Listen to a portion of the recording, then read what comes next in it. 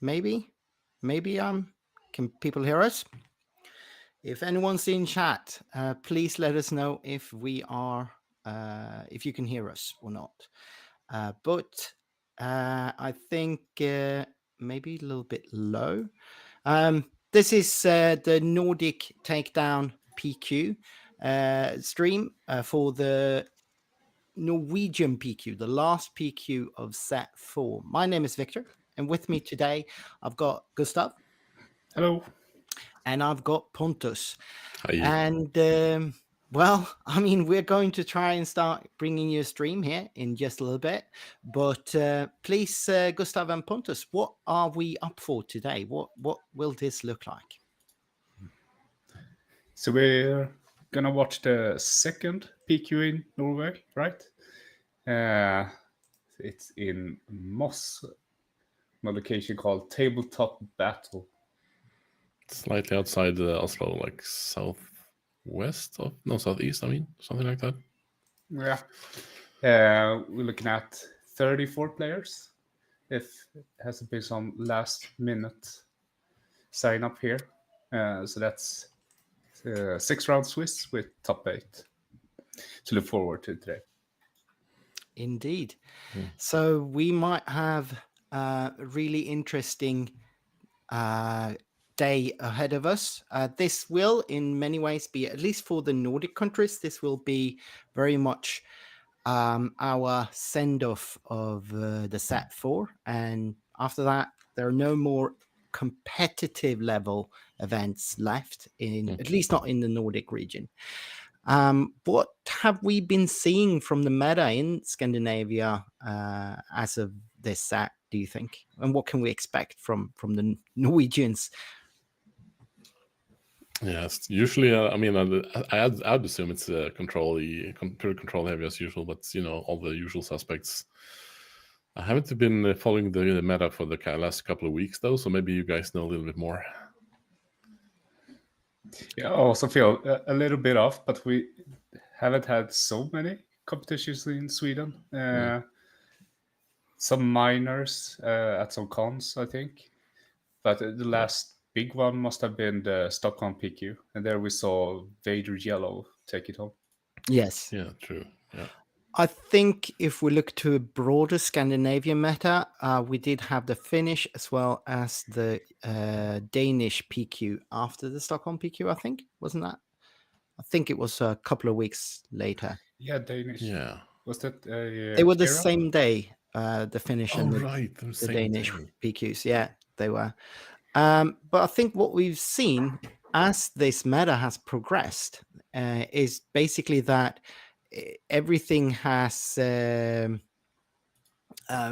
just, I don't know, diversifying. It's been really hard to say anything. Like we did see in some of the largest US tournaments, we did see the resurgence of Vader 4, which he had been dominating the pre-release tournaments and been doing really well in limited formats, but hadn't been that much of a threat in Premier play. But as of some of the largest tournaments in the US, he really came into his own, the Vader Yellow deck especially, and that was what won the Stockholm PQ.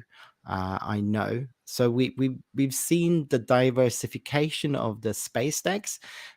Originally, it was basically just the Han Green that was doing well, but now we can see a lot of different space decks doing well and being sort of a threat at least. Yeah. I mean, the meta is pretty wide though. Even though, of course, there are these staples like the new Vader, or new, it's not so new now, but the pilot Vader, but of course we'll see some Sabine and stuff like that. So probably, I wouldn't be surprised to see some Gar-Saxon, who knows, maybe. But probably a bunch of control, if I know my Nordics well enough. Yeah. No, control can always be a thing, of course, when we're looking at the Nordics. So I think we might see some, especially like unit-based control. I remember the last set's Norwegian PQ, we had that blue B1 deck coming in Right. second. That was sort of a control deck. And I think grindier decks, late mid range and early control, so to speak, is kind of the jam for many players in the Scandinavian region. That said, I'm not sure that we need to necessarily expect that, because if I learned anything from interacting with the Norwegian meta, it is that they love to make these home brews, these weird decks that you don't necessarily Yeah, that's good points. Yeah. expect, you know. Yeah, like the double blue Obi-Wan is a good example. Even though that was controlled, like that was just out of the blue, but such a cool deck. It would be fun to see something new from them again. Hopefully, you know, we can hope for that at least. I wouldn't I wouldn't put it past them, so to speak. There are a lot of people there that love the challenge of coming up with something weird and exciting that works. And with how the meta is now, it's definitely, I mean, it's open for it. Like we've seen so many different decks doing well, and like, yeah, why not just experiment a little bit and have some fun on the last PQ of the season? I think that's sure. likely. I do expect to see some people surprising us, but we are setting up at the table. We don't have any. We do have what we're going to stream table number 3 for those following around on following us on following the tournament rather on Melee. So that will be Jakob Hultman, a Swedish player, well known for those who've been following the FFG games for a while. He's been playing a lot of FFG games before, and he's going to face off against Matthias B. That sounds like a name I might recognize, but I'm not 100% on that. Do we know who that is? Not off the top of my head, no. He's been attending planetary qualifiers in Stockholm. Right. The set 3 one. Yeah, okay. So that is Matthias from Stockholm then. Cool. So that that would make sense. There are actually more people traveled for this one than expected. Would not have expected that many people to come in traveling. Yeah, that's cool. The Stockholm one was so close to the regional. Yeah. So that might have stuck some. Definitely.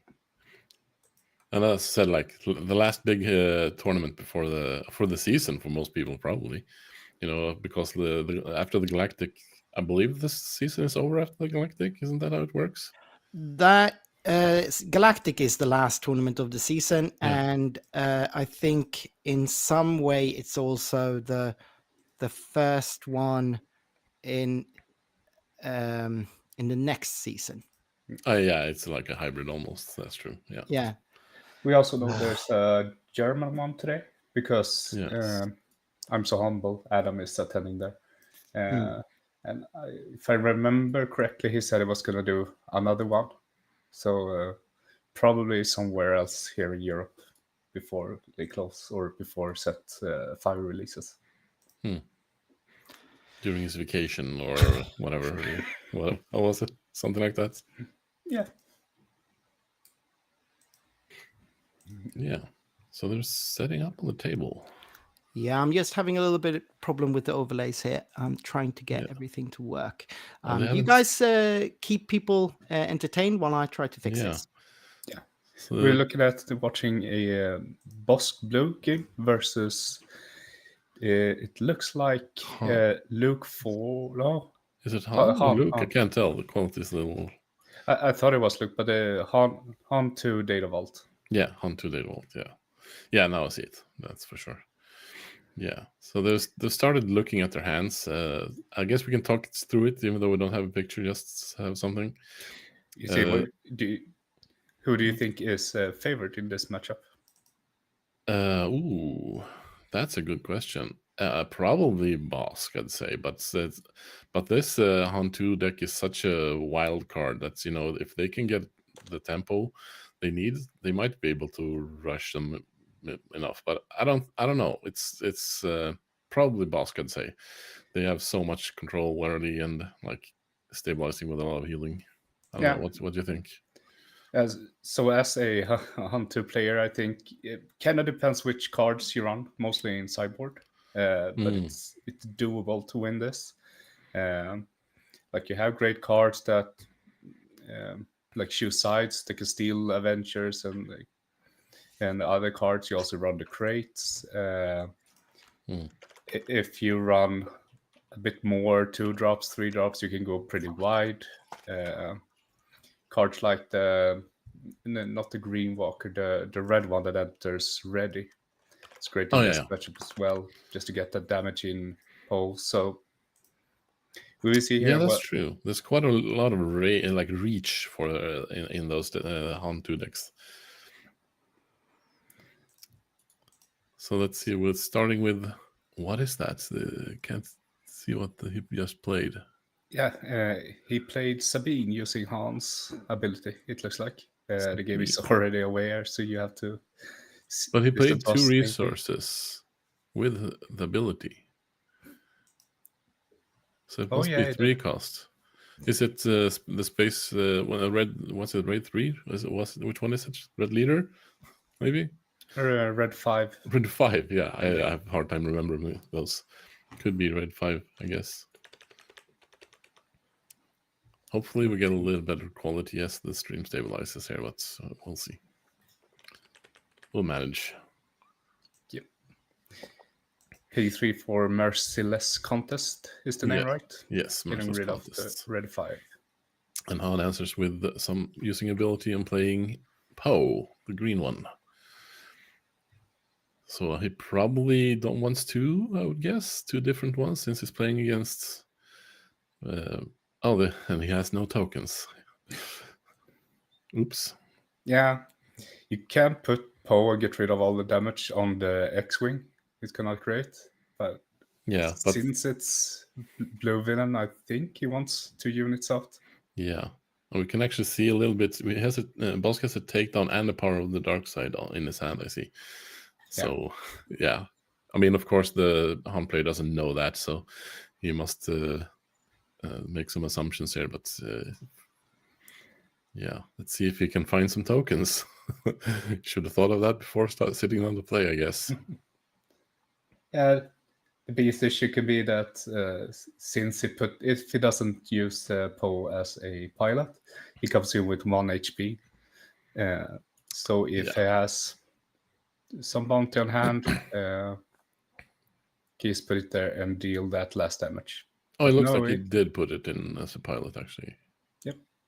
No, never mind. Oh, it's going back and forth, it seems. Yeah, okay. He ended up putting him as a pilot on the X-Wing. Yeah.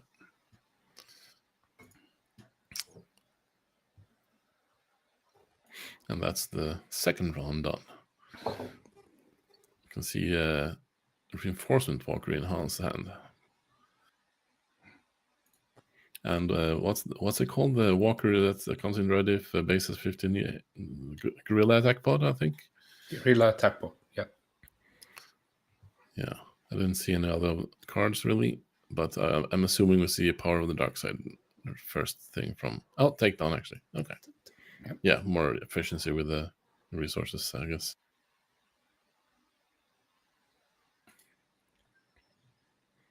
And the second Poe was his turn 3 play, sorry. So the 6/6 for 5, but he comes in with 2 damage. So keeps putting out pressure, hoping that Bosk runs out of ways to deal with it. But, so far he's not.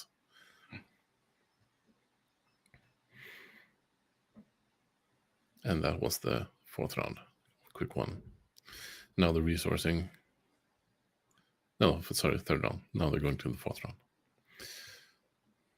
I think he resourced an open fire, I think. I'm not sure. Maybe I was wrong about that. Bosk, I mean. And the Bosk player starts with Power of the Dark Side. Killing the Poe. Emptying the field again. And Han immediately uses a guerrilla attack pod. So there's no damage on any base though, so still he used this Han ability, so it comes in with 2 damage. Yeah. So it's with grit is 6-4. 6-4. Or 6-6 with 2 damage on it. Yeah. So he puts Bosk put a bounty. I don't play Bosk, so I always forget which one is which, but I think it's the one that draws cards. No? Yeah. Right? Yeah. They can't just flip Bosk and hit the Walker, because then Bot dies and he won't get the double trigger or double claim. The bounty here. So he deploys Bosk anyway, but I assume he won't attack the unit then? Yeah, he attacks base. Yeah. For the base. First damage on base, done by Bosk, actually. Okay, and I see an Avenger and another takedown in Bosk's hand there. I think he has 2 takedowns? I'm not sure. Super Laser Blast, I think I saw as well. So he has a lot of control-y stuff there.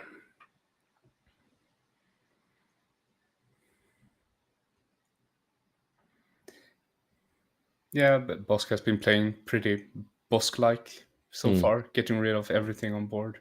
Yeah. Oh, we'll start with confiscates from the Han player, removing the bounty.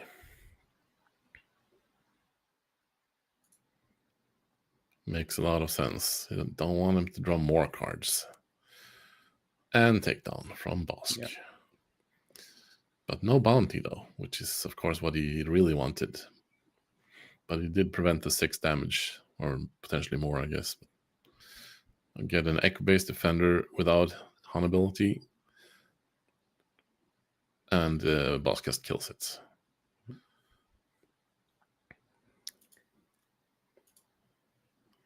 Okay, we are... I just checked. We are... the camera is live. Yeah. I didn't realize, but, still good to talk through what's happening. Yeah. Okay. Oh, yeah. So Han deployed the leader and Bosk attacked and died.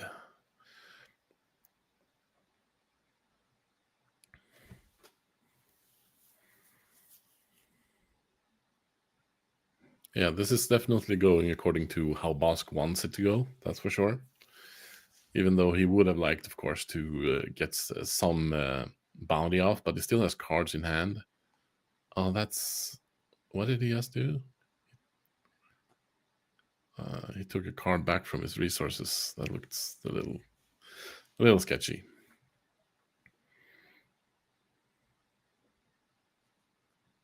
I think he put that resource down and changed his mind. But that is actually a little bit problematic. But, the judges will have to deal with that if they think it's a problem.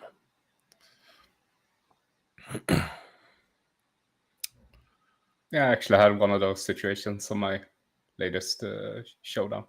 Okay.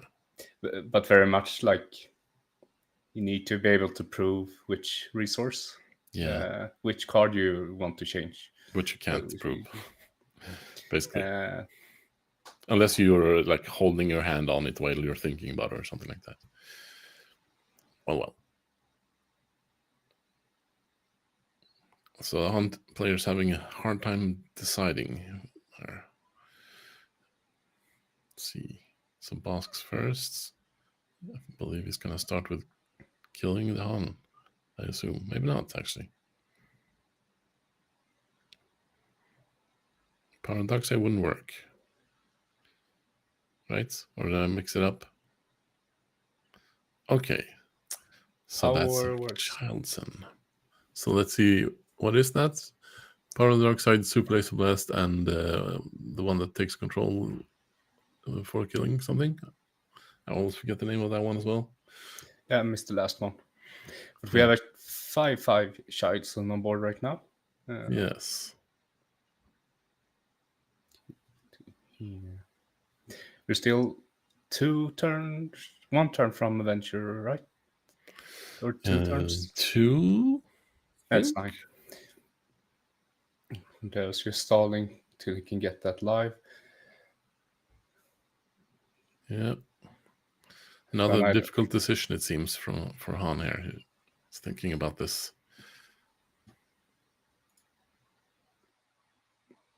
If his resource day timely, he could timely in Poe. But just looks like he hardcasts him. Yeah.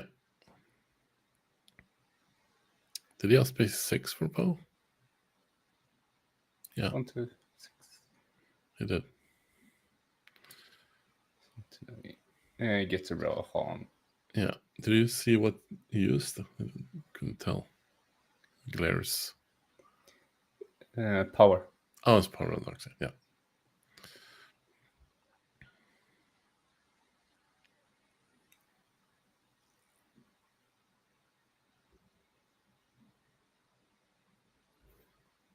Yeah, 8 resources now, and he still hasn't touched Bosk's base. Yeah. No, what do you want to see? Yes, Han, that's for sure. No.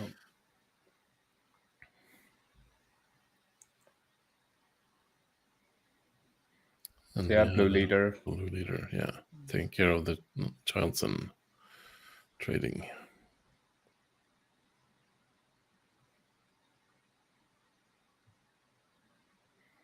And Bosk answers with, what's it called? No glory. No glory. Only results. Right. Yeah, that's the one. There.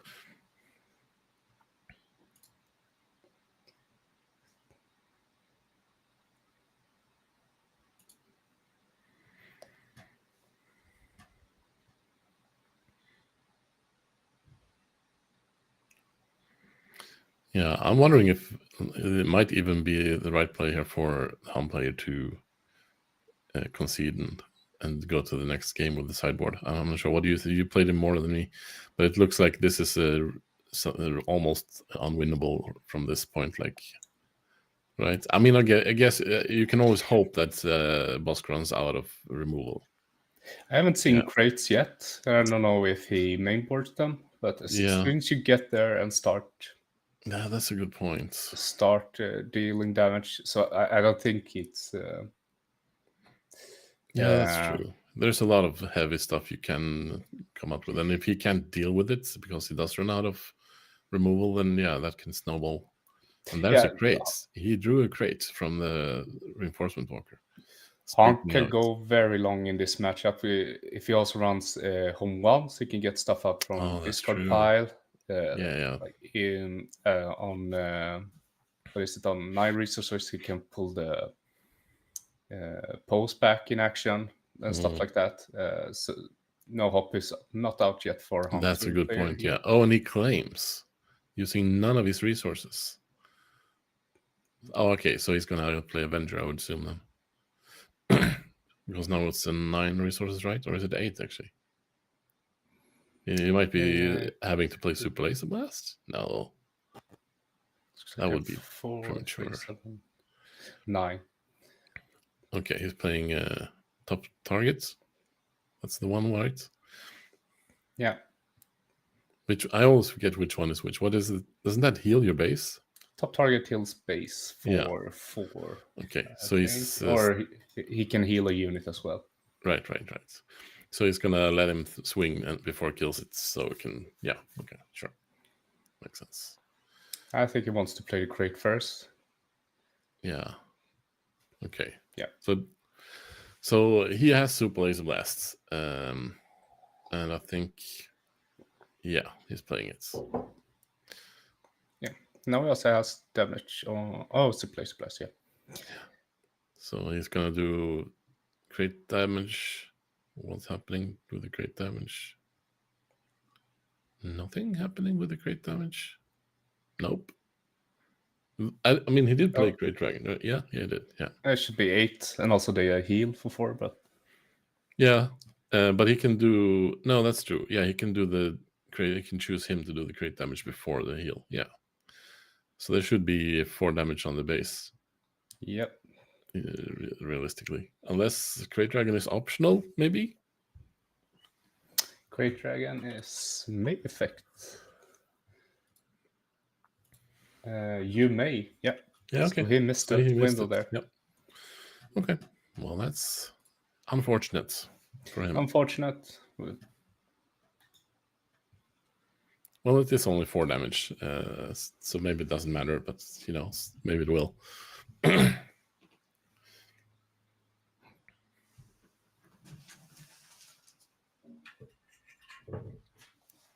So we'll see. Another Gorilla Pod. Using Hans' ability, right? Yeah. 2 damage on it, but still not getting in ready. Will we see... Yeah. Oh, and a Great Dragon. Great from... Yeah. Does he play anything to deal with Great Dragon in that deck, do you think? He could be playing... Not right away, but it doesn't have that much damage on base, so... Yeah. I've played a little bit of Hunt too, and I actually followed the Codameron's advice and played 3 Fellow Dragon in main, even though it's 6 resources. Yeah. So maybe he's doing that as well. Yeah, there are definitely different ways to build him. Yeah. Some prefer. Yeah. We see from Christian here that looked back at the footage. It was the resource at least that he. Yeah, I don't think he was cheating. I think mostly when people do that stuff, I don't think they're cheating, but it's still problematic because your opponent can't know that. Yeah. So yeah, you shouldn't really do that during a competitive tournament at all, and be more careful instead beforehand.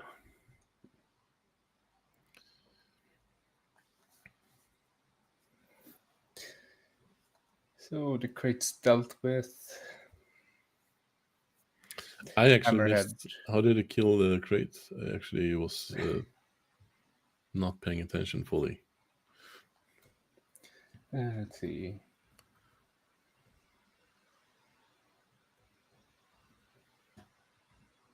Oh. Yeah, fell.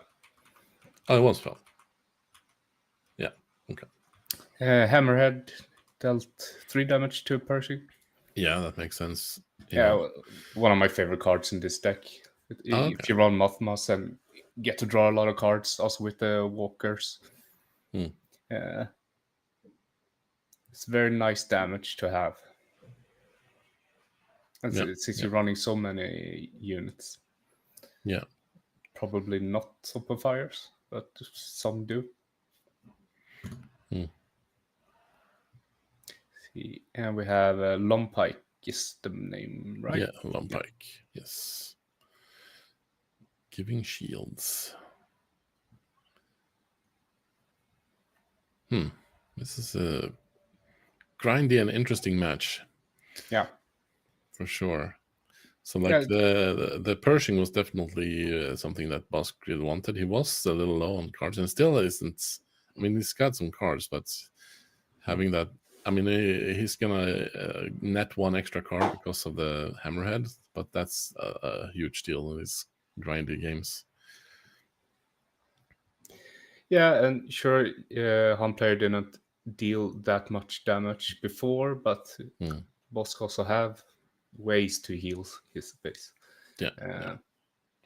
Oh, I think I would actually use Pershing on Lompike now that I think about it, of course. Yeah. You keep drawing cards if you keep Pershing around. Let's see. Pershing is one of those cards I want to get rid of as fast as possible when I see. And that's why you did the damage from the Hammerhead on Pershing. Wasn't quite enough though.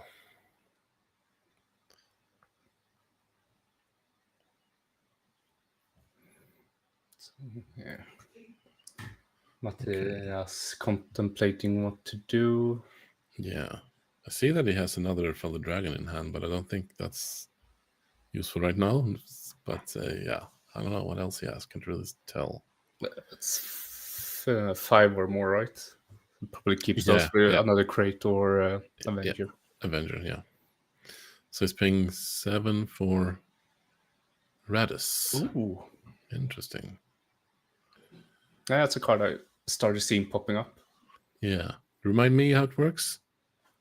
So if you have another resistance, get Sentinel, right? And when it dies, it deals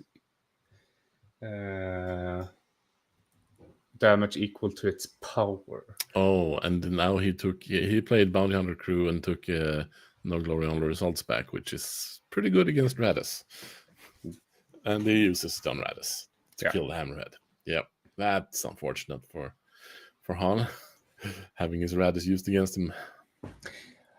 Yeah, No Glory is such a good card, especially against when defeated effect. So yeah, it's always risky playing the cards that could bite back if you run them. Yeah, I think he just needs to to continue presenting threats. So like Bosk has removal, it's gonna be a lot of removal. And right now, Bosk is the one with the threats. So, and he keeps removing. Yeah. And another Hammerhead is thinking about playing another Hammerhead, and he does. Hammerhead for these with the Bounty Hunter Crew. Yeah. Okay. I'm wondering if it maybe Pershing is more important almost. I don't know. In the long run. So okay, that was what's it called? The draw cards one. Oh wait, no, you can't. You can't do that. Nope. You realized you can't do that. Death Markets, right? Right, Death Market. 2 cards. Yes. That's the one. Oh, and he just confiscates the Death Mark. No more cards for you. I don't know that Bosk really cares at this point, since the Pershing is still on the board. And he has 5 cards now compared to Han's 3 cards. 5 cards, can see Vigilance at least to place the blast. Yeah. But that's also the thing that you can swing really fast because the Han runs big units. So once he starts getting to hit, it chips away at the base. Yeah. Oh, and there we have Emperor Palpatine. Yeah. Doing 5-2. 5-1, yeah. Cassian Andor and 1 to the Hammerhead. Yep. Just keep removing the threats. And what was that? That's a red 3, maybe? No, red 5, I mean. Red 5, yeah. Yeah. Yes.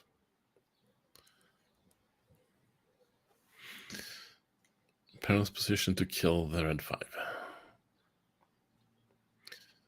Yeah. He claims. Yeah. And Lampike goes in for 4 damage. Not putting any shields, it looks like. No. So 12 damage on Data Vaults and 5 on the blue base.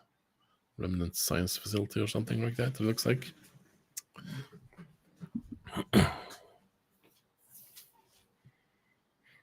Mercy's Contest. What do we have in the... Another Confiscate. So he has 3 mainboard Confiscates. Interesting. Yeah, it makes sense. It makes a lot of sense. Yeah, I think that's the common number nowadays. Yeah, especially some people like some people like System Shock instead, or maybe some kind of split. I can use splits like that because I like System Shock to. Yeah. For the dragon on the Palpatine. Okay, I wonder if that's because like there are bigger threats, but maybe he doesn't have a choice really. He has no other way of dealing with it. That was another No Glory on the results, I believe. Yeah. Oh, and they checked how many have you played. Sounds look like I think that was the second one. He played one twice. So there's one more, I believe. Might be the card they picked up with Bounty Hunter Crew as well. Yeah. So he's playing Poe, putting him in the ship. I'm still unsure if you really ever want to put him in the ship. Well, not ever. There's no hard rules like that. But generally speaking, you lose a removal target, so to speak. But yeah, I don't know. Yeah, and he had another Palpatine. Yeah, another Palpatine just takes care of it. So it wouldn't have mattered. Palpatine could have dealt with it wherever it was. 16 damage on Han's base now. Halfway there.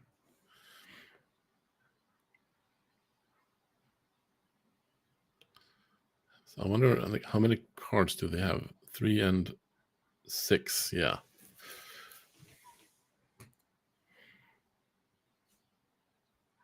Yeah.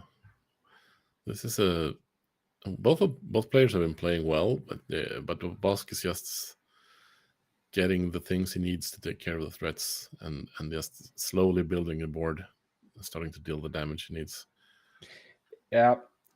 If I would have scooped and tried to go to the next game, is because Jacob has got to draw a lot of cards. So he knows that whatever he plays, it will get removed. And both Long Pike and Pershing right now can just give out shields and go around the damage and continue using Pershing for more card draws. Yeah. And also because it's Bosk, it won't. It probably run restock right, so they won't get in the problem with having no deck to draw from. Yeah. So that's so true. We'll just put it back. What would be something that's that Matthias could play here that would actually make it so he could start swinging the game in his favor? Yeah, the home ones. Right now, he has enough resources to play Blue Leader and use it to ambush ground. He needs to start to deal with the units there. Yeah. Because what does he have now? 10 damage. So not far away from winning by combat for Jacob. And there's an Avenger. There's the Avenger. And Matthias has already used 2 of his. I assume he is playing for the dragon. Yeah, and he concedes there. Yeah, that makes a lot of sense. Yeah, that was probably the right time to do it. I think between a lot of card draws, not getting damage early, it did not go the way Han player wants. No, for sure not. Yeah. So that would be the first game down for Jacob, also known. So we have some information on the players here. Matthias Berntsen is actually a local player from the Moss meta, as far as I can tell. Perhaps he's actually Oslo, but he's been playing in Moss a lot. So he did travel to the Stockholm PQ and participated that, but he's local of this store. Whereas Jacob, formerly of Stockholm, nowadays lives on the west coast in the infamous Varberg meta. Infamous. Yeah, I'd say. So what do you think they'll be bringing from their side decks here? Like Matthias did play this out for a very long time before he opted to scoop this. Yeah. Might be a problem for him. Do you think he doesn't have that much in his side deck for this matchup? Maybe it seems like, because he's struggling to find it. It looks like when he's looking at the sideboard. I see in home one. Otherwise, I don't see that much that could benefit him in this matchup. It looks like he takes a bit more for aggro space. Right. You see the bombing round there. But are you saying that he has home one in sideboard? Yeah, there it is. Yeah, one. So that's going in right away. Yeah, you should definitely put that in. That's for sure. Yeah, but it's not some late game things should help him, right? Yeah. It's also a matchup where, since it's going to be long, you can just put in more cards than you. It's removing the Lattice. Yeah. Yeah, and get some Shump to be able to take the removal spell that Jacob is no doubt sitting on in his hand at all times. Yeah. Yeah. There's the home one. Yeah. And what else? So that would make sense. Is he showing everyone that he's bringing it in? Well, I mean, He's showing everyone that he's bringing the Radus out, but he's Yeah. not showing what is right now, at least showing what he's putting in. all right. Yeah, okay. Do you agree with removing the Radis? Yeah, I think it can backfire. It can backfire, but it's with no also a glory. big threat, and you need those big threats. I'm not sure. It's so hard. Like if you run salvage to be able to loop home once, that's where he wants to go.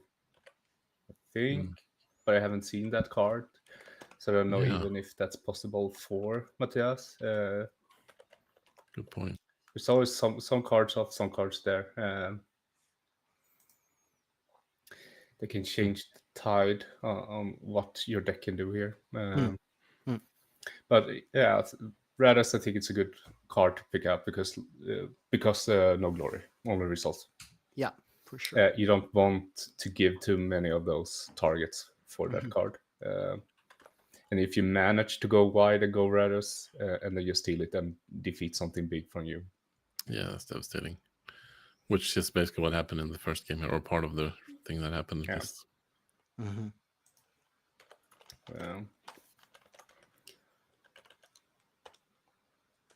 I actually think Bright Hope he had on hand in sideboard. I think that's an interesting card here because he can use it to draw cards for himself.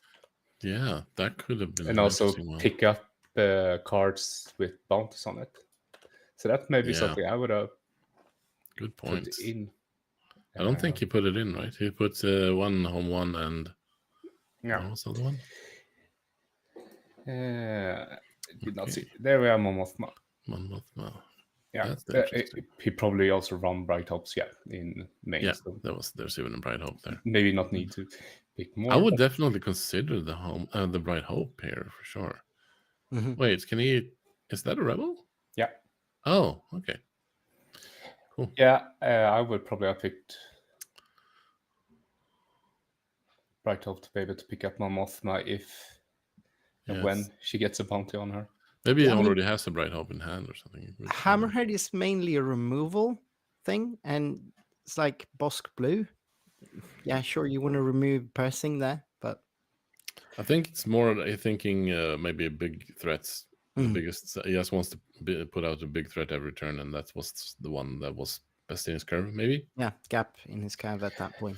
Could be. He can help get rid of boss and stuff like that also. So it's definitely be a good card here. So I can see why he picked that. Also, it's good damage. Yeah, for sure. And it's in space, so it's slightly harder maybe for some of Jacob's removal to reach. Yeah. Probably not, but I mean, yeah, exactly. Early game and mid game, Bosk is almost entirely on ground, or entirely on ground, really. Yeah. So makes a little bit. I guess it makes sense. But I'm wondering if, I guess it makes sense actually, because you wanna be aggressive and like control the board before Bosk can deal with it, really. Yeah, certainly. So actually, Momothma is probably a pretty good start because of that. Actually, certainly, I think Momothma is a perfect start, and Battlefield Marine, like spewing out smaller things that can draw your cards or make some damage to the base. It's like get a little bit of a tempo going. That's probably where we want to go. Like Bright Hope, like there's an argument that he might want to take Bright Hope out, but if he didn't have that many things to bring in anyway, it is kind of card draw, and it is a solution to a unit getting that getting a bounty on it. He can pick it up, lose the bounty, and replay it maybe, and draw an extra card. So it does make some sense. Okay, I'm Pershing. So here we go. So place 1, 2, 3, 4. Take down, and Yeah. Couldn't tell. 6/6. Yeah. So that's a 6/6 Charleston, and believe- that's going to slow things down for Matthias for Was the sure. last one a Power of the Dark Side? I couldn't really tell.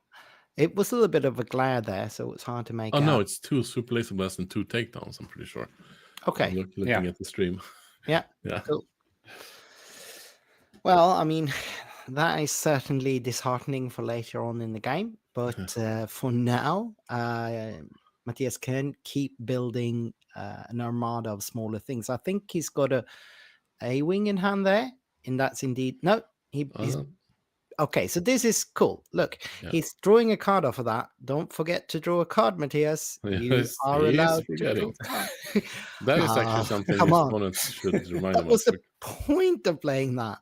He can draw a card and then he can replay Mothma to get another card. But yeah, I don't think the card draw is optional if you bounce, so he should. I think the whole action is optional, but I don't think you can do only parts of it. So maybe we can. No.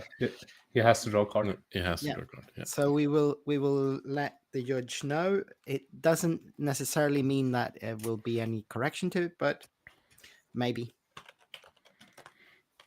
Let's see. I mean, I guess in his mind, the point of doing it was so he could play Mothma again to get another rebel. But Exactly, but then he gets another card draw for it, and which then is very important, probably. exactly, probably can end up mattering a lot. And he can also, it'll be hard to fix this if they go past this step, because at this point he can just draw another card, and that would just make no difference to anything. But the judge got the attention here. Yeah. All right, cool. Yeah. So he's drawing the card here. It looks like no, maybe not. Perhaps not. We'll see. Yeah, maybe he did draw it. No, he did not. I'm very certain he didn't. Because they resourced, that's the problem, right? Yeah. They did resource. I mean, so I guess that's matter. Well, I mean, it matters and matters.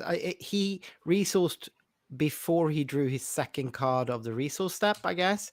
But that only means that he has less information when he did the resourcing. So it's not a benefit to Matthias to have resourced with that. But they seem to just move past it without any changes. Okay. I guess that's sad for Matthias, and I guess good for Jacob. Yeah. So Jacob is a former local player of mine, and also sort of a testing partner for a long time.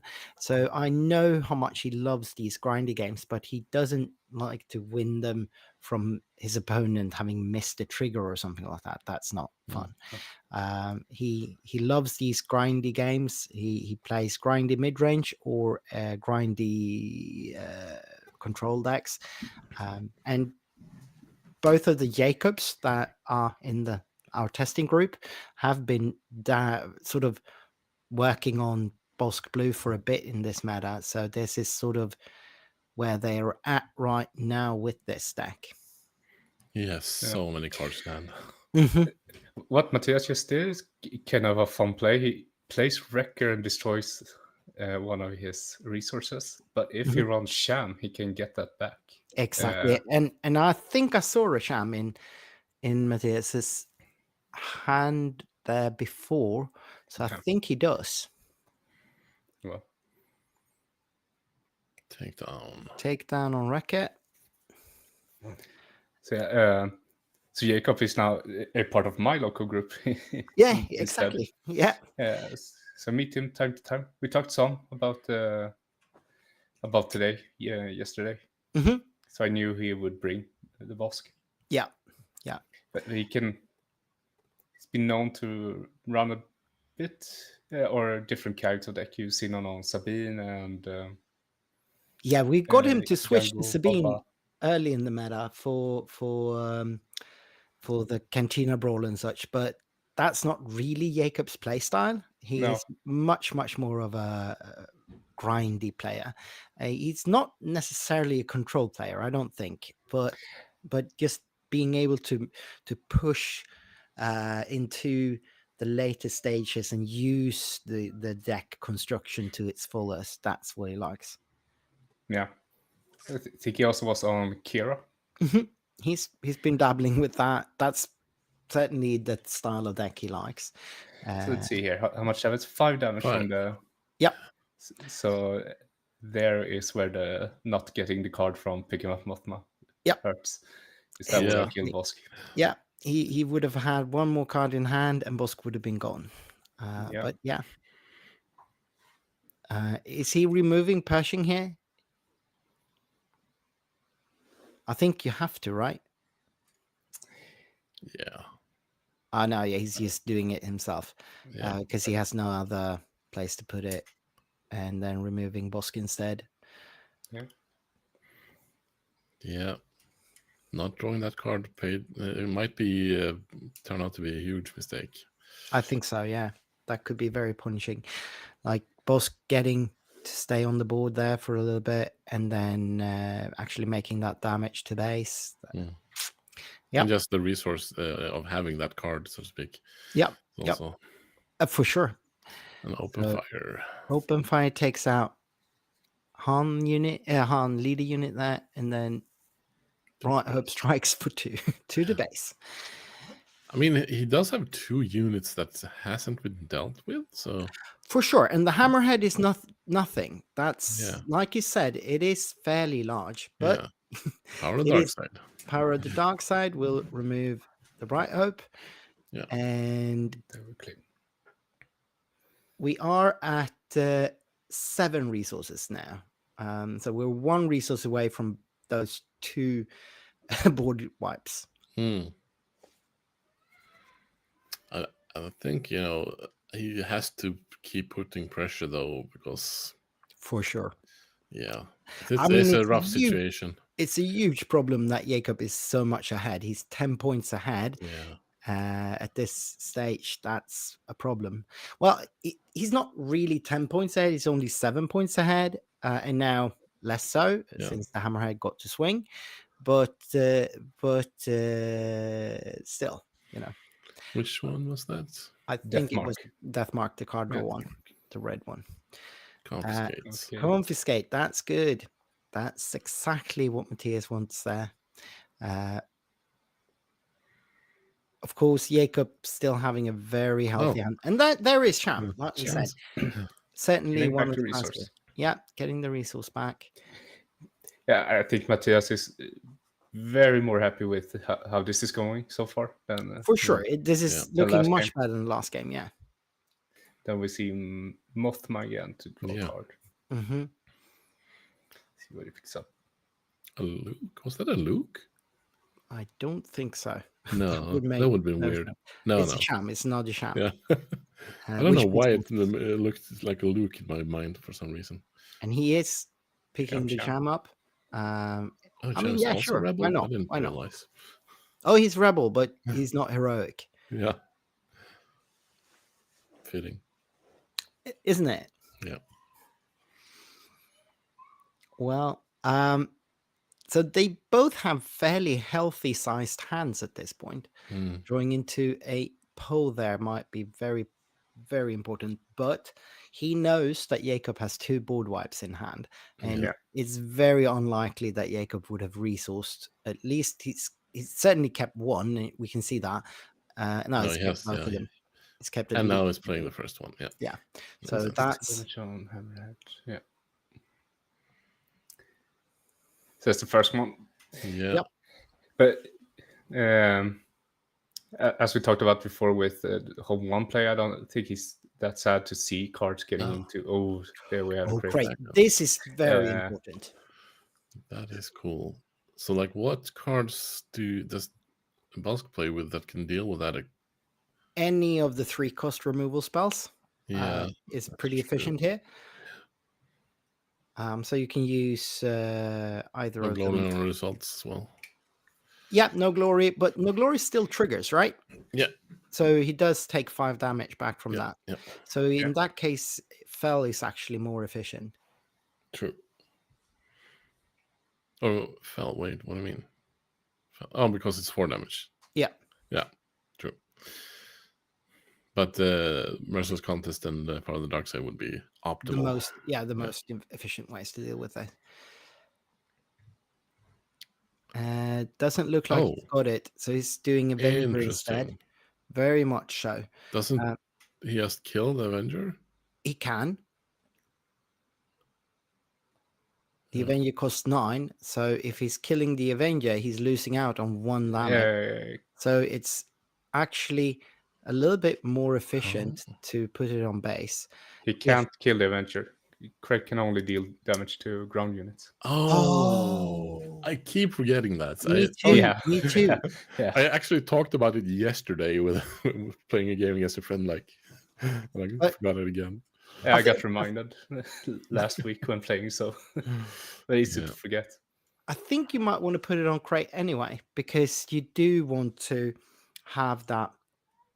You don't want to lose out on that 1 damage point, because that's it. In the end, it comes down to those small margins. Oh, you mean that even if you could do it on Avenger, you think it would be better to do it on base? Yeah, because the Avenger has only 8 health. Yeah, but now he has to deal with the Avenger. Well, there are ways to deal with the Avenger, I guess. Yeah, he has fell. Yeah, he's got fell in that deck, and I think you might want to keep every point of damage. Yeah, it's just the way I feel at this point. When you're playing against a deck like Bosk Blue, the margins are so small. Yeah, that's true. So yeah, anything matters. See what he has up his sleeve, so to speak. Mm-hmm.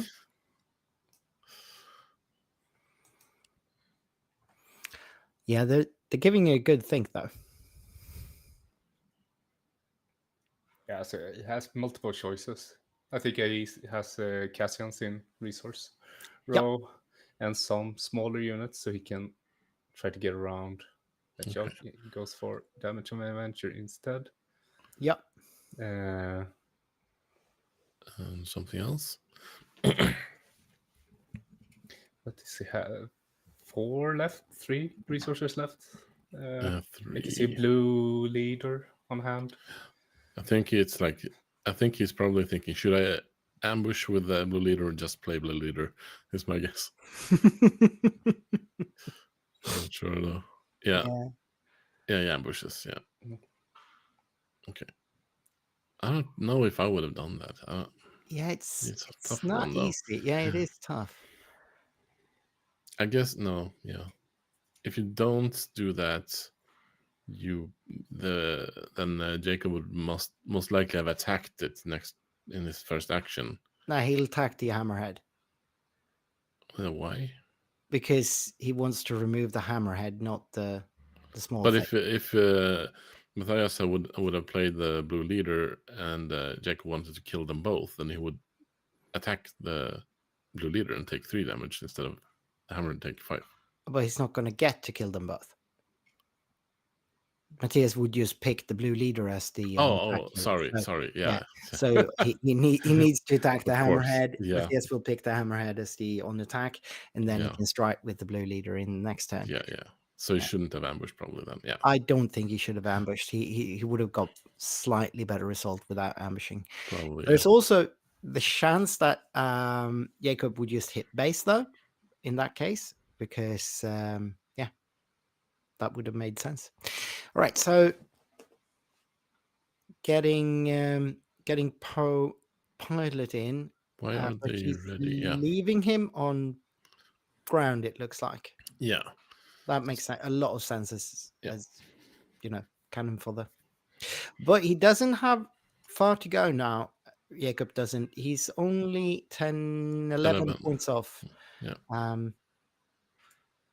And that's bad for him. Yep. That clears out all the things that Matthias just played. Yeah. And now Jacob does present lethal on board. Yeah. That too. And I haven't seen any removal spells in Matthias's hand. He needs to claim and hope to draw into something. Yeah, and I don't know what that would be, honestly. A Um, 1 and something. maybe Oh, Blue Leader will actually timely. kill the Avenger at least, which is true. Yeah. There are a lot of things that could take out the Avenger, and he could also timely something Oh yeah, uh, good point. to take out the Emperor or the Avenger. So yeah, he does get rid of the Avenger there. Still, this is still not looking great, though. Very much not. Hmm. So it goes to 5 there, and 1 extra. So 5 left. 5 damage left on base. Yep. He either has to have something on hand that deals with Palp, or he has to take initiative. Right. Exactly. Because he's in check here. Yeah. So it seems that he thinks. Oh yeah, he's got a wrecker. Okay. It's only Isn't that 5. 5 damage? That's only 5. Oh, that's not enough because there were no No. timely. He didn't have the timely. Oh, that's a Oh, he does- misplay. Jacob should just claim that. Yeah. Okay. Ah, he well, conceded I mean, anyway. he didn't have to. Yeah. All right. So that is Okay. 2 No, games actually, to nothing. Jacob probably shouldn't have claimed there because Matthias could have had something that dealt the last damage. Sure. He could have. So Yeah. All right. Anyway. So Jacob takes this game down 2-0 Yeah. with Basque without going to time, which is of course a rare occurrence. always an option. Now this game should have been one of the last for the round. So let's have a look at what has been reported and what has not been reported. Let me transition us to the melee and have a little bit of a look here. Do you see the melee? So you've got so you can join in the talk here, or No. Yeah, I have the melee up here. Yeah. They're not You got a showing. melee. I can't Alright. see this. See any pairings in melee? 2, 3. Okay. It's way further down. You have to scroll down. I know, but it's just empty for me. Okay. All right. So we've got most games reported. There's only Jesper BW against Hyrax, Jonathan, who's not reported, and that makes sense. Jonathan is probably on Bosk as well, but I would guess he's on Bosk Green. Also, Piotr has been matched up against his local Matthias RJ. Both of those are Swedish travelers coming in for this PQ, and they were matched up in friendly fire for the first round, and it's not reported yet. Not sure. Matthias does like grindy decks, and Piotr plays everything, so you never know with him what he's on. Yeah, he tends to like Han 1, but he plays a lot. He plays anything, like anything that's good. He's played a lot of Bosk in his days as well. So yeah. I think both Matthias and Jonathan Hirax is on Bosk Data Vault. That one makes a lot of sense. They play together, and they are certainly very well versed on that deck. So that would make sense. All right, so what can we see here? We've got a bunch of games reported. Slim Martin took down Elena. Not familiar with either of those. Majkovsky took down Steinarana. Also probably local players. Not familiar with either. Then we've got Viking United taking down Goosefather. I think Goosefather was in the last Norwegian PQ. Alvin Andreas took down Halfin, and Alvin, I know for sure, have been traveling a bit and playing in different PQs. Halfin could be one of the Icelandic players we had in last time. It does indeed sound Icelandic, but I don't remember the name. So that's something at least. Jonathan BB took down Delifire. Both of those are sort of well-established Norwegian players, I think, both of them. Like we said, Hyrax and Jesper has still not reported. Arne Henrik Storm took down Sekos. Not familiar with either of those. Hege took down Johan BV or BW. Think they are local players as well. I think I recognize Hege, the name from last year, from last set. Feels like a year ago. We got Swift Lestad taking down Cabello.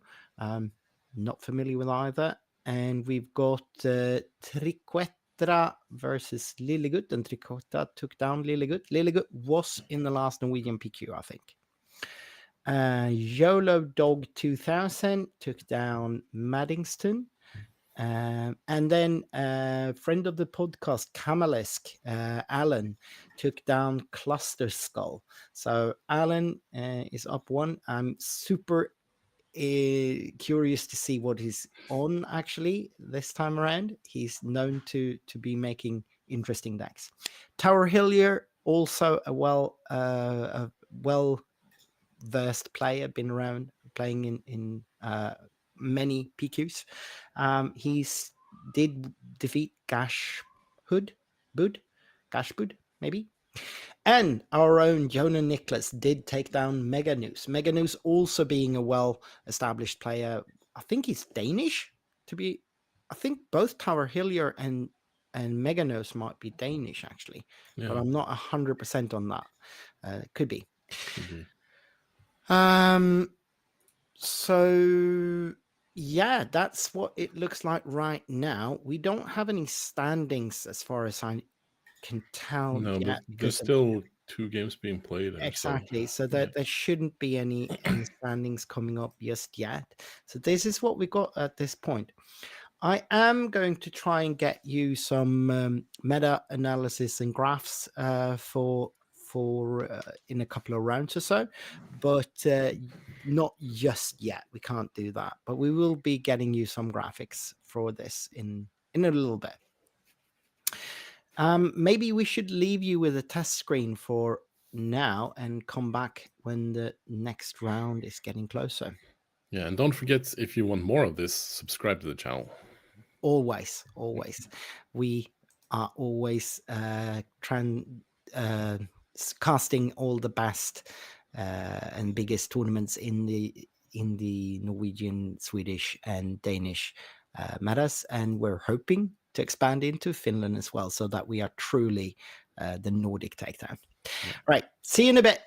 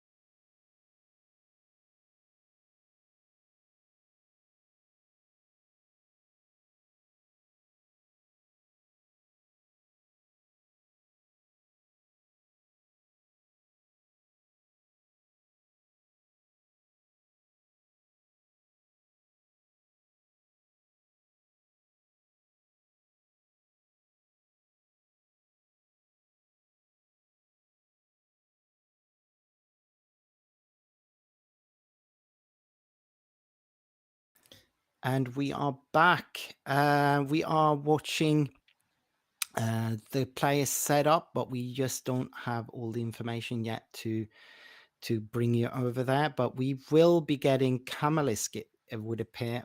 That is Alan. And against what is he playing?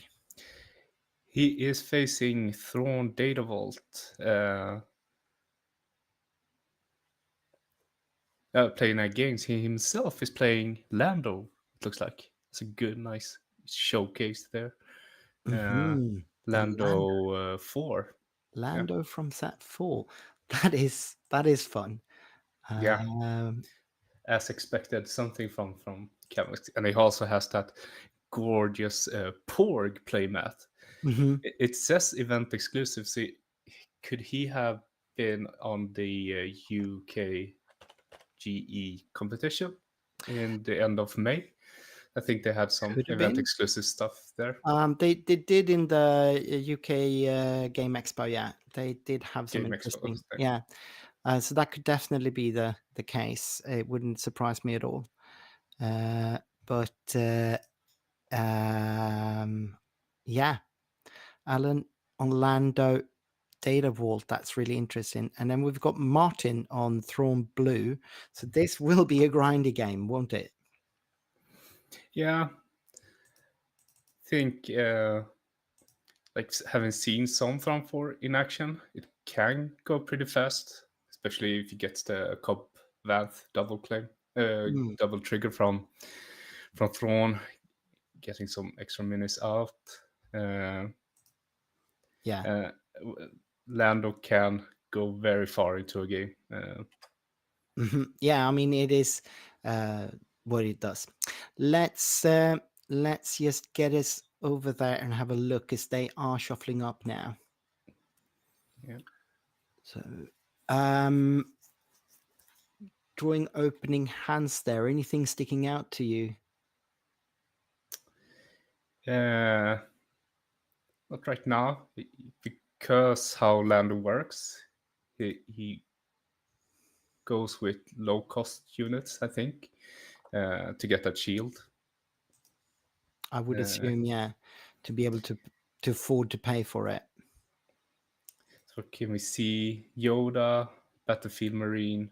Is that a takedown from Set 1 Showdown, right? That If I yeah, remember correctly. yep. Looks like. I And think you're right. it's a good looking one. And also a Phoenix to go in space. Mhm. Looks like he wants to go ground here. Yeah, makes sense to me. He like Lando always want to go both ground and space, equal parts. That's how he triggers his ability. But Thrawn might want to do more ground assault then, perhaps. Oh, it seems like Alan is trying to adjust for having more space on one side, but yeah, I can only assume they're waiting for time to be Yeah. called to start here because they are not doing anything. They have resourced and they have drawn opening hands and all that, and it looks like Martin is going to be on the play for the first, but that's all we can tell right now. I'm trying to see if I can get maybe And some, there we go. that would be the starting signal, I guess. Yeah. Yeah. So Inferno Squad Hmm. to cycle the deck and the Battlefield Marine. Right. Yeah. Inferno 4 Yeah. is a very good staple to open up with Yeah. in blue. Just get that filtering of the deck, making your draws count. I do always like to see it when I play blue villain.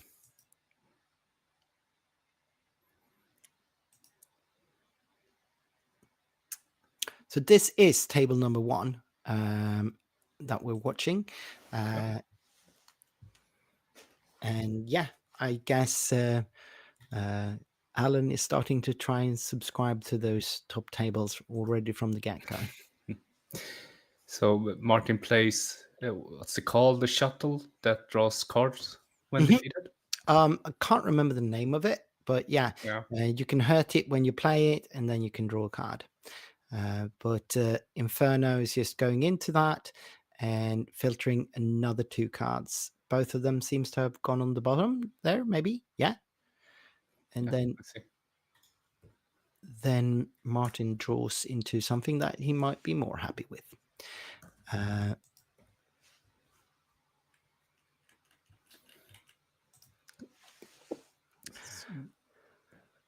I guess with this kind of game, it's really hard to know what to expect, who to go into the aggro and who's going to go into the control role, because both of the decks have the capacity to do control at least. I'm not sure of these builds how much of an aggro tempo they can manage, either of them. Yeah. It's hard to tell. I also guess like since they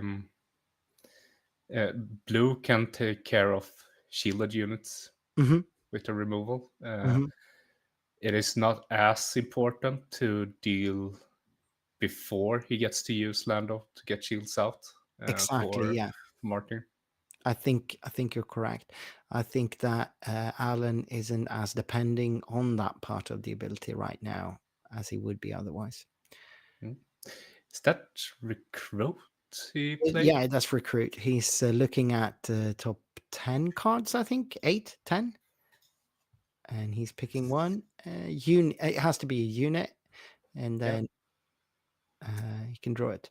So, yeah, he had 1 resource left, and I guess in a deck that is very much reliant on units no matter what, drawing units could be important.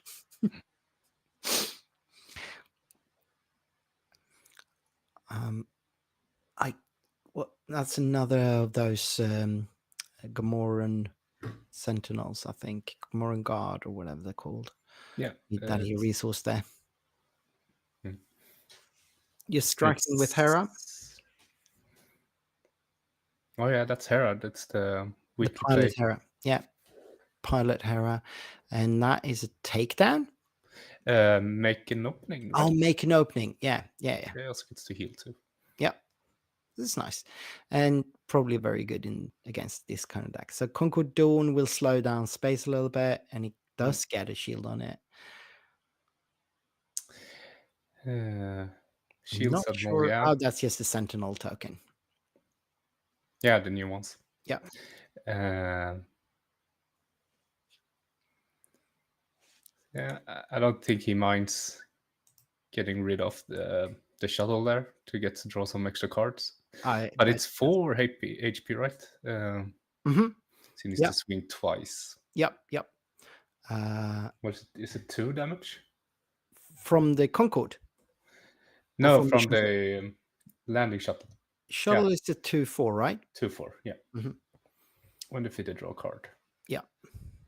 No, yeah, he doesn't really mind at all sacrificing it into the Concord Dawns, of course, since he gets to draw straight off of it.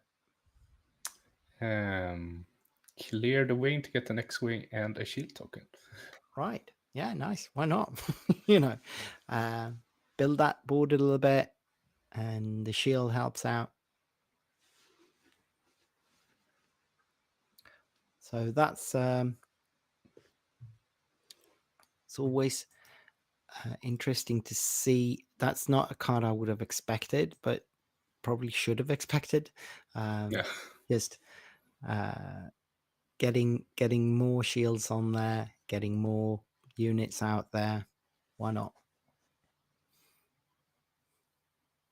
So Thrawn flips, and then we have Confiscate on the shield. I mean, yeah, sure. Those shields are going to be very annoying if you don't deal with them. So, yeah, especially if you're going to play an Overwhelming Barrage. That is out. It's 6 damage, right? 6 damage. So yeah, both in space, getting rid of those. So it's free lane there for him. Yeah. It does look like Martin is indeed going more control routey here, going the control route. Yeah. Because he does use, he could have obviously been targeting base with 6 damage from Throne there, but instead he goes for that Hera unit, and then he's taken down. That is indeed the takedown from the weekly play kits of the first set. I'm not a huge fan of the templating of those weekly play decks, but that image is quite cool. It's a little bit like a cartoony style that I like. Yeah. I like those. I usually stock my decks full of weekly play if I have those alternate versions. Nice. Some kind of look a bit odd, but the regular cards can do that as well. So yeah, for sure. No, the art is usually not the problem. I'm just not very happy with the templating. They look so like these primary color scheme doesn't really appeal that much to me. So we have a U-wing reinforcements coming in from Alan here, and he is bringing out Chewbacca and a Battlefield Marine. So there's an example of a when it doesn't look too good, the weekly play kit things. That Chewbacca is not very pretty. So we see. What was that unit? Not Corvus. Chimera. Is The that original Chimera. Oh yeah. And so he gets the when defeated from. It's a heal, right? Is it Chimera? At least he gets to use the when defeated ability of another card. Oh yeah, okay. It's the one that allows you to trigger another cards when defeated. It's when played, right? Yeah, when played and when defeated, create 2 TIE Fighter tokens. 5/6 space Chimera. Yeah. All right, cool. That's a big unit, and he is ahead on base now.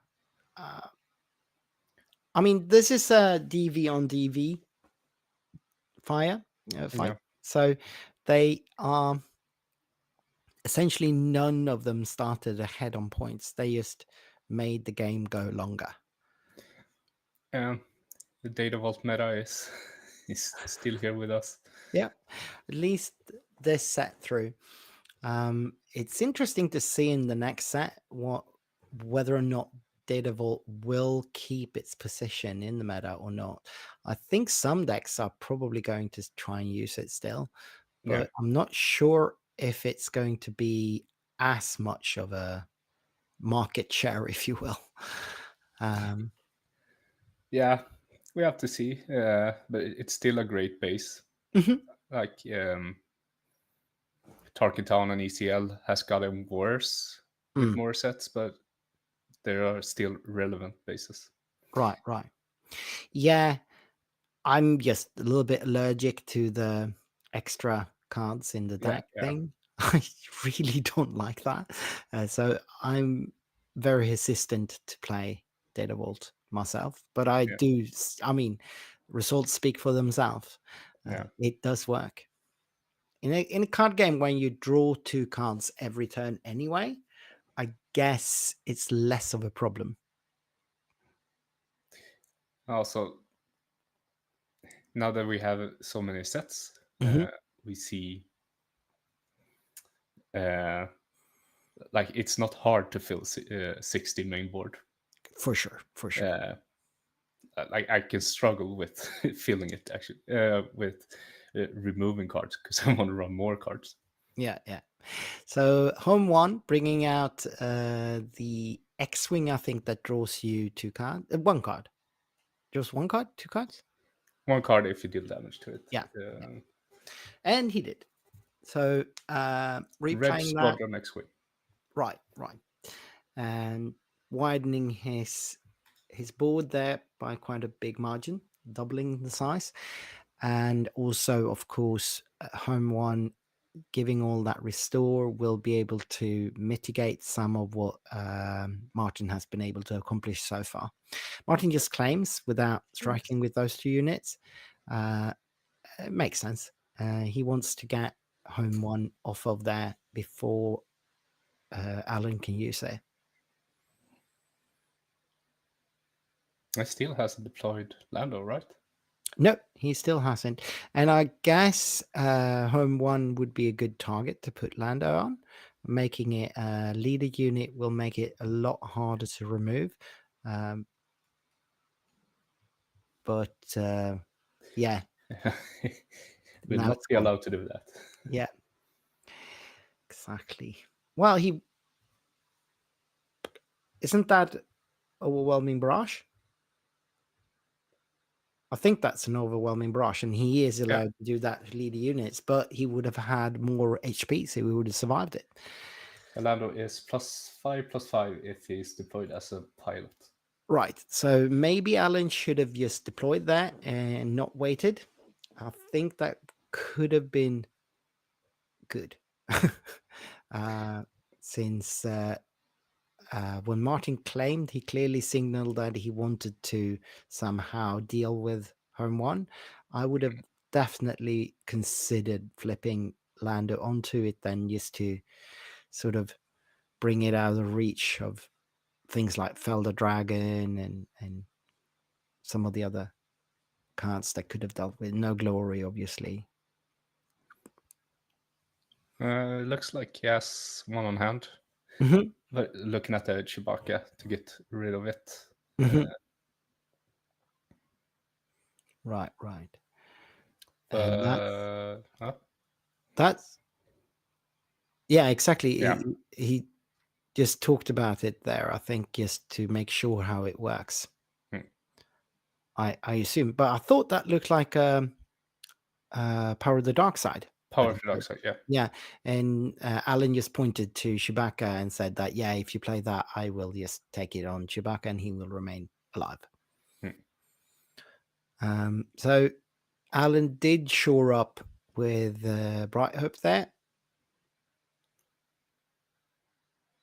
And he still has not flipped Lando, so he could put Lando onto one of those space units if he wanted, or just deploy him to ground if he felt that the need for that. But I don't know that he would, though.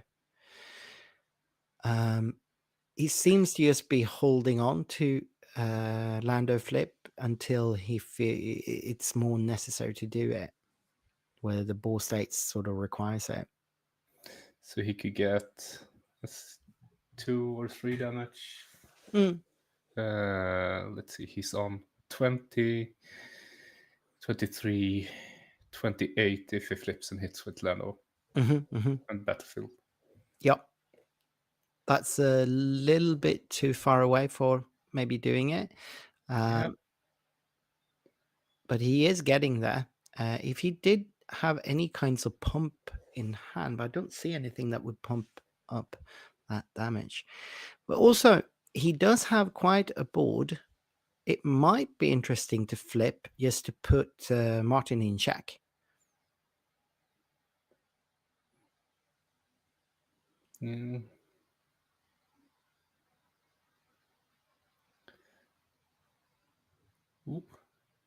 So he is creating 2 tokens.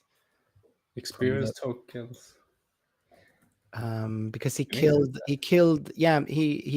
suicided that 1/1 into Shui, and it does, the trigger is to give another unit an experience token, and he double triggers that. So that's certainly something he can do. But Alan just plays, so he does flip here, and that is going to put Martin in check, and it makes a lot of sense to me. Martin now needs to be able to shore up the whole ground arena there. So he needs a big sentinel of some sort, because either of the units on ground now has lethal. Any one of those. Anyone Supplicate Blast won't do it. Nope. Yeah. Well, I guess the Super Laser Blast would do it. Well, yeah, he will still be able to hit with Chewbacca. Yeah. him to Shui will play survive one. the two placer. Yeah. Uh, So I think a sentinel is the only thing that could save him, and I don't even know what sentinel that would be.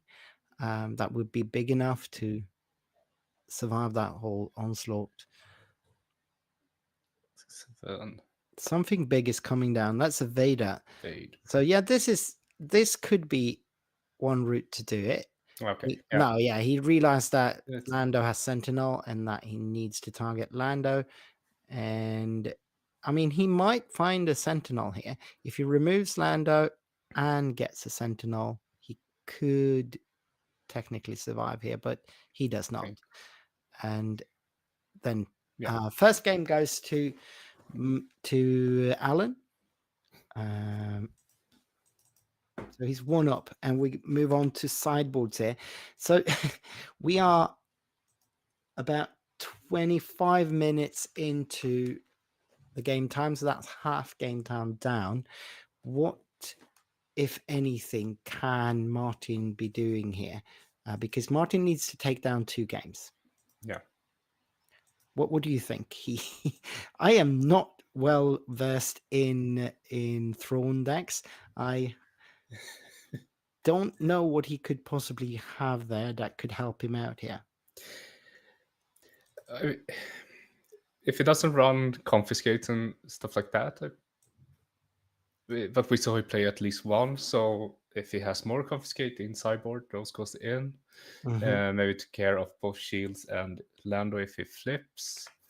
Otherwise, I don't really know, because at least from my first impression of this game, Lando has this like 3-4 turns where he powers through and gets a lot of units on board, queuing and stuff like that. Thrawn player might be more confident to push the game longer to get out the Avengers and stuff. But Lando also runs removal. Yeah. It did look a lot like Martin was trying to play the control game in that first game, but Kamalisk was just not having any of it, and somehow managed to swarm the board anyway and just get damage in, like opportunity striking. And we see that Alan doesn't have two copies of those sleeves, so he has to change his sideboard into those sleeves.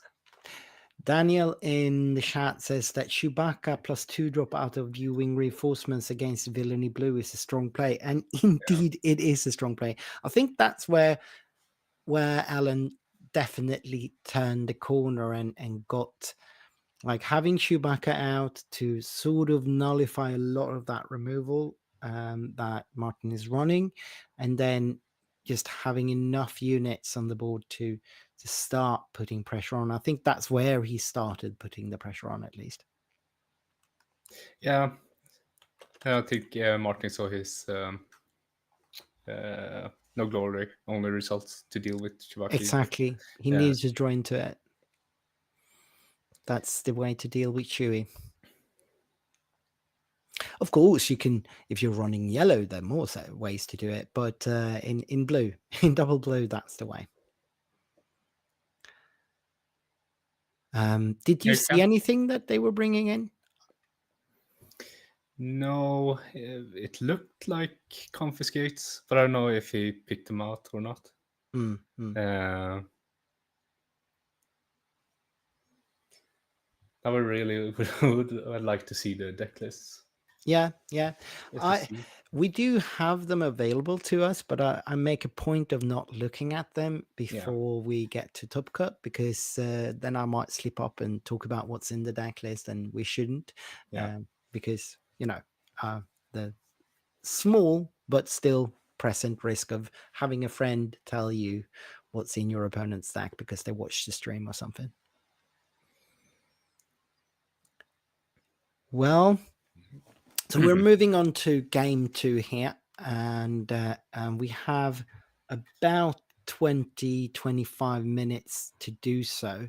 And I don't know that this Throne deck has the potential to win fast enough to actually do anything here. but I might be wrong. See, there we go with Yep. Inferno again. Yep. Starting. It is a good start.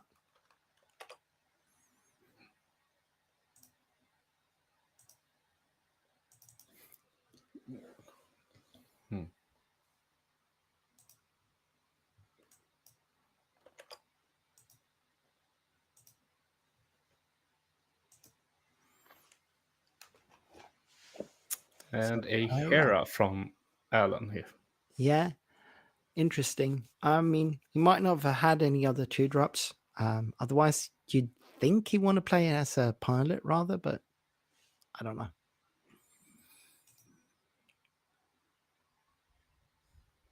I think it's fine to start with her. It's still, does he do, is it 2-3 or 3-2? Yeah, 100%. It's absolutely fine to start with that. I'm just not sure it's what you want. There are better options if you draw them. And also, she is better as a pilot than she is as a unit. So even though maybe there are, what do you say? Even though she's very good as a Yeah. unit, I think maybe you rather play her as an pilot.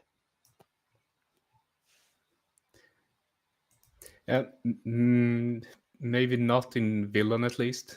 Yeah. If you do it early, it can be punished pretty easy with powers, stuff like that. If you don't, Sure. you're not wide. Sure, enough. sure. Absolutely.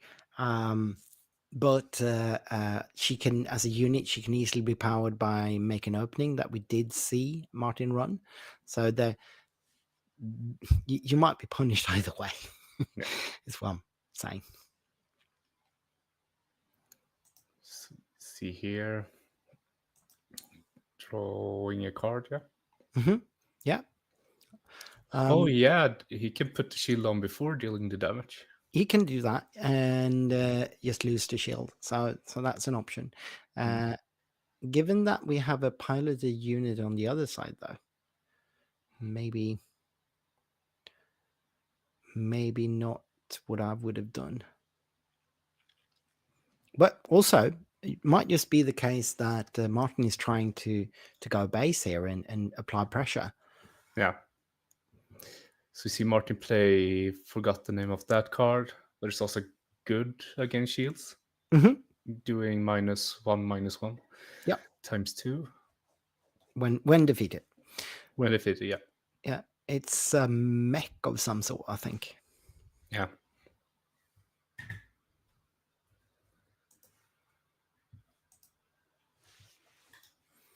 Yeah. So they're reading cards here, it looks like, because both of them do play a fair bit of unorthodox cards. And I can't see what event that is that Martin played. Is that something you recognize? He defeats a friendly apology. Oh, okay. Apology in something. I should know this card because we have the Nikiva in the Discord that Yeah. talks about it a lot. Oh, he does. Okay. Apology, but you defeat a unit and get 2 experience token. All right, and then he can double tap Thrawn to get 2 more experience tokens out of it. Yeah, so Okay. that's a big Inferno. Oh no, we put it on the other card as well. Yeah, the apology Inferno accepted. The card is called. All right. Apology accepted. All right. Defeat a friendly unit, you may give 2 experience tokens to a unit. Yeah, and that makes sense to defeat 1-cost Shump that deals 2 more experiences when defeated. So interesting card in a Thrawn deck.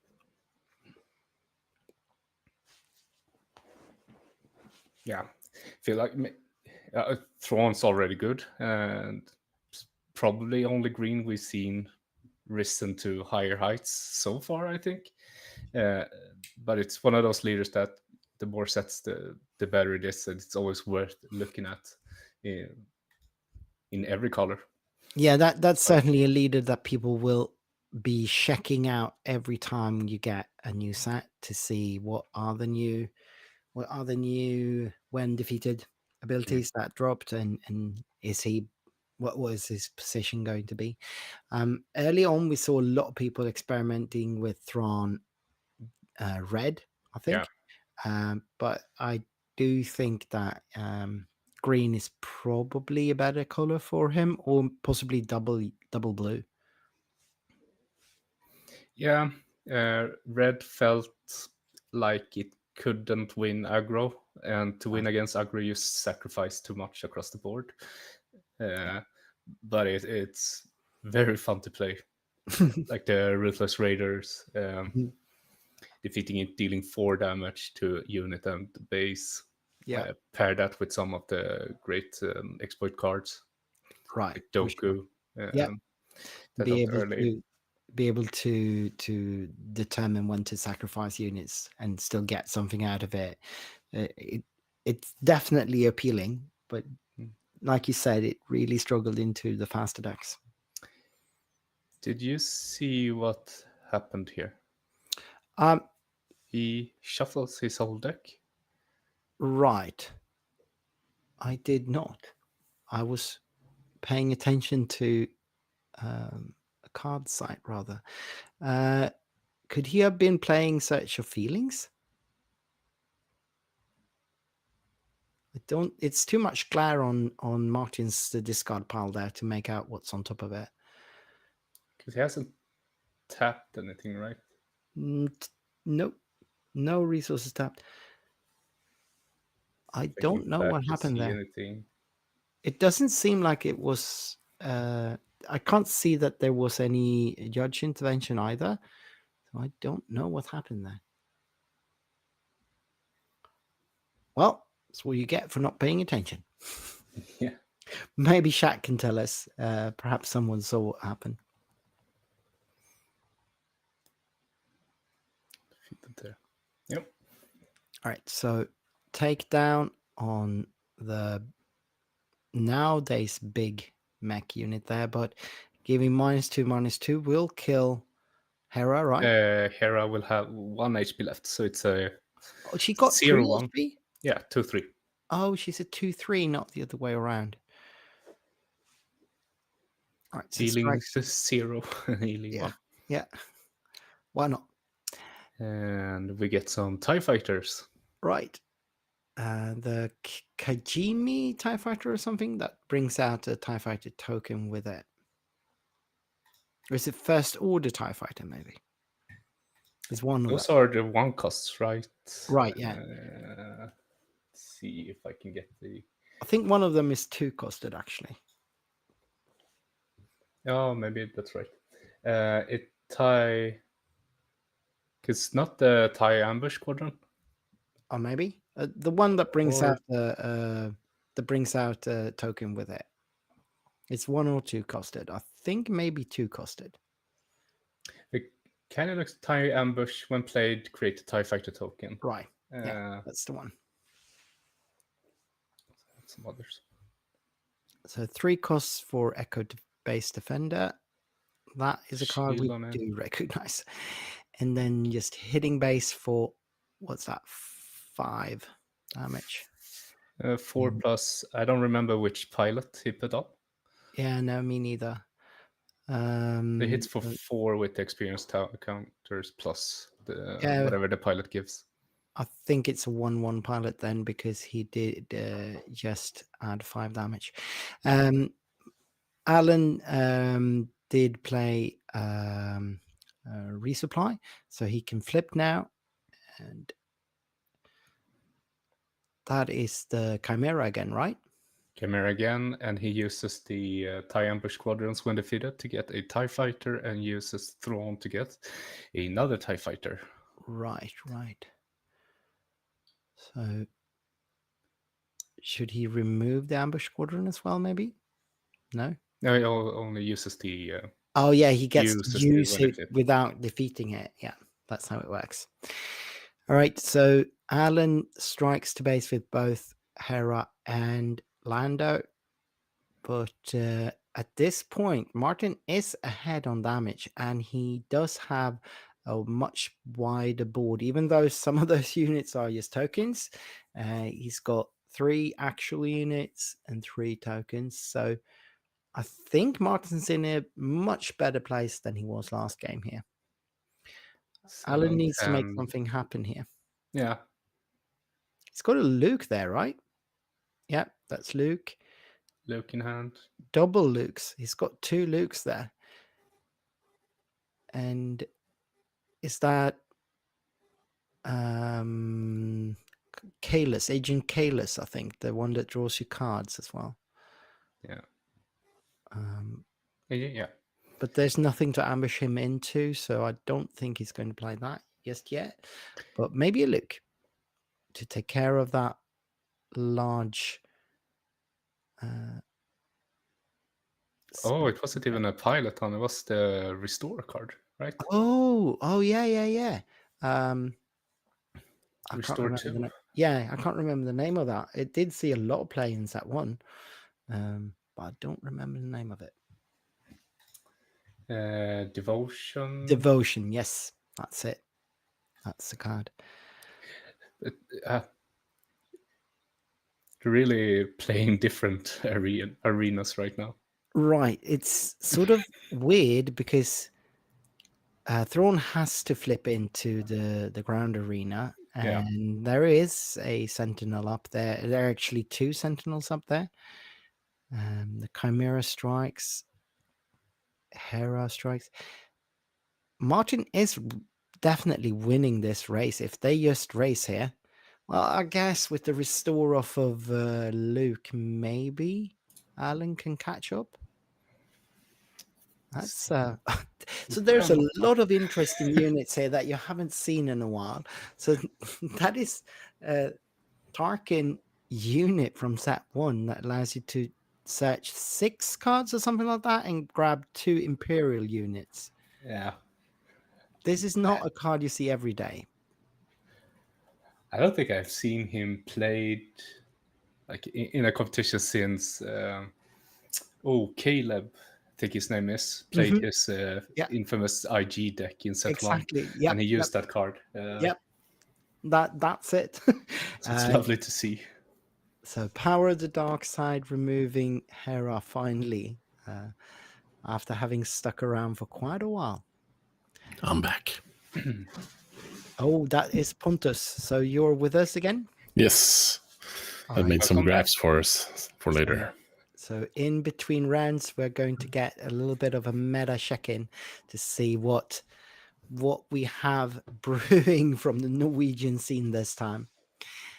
So 25 base damage on Alan's base. Mm-hmm. Is he lethal? Everything he has is 5, 1, 2, 3, 7, 4, 5, 10 damage. Yeah, he has. He is lethal.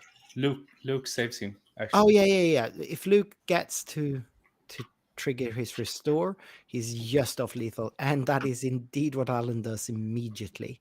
Yeah. Oh, it's Alan playing the Camelisk. That's so cool. Of course. The Lando, I mean. Of course. What did you expect? Yeah. Alan awesome. does not play meta decks. That is not his style. That was so fun, though. We love this dude. Yeah. Actually looks like Alan has turned the corner here, and he might just have. He got, because he has 9 damage more to deal. But is that enough? Is that lethal? It is not lethal. It will take Martin to 31, but then he's in the driver's seats. Yeah. That power removed another 4 from that. Echo Base Defender died there. Oh, he defeated the Echo Base instead.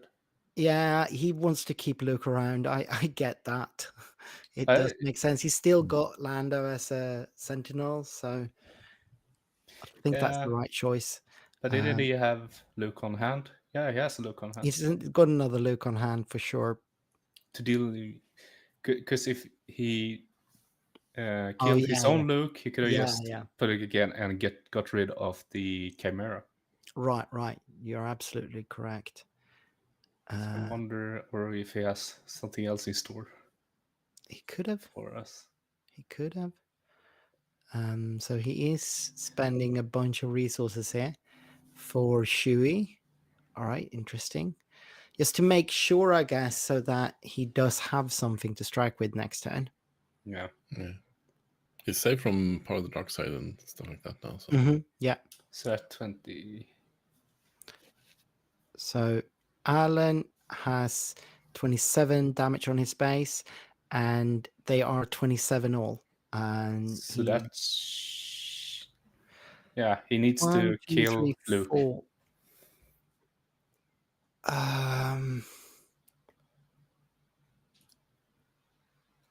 But if Alan just claims here, he wins, right?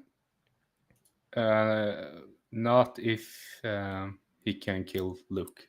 No, yeah, but I Otherwise, don't think he can. I don't think he can with a sentinel there protecting him. And SWU. Removal on hand. Yeah. Okay, so he does have the right kind of removal. But 27, he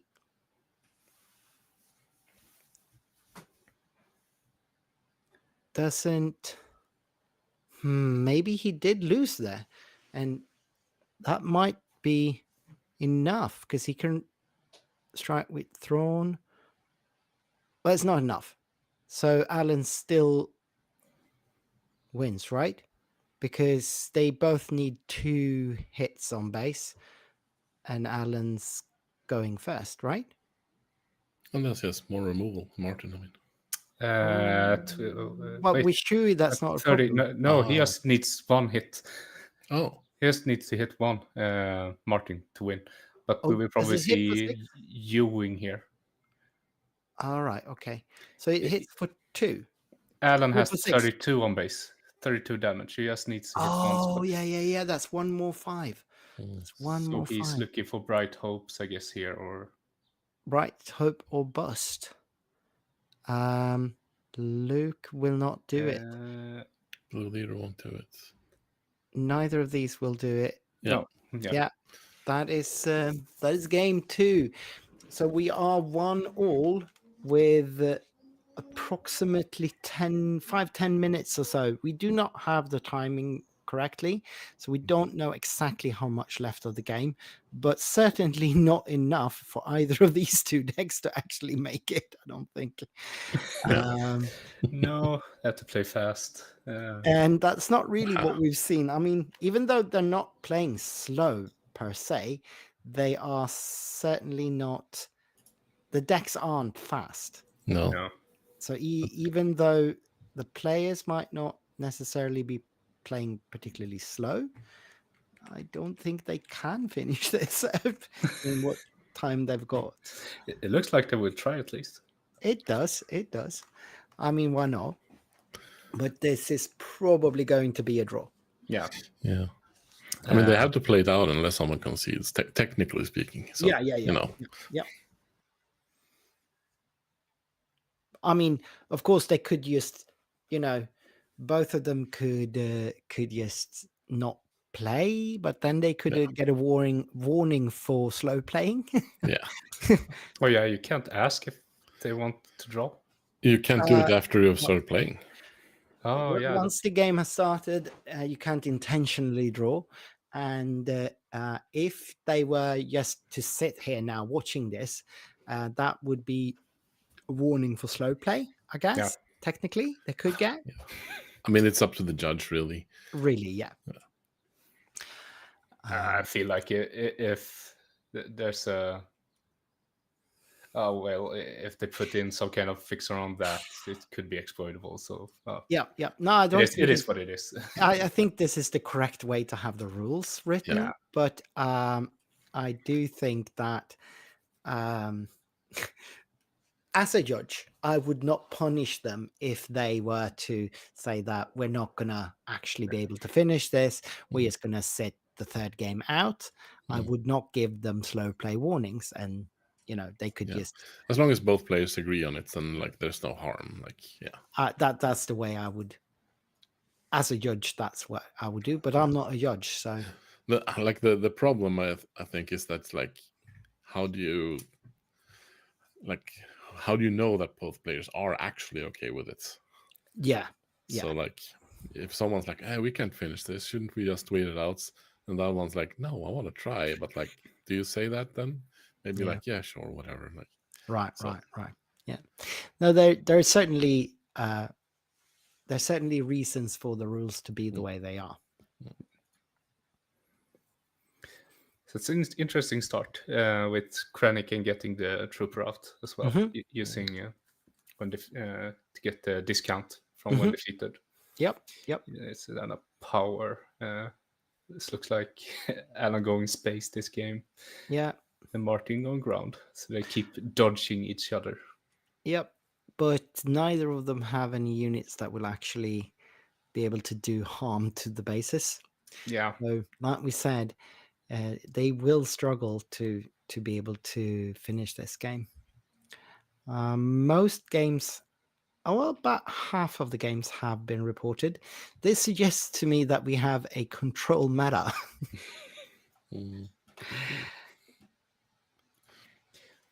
Yeah. Feel like control is really good right now because Right. there's so much mid-range nowadays. Yeah. So there's actually quite a few aggro decks being played though. Having looked at it, so but it's like it's not a majority, but yeah, at least some. It's like 4 Vader yellow, 2 Sabine ECL, 2 Boba Force.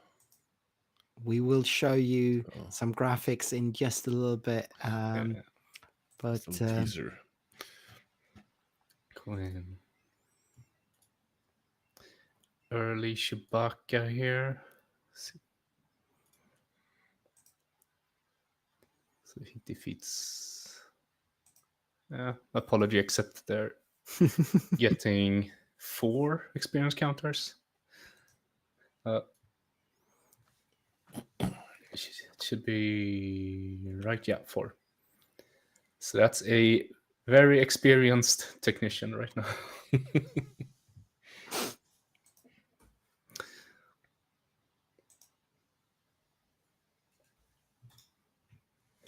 It keeps bugging me when I don't know the name of the cards.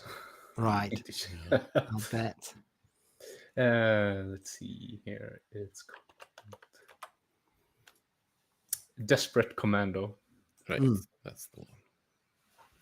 That's not even a mechanic.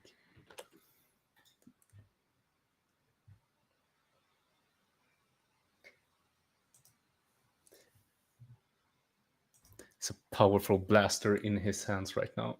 It hits for 7. No, 6. 6, yeah. 6.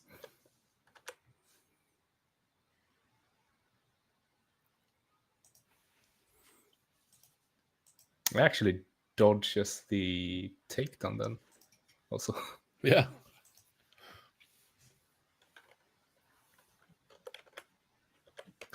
Yeah, a shielded battlefield marine.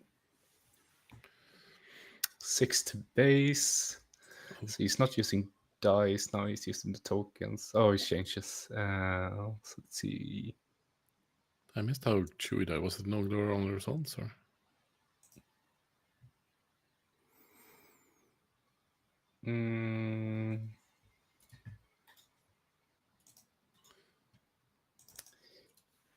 Probably. Good. No, strike true. Yeah, strike true. Yeah, that works, of course. Yeah. Also a fun card that you don't see that often. Yeah. We see Chimera again. -2/-2 to the X-Wing there. To get rid of it. Chimera has been pulling its weight this game. Now we also have Thrawn out, and Alan is actually on 21 already. Yeah. This could be goes Martin. You might pull it off. Aggro Thrawn. Wow, who would have thought? It's definitely not impossible. Certainly.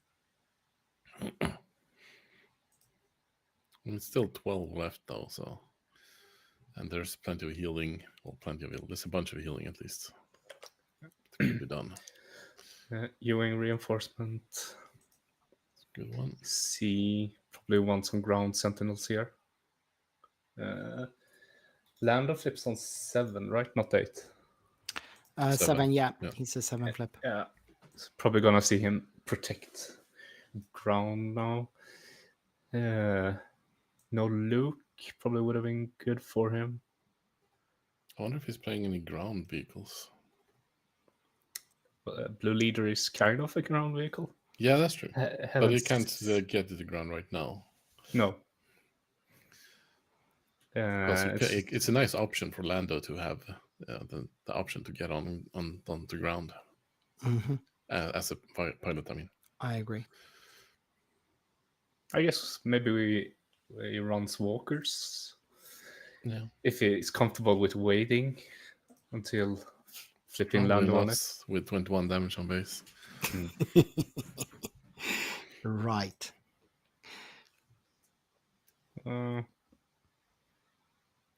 Right Hope and Blue Leader, I think it's the play here. Yeah. Yeah. See, I don't think he will ambush, but we'll see. I think maybe you want to. No. Okay.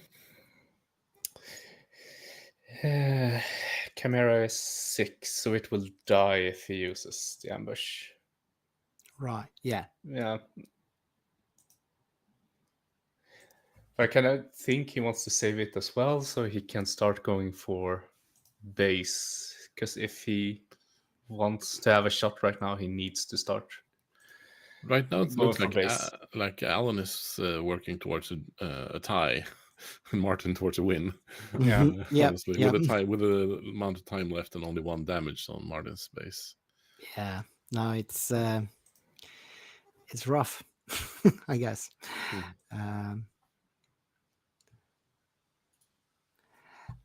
I mean, Martin has done a lot of damage in a very short time.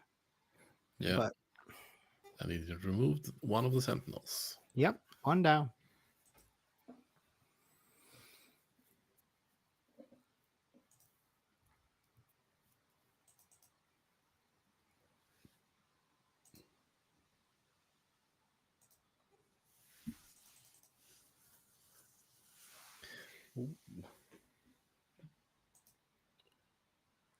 What's that?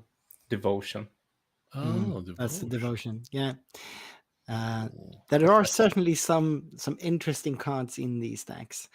Things we Should be 2 damage on the Chimera. If I didn't catch that wrong. Yeah, maybe.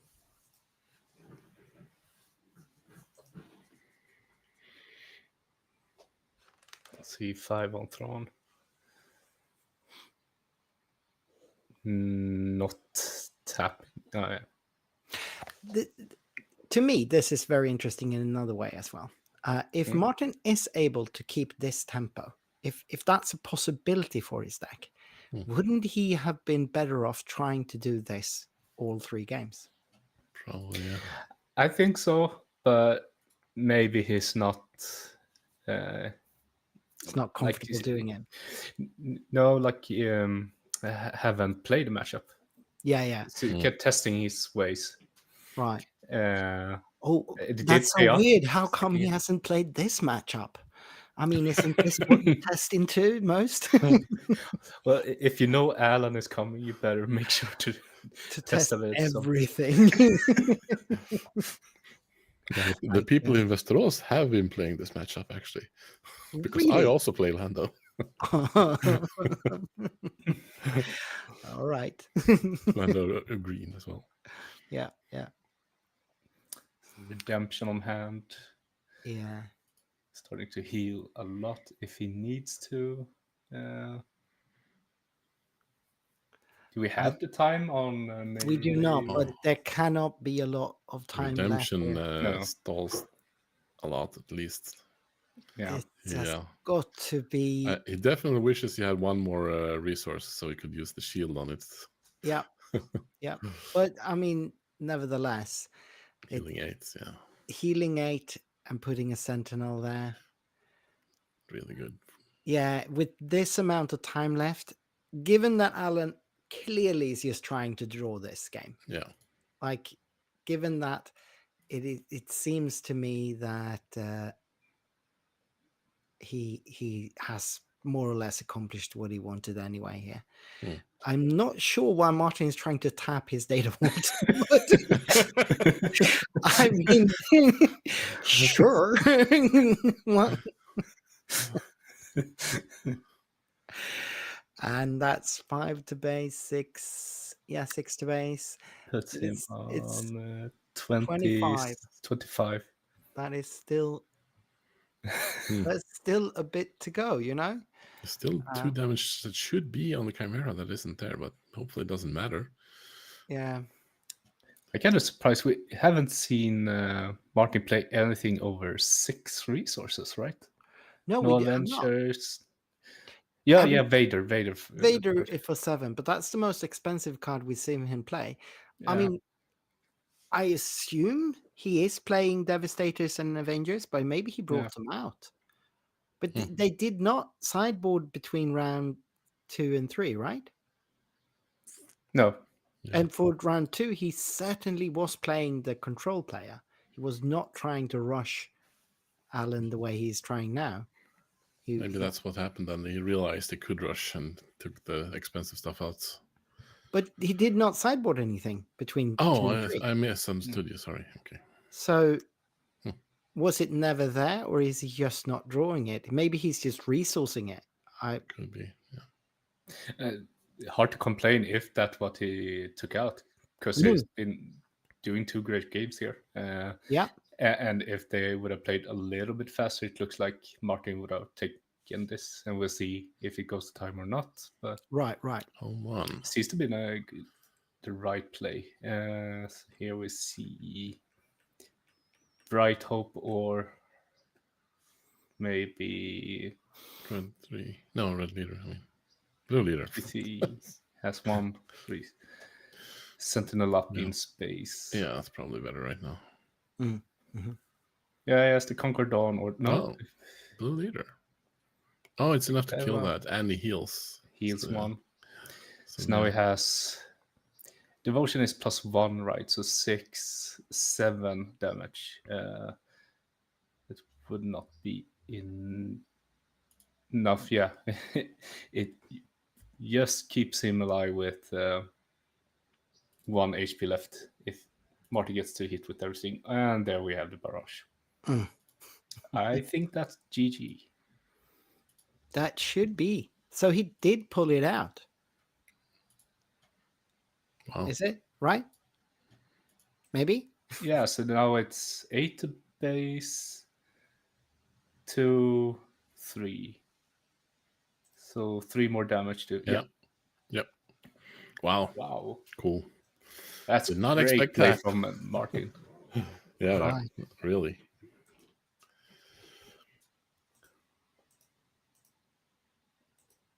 Seems like he learned from his mistakes from game 1 and adapted to that game 2 and 3.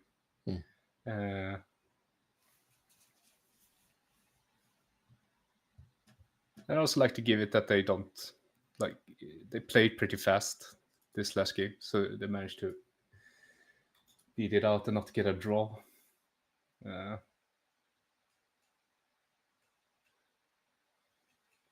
me see.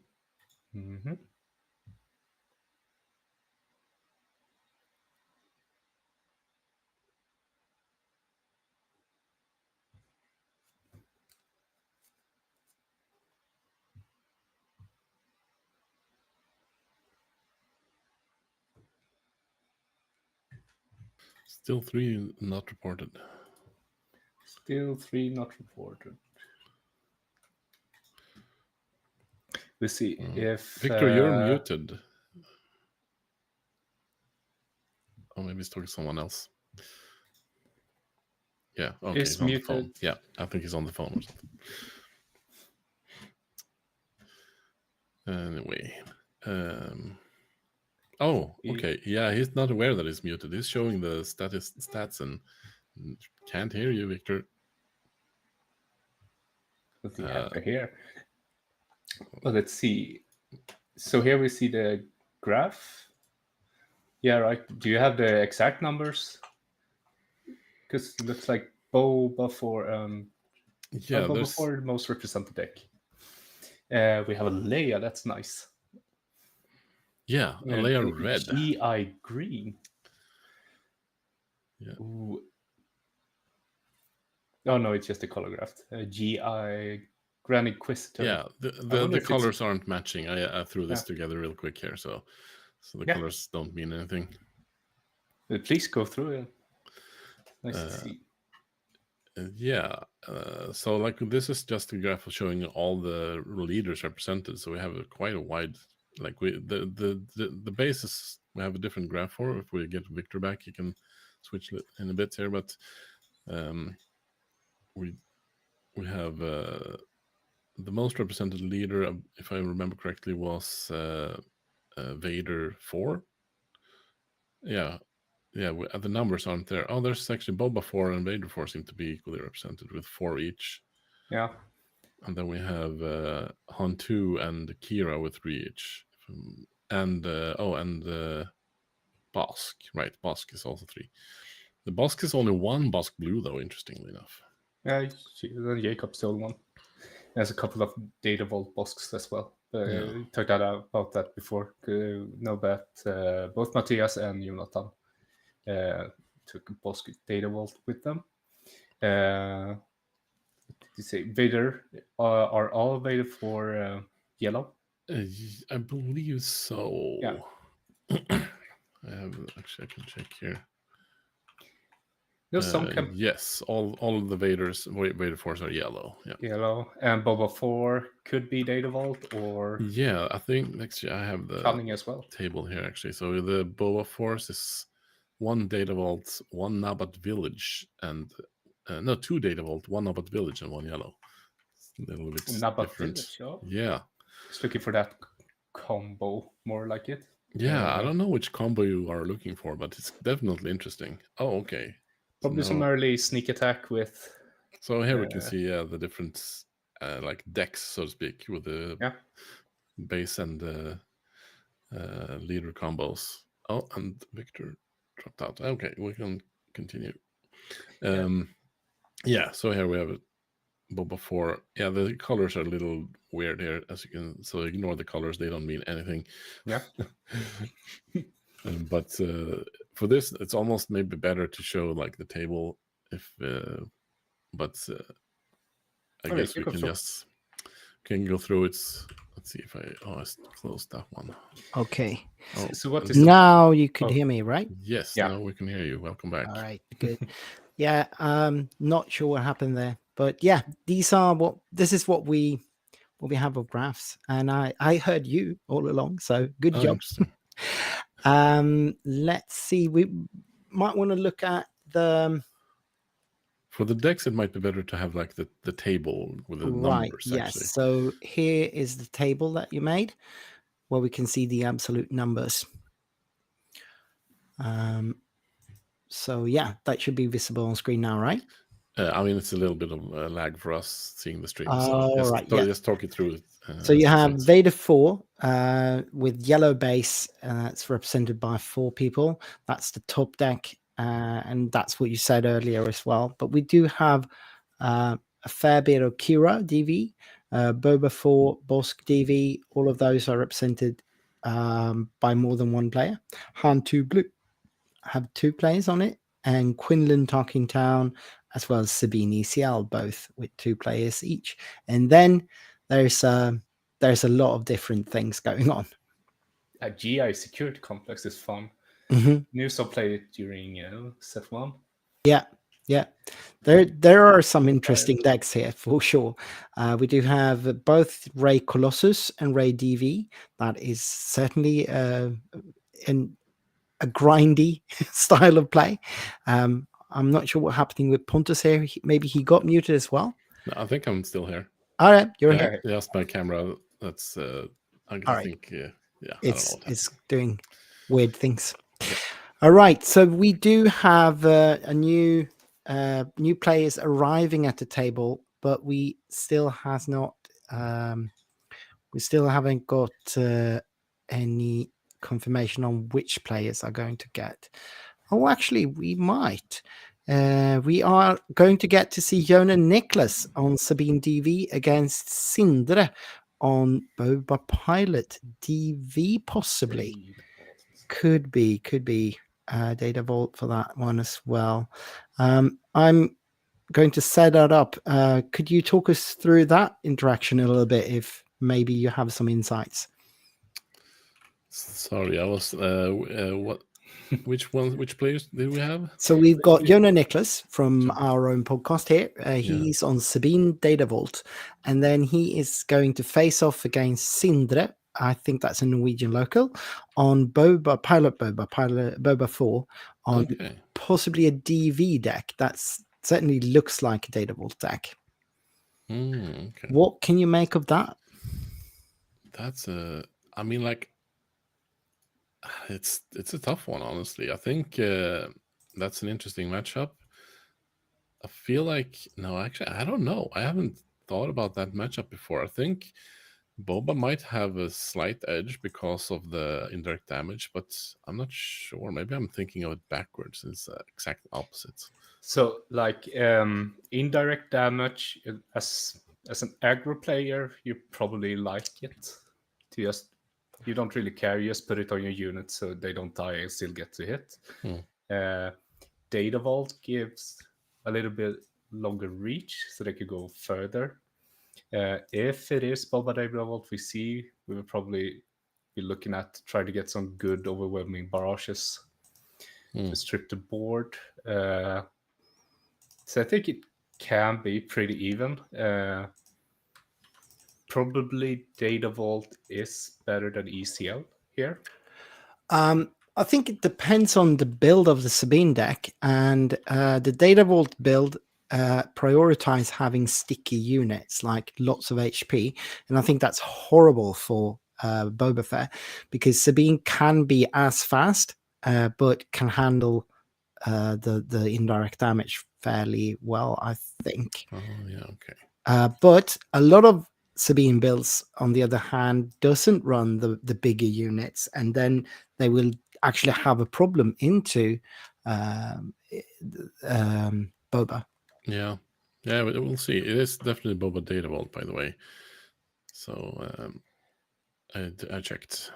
And I guess that Jonah has gotten some pointers from the crazy deck builders themselves. Yeah, I mean, Steve and Jonas are certainly friends of Jonah Niklas, and also, I mean, we have the scoop in the deck tech video. There's not much else you need to know about the deck, I don't think. Let's see. We got a question from chat asking how GI is doing. Is that something we can double check? Maybe I will try and get on that and get that information as soon as I can. But first, I need to set this up a little bit. Yeah. But as soon as I get us over to the table, I will start looking for that information. I should be able to find that for us. I think I can actually find it for you if you do want to do something else. All right, cool. That would be great. Also got some data from you. Yes, you did. So maybe two losses, unfortunately, for the Grand Inquisitor. That's unfortunate. I think Grand Inquisitor might see a rise in the next set, but for this set, it probably isn't really what you need yet. It's not there yet. Right, so, let's get over to the table and see what's happening. Just real quick, just because we asked. So he lost against Kamalisk in the first round and Matthias Berntsen in the second round. Yep.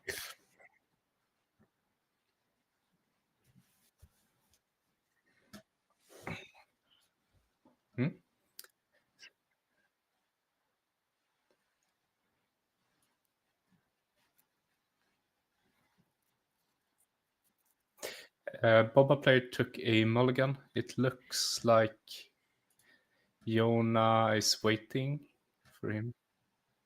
He has a Reese.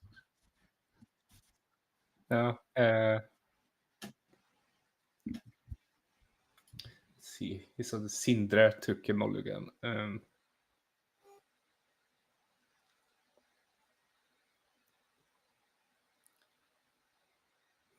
Jonah trying to decide here.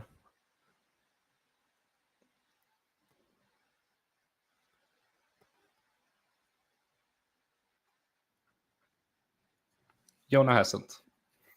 He's still I mean, contemplating. if he has initiative, he should have already decided technically, but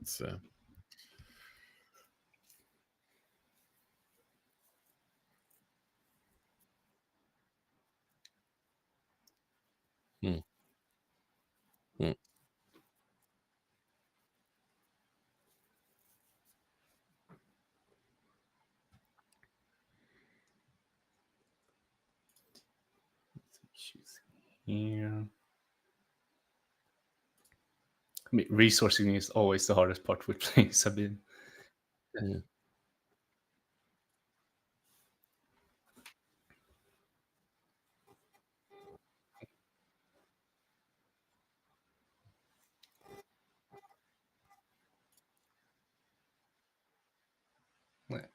We see Cinder playing TIE Bomber, so he will get to deal 3, maybe 4 indirect damage if you use a Boba.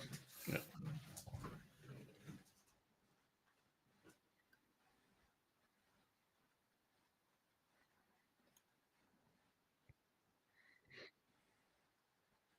Yeah. Pretty good.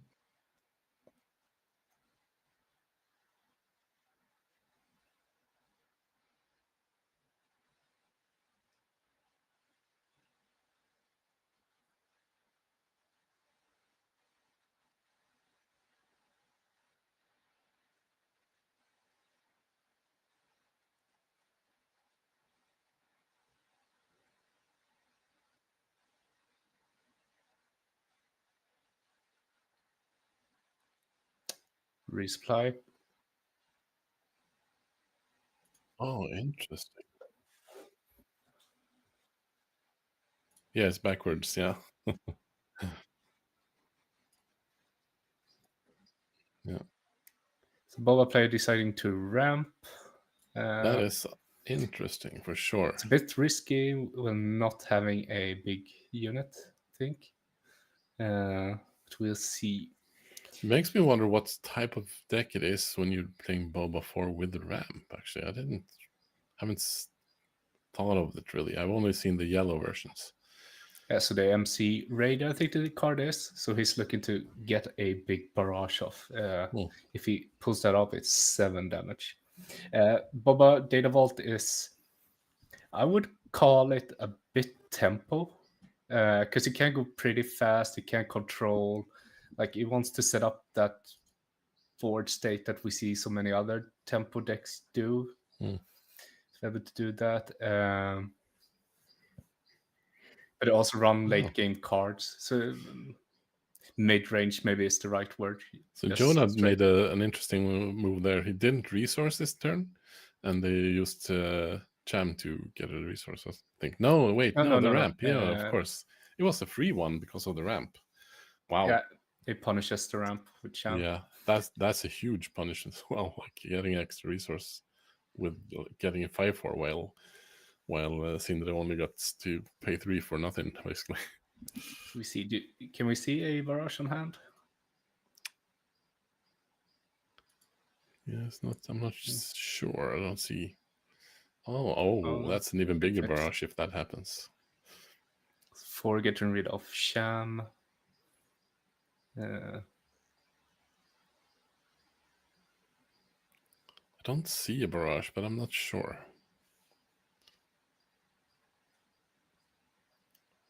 No, me neither. Yeah, he's just expecting a barrage, so just does the damage before it's too late, I guess. No, probably wasn't the barrage. 10 base. Yeah.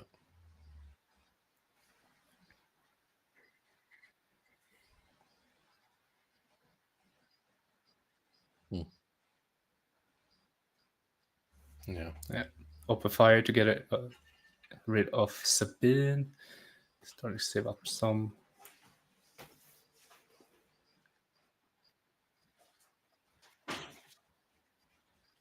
No.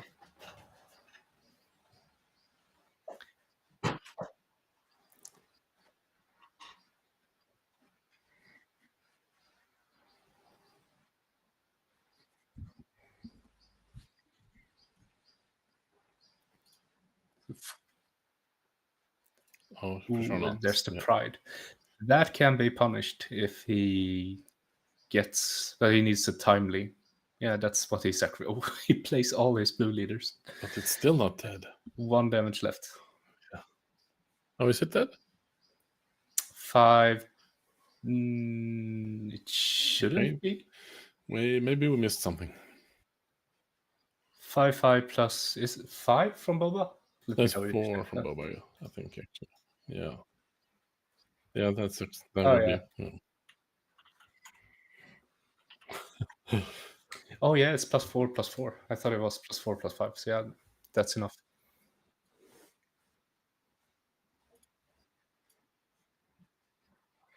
Yeah. Yeah.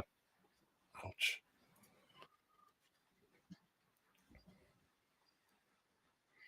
Yeah, it actually isn't looking. It depends like so much on what's happening this coming around now, but it's.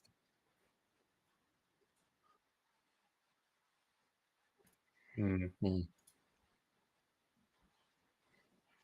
Yeah.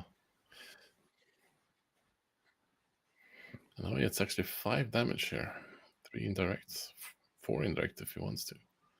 No, sorry, 3 indirect if he wants to. No. Yeah, yeah.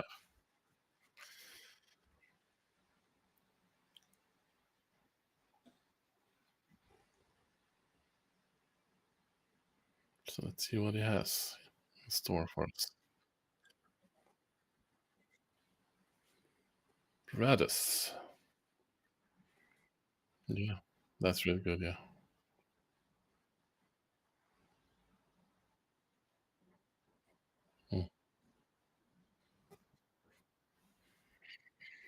Yeah, I think you deal the damage to Radis here, right? Oh, not all of it, seems. Oh, yeah, it's 2. Never mind. Yeah.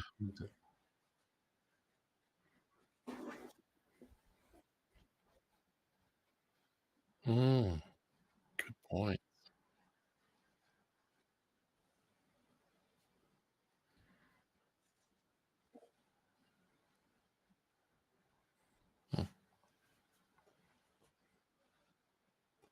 Yeah, probably.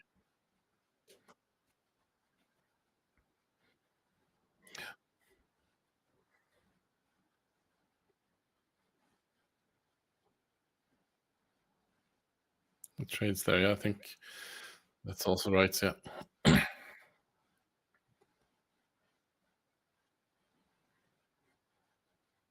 The Radis is a good way forward because it can trade really efficiently if you need to.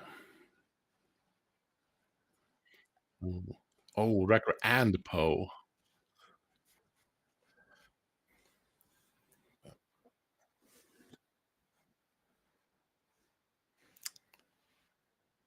Yeah, I think so. Looks like. Yeah. I'm not sure, but I think I saw one when he looked through his.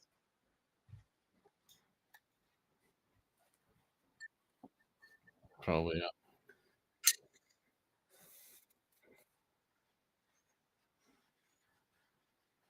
Yeah.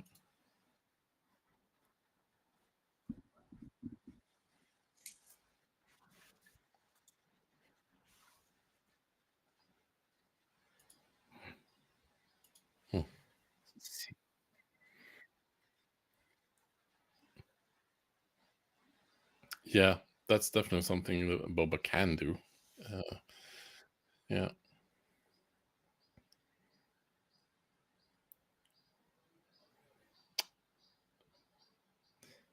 So we see we have Devastator on hand. I wonder if you go base here, right? Yeah. Does he tap Boba or not, or does he want the 5 damage on Devastator instead? Yeah.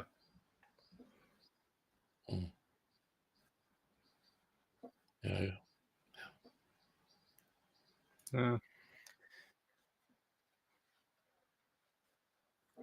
Oh, but he did use Boba. Okay. 9 to go.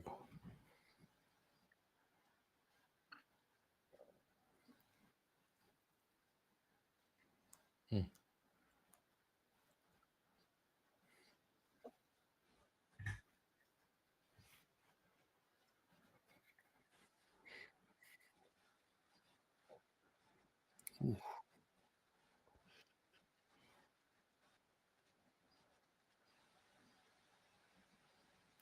Yeah. 5 to base. Yeah. He is in check. No. What's he doing? No, that's he's dead, I think. Right? So Radus has Sentinel now because he has a resistance unit out. Oh, right. Easy to forget. Yep.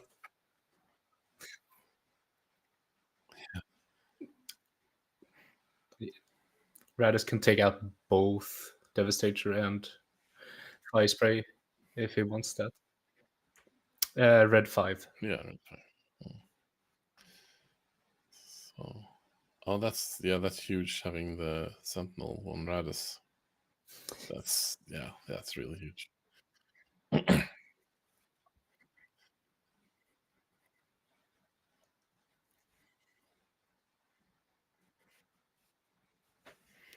Yes, but then he gets to.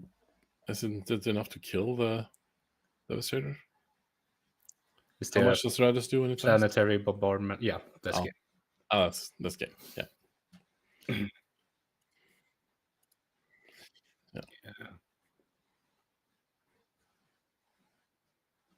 Yep. Yeah. 1 point.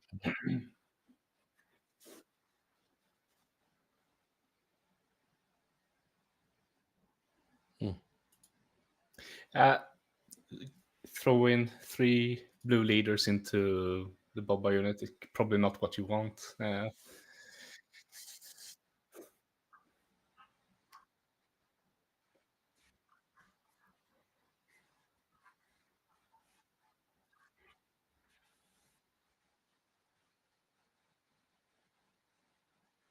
Yeah.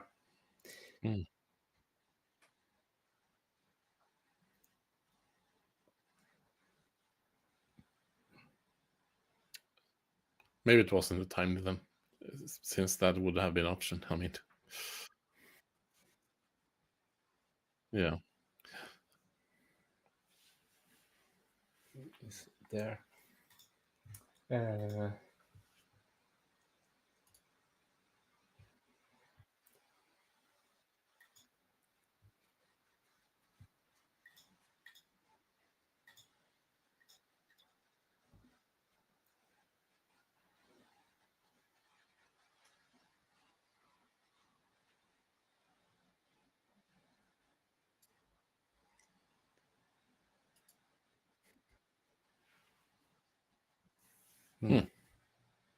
Yeah, a wrecker only works on ground units.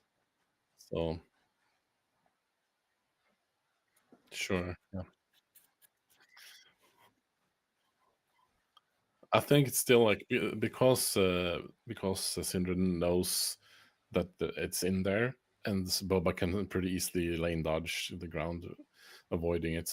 I think it's definitely reasonable if you have other options to remove it. I'm not sure I would remove it necessarily, but I can get the decision, so to speak. Disabling Fang Fighter. Okay, 3 wreckers. Yeah. Yeah. Yeah.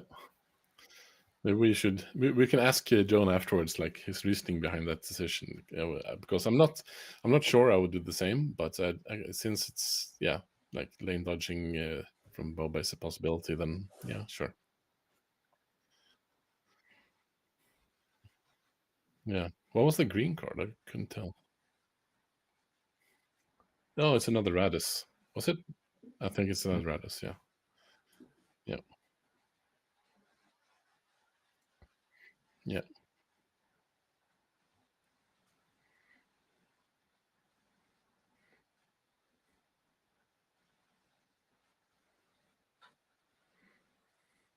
Hmm.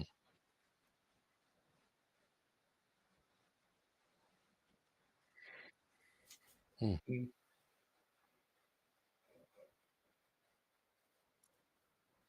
I think his goal is probably to not get to that many resources. Yeah. I didn't see if Boba played around Bravado, but that's a good tech card for aggro for Boba. Mm.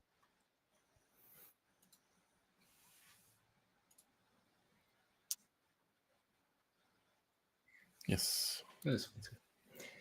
Can also have a little short news flash from Germany. Looks like I'm so humble. Adam is he's 3-0 right now, going into round 4. Okay.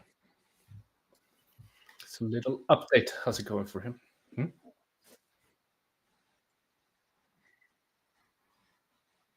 Yep. Yeah.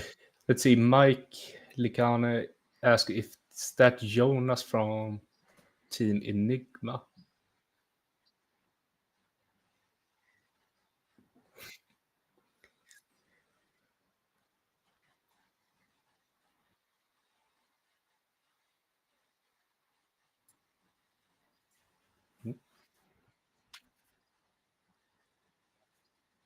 Yeah.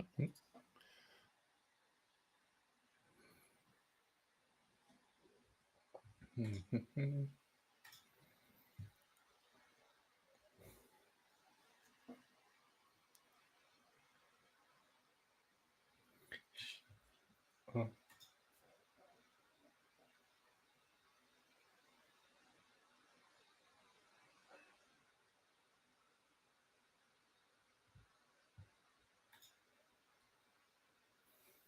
If those there no.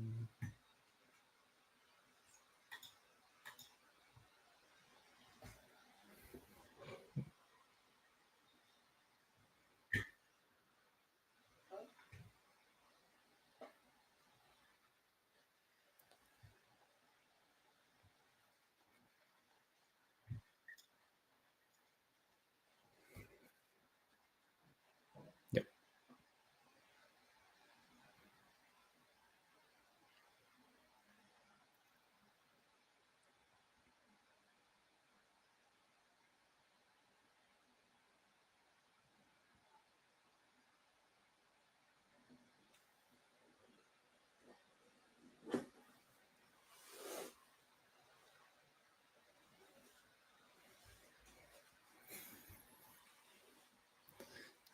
Let's see here. Let's see A-wing, a couple of more space. Looks like. Resourcing A-wing. Sundari is really good in this matchup.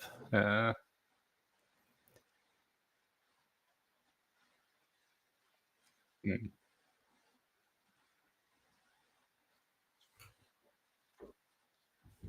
Yeah. Yeah.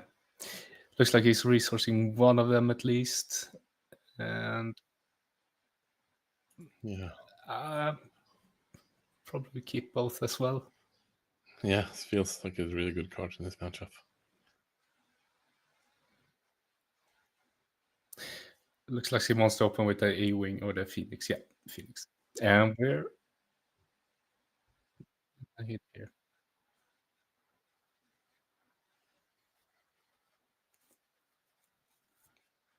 Yeah. Yeah.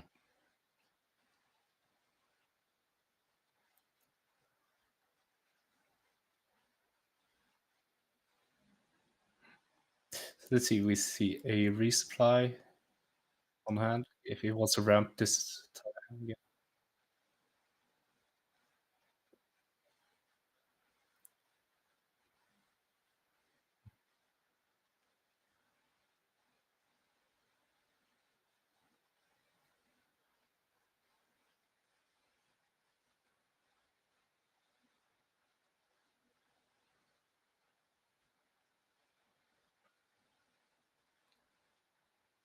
The resupply, yeah.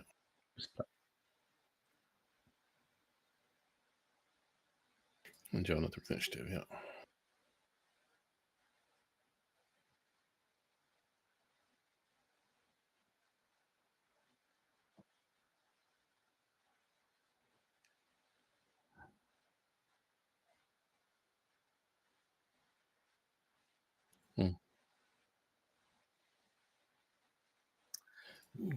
Dorian gunship, so he gets to deal one indirect and then another indirect.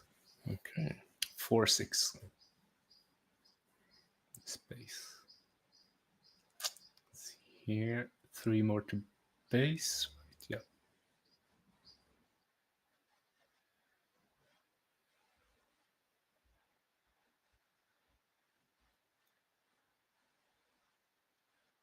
yeah. Yeah, that's why he kept those.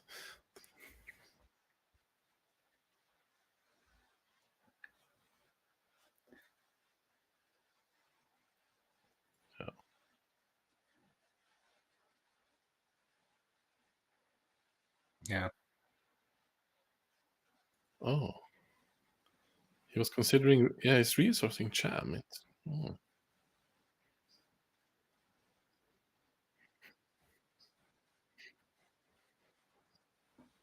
Oh, was it another Cham?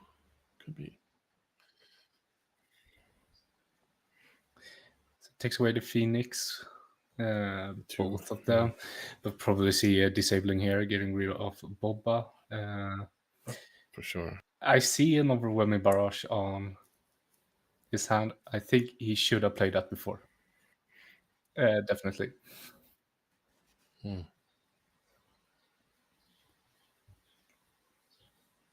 Standing here would have been able to take 2 more units with him. Yeah, 2 more. Planetary bombardments. So 12, right? Because Dornian is a capital ship, if I'm not mistaken. I wonder if you take most of that on base at this point. No?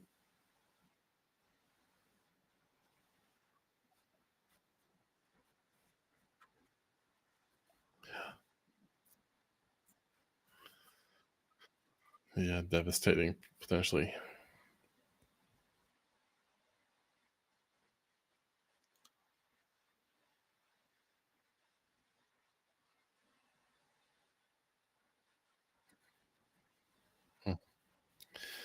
Yeah, I mean, that's a little weird to me because, like, the planetary bombardment is not very good tempo. You don't have any board presence, so like he could probably take that on the most of it, or maybe even all of it on base because he has such a much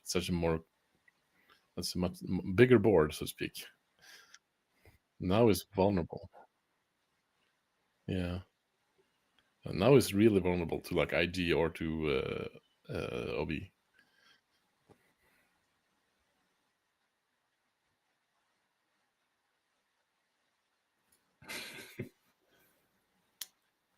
More.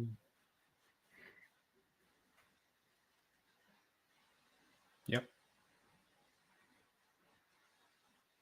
It's not too bad.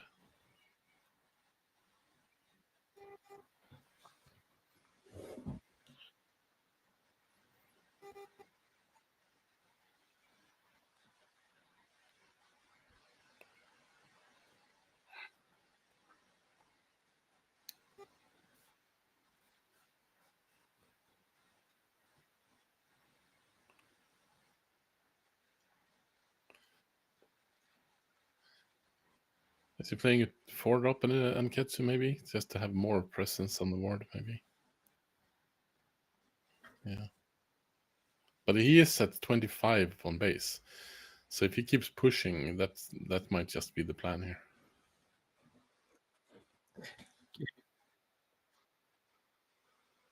Yeah.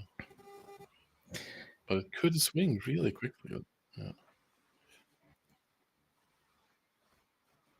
3, 4. But yeah, we'll probably see a barrage here. And that will take the entire board, right? Because it's 4, 5, 6, 7, 8. Yeah.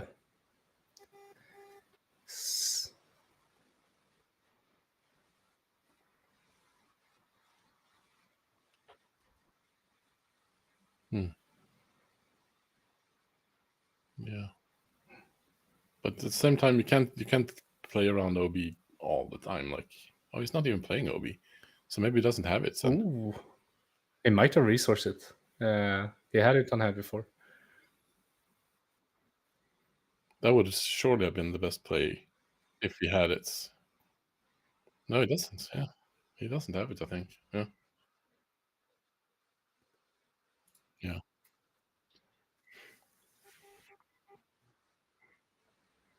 Yeah. 7 left on base. No, it's Open fire. 5 left on base. Yeah, this is almost lethal.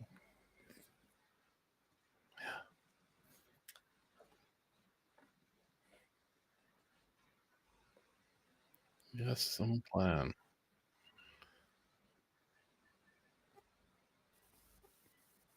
Okay. Why not attack first? Oh, I guess he's threatening lethal with Poe now. So this forces Syndra to either have an answer for Poe or take initiative, so he can trade. And if he trades, yeah, so he has to take initiative, and then he can attack with the Ketsu anyway, and he threatens lethal with both his units. So yeah, I mean, Syndra is gonna kill one of them with Mold. That's what I mean. So the two other ones still threaten. That's what I mean.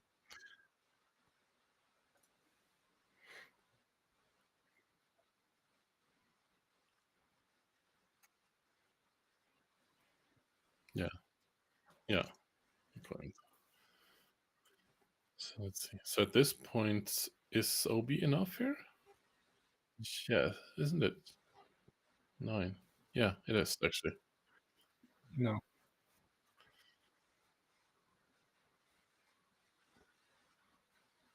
Isn't it? Ketsu is at 3/2, so 2 damage and 1 damage on the. Yeah, it's not. Yeah, so OB would be exactly enough to clear the board for Jonah. It is, but I think. Yeah, Was it timely he resourced, or yeah. if he has timely, he wins. Yeah. Even the OB would. Yeah, he has OB actually. Yeah. Yeah. Yeah. But yeah. And then it's over. Assume if it was timely, then yeah, it's just over. So Yeah, and he can also just use Sabine to win, I think. oh Yeah.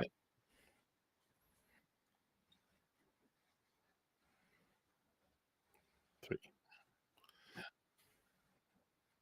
Yeah. Yeah. Another good game.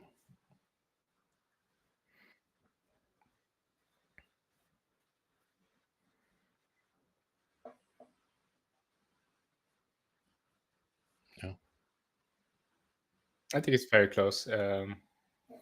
If he had an OB he resourced, I think that's big mistake. Yeah. Because it would have saved a lot of damage and drawn into another to take care of whatever Jonah put out there. But I don't think you want to resupply. Maybe on 5 resources to like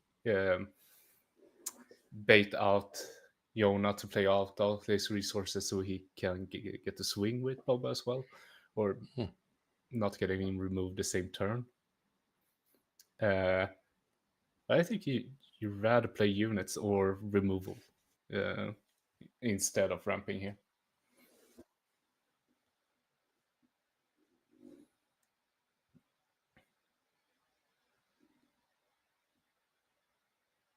It looks like he wants to do some tweaking maybe with sideboard.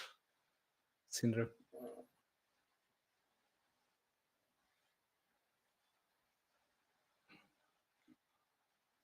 Yeah.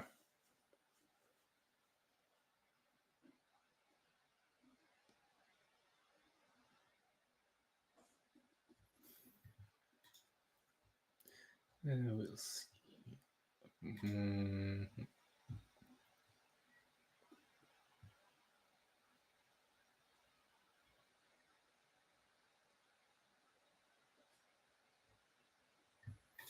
Mm.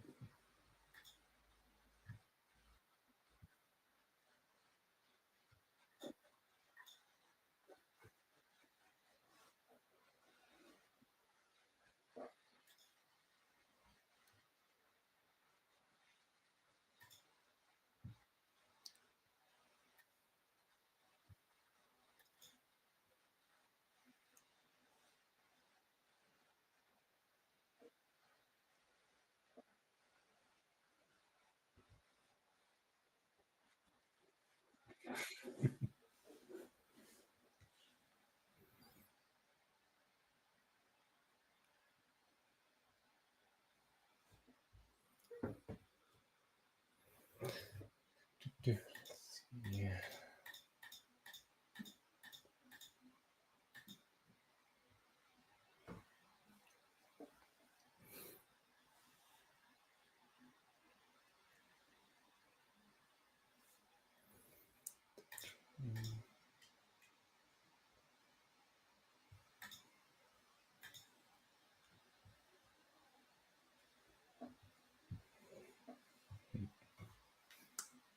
Did Syndra change his sideboard anything, or didn't see? Yeah, missed that.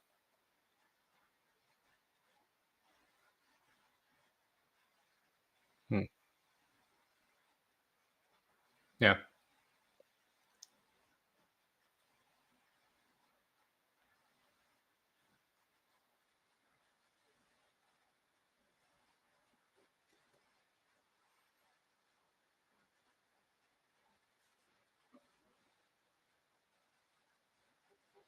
Yeah.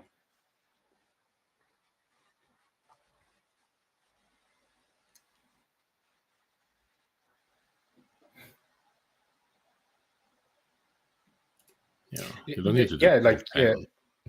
kind of forget when it's TCGs and stuff, but a big part of card games is mind games. And you usually think of poker and stuff like that when you talk about mind games, but it's true in TCGs also, like bluffing, trying to make it and stuff. Hmm.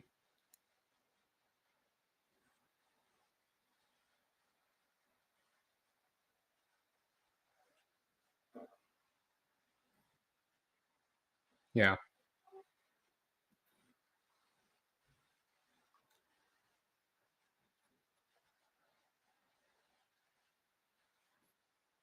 yeah,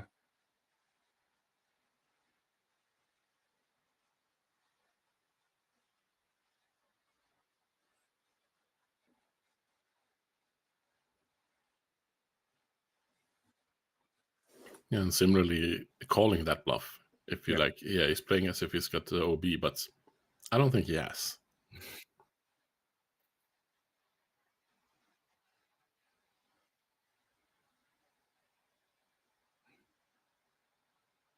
We've seen that a lot with Smuggle.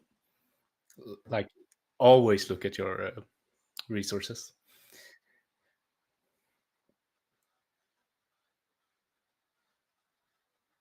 Yeah. Hmm.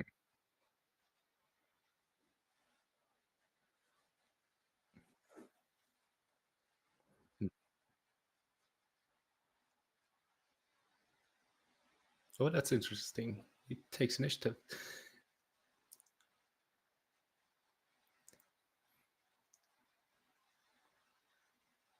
It doesn't look like it. Yeah, I thought he wanted to avoid the extra indirect from Pride there.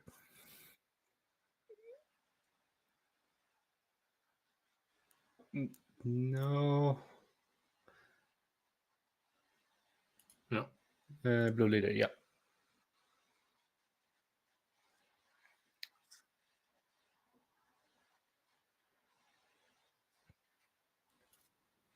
Eager escort.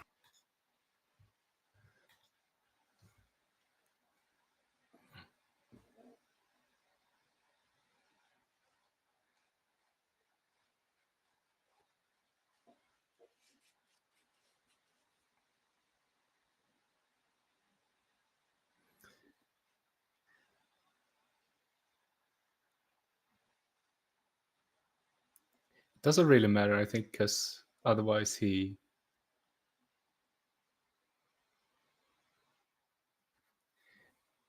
Yeah, because then he gets the initiative and deals exactly the same amount to so 2 now we'll get to deal 5. Yeah, I don't know. I don't know if that was correctly or not. 2 + 2 + 1, yeah. So it's even more damage, actually.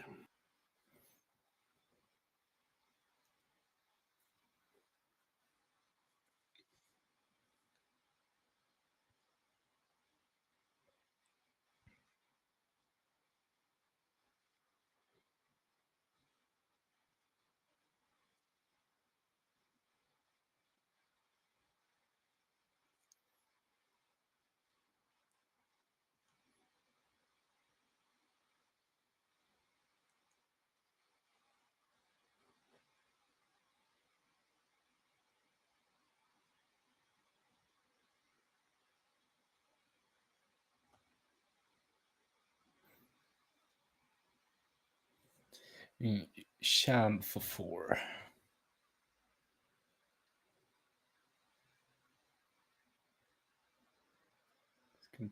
Daring raid. Should be left.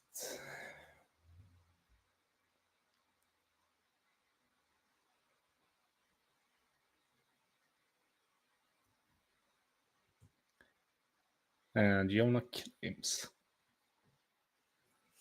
I think that's correct, right?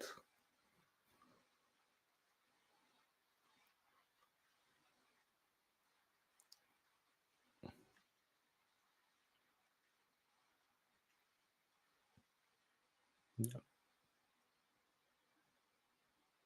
I mean, I would assume he has the way to do that in that case. Otherwise,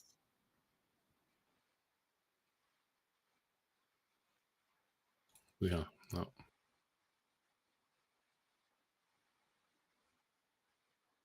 That's weird. Wait, shouldn't he be killed Pride instead? Last turn, I mean.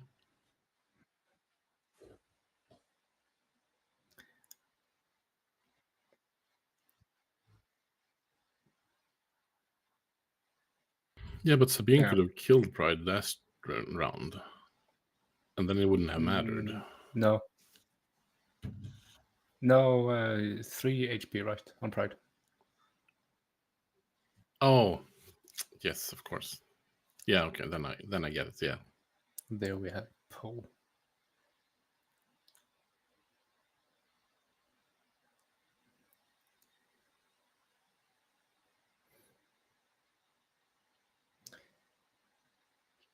Keeping up his presence in space. At least John now has Poe to kind of hold Boba hostage. Let's see. Looks like it looked like he had a Ruthless Raider on, so he could play that and deal 2, and then flip Boba to get rid of Poe. It looks like Sindre is in the driving seat as of now. Yeah. Oh. Okay. Oh, yes, disabling.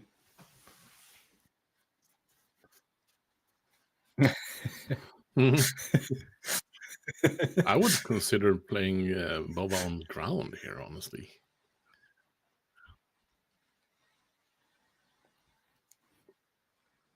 Yeah, discarding Timely and Blue Leader. Can he double time? No. So why? Discard a card, yeah. Wow. No, he killed the Eager. No, the Eager Escort, yeah, exactly. With Poe.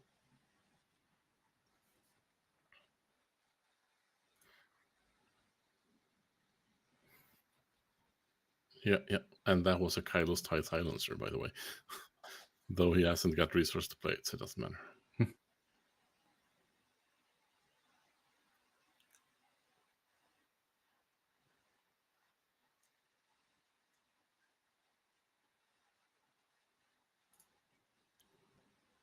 No, that's what's it called? The capital ship that does 2 damage. But I forget the name. Oh, in Jonah's hand. Sorry. Okay, yeah. Okay. That's 2. Ooh. Yeah.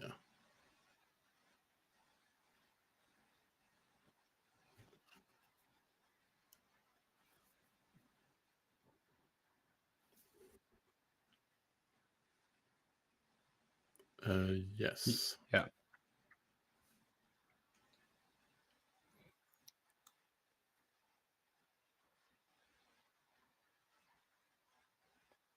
Alter base. Huh.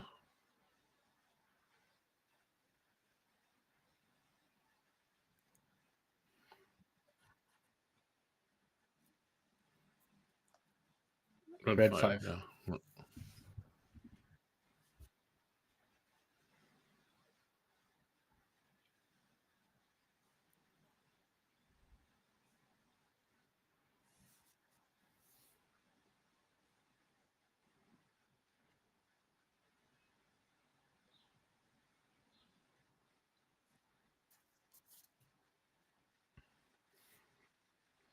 Yeah. Yeah, looks like we will see. It's an IG. IG 2000. Yeah.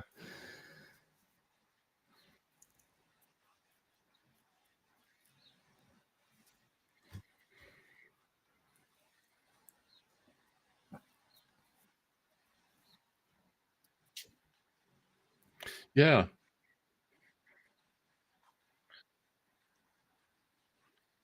No. Maybe he's thinking that if he can stay on ground, he can keep doing the damage. I don't know. Otherwise, I don't know why he would prioritize Sabine so much.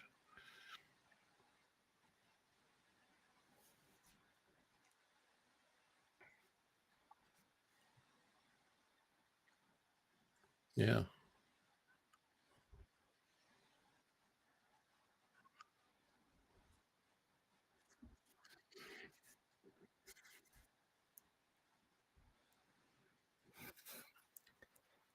Is he? Let's see. He deals 3 with Sabine. That would put 24 Rebel Assault. Is that lethal? That's 4/8. So, no, No. 1 off. Yeah. I wonder if Yeah. that's what he waits for, or oh yeah, he can play the Radis. No. no. Oh, it still goes for Radis. Yeah.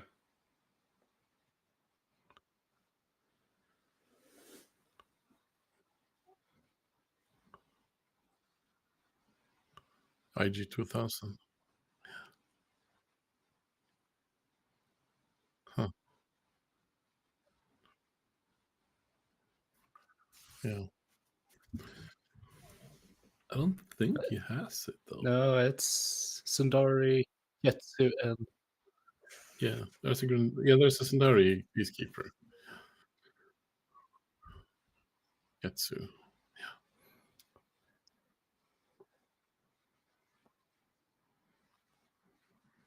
he could do. Probably has a Cassian, so 9 damage. That would win him.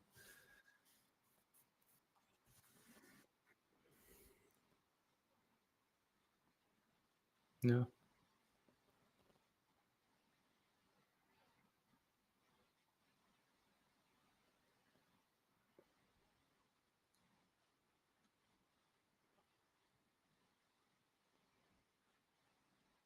There we are. Planetary on for 8 Well, no damage. capital ships though.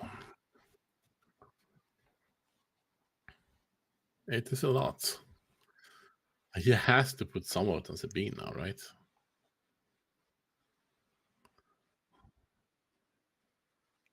Wait, is he dead actually? No, it's not that. No, I mean, but we are the 2 bombers as well.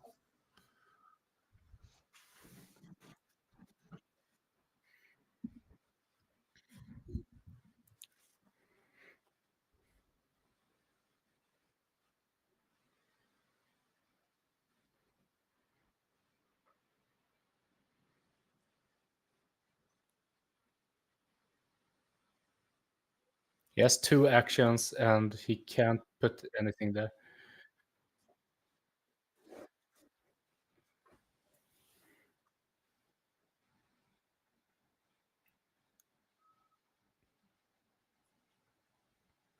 Yeah.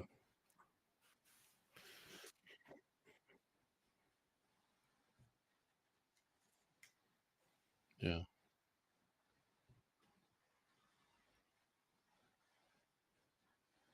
That's Cassian Yeah. first. Okay.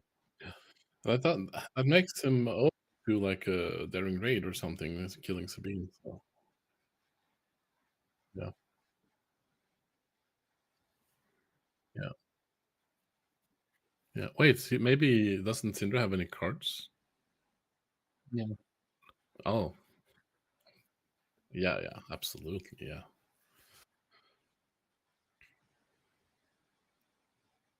Yeah. Yeah, so it's lethal, actually. Yeah, there's no way for.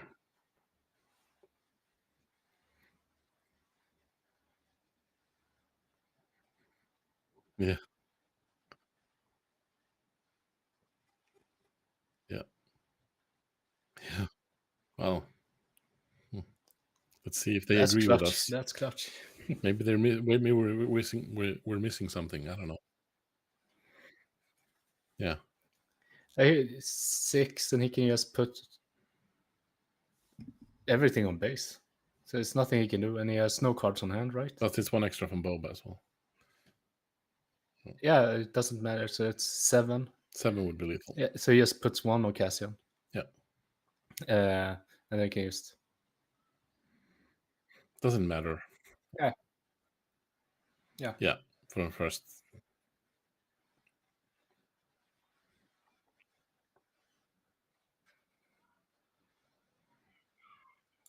Yeah. Yeah. Wow. Ooh. That's, Yeah, I think Cinder, his big mistake was flipping Boba early. Punished.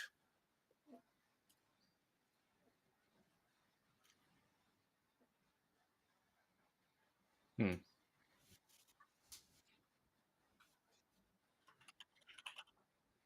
Yeah.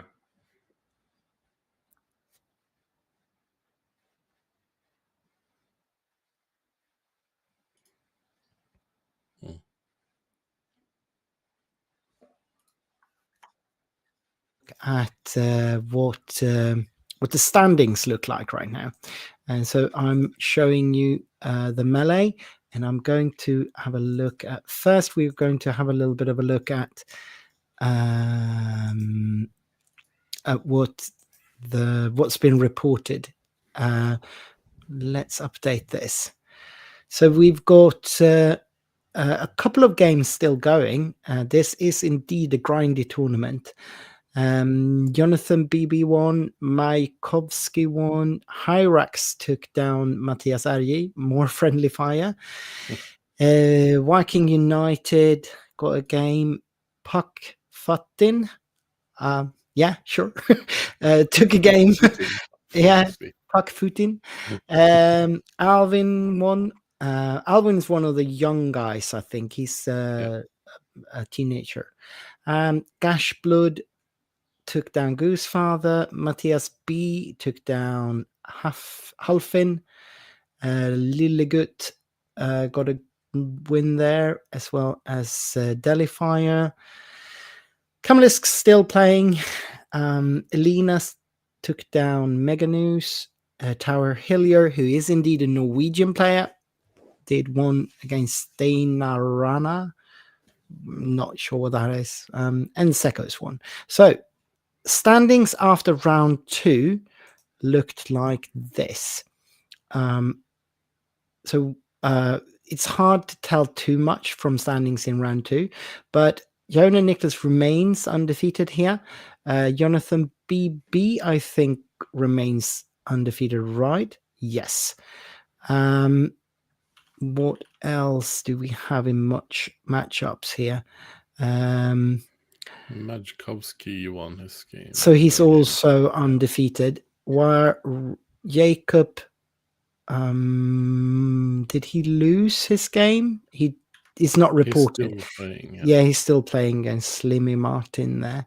So from the top players from last round, all remain undefeated unless maybe Jacob loses his game.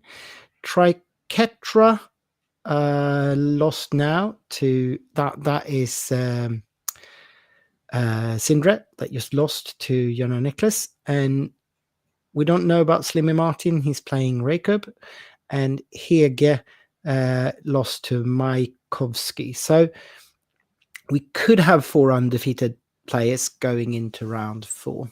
So they are going to have a little bit of a lunch break coming up, and I think rather than sit here and wait for more results, we could just leave you with a break and come back early and have a little bit of a talk about the standings when we actually have things reported instead. Maybe look a little bit at the meta as well before. Yeah, have another look at the meta. So after the break, I'll be back with Mark, and possibly one of you guys might stick on.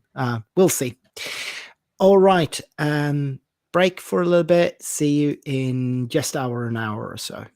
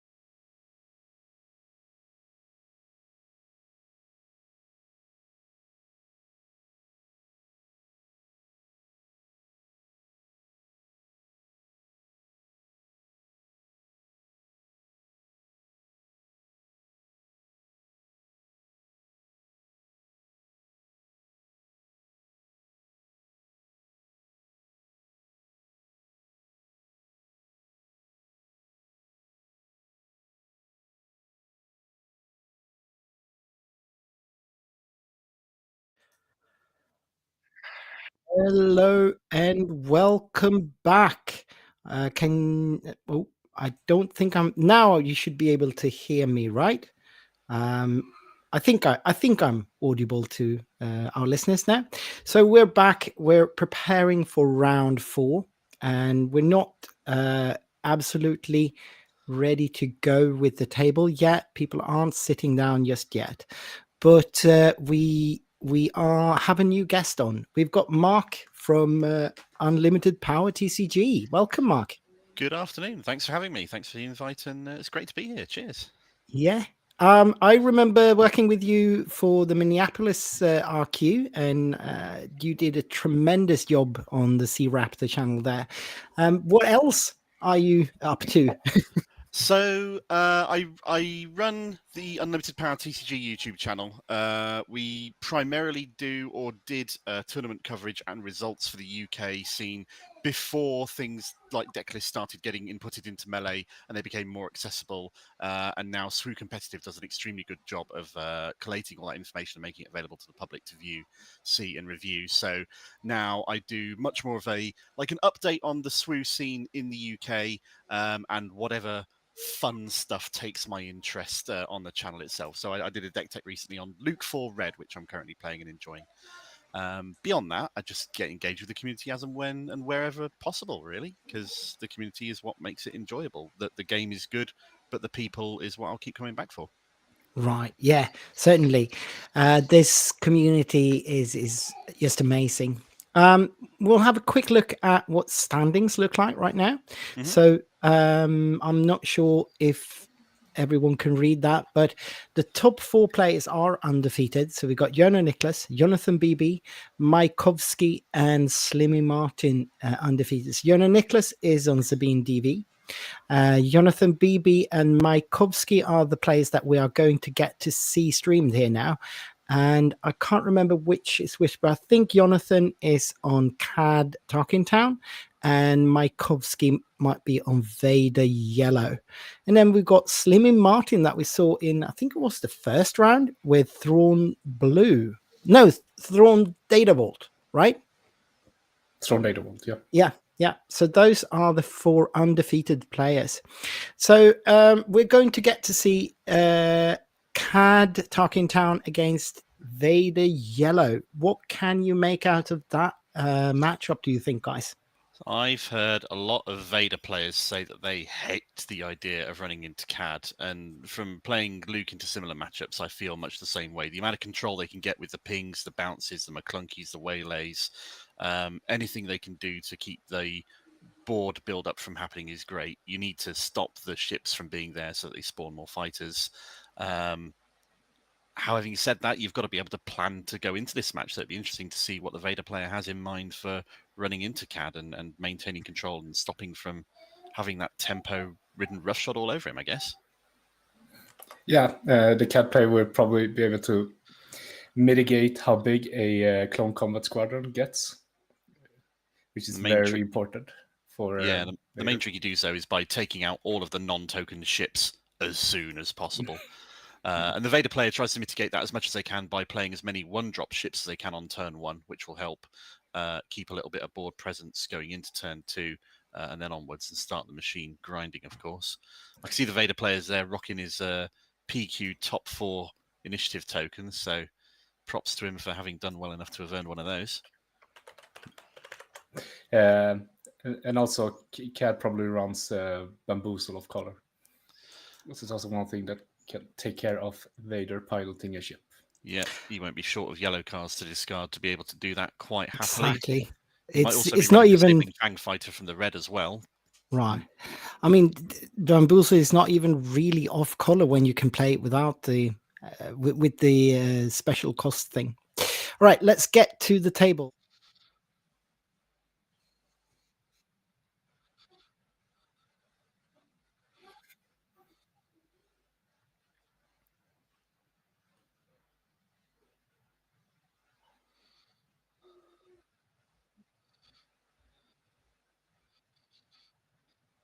Yeah. Jonathan has mulliganed already. He's shuffling out again. Table shuffle's a little bit time consuming, but very reliable, of course.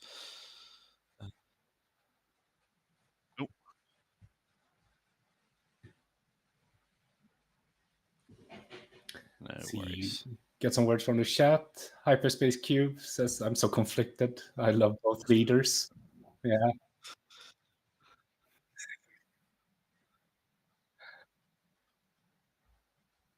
That's Mephisto from United States as well, right? Yep, that's Yeah. the name we've heard. The Americans have woken up. They have arrived. It is time. No doubt waiting and looking forward to your co-host for the Top Cut as well later on this evening, local time.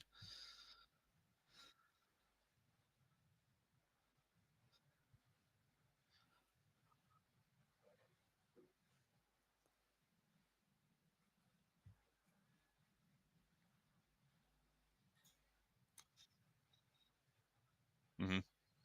Or done as much for bringing the commentators together to form a sort of like a unified group, sharing all the knowledge and workings and communication between them.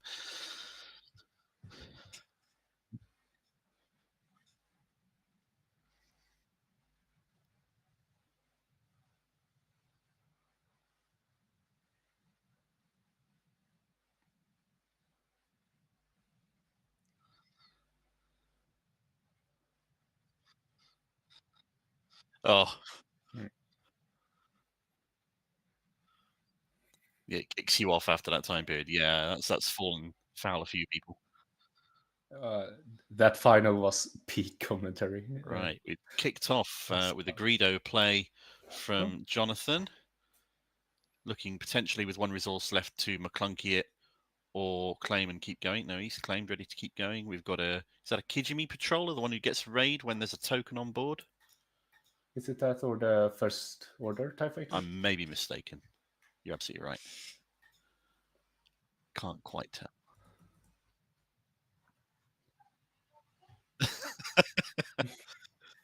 No worries. Cool. Well, we're on to turn 2 already. Jonathan has led off with a Boba. He's not attacked straight off the bat with Greedo, potentially looking to see what Bartek is playing for his first one. He's gone off with a AT hauler. He's going to be difficult to ping and kill. Potentially a waylay, I guess. That might keep that from hitting for 4 for a turn. Greedo striking for 3 on base. I've missed what happened to the TIE Fighter, but I'm assuming it got pinged by CAD when Boba came down and killed that TIE Fighter to stop it from attacking and spawning a TIE Fighter immediately and getting the engine going. I can't see a McClunky in Jonathan's hand. Board state currently favouring Jonathan. Not by much, though. It's only turn 2 so far. 3 damage on Bartek's base.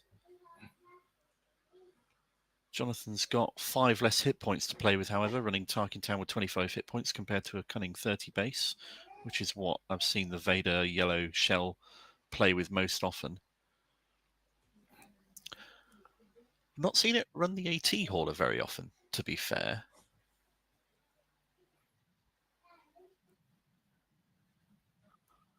Yeah. Thinking one of those cards to look at because everyone's teching a lot against Vader Yellow right now. Yeah. So maybe it's something that can counteract some of the strategies. Yeah, big stat line in there is a little bit more difficult to deal with that early in the game. Yeah, and what's it called? Bombing round won't kill it. Oh, yeah, that's true. Mining Guild TIE Fighter uses up a little bit of extra resources potentially for card draw if he needs it later on, but really it's just a cheap body on the board which will attack and give Bartek the ability to create more TIE Fighter tokens when he needs to. That looks like a McClunky. It's the McClunky. Taking the Greedo back into hand to do 3 damage to the AT hauler. And he's chosen to ping the Mining Guild TIE Fighter with the CAD ping. Jonathan's got, what, 2 resources open still, 3 resources open on Bartek's side.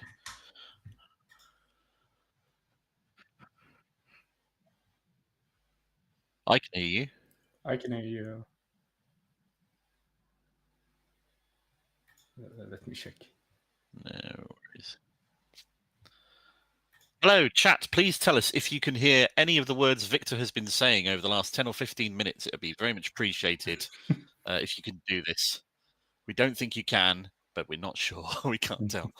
Viktor Leader comes down for 3 resources, which is a staple card being played in the Vader Yellow Shell, buffing both of those other spaceships. That's going to be the target to get rid of quickly.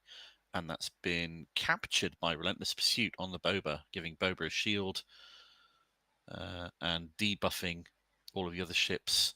Jonathan takes the AT Hauler, having killed it earlier this turn in a bit of a swing play there. However, Bartek still has the ability to attack with the Mining Guild TIE Fighter next turn, giving the ability to spawn another TIE nice and quick, ready to play some clone combat squadrons before the Vader flip, or on the Vader flip potentially. What's the CAD player looking to do at this point? He needs to build up his board, I think.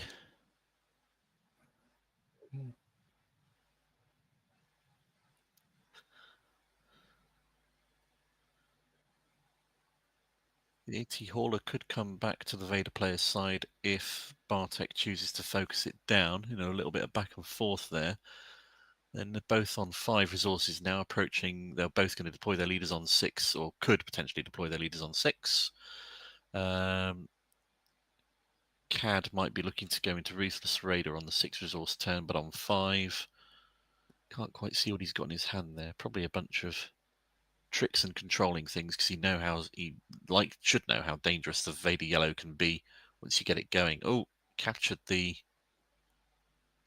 AT Hauler back because Coordinator's online, because it's the 3rd unit he's played. That's fine. Who gets it back if he kills the... I believe it goes back to the owning player.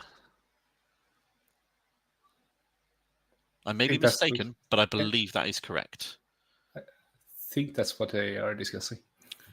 Which makes perfect sense, because that is a very solid play that the Vader deck does to get the AT Hauler back after someone's taken it from them.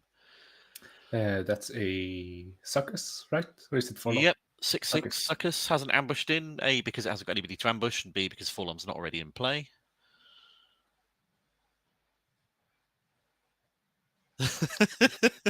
Nobody on the internet wants to hear Viktor. Oh god, this is awful. Mining Guild goes into CAD's base, bringing attack with a vehicle online, so another TIE Fighter can be spawned by the Vader. Fair bit of damage being shown on board by Jonathan, but a larger physical board state by Bartek, which means that's a lot more vehicles online to power up the Clone Combat Squadron if he chooses to play that on the 6 resource turn, which they're going into now. Mephisto is confirming it goes back to owner if he kills the... Much appreciated. Cheers. Yeah, that's a smart play. That's what you have chat for. It certainly helps. Jonathan appears to have largely abandoned space, although it's possible he could be playing a Ruthless Raider on 6. Or maybe he goes into CAD deploy into a hotshot blaster perhaps and do some damage. Jonathan has decided he doesn't like this game and he's going to get up and wander off. What's going on there? Wow. Okay. Now I think I'm actually audible. Yes, I've got my audio back on. Woohoo! Tell us in chat if you can hear Viktor, or tell us in chat if you can't hear Viktor, even if you can, because that would mess him up and it'd be really funny. Or maybe don't, because yeah, what the hell? Well, they seem to have been going out to get something to have as experience tokens, I can only assume. Oh, okay, fair enough. Well, yeah. Debating the judge ruling perhaps on the AT Hauler? Perhaps. Oh, actually, are people able to hear Gustav? Has Gustav got in chat? Please let us know if you can hear Gustav or if you've heard him. He's going to be talking a little bit now. Can you hear me? Yeah, you can. They can. Okay. Yeah, right. So if you can't hear me, that's going to be hilarious. No, yeah, you've been loud and clear all the way. I'm sure of it. All right, this was a little bit of a technical hiccup, but they are also having some technical hiccups there with the rules how to adjust for this. So, oh no, I think they are just. That's not an experience. It's the captured card, right? Yeah. So I'm not sure why Jonathan got up there and went away. No, you don't need a token to mark the fact it's a capture, unless it's maybe a token to mark the fact that Coordinate's online. Maybe, possibly. Oh, we shall find out, I suppose. We should. It's all good. Anyway, Mhm. they appear to be wanting to move on. Time wears on in the game.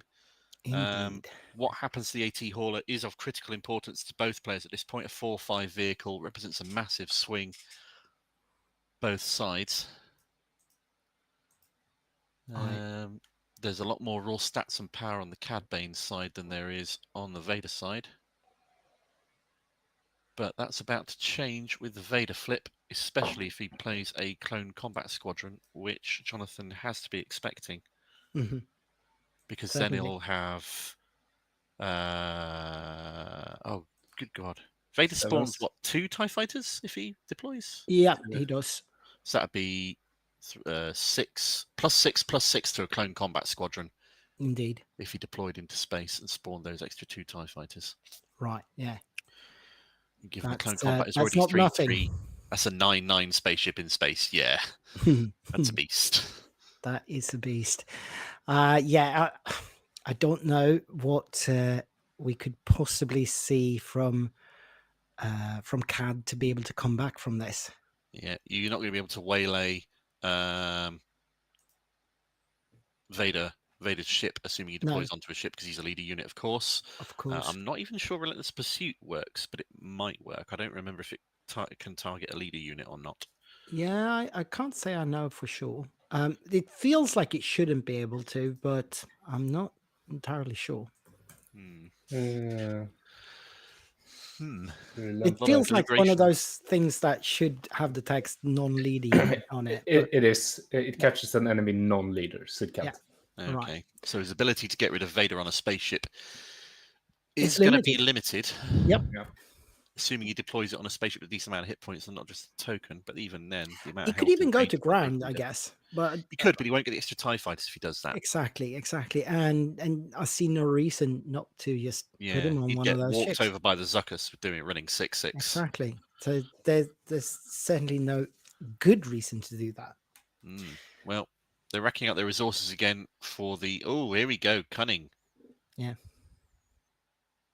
How's he played Cunning? For 6. He's double yellow, of course. Yeah. Oh, no, he's not. He's Cunning he's is for 6. Yes. Cunning for is, 6. I'm being stupid. So you can obviously play it. And I don't see a lot of people playing it out of aspect. Certainly not to the extent that you see Vigilance played out of aspect. But yeah, you can do it. He's waylaid the weaker Boba. He's tapped down the Zuckus, saving himself 6 damage. Right. He's got huge boards presence, having replayed the Viktor leader that he did earlier. Yeah, and that makes everything just bigger and bigger. This looks like it is Bartek's game to lose right now. Certainly. Cad flips out. Jonathan is no slouch at this game. He might have a lot of interesting things prepared for this matchup in his sideboard. Certainly Vader is one of the decks you need to have been aware of could show up. Surprise strike on the Cad, running in for 7 damage to base. Yeah. Which is not small, but it's also probably not going to be enough to counter the force Bartek can bring to the board. Right. However, Jonathan still has his 6 resources open at this time. Oh, no, sorry. He's played the 2 for the surprise strike. My mistake. So he's got 4 open. Yep. So that's not enough to deal with any of the... Well, I mean, assuming that Vader flips onto the TIE fighter, 2, 4, the Mining 6. Guild fighter there.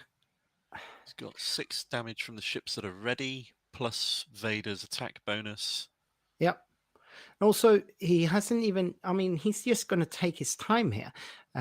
Create another TIE fighter, and, just... If that 22 damage is accurate, that they've just had a little bit of an argy-bargy over resetting the damage on Vader's base. Yeah. 22 is absolutely within striking range of the 2 units on board, and he's still got 4 resources left to play. So if he has another pump, that Zuckus could close it out in one more action, potentially with a hotshot blaster. That's true. Or with a surprise strike. That's true, but it seems that Bartek is just... Yeah, because Jonathan is gambling on that. And it would seem to me that Bartek is gambling that he doesn't have that pump. He's looked like he's tapped out all of his resources. Right, yeah. So he's going to be working out how much damage he's got left on his base. Oh, he's not flipping Vader. Oh, yeah, he's got to flip Vader does ground. more raw damage when he deploys to ground. He needs to do that. The more damage to base, yeah. Yeah. Oh, I thought he would be taking one of those guys out for sure, but he can't, of course. They got 6 HP on the second. All right, so this action will decide the game, one way or the other. Is there a pump? Then a Vader swing will win it, unless Jonathan has a pump. Yeah, exactly. So with a pump, he gets it. Otherwise, Bartek takes it. Yeah. This is interesting. Oh, he does. There's the hot shot. 8 damage to base. The blaster takes it. That's the first game. Well, that was a nail biter. Really cool. Really cool. A little bit of discussion there over the AT hauler. Hopefully that'll be resolved for future, with both players going to be considering what they want to sideboard in for the next game or two. Right. So, like I said, Jonathan certainly has to have been aware of this Vader matchup. And in main deck, most CAD decks run very light in space. But he's got to have something to answer space, right? I mean, this is where you need like the absolute knowledge of Yoda Killer Hyperspace Cube here. He knows these two decks better than any of us, I think. But at this point, we can only guess what Jonathan is bringing in, unless he shows us, of course. Indeed. I think I saw something from Bartek being sided in, which is likely a Lurking TIE Phantom, which when played would completely neuter the Cad Bane pings, of course. And anything else they chose to target towards it, which is... And anything non-unit removal based. So that unit would only be able to be susceptible to the actual space units that Jonathan has. Or a No Glory, which you're not going to run in this deck. Oh, yeah, no. He's not going to run No Glory out of aspect, I don't think. But he certainly could bring in quite a few different space units here. He could have prepared something. I think like Jump Master might be something he's running. Yeah, in Space Sentinel. That's certainly potential. Clearly, he's got Ruthless Raiders already in the deck. We just didn't see them. Yeah. It would be shocking if he didn't have Ruthless Raiders in there, to be honest. Yeah. Looked like No Good to Me dead in an open fire.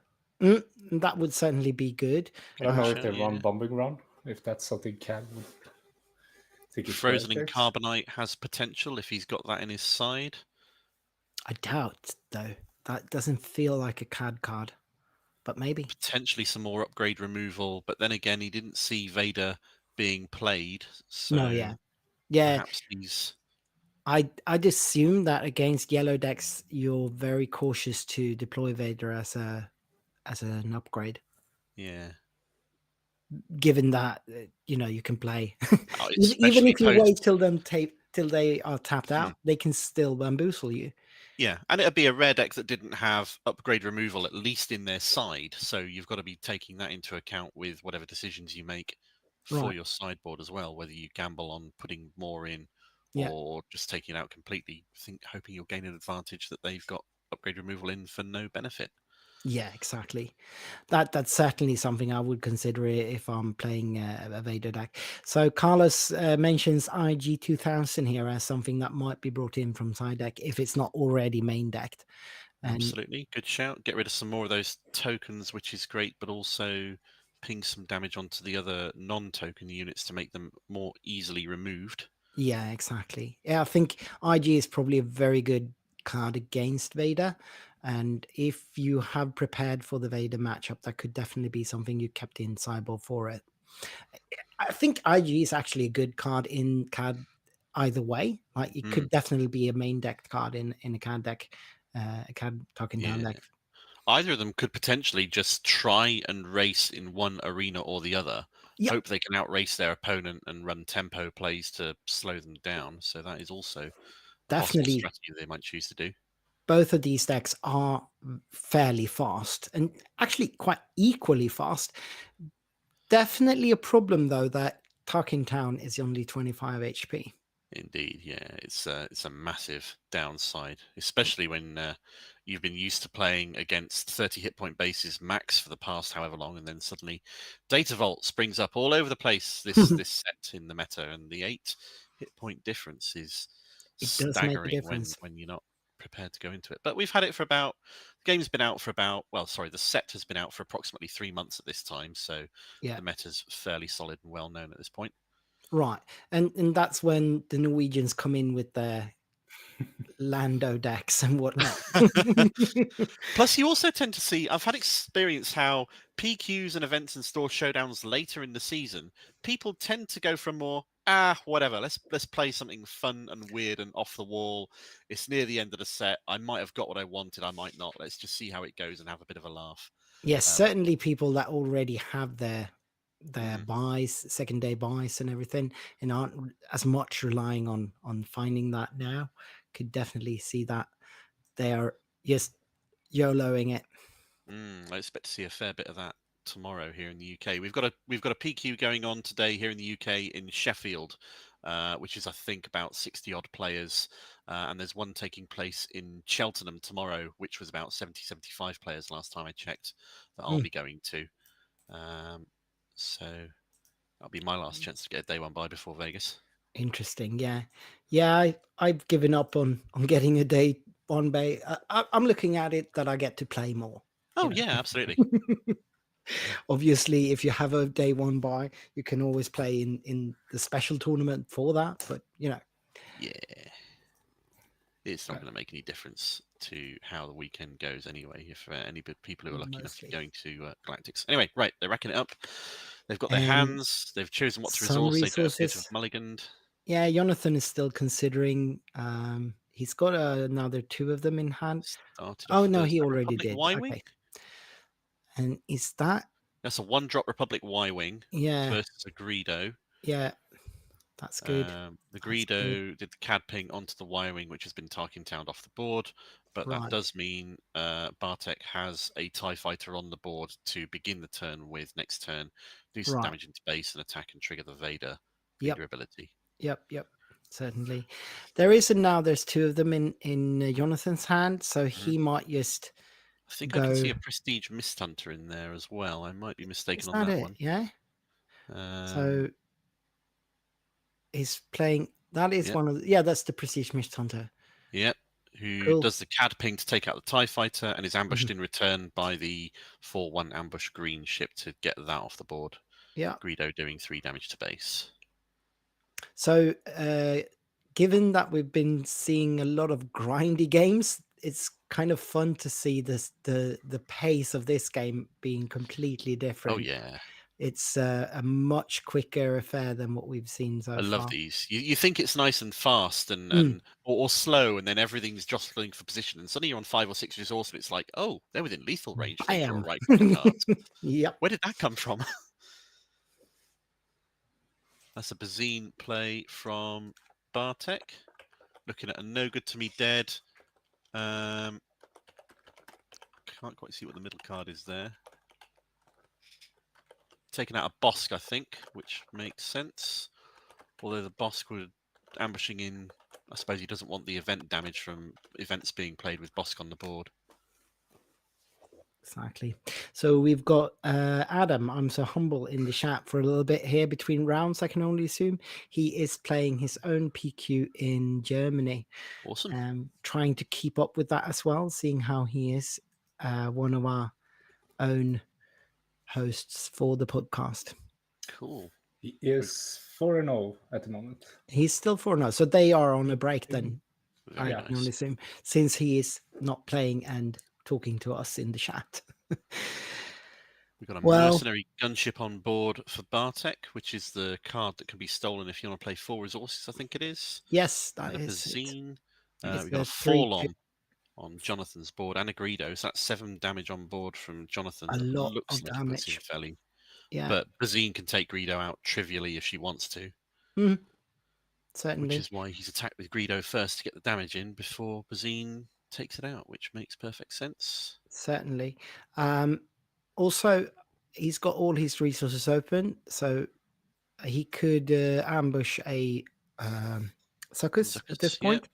But his own Bazine. Here we go. Bazine's A Bazine and an AT the hauler. hauler, certainly the hauler, right? I don't know. I mean, you get rid of it. It's potent, but it's also you risk drawing to something else.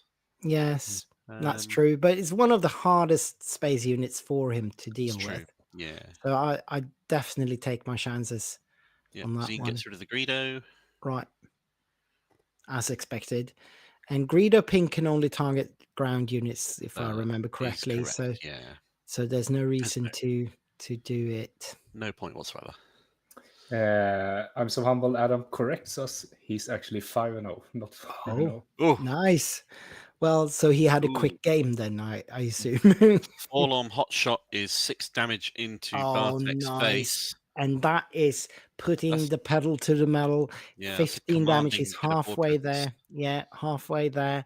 And it does not look like Bartek has that huge board that he had last time. And I can't really see him getting there just yet. Is that a shuttle? That's a Krennic's shuttle Mm-hmm. that has chosen to place Yeah. a shield from it onto the mercenary gunship. Makes sense. But it could be stolen at this point as well. Could be. I mean, not many people in a constructed event like this are going to want to pay 4 resources off their game plan to steal the opponent's ship. But if that It's had now- been the only ship he had on his side, it might be worth doing to stop Vader attacking with a vehicle. But it's not. He's got the shuttle to attack with next turn. It does, but it's shielded now, which makes for an interesting proposition. You're not wrong. They're going into 6 resource turn now, I believe. So both of them able to flip their leaders. Right. With a surprise strike in hand on Jonathan's side, so a huge amount of Interesting. damage potentially coming. That's Bartek's way this 9, 10, 11 damage, right? Well, he's just done 6 with a Forlom. Right. Oh, I thought it was going to surprise strike with the Forlom. It would have been 9 damage. Maybe he's saving that to hit with Bazine or with CAD. Sure. Why not? which I will mean, work. exactly. If there's a unit Oh, that might is get rid of the problematic. surprise strike here unless he sees something else he's worried about in Jonathan's hand. Bartek I having. can only assume that surprise strike's got to go. Yeah. There's another Forlom in there, so he's not going to play that unless the first one is taken out. And Bartek has no real ability to do so effectively unless he's got a waylay in there. Right, no. So, But he could tap it down with another cunning play. But having said that, he's just played the Sure. Bazine, so that's not going to happen. no. So, surely he's going to take, yeah, he's eyeing the surprise strike there. Yeah. Are we talking you out here, Gustav? Uh, Oh, no. Mm, no. It's pleasant to listen to me, you guys. yeah. Well, I think this game is Largely, it's yeah, it'd because- be shocking if Bartek managed to pull it back at this point. Just having Indeed. deployed Cadden hit for 4 more to base. right. And I That's don't see him losing it. I don't 19 know how. damage. racked up there 25. total. 25 damage. Cad player has been doing Yes, really I counted the wrong number of 6s. 25. Bazine does 1, can surprise strike for 4, putting him in all game range essentially. Mm. But did he get rid of the surprise strike? Sorry, I wasn't paying attention to that bit at that point. Yeah, he did. He did. Yeah. So that's not gonna happen. That's certainly the right play. But he's still got 3 units on board, 2 of which threaten lethal in 1 swing. right. If he wanted to just take it, but he's played a Zuckuss ambushing down onto board. It's very hard to see how Bartek can pull this back now at this point. Exactly. He's got what 2 units that present lethal, and he's got Yeah. another unit that is one off lethal. Well, he's So- waylaid one of them, which is fine. Even if he deploys Vader to ground, I'm not sure he'll be able to take. Well, I'm not sure he can even take one of them off board, I mean, he could take depending on what else he's got in his hand. if he's Forlom got off his own board. He certainly could, but that would take himself off board. And Cad together with Bazine is still lethal. Yeah. And right now, actually, Cad is lethal. Oh, there we go. No, he shakes it. Bartek has seen the writing on the wall and said, "No, this game is yours. Well played." Oh yeah. So okay, so he had a no good to me dead, and that's why Mephisto says that he had a no good to me dead in hand, and that why he was considering maybe not taking the surprise strike. But being so much after on damage, I think the surprise strike was the right call to remove there.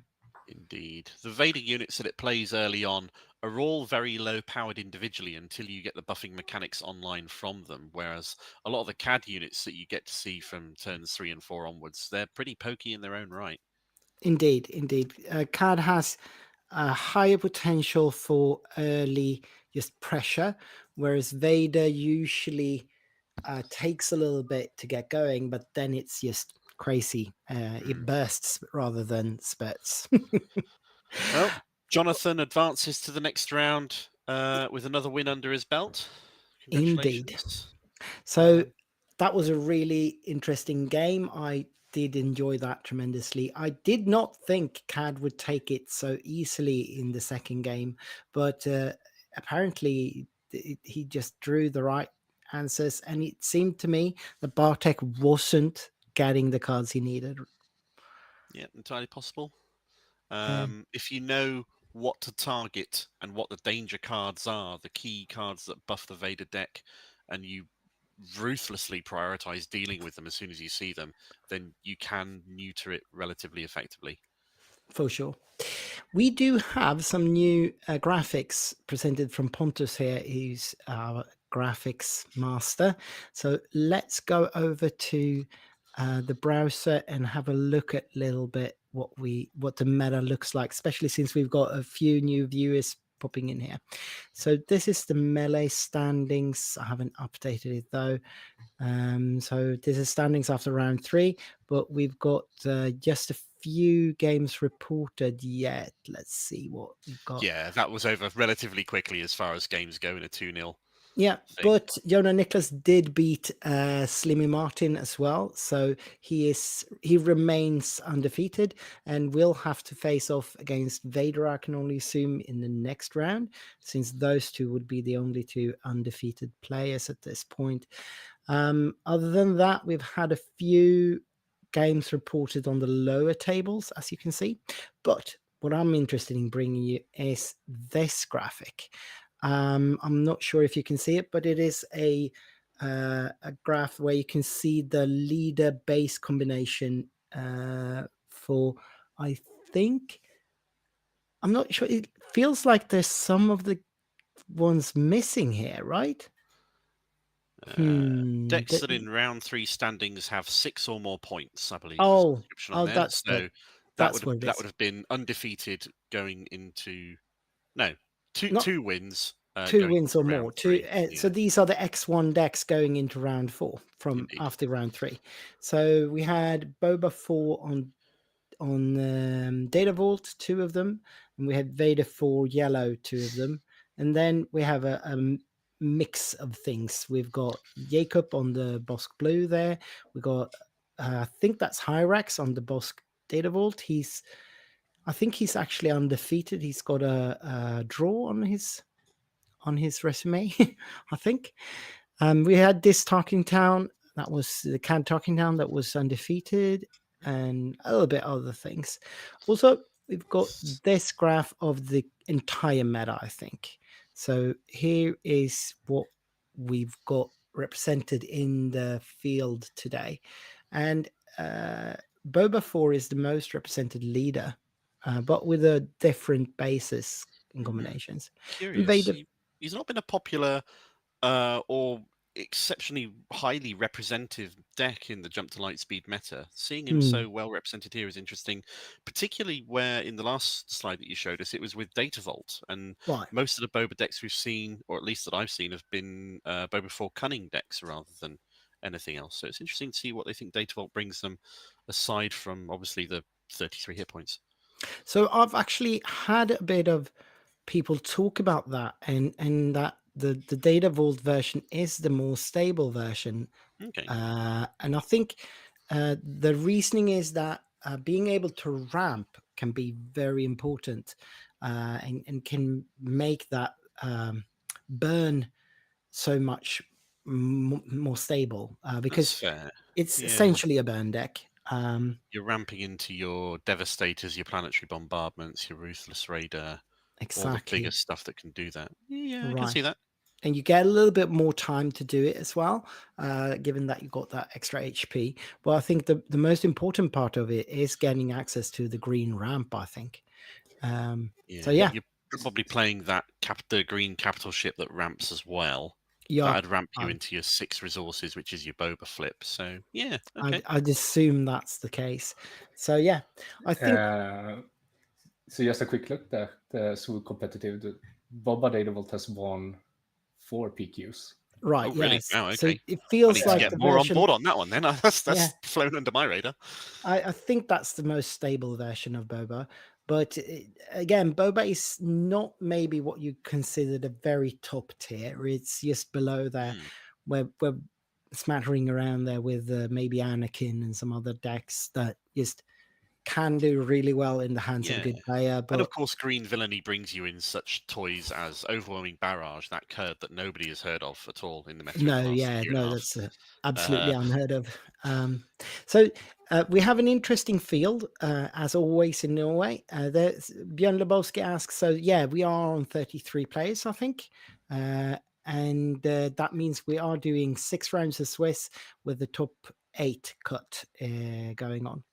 So let's see if we have any more reported games. If not, maybe we should go to break screen, actually. Let me have a look at that. We've got, let me update this. Yeah, we got, no, not really. Tower Hillier took another game here as well. He is XM1. And yeah, other than that, it's mostly the bottom half that's been reported as of yet. Jonah Nicholas, Mega News, no, that's the buy, sorry. Jonah Nicholas and Jonathan BB are the ones that are undefeated at this point. You know, there's something ironic about somebody in chat who's chosen a nickname "I'm so humble," saying I'm actually 5-0. I love that. Well, It's great. I mean, the nickname is ironic, obviously. Adam is Yes, famous for many things, but humble? I don't think that applies. Fair play and congrats. So, yeah. Well, I think that means that we should just maybe go to a break screen for a little bit. Is there anything else we should add before? What do you think? Yeah, if there's anything you want to ask in chat or particularly want to ask of us or about the event or game or engage in, do so before we go away to refresh ourselves before the start of the next round. I guess now would be the time to do so. Yeah, exactly. Or at least we'll have to wait a few seconds for YouTube to catch up with the time lag. Yeah. I don't Victor, Gustav, if you were both playing in a PQ today, what Mm-hmm. would you be playing? I would actually play Sabine, and since I don't like the Data Vault version, even though I think it's super strong, I'd probably be on the ECL version. Yeah. But Sabine has been my go-to in this set. Even before the Django ban, I thought Sabine was very well positioned. But yeah, that's my pick. Awesome. Yeah, I would go for Hantu Data Vault. I think it has a pretty good game across the field of the whole meta. Probably which cards you bring in your sideboard is gonna define your day, and That makes good luck sense. what you face. But I've heard a lot of people say how they're very worried about the tools Han 2 is going to be getting in set 5 as well in Legends of the Force. Have you taken a look into that at all? Not the green one, but Sure. blue. I think both blue and green, because of especially Bendu, the new red Bendu unit, will make the transition into Crate Dragon so much stronger. I think that's one of the main reasons why you would look at Han 2, I think. Awesome. Then you've got the new green hero character as well. Kelleran Beck, I think is his name. Who's a mini home one. Yeah. That you could play early if you were running green as well. So, I mean, he's basically a Vader without the ambush, but with more attack anyway. So yeah. One of our co-presenters, Yeah, Pontus. hosts, He would, Hunter Yellow. Okay, I mean that's a bold statement, Cotton. A bold plan. Yeah, but it is we'll Pontus's see how that plan. works out for you. He's been trying to make that work for a long time. Oh, props. I mean, love it. I would love to see that deck list perform or do anything. To be honest, and you because can he hasn't see the deck list if you want to on Yeah. the deck tech that Pontus made for it. It's Awesome. on Have you our got a link to channel. that? You could maybe post in It's chat for on. anybody who wants to see a lovely little It's on Hunter. this very channel. So if Oh, you wow. are indeed looking at this stream, you can just browse in the videos, and you will find a deck tech for Hunter Yellow. I will take a look at that because after having been surprised by somebody winning a PQ with Akbar of all bloody things, I'm not taking a Right. chance of some other random deck coming out of nowhere. Yeah, you should. Well, I think that's it for a little bit of a break here, and we'll be back in about 15 minutes or so. All right. See you in a bit. Ciao.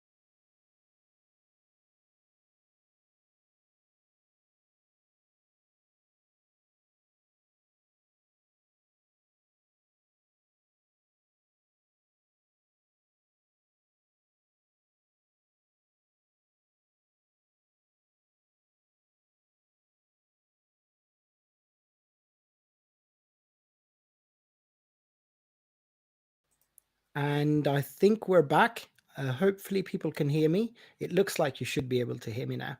And we have just finished up round 4 here, so we can actually show you standings for that. Let me bring that up for you. So these are the standings after round 4. So we've got 2 undefeated players, Jonathan BB on Vader Yellow and Jona Nicholas on Sabine Data Vault. Both undefeated, and virtually the same tiebreakers all the way down to opponent's game wins. So that's the third tiebreaker actually separating them. Are Mayakovsky. we in a state where we could potentially see or start seeing intentional draws at this point, do you think? Perhaps it's certainly like going 4 and 2, you should make top 8 with 33 players, right? I haven't done any math on this, and I'm sure people in chat are more well versed at doing it than I am, but I definitely think we're approaching the state where Jonah and Jonathan could ID here. Especially if you're 402 rather than 42, yeah. Exactly. So I think they could do it. I think they should be able to just draw their way into the top cut now. And also, if they draw this game and they end up against someone that needs to play it, I think they can afford to lose that one, because then they are going to end up 4-1-1, which should make top cut. So I think it would be safe for Jonah and Jonathan to just draw this game. Then we've got Mayakovsky Bartok from the last round. He's on. Sorry, that is the Vader Yellow. Mayakovsky is the Vader Yellow. Jonathan was the CAD player. Yeah, the CAD player. So CAD Talking Town is in the lead of the tournament right now. Vader Yellow in third place, and Tower Hillier, Norwegian player that has been around in many of our tournaments, but I have to actually check what he is on, what deck he is running. He is on Han Solo. He's playing Solo Worth the Risk with Shield Generator. So Han Blue. Okay, interesting choice. Shield mitigates some of the hit point damage that you take from the units that you're playing, and if you're playing a big enough one like Poe, you want it to stick a turn, so I can see that. Yeah, it does make some sense actually. And then we've got Slimmy Martin on, and we saw him in round 1, I think. He's playing a Thrawn set 4 Data Vault deck. So those are the top 5. We also got Delifier, and he is on a let me see, he is playing Palpatine Mos Eisley. Is that yellow, right? Yeah. Is that Palp one? Yeah, Palp yellow. Oh yeah, okay. And hopefully, then we've got get a boss game, but I'm sure he will at some point if he hasn't already, because that's going to go on forever. Yeah, that will be a long one. Yeah. So Palp Yellow in 6th, and 7th place we got Bosk Blue. That's Jacob Hultman.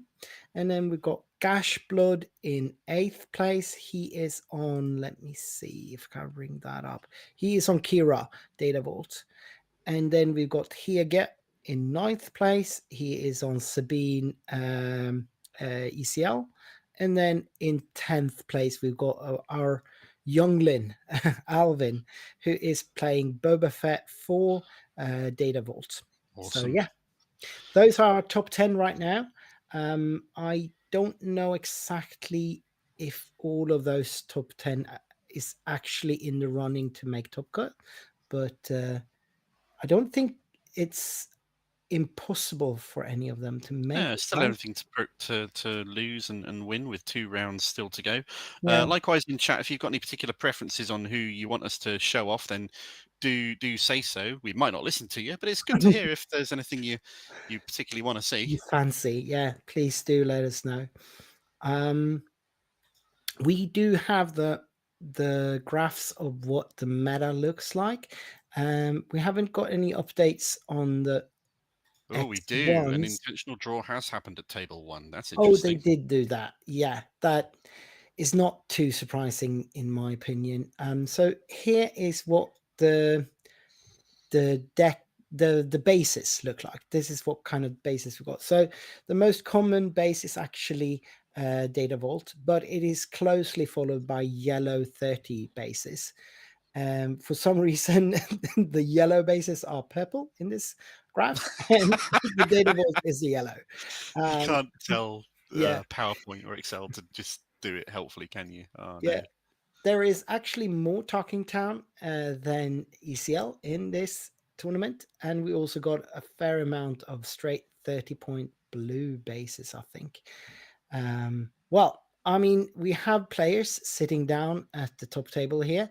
Oh, sorry, at the stream table. I'm not sure that's the top table. So let me try and figure out what we are actually going to get to see It's here. the next top table. Yeah. I understand we've got Bosk versus Kira. All right, Bosk versus Kira. So that's Jakob Hultman on Bosk Blue and Marius on Kira. Please enlighten us. What do you think about this matchup? Well, I'll try to fix the overlays for us here. Gustav, go for it. Yeah, like Kira runs the Palpatine's return, maybe some salvage. So if her units get removed, she has ways to bring it back. We'll also probably use some vigilance that can go after the boss player's deck, but probably not the play they want to do since they run restock. Otherwise, not super well versed with these matchup. Well, Bosk Blue, in my experience, is very much the hard control deck to end all hard control decks. So they'll be looking to either take it to time, mill out a deck, put down the absolute end game bombs that will shut down the opposing player's deck and go. Kira can have some of the late game plays, but won't typically have it in their main deck. So I imagine you'll be trying to see your Kira DV player try to put as much damage as possible, as quickly as possible onto the Bosk player's base and mitigate the effects to go late with the Bosk player likely to have more end game bombs in their deck as a main deck than the Kira player is likely to. So whether they can get around all of those, the bounties, the removal, the control the Bosk player is likely to be playing is going to be critical, really. They're not typically playing lots of volume of units, but might have to resource heavily potentially in order to try and focus on getting those units to be able to play them and have the board state out there. I think the Kira player really needs to figure out early if they're gonna win round one or not, so they can see if they wanna yeah, exactly. scoop early to get to sideboard instead. Definitely the case. I mean, before sideboard, it is certainly the case that Bosk probably has the stronger late game units in Crate Dragons, as well as maybe some Avengers and stuff. Started with Whereas a card Kira there. Yeah, right, that's a good play. Both can be playing the client. Both can be playing Dr. Pershing, of course. Certainly Pershing. I can't imagine either of them skipping out on that. Yeah. And there's a little bit too much glare to see that, but it was some kind of removal. Hillabon Sentinel being taken out by what looks like a merciless contest. And now Kira has played a super laser tech to get the first ramp of the game in. Exactly, which they can kill using her own ability as well if she wants to. Yeah, and this is certainly where Kira needs to go to be able to win this game. She needs to have the ramp online to get to, because Kira is certainly running some late game main deck. Oh yeah, absolutely. I'd be shocked to find if there isn't a Avenger in there, maybe even a Relentless. Or at least Devastator or Relentless should be in the main deck. Probably Devastator rather than Relentless, and then you can sideboard in some Relentlesses. We could see that the Kira player had a Devastator on hand.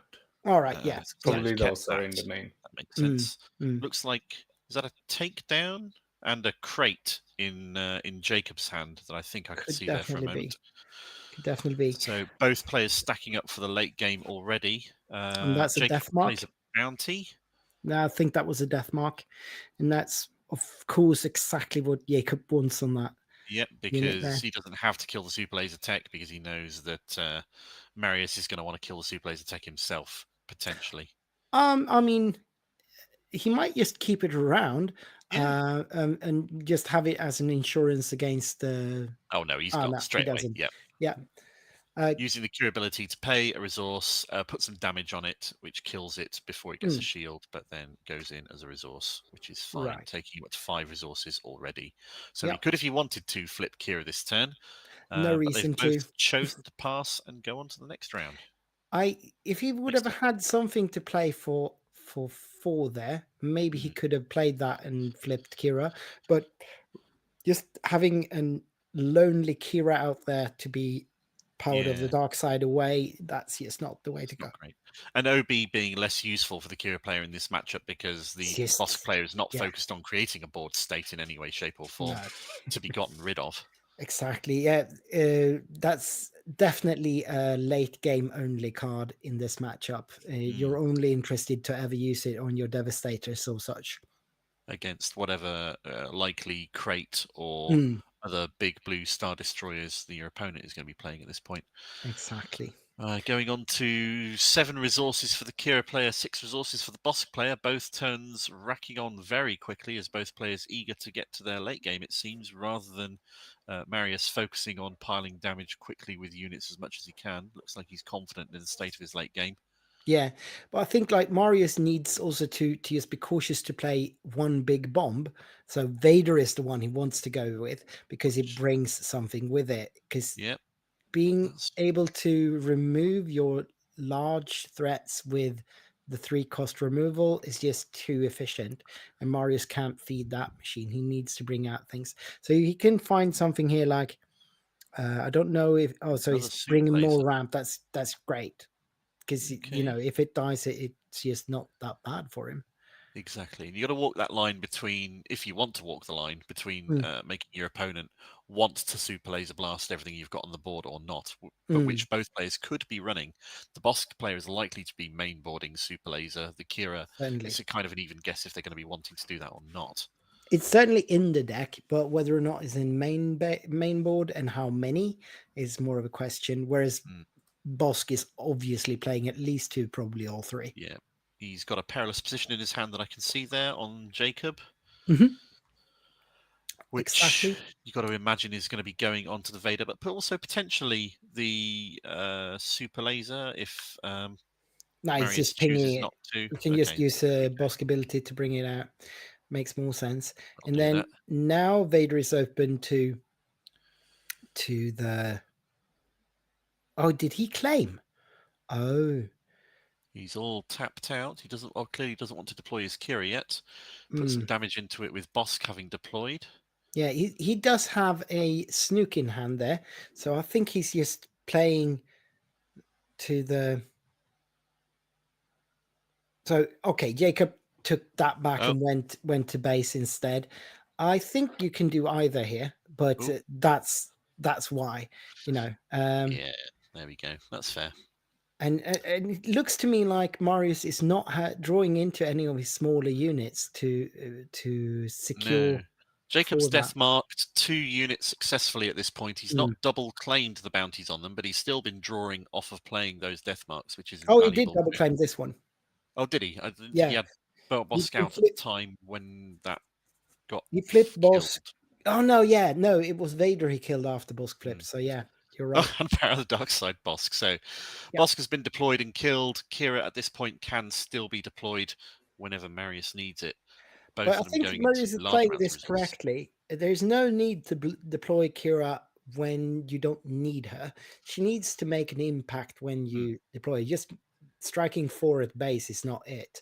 Yeah. You need to have a board to counter with her. Whereas doing 5 points of damage to, for example, a crate dragon could be very worth it. Exactly. So Charlton, he's shown 4 cards to give him +4/+4. So that's 6/6 Charlton on the board.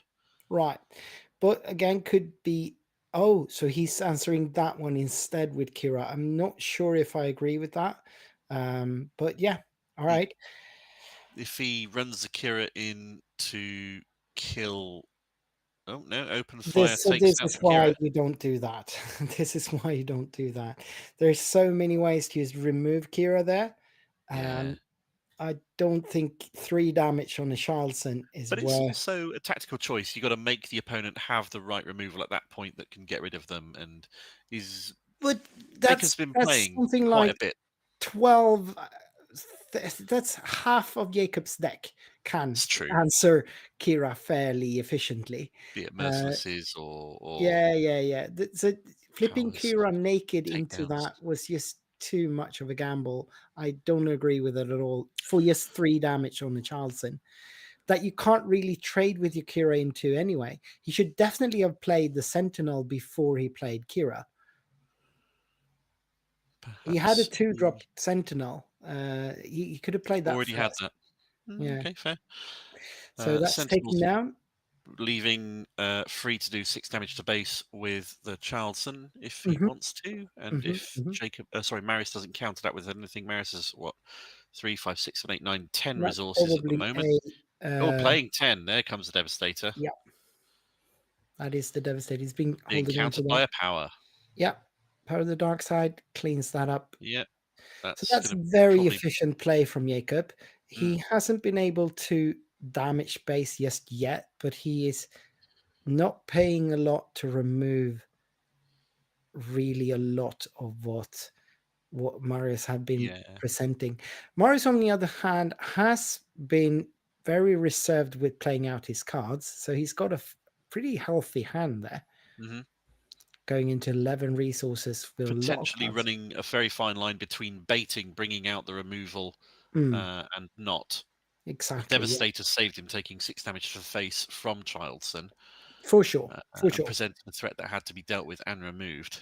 And it seems to me that the only removal Marius has in hand there would be the 2 overwhelming barrages. So he wants to have targets for that. So this is a Heileban.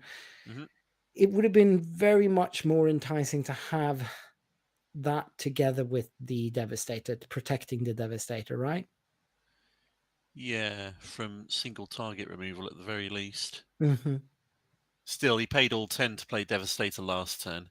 Exactly. So just keeping the Devastator for another turn and maybe removing the Charles in some other way. But would have cost him 6 damage to base, which I think he true. showed he was unwilling to take.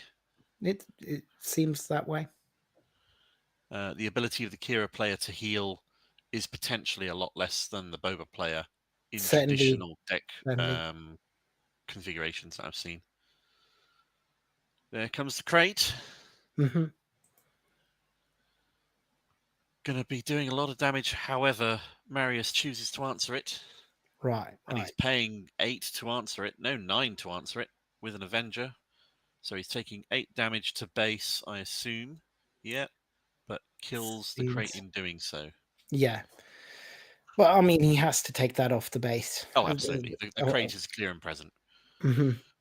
That's just too fast an end. And there's no way Jacob's going to waste that amount of damage on a Hillabon Enforcer when he can do 9 to base. Right. Marius putting a shield on Hillabon. Yeah, it's usually what you do.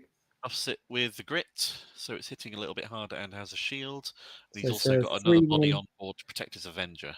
Yeah, it's a 3/2 shielded right now, which is decent. Yeah. Better than a kick in the proverbials, you might say.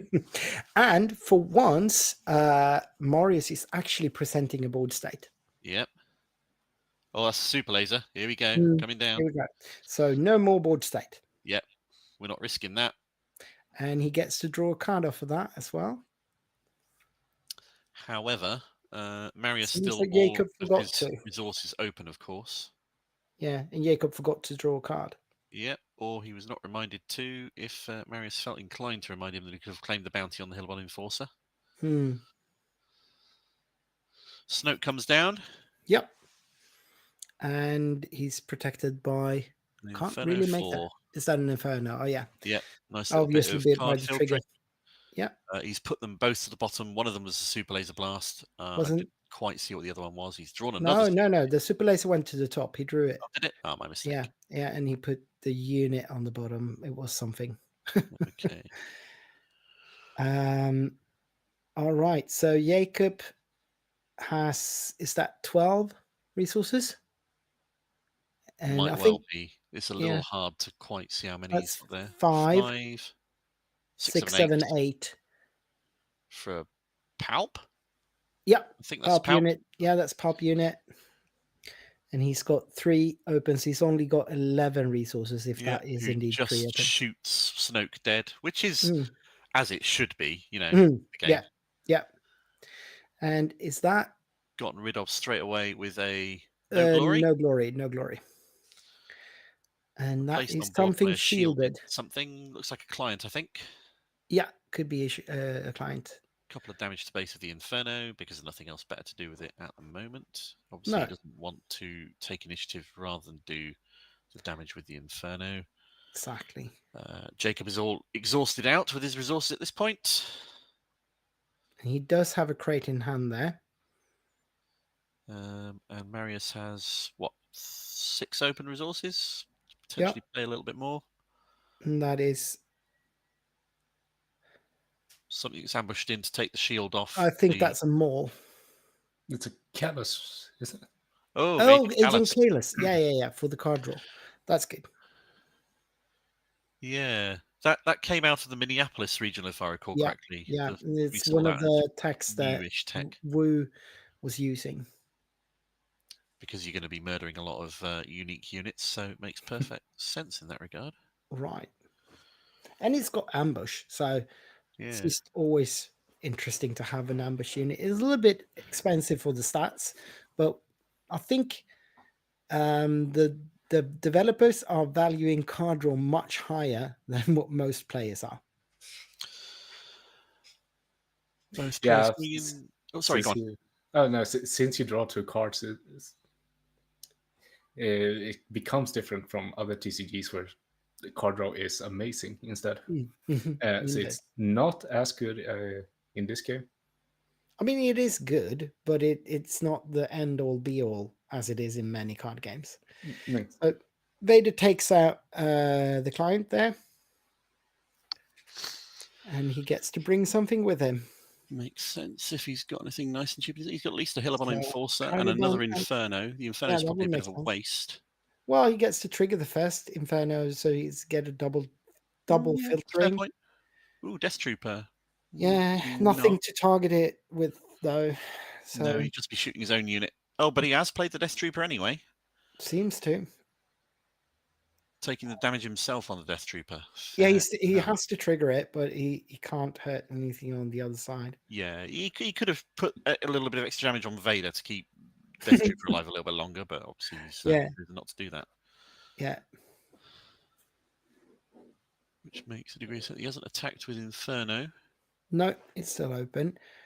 But I mean, it is a little bit disheartening if you're the Kira player here that you're behind on damage against the hard control deck.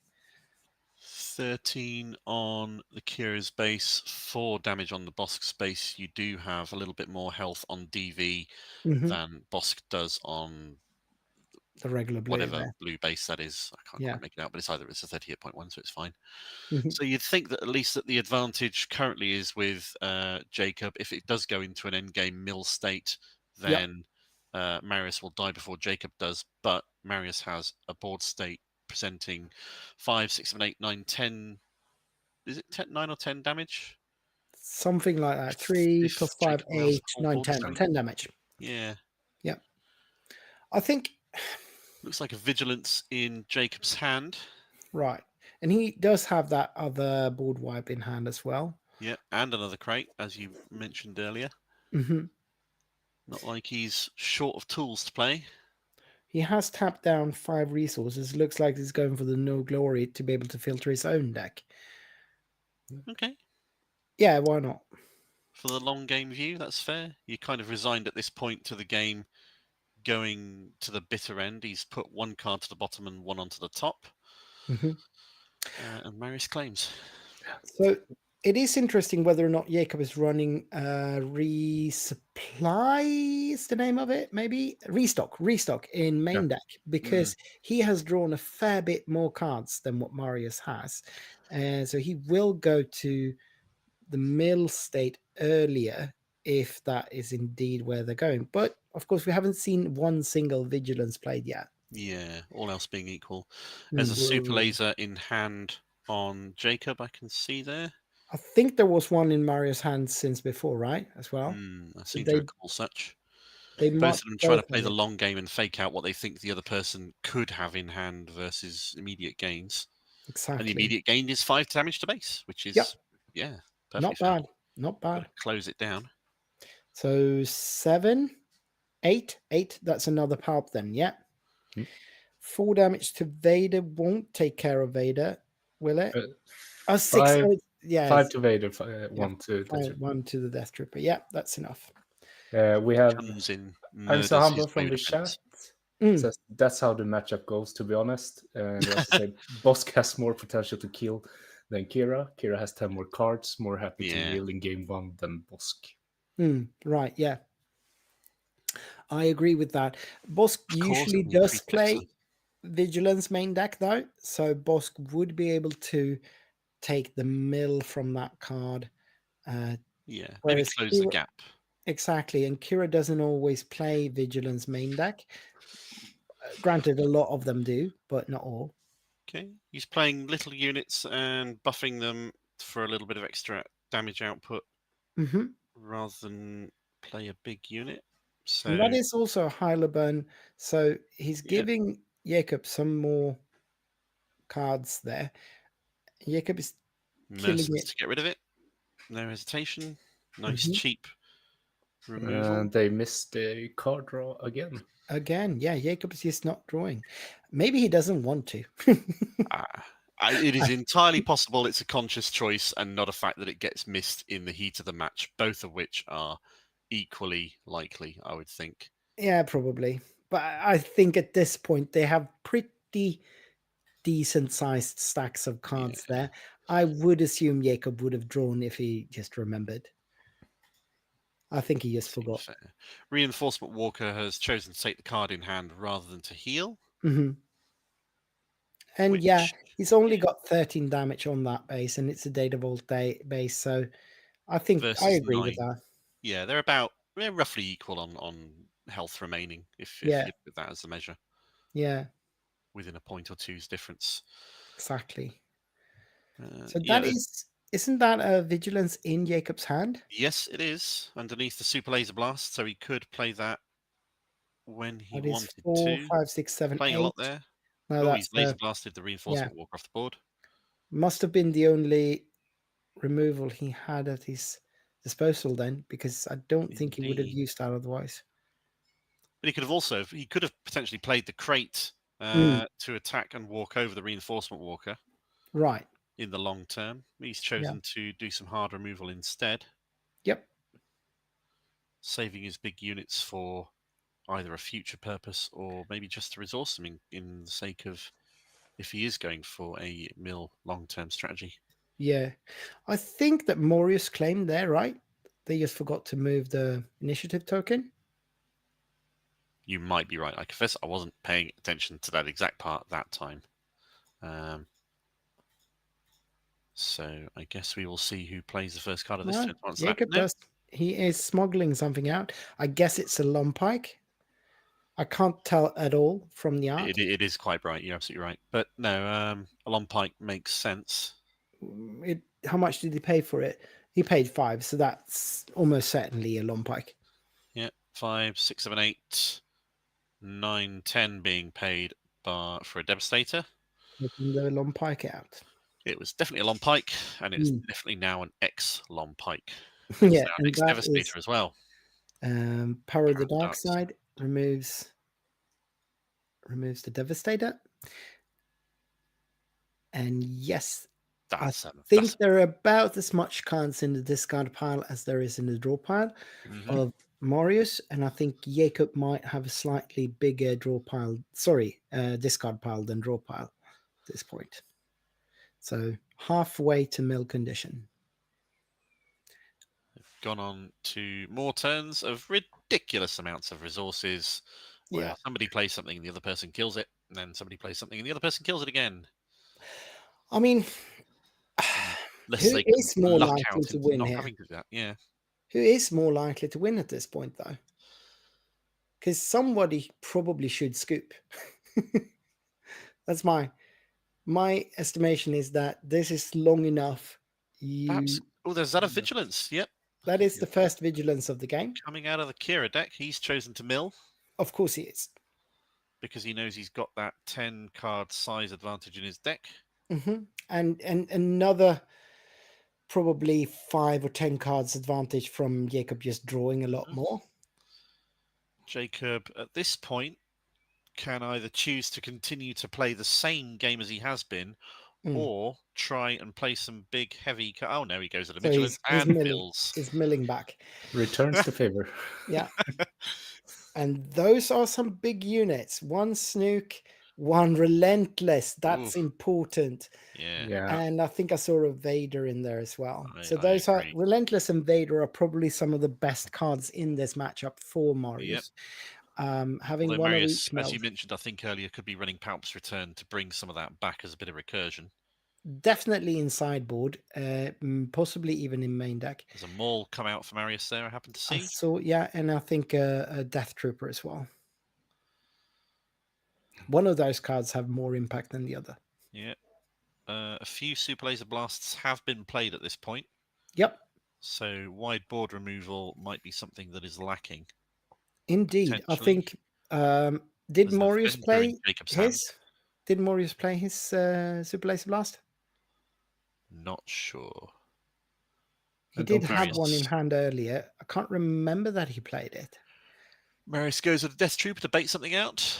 Yep. Jacob. Or to see what Jacob responds with. Something big. That looks like 6. No, he's going back on that. He's playing something small. The top target first. Oh, yeah. Top targeting that guy to have 4 heal come his way. And then he kills it. Space with cards. And heals 4. Yeah. That's easy removal. Did he just pass? Marius must have soft pass. Yeah. Yeah. Healing being relevant, not necessarily because they're in danger of smacking out the other person's base, but it gives them room to maneuver when they run out of cards in their deck and they start taking damage. So exactly. That is a thing. And Jacob is closing in on that. His vigilance for as well, not just to mill the opponent, but also to heal damage that he takes from drawing some cards. It looks like there's not very many in Jacob's deck whatsoever. It looks very close to the board there. Yeah, it could only be a couple of cards in there now. Whereas I think Marius has a fair amount of cards there. Yeah, certainly a bit of a large shadow being cast. So as they both decide what to do. Yeah, I think Jacob should scoop here. That's my opinion. They're both this far into it. If I was either of them, I wouldn't scoop at this point without seeing it out, because you're still gambling on potentially drawing or playing something that your opponent can't quite answer at the right time. Having said that, they both got huge hand sizes, so yeah, their ability to play an answer is not small. And the resources are there.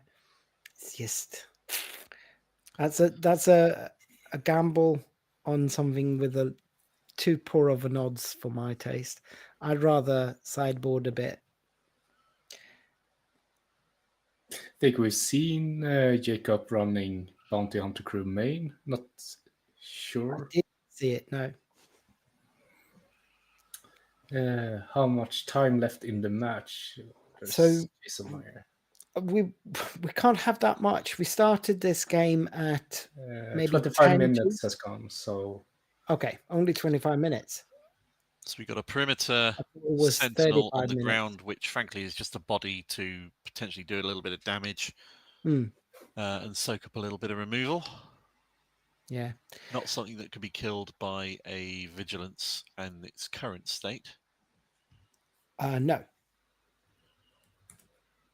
So that's 4 resources and a couple of more is coming in. That's another 7, 8 total.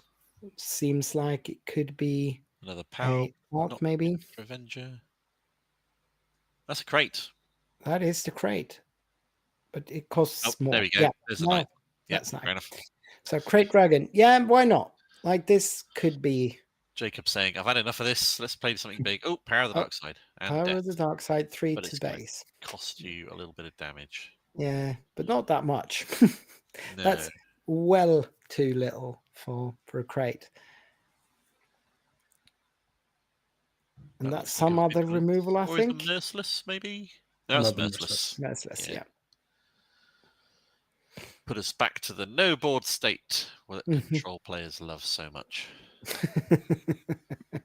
If I sound bitter, then it's because I am. Yep. No, Jacob has taken his first damage from drawing 2 cards, but only being able to draw on 1. There is no cards left in Jacob's deck at this time. no. And Adam, I'm so humble, says that depending on Jacob's deck, he is totally fine. And I think the depending is whether or not he's running restock main board. And we don't see main restock in his hand, do we? No, I don't think No, he I runs didn't it main catch board. it. No. And that means that since he is now out of cards and Marius is not, I don't understand why Jacob isn't scooping. I don't see there's any chance. He's only done 11 damage to Kira's base here. I can't imagine that the cards in his hand will be enough to Yeah, win at this this. point, it's like a Hail Mary as to Yeah, whether or not he can play something down and have it stick long enough to do enough damage to mill. Unless, as exactly. you say, that restock is going to be the key if he has it or doesn't have it. And I don't see it in his hand when he's shuffling there, so I don't think he's having it. He might have, of course, he might have resourced it, but in a very early part of the game when he didn't think he'd go this far. 1, 2, 3, 4, 6, 7. As an Avenger, nothing for it to kill, but big body on board to do some more damage to hasten Jacob's demise unless he has a removal able to get rid of it. Which, Yeah, he could I mean, get it's even into. odds at this point. I think there's an Avenger in Jacob's hands who could get into a Avenger off, but he seems to be playing No, let's just something no glory else. that and get rid of No it. glory. Or is it a no? That's Oh, definitely there no was glory. there was Yep. no glory.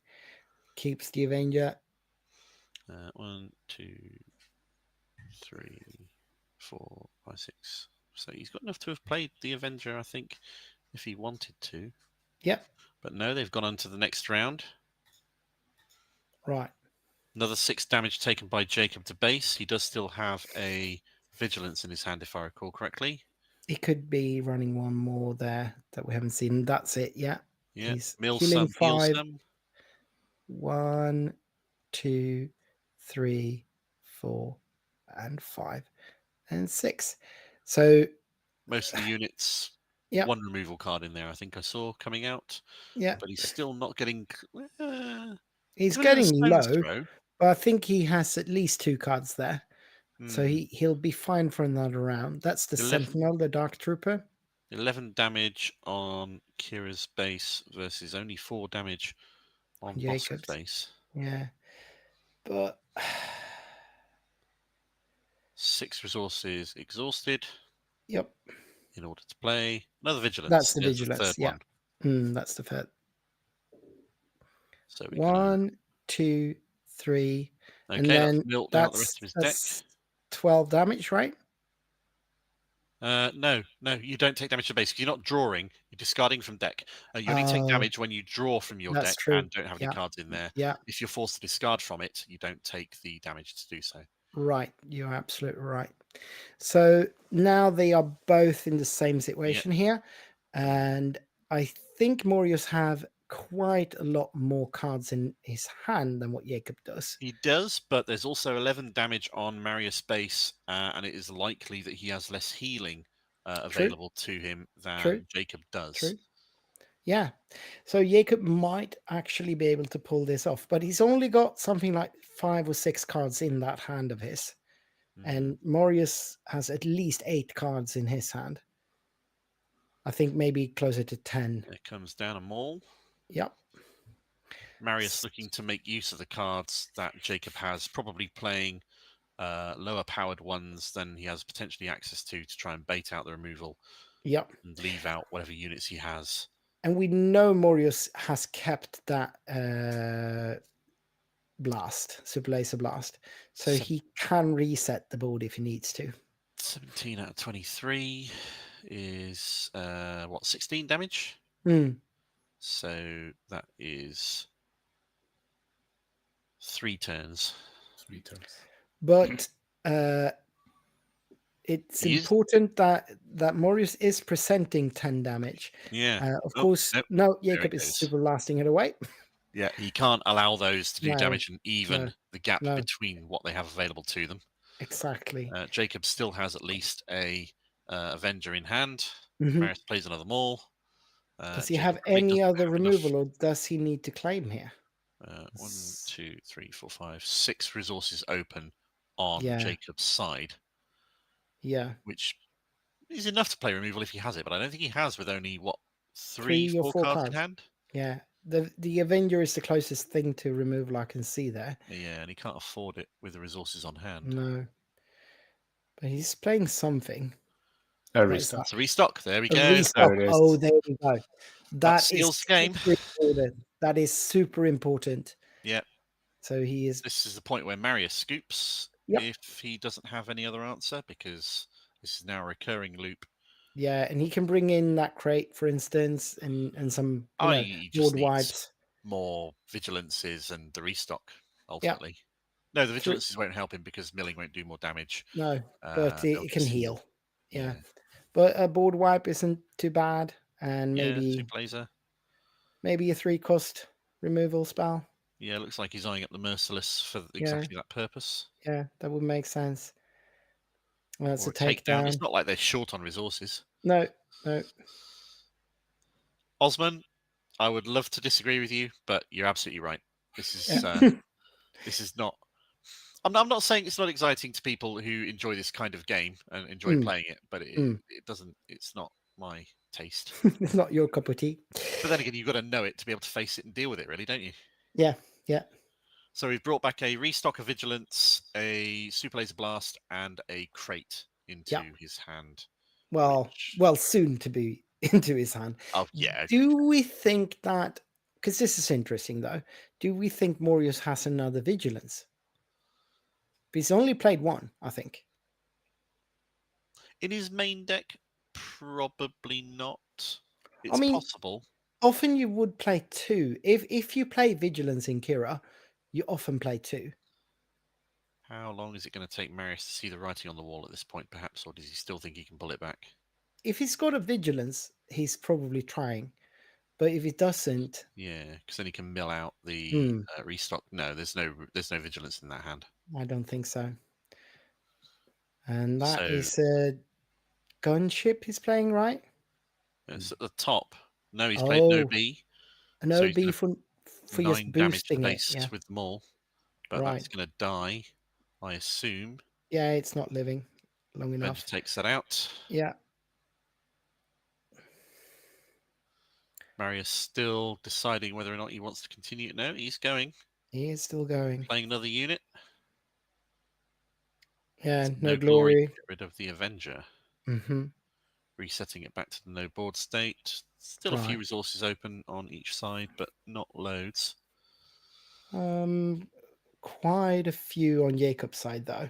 Yeah, Marius at least 5. And 29. Come on, the writing's on the wall. I think this is where you scoop, right? you can't play on now, Morius. Why would you? If you do pull it back at this point, then I owe Marius a drink for doubting him. But yeah, sure. I can't see it. I must confess. Just a while ago, I thought Jacob was supposed to scoop. Yeah, you were firmly on the on Team Marius rather than being on Team Jacob. I was, but in my defense, I did not see that restock in Jacob's hand. I thought he didn't run it. There's the scoop. Right, both players going to sideboard. Yeah. Realistically, assuming the game goes on for a similar length of time as this one has, chances of them getting in a third game are slim. That's a nice idea. He's put in the top of his Gamegenic deck pod in there as a shield, so he can lay stuff out and consider what he's sideboarding or not sideboarding. I haven't seen that done before. It's a good idea. It's a good idea. I've seen a couple people do that. Okay. Bring in some Rivals Falls, bring in Bounty Hunter Crew. Yeah. So they should removal. have around 15 minutes left. to Yeah, play. I think So, something like that. yeah. However, Jacob is 1-0 up on Marius, so Yep. if they go to time during this second game, Jacob advances. Indeed. And that reminds me, I should update the score. No worries. It was a subtle hint on my part. I'm glad you picked up. Well, thank No you worries. for keeping things correct here. Everybody likes a correct board state.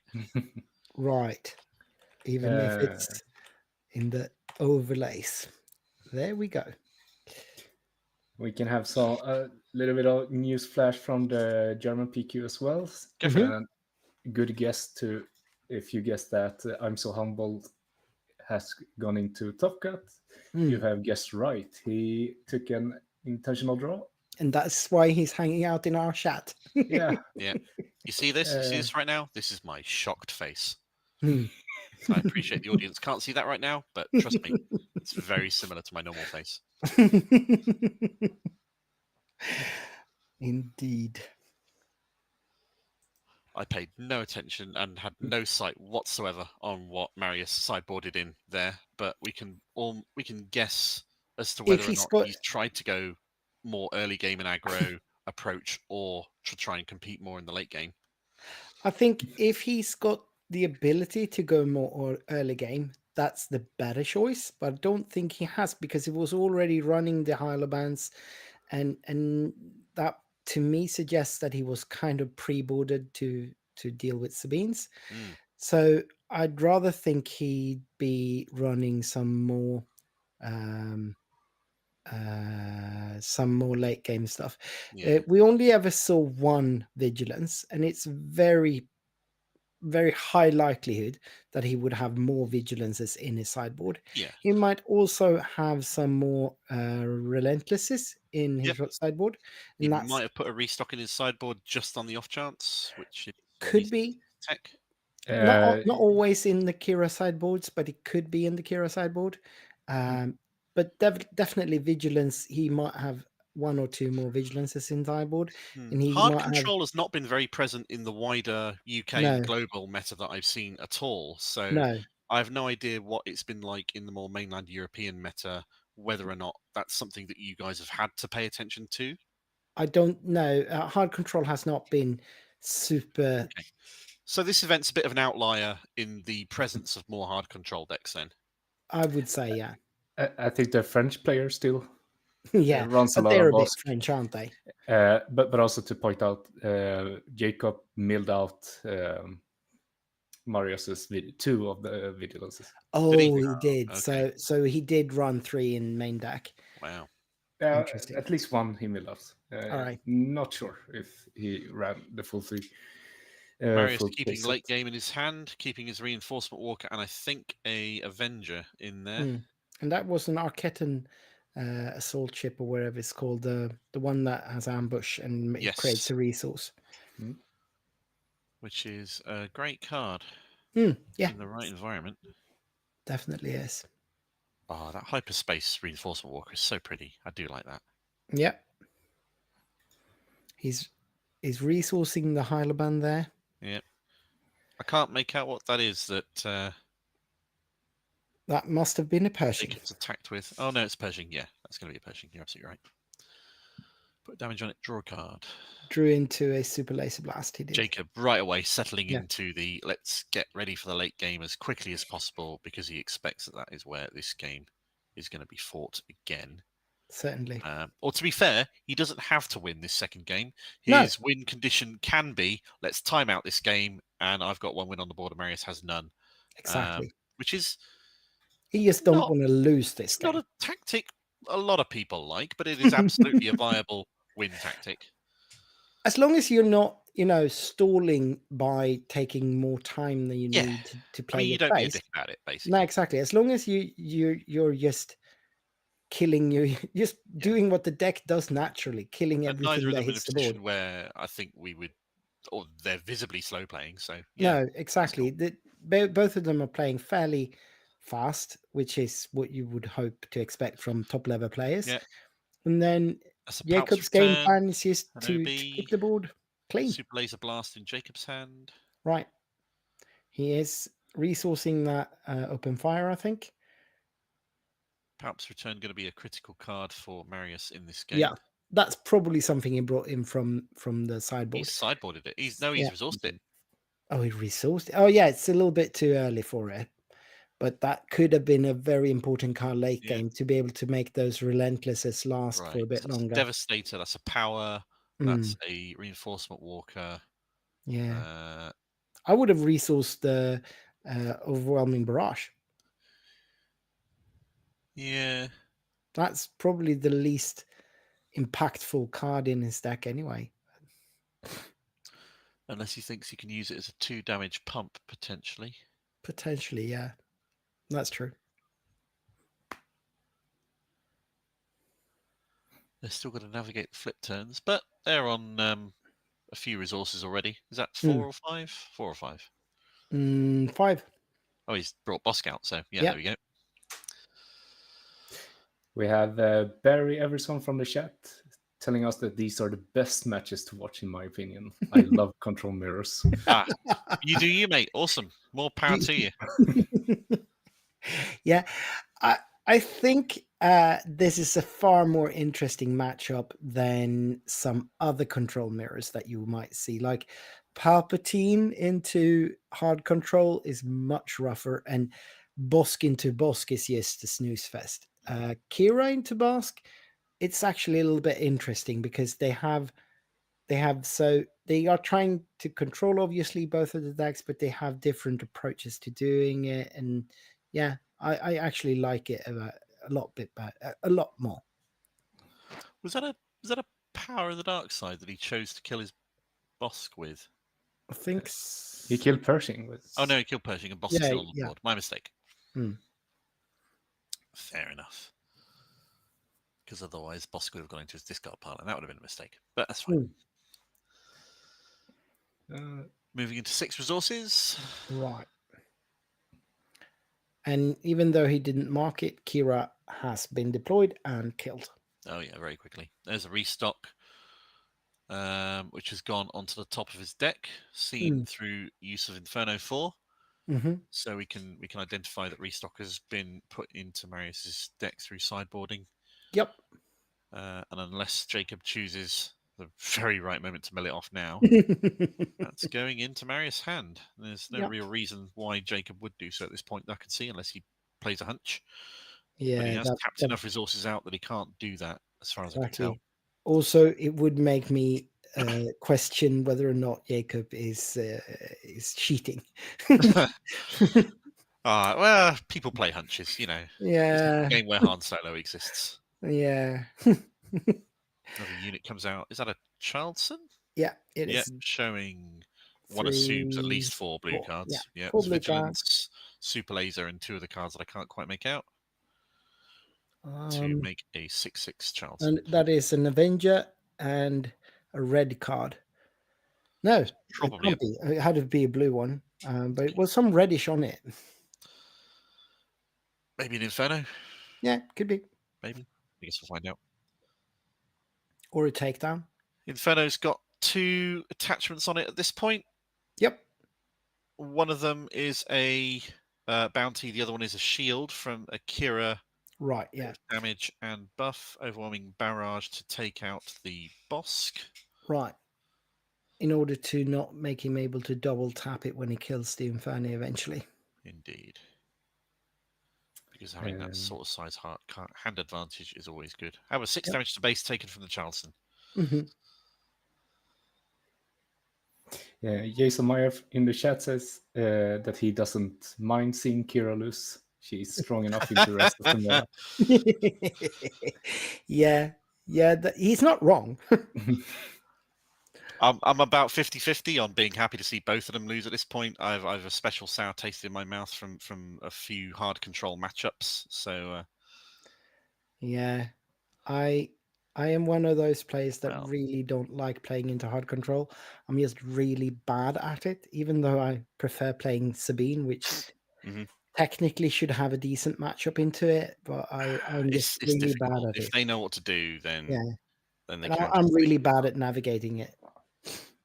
Sounds like you've got a practice task in front of you. I mean, I do play test a lot with Jacob, so he has been whooping my ass on many occasions. Excellent. And has you saying, "Please, sir, let's go again." Much so. Right. Moving on into what are we on? 7 resources at this point? I think so, yeah. Looks like. And no ramp from Marius. He could have potentially sided it out or decided it's less useful. I think perhaps he sided out something like resupply. Might definitely be something you'd side 20 out. damage on Kira's base, though, from this Yeah. Charleston's giving him a whooping. He's going to have to Yeah. answer that. Exactly. And well, I mean, that's one way. Brings out some healing. No glory. unless Will he wants draw to- it or? Oh, he's thinking about it. No glory. He's drawing it. He's drawing Okay. it. And that is Power of the Dark great. Side gets rid of the Reinforcement Walker. Yep. Okay. Yeah. Which means that Marius is all tapped out. He's facing another 6 to base, Yep. unless he claims immediately, which he has, and hopes to get rid of it first play of next turn with his No Glory or But any other Jacob removal still he has got. handy. Oh, that's a foreloom. So Jacob still had a lot of open resources there. Mhm. Um, Is that a client or a no, it was a foreloom. Oh, in his hand. no that he's just played? That was a foreloom from the resource row. Oh, Long Pike. Sorry. Yeah. Oh, okay. sorry. Yeah, sorry. You were confusing foreloom. me there with Forlom. Yeah, sorry. That was just my brain farting. It happens. It's been a long day for you already, I'm sure. Certainly And it's has going to be been. longer yet. You've got another few hours to go, my friend. I do. That's why I'm bringing in increasingly better and better co-hosts. Just make up for the room I leave. It's all good. So Forlum, so that is actually Lompike, was killed Gets by murdered by the Avenger, and the Avenger gets murdered by another Avenger. The Avenger leaving of the 6/6 Charlton still on the board, ready claiming, to punch another 6. and that takes us to 26 damage Ooh, on base. Only that's- 7 to go, and this is problematic for Marius. Yeah. He needs to answer that. He has claimed he has to yeah, kill the Avenger, otherwise he he does. dies on the next action. Exactly. There is no way around it. And this is why Overwhelming Barrage is not the card to keep, because it does nothing when you've got a clean board. He does have a Vigilance in hand. That It looks would like he's save him. shuffled that to the top, which, if he uses it to heal, has potential. Yeah, it does. But he's also now moved the No Glory to the top, which will get rid of the Avenger. But He's that going to leaves take another 6 from the Charlton, which puts him on exactly 1 damage off lethal. 32. And now certainly he needs to play the Vigilance. No glorying. He's got 2 of Killing those. the second Charlton. Oh yeah, he didn't have 6 resources anyway, so yeah. But a any crate 2 should be game, right? Yeah. There's a crate. Crate for game. And that's GG. There we That's go. GG. So Jacob Jacob goes did through indeed 2-0. not stall this out. He just blasted for the win. Yep. Yeah. Props to Jacob for doing that rather than drawing it out for even further. He's like, yep, let's end this. Right. Let's go through, get it done. Yeah. And for Jacob, that means that he can now ID into Top Cut, I think. Yep. Do you think that may have been a strategic call on Jacob's part? If he would have thought Marius was sideboarding in to compete in the more long game mill game, Certainly. Jacob's decided, right, I'm just going to punch you a lot. I think so, yeah. And Marius was not quite as ready for that as he was expecting or hoping to be. Also, from experience, Jacob is very much a adapt to the hand, play the cards you draw kind of player. So when he didn't see that many death marks and that many card draw, he didn't have the option to go as controlling. So then he adapts and he starts playing much more threat like and put pressure instead. Yeah. And that's very much his play style. So We are seeing what Marius has sideboarded in as he takes it out from his deck. There's the Architens, there's a restock, there's 2 Pounce returns, 3 Pounce returns, there's one Relentless, relentless. and an Annihilator. Yeah, right. Oh, and another Avenger. Yeah, makes sense. Well, It was all power. Yeah. Yeah, indeed.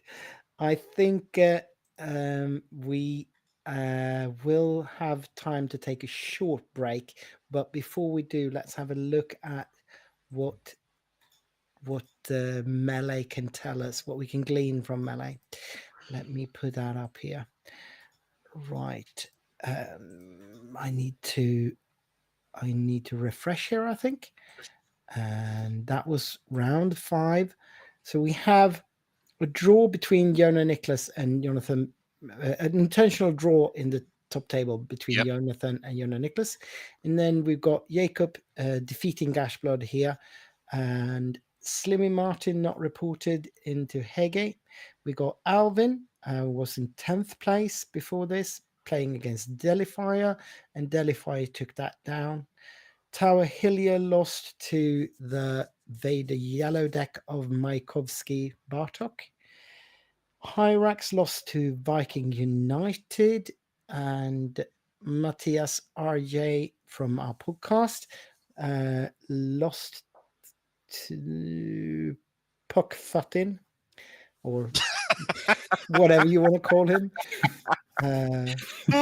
Props to that guy. Brilliant. Yeah. And then Jesper beat Halfin on table number 8. And I think that's the top 16 players. That's as far as we need to go right now. So we were waiting for Slimmy Martin on his Thrawn 4 deck against Hege, which I can't recall what Hege was playing. He is playing, let me see there. Thrawn 4 is very interesting because you don't see it as a very popular deck, but I have seen it win a few key events here and there run by a few people. So clearly the players running it in those situations have what it takes to do extremely well with it. Right. And also this is quite telling. The Hege is the one person on Sabine ECL, and it not being reported yet tells me that Slimmy Martin is doing at least okay. Yeah, that seems fair. That makes So perfect sense. If Sabine is doing well, this is a quick game.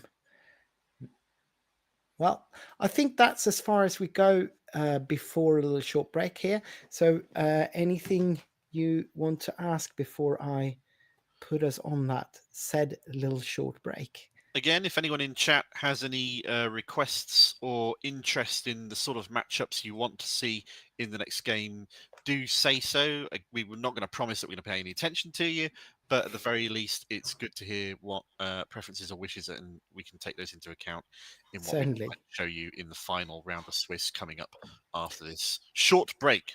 No sponsors or whatever you want to call it. We don't have any, but also there's a fair chance that we won't be able to do too much requesting anyway, because I think intentional draws might come into play now. That is, that's perfectly fair. Makes sense. Plus, we might also want to bring you the more exciting one, which is potentially a matchup where the people playing are going into top cut or not, and therefore it has attention. So there is that. There's that. Well, I think please do shout out in the chat what you like, and I'll put you on a little bit of a break screen here for a short while. See you in a bit. And I say goodbye for today. Oh yeah, Gustav, you're not joining us for the next game, so thank you so much. It was a blast having you as always. Yeah, likewise. Fun doing this as always. Again soon. All right, good. Bye-bye. Bye-bye.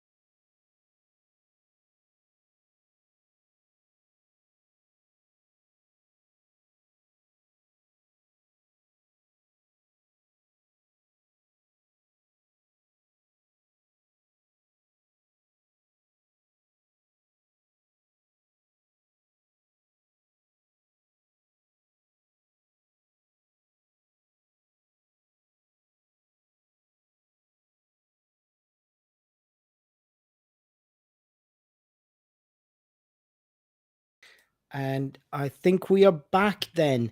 So we are still waiting for matchups for the final round of Swiss. I think this might take a minute or two extra, just due to the fact that people will Control have to play is going to decide. control play. Yeah. Yeah, also those that have finished up might want to start thinking about whether or not they are IDing for this last round or not.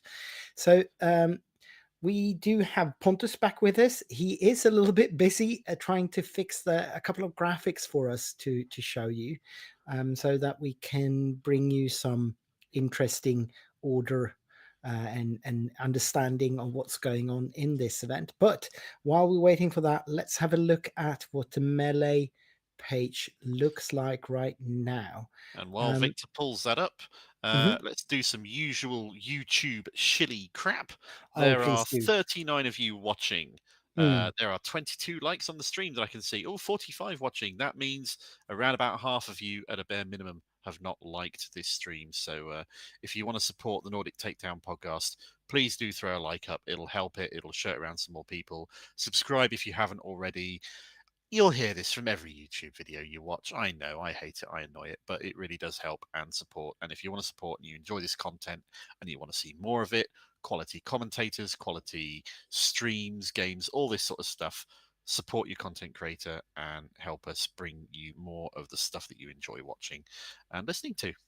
Yeah, and it's perfectly free for you to do this. Oh yeah, and my channel. Do my channel as well. Yeah. And you should go over to Unlimited Power TCGs, which is Mark's absolutely fabulous channel where he does all sorts of crazy stuff with deck techs and all sorts of stuff. Yep. The most recent video up there is a deck tech on Luke 4 Tarkin Town, which is not not an event weakening deck so far, but it is really, really fun to play, and it's all the spaceships. So if you love the Return of the Jedi space battle stuff and you enjoy playing things and shooting stuff down and have loads of weird interactions that make your opponent go, "What does that card do?" Seriously, check it out. It's a great fun.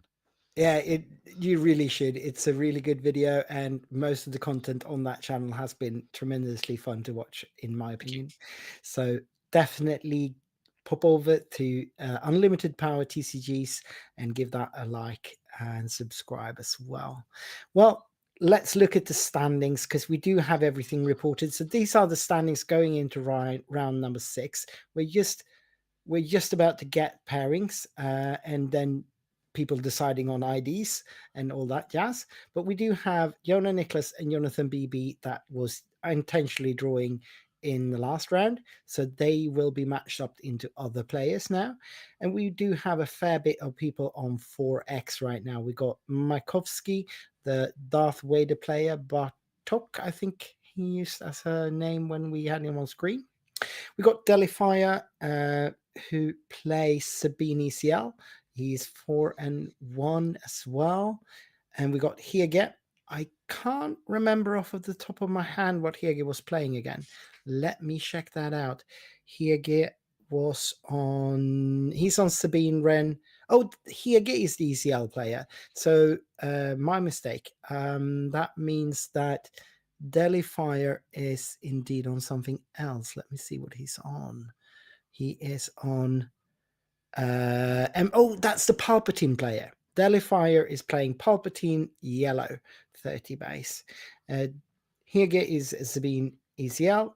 Jacob, that we saw in the last game, is the Bosk blue player. And then we got Tower Hillier, who is on Han Solo shield Han 2 shield generator complex. So that's a little bit of an interesting deck build that might be interesting to see if we get to have him on stream. Yeah, I agree with that. That could be fun to see how it interacts with whatever it winds up facing, perhaps. And Taurelio should be one of the players that are on the bubble that can't just the ID. So I think that's a deck that we might end up watching here, actually. We've got Slimmy Martin, who is on the Thrawn 4 deck, a Thrawn Data Vault deck. We saw him in the first round of Swiss. We got Triketra, which is He is. We did have him on stream earlier. He is on a Boba Fett data vault deck. We actually have a couple of those players, but he's the highest placed one. We've got Gashblood in position number 10. That is the Kira deck that we just saw lose into Jacob's Bosk. All right. I might some do we- graphics if we have time for that. we might. Let me see whether or not do we have any Pairings are done apparently. pairings are done? So we might Yes. just wait to see who's drawing here. Oh, so we've got draws in all top 3 tables, and then top 4 table that would be Tower Hillier against Slimmy Martin, and that is hopefully the game that we get. So maybe the two of you Yeah, can throw talk a would be little bit nice. while I fix us for that game. Sure. So, we could look at just real quick on like I have made some graphs, but we'll just talk about them for everyone that has 7 points or more. I don't know, like I felt like those are the only ones that have a chance for top 8. Mhm. It's just real quick decision from my side.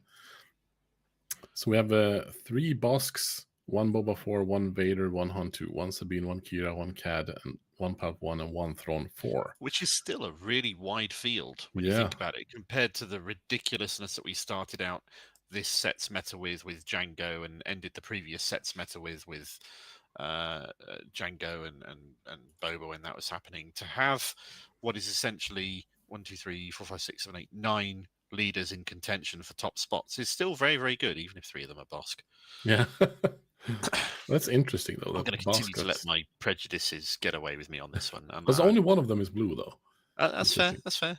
So that's actually 2 Bosk DV, if I'm not misremembering. And the green deck is now on DV because this is the way. Basically, and we can also see that from the bases here, we can see that almost half of them are playing DV. Oh, the match appears to be setting up, so we'll see what we've got in a moment. I guess we'll find out. They're shuffling. They've laid out their leader and base. I'm sure Still Viktor will transition this. Yeah, I still haven't got the matchups from. So this is not table 4. We are seeing the Han to Shield complex. Exactly. So yeah, that's the Han to Shield complex. So it is table 4. Yes. So but table 4. I'm not sure. It looks to me. Yep, like confirmed. Table 4. Magnus on Han to blue versus Martin on Thrawn DV. Apparently. Exactly. So we got Martin back on stream. Then that's the Thrawn, the new Thrawn. Yeah. So let's set that up. That's Magnus. So what was his name? It was Magnus versus Martin. Yeah. Yeah. Thank you. Magnus on the left, running Han to blue. Martin on the right with the Thrawn DV. All right. I will have us ready to go in just a little bit here, and I'll transition us a little bit early here while I'm updating the things, so that people can see them shuffling decks and other important things. They're shuffling, they're cutting, they're getting ready to begin the game, which I can only imagine will be happening imminently. You should be able to see all of this lovely stuff now. One hopes. Can all of these players are drawing really be sure to get top 8? I think both of these 2 players can. No, I mean there are 6 players, 3 tables that are IDing. Not sure. Might actually be the case that some of them might luck out on that. Yeah. I mean, people do miscalculate their math if they're hoping, perhaps. Who knows? Yeah. Because, I mean, we do have 8 players with 9 points. Right. We have a fun fact from our researcher on the site who's feeding this information to us right now from the PQ. Tells us that Martin, running the Thrawn on the right there, is new to the game. He's been playing for less than 1 month, but has played a lot of Magic the Gathering, which is why he's obviously done as well as he has. He's experienced with CCGs, but less experience with the cards, particularly themselves and everything he's running into. Right. Sweet. Nice to So see. Martin is also, I mean, playing a fairly unconventional deck, especially Yeah. if you're new to the game, to be able to pick up an unconventional deck and do this well with it. That's pretty cool. Mm. Tower Hillier, on the other hand, is far from new to the game. He's been playing for quite a while. We've seen him in PQs through our streams. He's been on our streams many a time before. I think he's played in both Norway, Sweden, and Denmark, actually. I am not 100 on that, so I will try and confirm that. All right, handshake, off the go.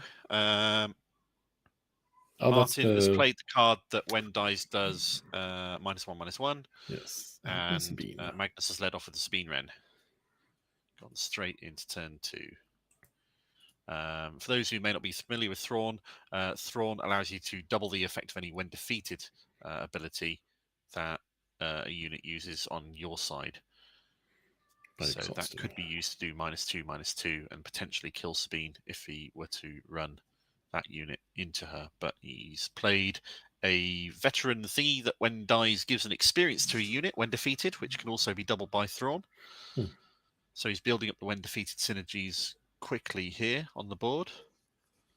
Didn't choose to attack in with the unit which could have killed Sabine and prevented taking the damage, but Han chooses to cheat in K2 at the cost of 2 damage to get a little bit of advanced power on the board, knowing that if they kills it with a -2/-2, it'll just do some damage or potentially make it discard a card. Ooh, Devotion. Bit of a risky play, perhaps, playing an upgrade on a cheap unit that you expect to die quickly, unless it's bait to make him attack that unit, get rid of it off the board, and make use of the -2/-2, which is what's happening here. Yeah, and now Martin it kills our K2. So yeah, he's exhausting Thrawn to double the when defeated effect, which kills K2, and will either put some damage on Martin's base or make him discard a card from his hand. maybe a card at this point. No, he's gone for the damage. Okay. Looks like Martin's got 3 cards in his hand from what I could see, so maybe Magnus figured that wasn't worth it, or he's just looking to just, damage wins the game. Yeah. Certainly the way.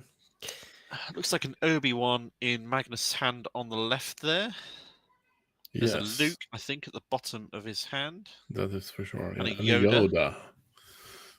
And something that looks like an event. Yeah. 2 cards down in his hand. Couldn't quite see which one it was. The veteran that gives experience when defeated is still alive on board on Martin's side. Martin plays an event, which is a recruit, I think. Yes, recruit looks like. So he's searching the top X cards of his deck for a unit or 2. I can't remember exactly how many it draws off the top of my head. He's drawn a landing shuttle, which when defeated draws a card that can of course be doubled with Thrawn. Right. Certainly can. Magnus plays a Yoda. So I seem to be misremembering on Magnus's part. Tavihilia Magnus has not been playing in either of the PQs outside of Norway, but he did do very well in the last set PQ in Norway. He came in 4th on that one. So probably that's why he made an impression on me. Okay. Landing shuttle gets played by Martin, which gives him something to benefit from the when defeated ability of the veteran if he chooses to run that into a unit and just buff the landing shuttle with +2/+2, but he doesn't. He does 1 damage to base with it instead at both players pass into the next turn. Right. And I think with this board state, it's certainly looking up for Martin, right? Magnus should want to have... It's still early, really, though. But wouldn't Martin be the aggro player in... Sorry, Magnus be the aggro player when in he's this playing matchup? blue, though, so... Yeah, indeed. It's tough to say. Magnus will play more bigger units in general because he knows he can cheat them out with Han sooner, gives him the flexibility. But Martin's deck, the Thrawn, relies a lot on synergies. And if you take the units out to control what the when defeated abilities can be played on, that can neuter the Thrawn deck quite effectively.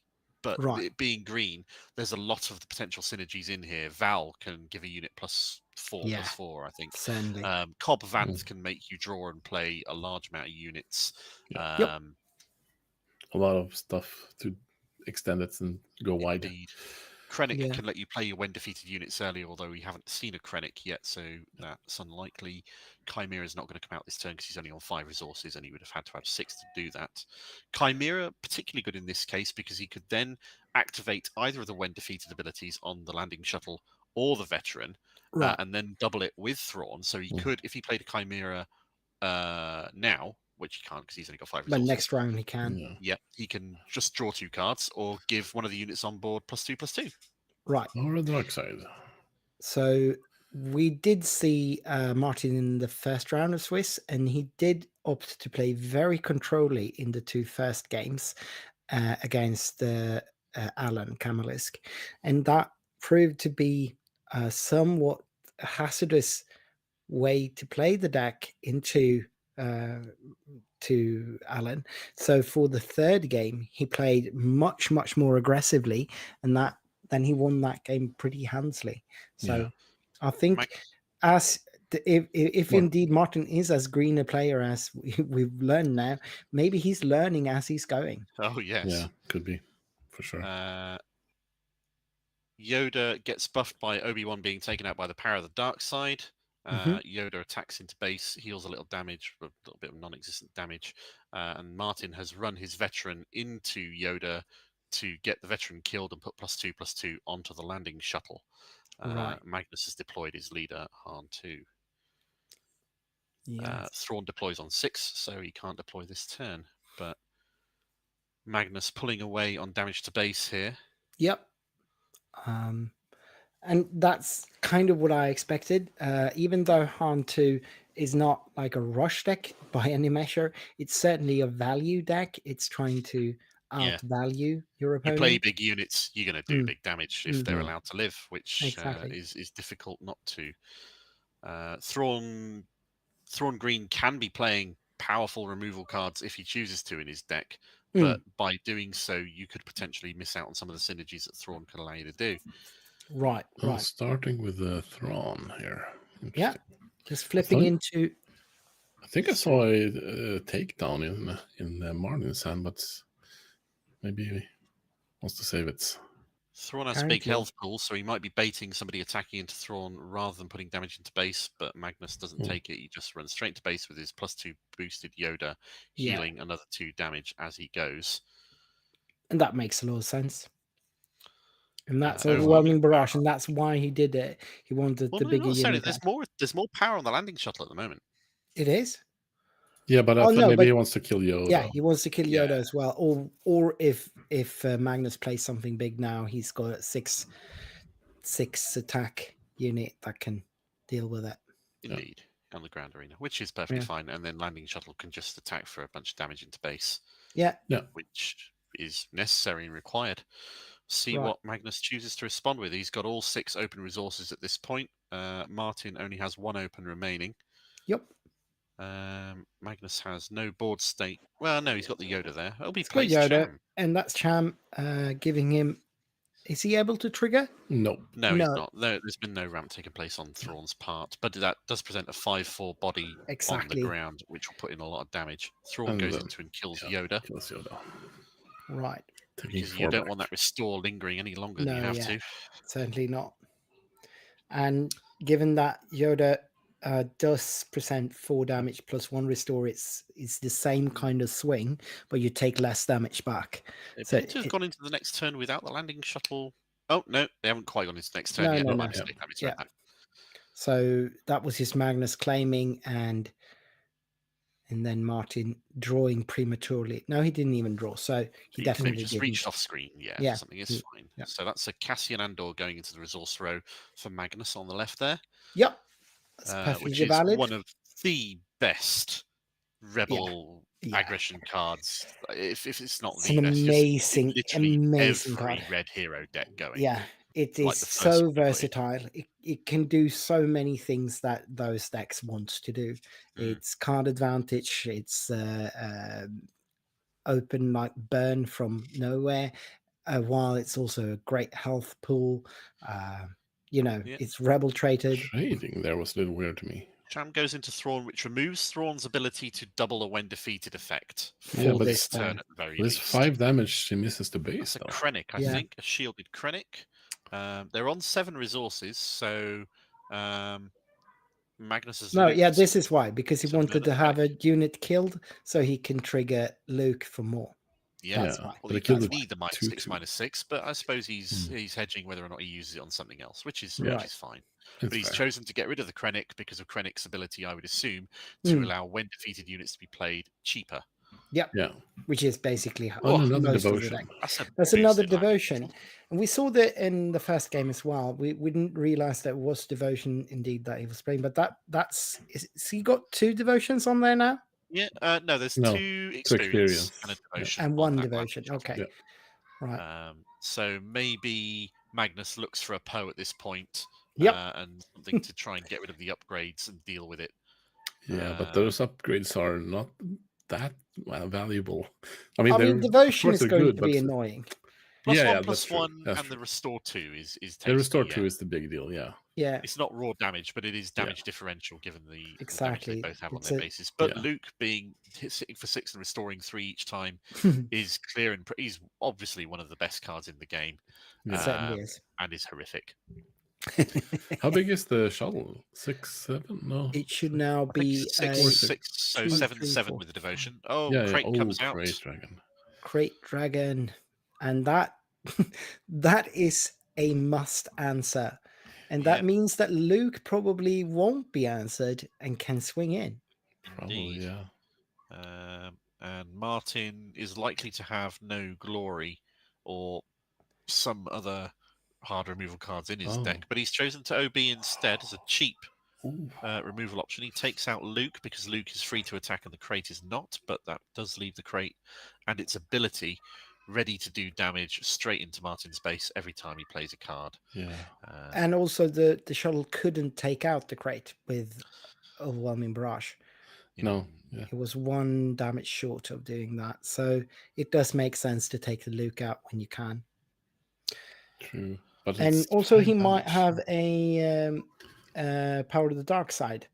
Just waiting. Yes, that's That's Because he absolutely does fair. have 3 open resources. Yeah, if he has that, then I definitely understand that play. All right, 5 damage to base from the OB. Mhm. It is now Magnus' turn to respond Right. with a play or otherwise. And Looks he's like, considering just claiming here. Yeah, looks like he he does. has, which means Shuttle. Martin can go damage to base and restore on both of his units, which is a big chunk of damage. It is. 4, 5, 6, And 7, he 8, doesn't 9. seem to play anything for those 3 last. Oh well, he's still no, he doesn't. So no Power of the Dark Side ready there. And this means that the crate will be able to strike for 10 to base. 1 swing of the remaining landing shuttle wins Martin the game. Oh really? So So you've got a he 25 needs to hit take point that shield down generator, first. I But that recall. is that is one way to do it. I fell the dragon to remove the shuttle. Is it a shield generator, or is that looks a bit like? No, it's a shield generator, isn't it? Yeah, it's the gotta be. shield generator. Yeah. Okay. So he So had to he get rid of it removes. in order to, live, which is fair. It's very much fair. And also the crate will, even if he is able to take care of it, it will still do damage. Oh, no glory. There we go. Yeah. So that's Yeah. 5 There we go. So damage that's 5 to damage. in space. To base, yeah. I would assume to base, right? Yeah, It has to be base. It's either it's base or ground a ground units. unit. Oh yeah. You can only do ground units. Right. I always forget. Yeah, The me crate too. dragon can't quite spit that high. Yep. Yeah. Which means Importantly. the landing shuttle can put Magnus within range of lethal next turn, and Martin still has ability to play another unit. He's got 4 resources left, I think, 3 or 4. Mm. We see a Poe come down on Magnus' turn. So the landing shuttle is at 3-4. So there are 4-4 or 3-4. I don't 2-4. recall which exactly. Poe does not present lethal in and of itself. He needs to do 10 points of damage. He'll only do 8 at most. Yeah, but the landing shuttle will need more than 2 strikes then. He's on 20 Yeah. out of 25. Isn't it out of 30? I think No, he's no, on a it's 30 base. he's not a 30 base. He's on the shield generator, I think. Shield generator is 30 base. You're thinking of security complex? Oh, I am. I'm missing them up. Yeah. All right. So he's on the 30 base. Well, Awesome. then this is actually leaning towards Magnus then. Yeah, he appears to have the edge. I really can't quite see what base that is that he's. Well, it's picturing. then it's probably is the shield generator 30 base. It does look a lot like a 30 base. There seems to be no text on it. I can probably check. Yeah, you're absolutely right. There's no ability text on there. Good spot. Yep, fair. It's just me messing up the names, I think, because shield generator sounds more like the Ooh, ability of the security Chimera complex. gets played. That activates the when defeated ability on the landing shuttle, which Thrawn then doubles to draw Martin 2 cards. Yep. See if he can draw an answer to help keep him in the game. I think that was a overwhelming barrage. I'm not sure, which would not. Yeah, it would take care of Poe if he If he has plays the it on the resource. Chimera, he could absolutely Yeah. murder the Poe. But he with it, doesn't have the yes. resources now, so he needs to No. claim. So if Magnus claims, Yep. then he won't win this turn or the next turn necessarily. Now, Magnus wouldn't claim before he hits with Poe, right? Yeah. He'd strike with Oh, Poe we're in before. the next turn already. Sorry, I've completely missed the fact that we've gone on to another turn here. Oh, there we go. Cool. So Poe goes into base. Right. I assume you for discard 8. a card for an extra 2 damage at the minimum. Yeah. Yeah. Yeah, nothing else makes sense.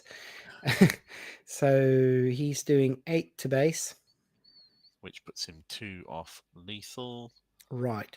And then if Martin has to pull a Hail Mary at this point. yeah, I mean, I think he's got an OB in hand, but he doesn't have the resources to play it, so he needs to claim.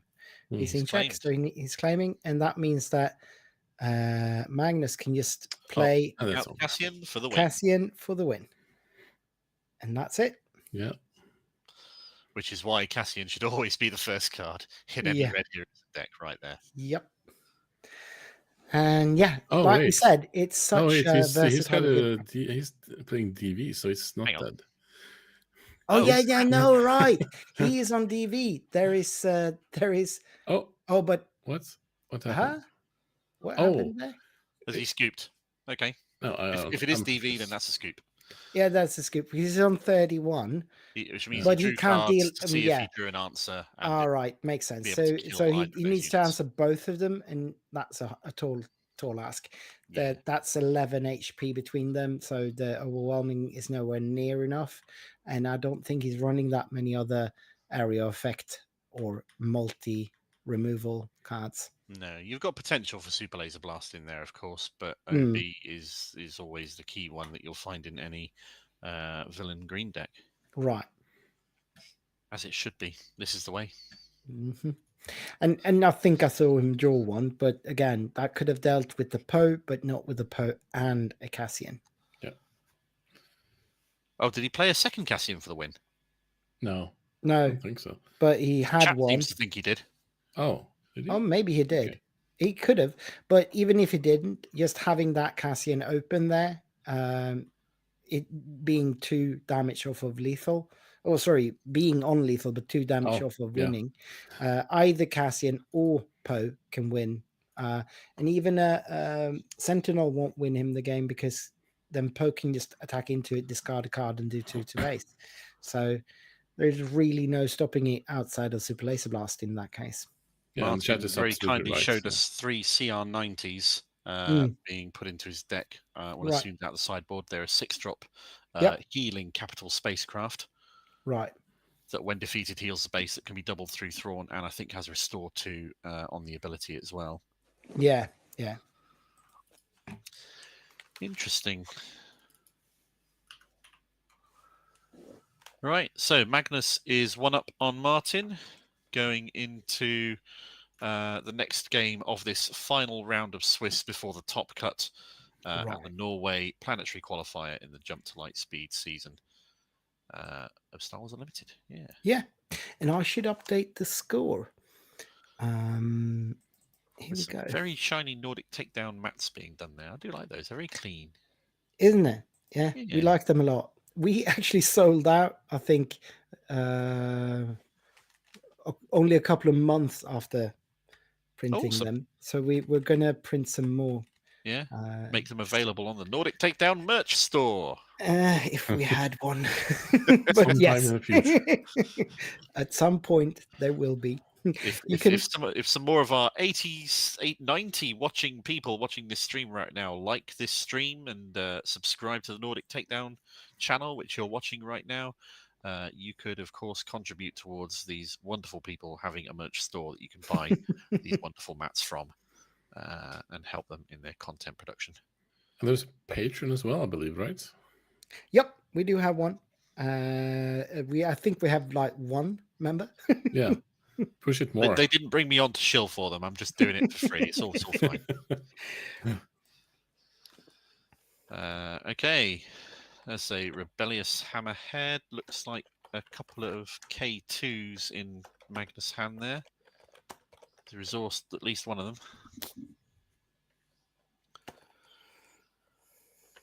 Martin taking the initiative to start game 2 off. If you've only just recently joined us, we mentioned at the start of this round that Martin is new to Star Wars Unlimited, has been playing for less than a month, but is experienced Magic the Gathering player, so knows his way around a card game, which has obviously helped him reach the point where he is now playing for a spot in the top 8 cut at this PQ or not. What is happening? Oh. Some of his cards are upside down. To be fair, that would annoy me as well. I completely understand where he's coming from. I might not do this in a game at this point, considering how time sensitive. Maybe it's relaxing. Maybe it just bugs him too much that he has to do it. I respect that. Yeah, but it could be counted as marked. Yeah, that's a fair point. Well made. I think too many of them are upside down at this point, where it would be a case of some of them were and some of them weren't. But still, it's aggravating. Yeah, I hate when that happens as well, so I understand it. I was a little confused. Mm-hmm. I was thinking it was sideboarding first, like, wait, but you already took your first hand. You can't sideboard. Magnus clearly enthused and energetic and raring to go. He knows he's one game up. He feels confident or eager to get on with it, I would think, is... The reading of the limited body language of seeing his hands from above would be inclined to say. It is somewhat limiting as to what you can glean from their mental states and so on. Aye. But hey, there we go. Is that a card he forgot to shuffle in? Who knows? Looks Possibly. like it's... Possibly. Reading that correctly, Magnus is like, get on with it. Come on. That gesture I do understand. Yeah, for sure. Yeah.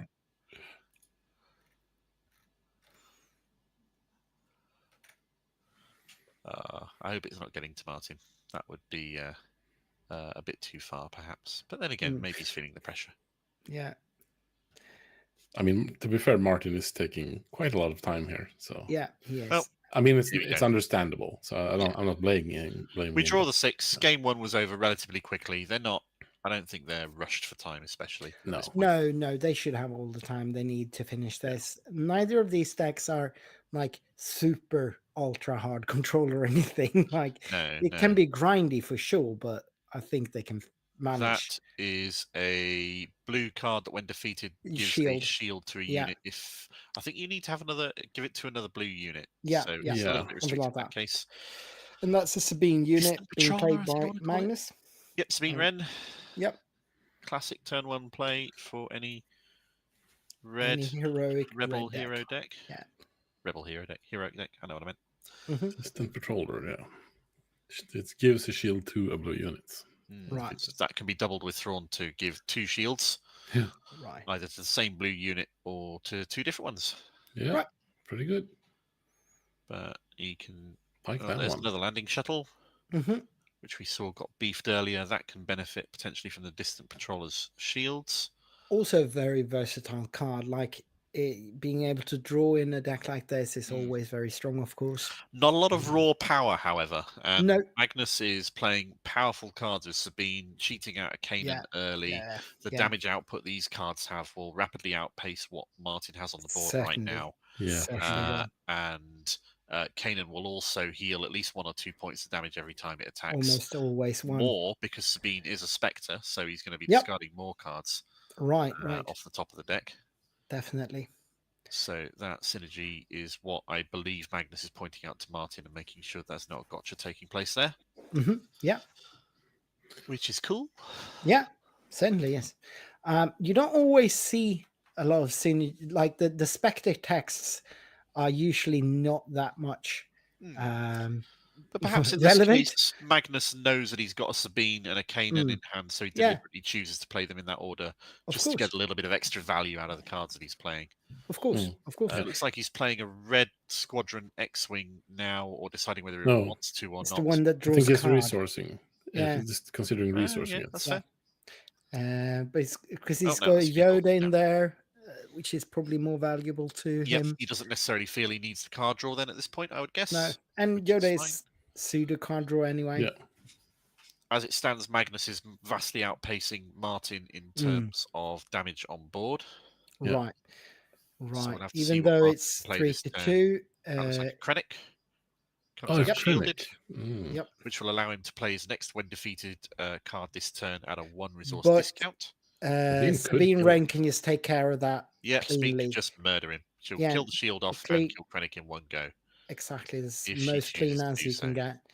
And she'll live because Krennic will only do 2 back. Exactly. I don't know why he's not doing that first, though. I certainly would do that before. Perhaps he's, well, one. Who knows? So 2 cards. Heals 2. So he's going to heal a couple of points of damage off that, which is fine. Yep. Why is he reading it? What is happening here? Oh, he's turning it to read the card, I guess, to explain what's going on. Okay. Yeah. He's showing off that you've drawn 2 different aspect icons to Martin, and therefore that's how much he's healed. I think that's actually 3 different, because at least one of those would have a black icon on him, right? Isn't it 2 green cards? Oh, they're 2 green cards. I think they're both green-black from what I can see from here at the very least. So, for those that don't know, Kanan says you may discard, on attack, you may discard 1 card from the defending player's deck for each friendly Spectre unit. Heal 1 damage from your base for each different aspect among the discarded cards. Okay, we're seeing another devotion played onto the landing shuttle again. Martin liking that card. But now Sabine has done what we were just discussing and outright murdered Krennic. But not before he allowed Martin to play the landing shuttle. No, that was the devotion. He only played the devotion. Silly. So, yeah. It seems that he wasn't too afraid of... since Krennic himself cost 2, Magnus seemed to have gambled on the fact that he wouldn't have another 3 cost. Perhaps he wasn't familiar with the interaction of Sabine's on attack ability being able to ping off the shield and kill Krennic. But that is a lesson. I think Magnus would have been familiar with that. Oh, Magnus would have been. Perhaps Martin wasn't. Oh, yeah, that makes more sense. Sorry if I and he played a K2 there as well. So Magnus's board is just blowing up here. Exceptionally strong. That's 11 damage if they all just attack straight to base. Exactly. Versus Martin's 1, 2, 3, 4 damage as it currently is. However, he's just OB'd. For 5, so he can remove both Kanan and Sabine and do a little bit of damage to K2. Yeah, which seems reasonable. Right, yeah. Very effective move to make. Very good. He'll hit a little bit harder in, and he'll restore off the devotion once he attacks in with the landing shuttle as well. Yep, certainly. K2's got nobody else to attack into. Exactly, just goes for 4 to base. No chance of defeating to do extra damage or anything else at this time, but Martin goes in 3 to base with the landing shuttle and restoring with devotion. 5 with the OB. Sorry, yes, with the OB, my bad. Yeah. And restoring 2. So flipping here before he's spending any resources. I'm just going straight into base for more extra damage, piling it on. Yeah, looking to see what. But Magnus is all tapped out, so now Magnus has an open board. Martin is all tapped out. So he's playing the Yoda for 3, and then he's got another 2 resources with Han ability, playing What is that? That's the That's shielded unit. It's The the shielded shielded. 3/3. Yeah, he's played it out at a discount. Mm. Two So he shields. takes the damage and then puts the shield on top. No, Yep. one shield, of course. Yep. I'm thinking of the double shielded ship. Oh no. Taking Yeah, account that's a ship. these discounts in order to play a wide board state and just present a whole load of damage for Martin to have to cope with and deal with as best he can. Yeah. Yep. I mean, to be fair, so far Martin has been able to deal with it fairly efficiently. He has only taken 10 damage, and they are actually 10 apiece. Yeah. So, given what it's been looking like, I'm very impressed with Martin still. For sure. This I is mean, also he's- the Thrawn flip turn. He's fighting like uphill, but it's doing it for Yeah, sure. he's keeping pace. A lot better than I expect. Magnus will put a lot of damage on base this turn, Mm, Yeah. that's but true. also, well, Going they've back both up. got their 6 resources to play. Yep, Is that a CR90? That's a CR90. Yes. I think so. Yeah. No immediate impact to the board state, but it will restore 2 when it attacks, and when defeated, it will, I think, heals 3 damage from base, which can Something be like doubled that. through Thrawn. Yep, something like that. Yeah, 3 damage from unit or base.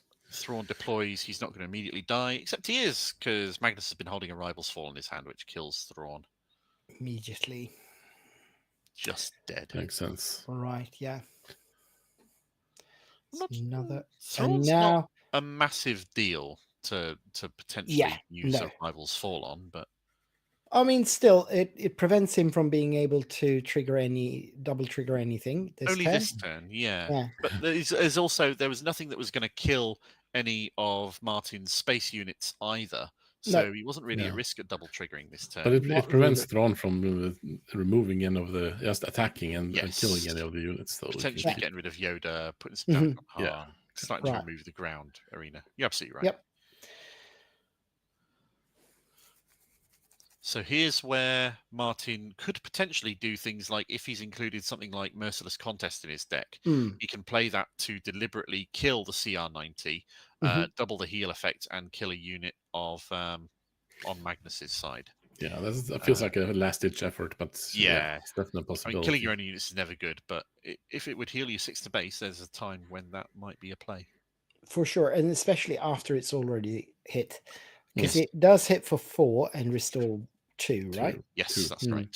So it's a fairly interesting unit to actually Yeah, strike with as well. They're both Yep. running a bunch of restore at the moment on the board as it stands, That is why both of them are fiddling with their dice and every hopefully time. being very careful to not lose Yeah. control of people's base totals. The fact they're Yep. on 18 apiece is interesting. Yeah, Yeah, Although Magnus is still presenting a little bit more damage output. right. He's got 6 more to hit with, whereas Martin actually doesn't have more than 1 more Yeah. damage. 2 is it? I think it's a 2-1. Isn't it? Distant It's a control, 2-1. Oh, it's the other way around. I thought it was a 1-2. I might be misremembering. Actually, I'm not sure. He's choosing to play something. What have we got? We've got a TIE Fighter, which creates a TIE token Mhm. when played.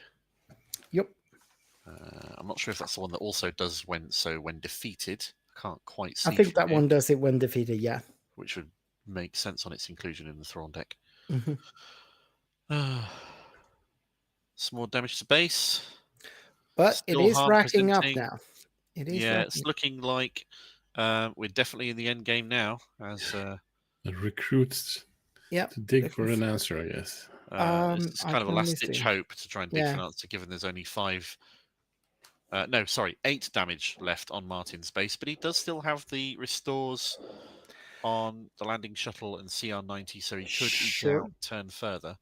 Indeed. Potentially, he's looking for a Chimera, which he could play next turn, activate the CR90s when defeated ability, and then double it with Thrawn to immediately heal 6 from base, Yeah. That would make sense. while still Uh, attacking with all of his stuff. But Poe here is striking for Oof, that lethal will next turn. kill the devotion. Yeah. Not quite. No, it doesn't quite hit for lethal on its own. 8 It will to. be 1 off. Yeah, but it's DV. But he still hasn't Oh striking no, wait, with sorry, hand. right, my bad. Oh, Hand yeah. has not stricken I'm right miscounting. yet. Yeah. They After will hand as well. definitely be lethal. True. Yeah. At which point, Martin has claimed. So let's see what Martin's next card play is going to be. in what is, I suspect, likely the last turn of the game. Yeah. I can only assume. I mean, he needs to take care of Poe, but even so, Magnus has more than lethal between the rest of the Is he playing units. Super Laser Blast? Maybe. It If has he is, potential. that would be Yeah, one he would way. heal 9 if he did as well. Exactly. Oh, good God! Yeah, he'd deal a chunk of damage. That could actually, if he plays Super Laser Blast, that could maybe. I don't Yeah. think so, but It'd still make it a game. It wouldn't make Yeah. it his game, but it'd still be a game. yeah, Yep. absolutely. Yeah, I agree with that assessment. Martin here is looking at the tools that he's got, deciding what the best play that he has at his disposal. I would assume he didn't have Super Laser Blast if it's. No, if he had it, it would be jammed down by now. Right, yeah, certainly. That would be the best But then possible again, answer he could have. But he might have an OB, which would be enough to take out Poe. Yeah, and that could be enough to stall. it'll because he save him restores, the yeah. one turn kill. Yeah. Right. Which means he can then start attacking. But Okay. Well, apparently he's restoring not. 2. So Which this takes him means out that Poe Poe leaves has range lethal. in 1 hit. Yeah. Poe Yeah. is lethal. Yeah. And that's destroying one card. Just pick one, you're killing him. Does not really matter because you are winning here. And that is what Magnus is explaining.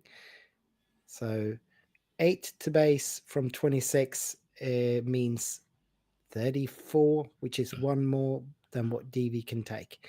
That's 30. So that's game. Yep, there we go. All right. So Magnus got it done. And Potentially Martin miscounted quite or wasn't aware of exactly what was facing him off or threatening them there. But either way, Could it's be. a 2-0 to Magnus. 2-0 to Magnus, and that means that Magnus is almost certainly in the top cut. I think he's guaranteed with a win there. Right, I think so as well. That makes him 5 and 5. But let's not 2. take away from Martin's achievements to getting to the point where he's playing for a spot in the top 8, having only been playing SWU for the last month. That's extremely good, and I would like to congratulate Martin on achieving very what much he's so. done here today. Really well played. And he did it with Thrawn 4 Yeah, with an Data off-meta Vault, deck that which most is people think is junk. yeah. I mean, that's definitely playing it on hard mode. So yeah, kudos. I speak as a Thrawn fanboy. Yeah. No easy feat. I think that's worth applause. But that's it for this round. We are going to go to a break screen in just a little while. But before we do, Mark, thank you so much for joining us. It's been great to have you on. It's been an honor and a pleasure. Thank you very much for the invitation. I hope I provided a little bit of entertainment to the people watching and listening. And yeah, cheers. I hope the rest of the top cut rounds are vastly enjoyable. I fully expect them to be, as your viewers are entertained by your commentary and that of Loopy, who I understand is joining shortly. And I'll see you guys soon, or at least I'll see you soon, Victor, I'm sure. I'm sure we will. And so, yeah, like you said there, we are having Loopy join us for the top cut here, and that will be on in just a little bit, and I'm sure that will also be incredibly entertaining. But at least I was very entertained, and I hope that our listeners were too. Always great to have you, Mark. And yeah, anything from you, Pontus, before we go to test screens? No, nothing from me. I'm good. All right. See all of you in a little bit. Thanks a lot.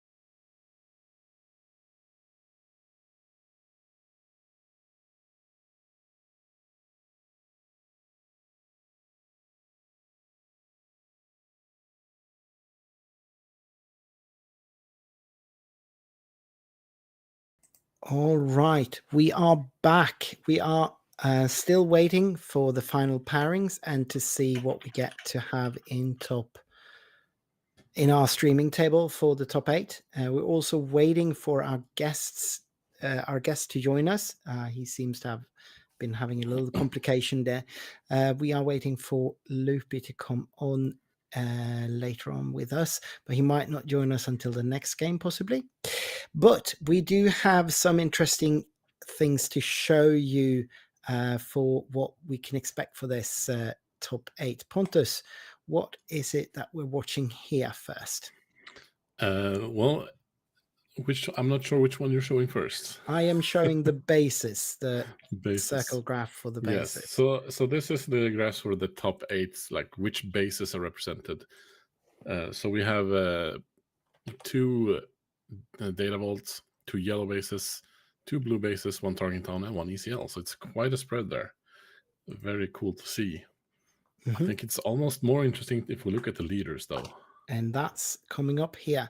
So here are the leader spread. I think this is the correct one with, all 8 leaders represented. And we can see what they're playing. So we've got 1 of each, no duplicates.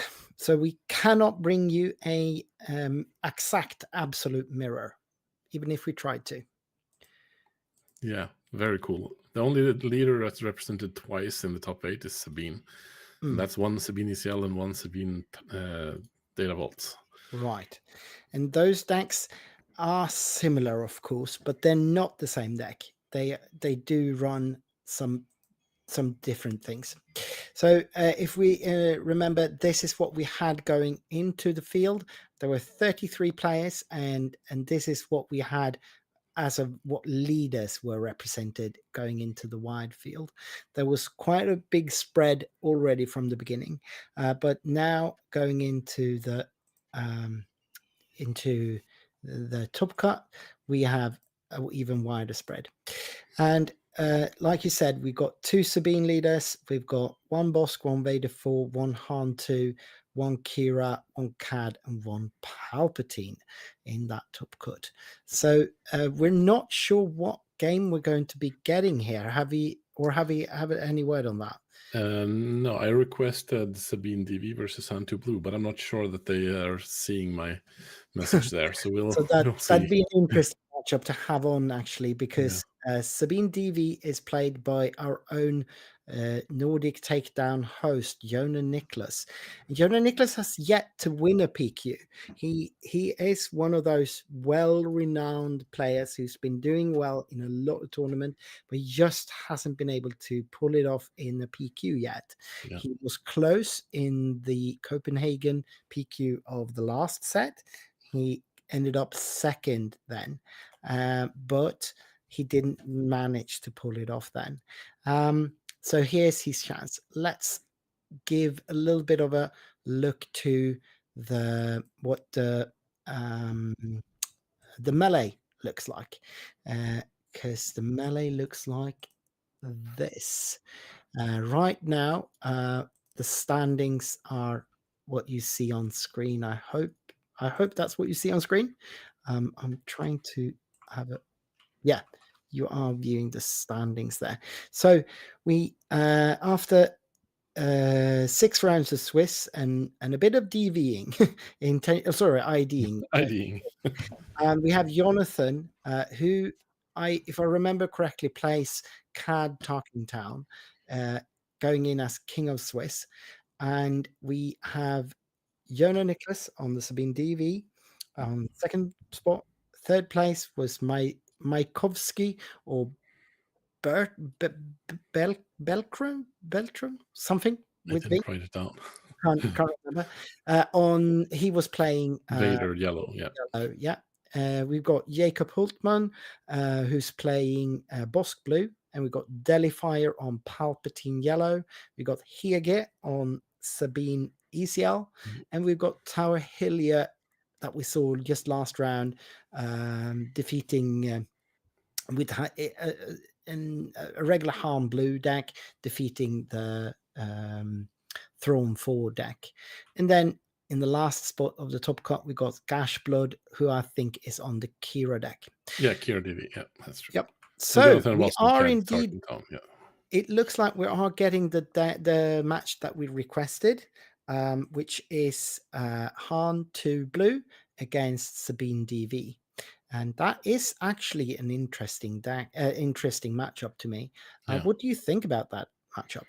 Yeah, that's why I picked it, because it's such an interesting one. It's two kind of new decks that like have shot up from nowhere. Especially the Han 2 Blue.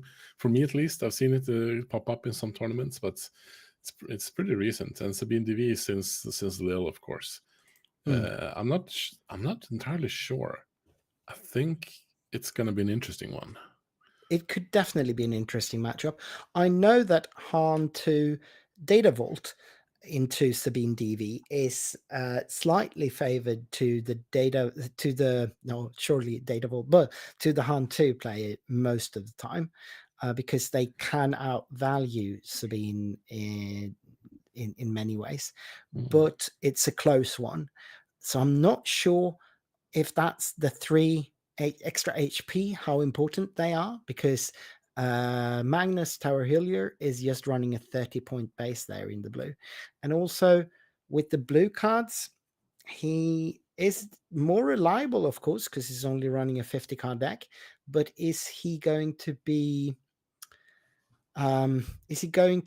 able to outpace or keep pace with Sabine? That's the question here. Yeah, I mean, Han has a lot of like tempo because of his ability, of course. So yeah, but I actually honestly I have no idea honestly how this would go, but it looks like it could be very interesting.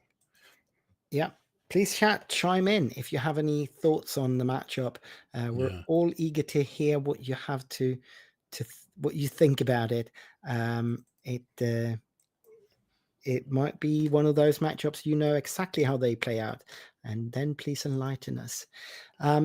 I think they're setting up now, so I will bring us over to the table here. Yes, Mark is asking if Jonah's going to Galactics, but Jonah didn't win Little. That was Jonas. Yeah, so, exactly. Jonas is going to Galactics, but Jonah Nicholas, so Jonah is Norwegian and Jonah Nicholas is Danish. Jonah Nicholas is Norwegian. Jonas is Danish. So they are not the same country any longer. Of course, in history they were, but Norway has been jumping back and forth between Sweden and Denmark, and then eventually they just asked, couldn't we be our own country? And yeah, sure. We all agreed that you should probably be your own country. All right, let's transition to the table and let's see what we can get from there.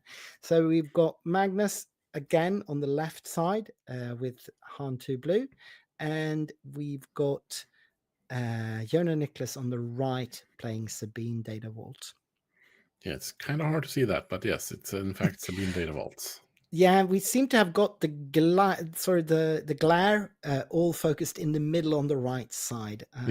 Rest of the screen is pretty fine actually. Yeah, but just that middle section of the right hand board is very glary, at least to me. I don't know what it looks like on your screens back home. It is actually a little bit clearer on the stream. I'm looking at the YouTube stream. It's a little bit better. Nice. That's good. I like. Yeah. Of course, it's very good if we can see. But it's more important that you at home feel that you have a good experience watching this. So they are sitting down and shuffling up. Jonah is out running, probably trying to make some last round communication back to us. Oh, and Loopy is going to join us. Hey. Oh, so we've got Loopy coming in here. I will bring him in here now. Let's see if I can just have him so that you guys can hear him as well. I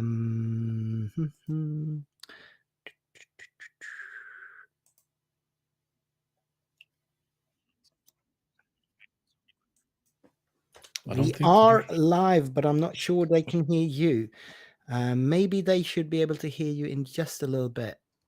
Yes, you should be loud and clear to everyone now, I think.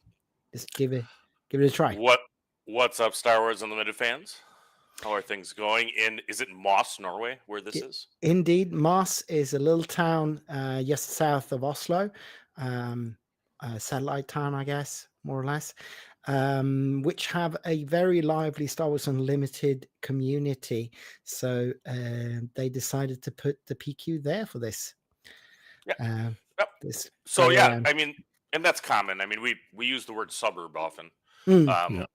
So like the Chicago PQ we keep talking about, it's actually in Niles is the name of the municipality that Right. it's in, but it's there's many little cities around major cities. Mhm. Yeah. Around here, and probably the same in Norway and everywhere else.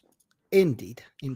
So very much a matchup that I think you will appreciate. We have Han2 Blue from Norwegian player Tower Hillier going into Jonah Nicholas, that you actually, I think you are familiar with him from I do. Yeah, no, one of your- Jonah's a great person. In fact, I think Jonah was a lot of the reason that we connected, Victor, because he did very the much so.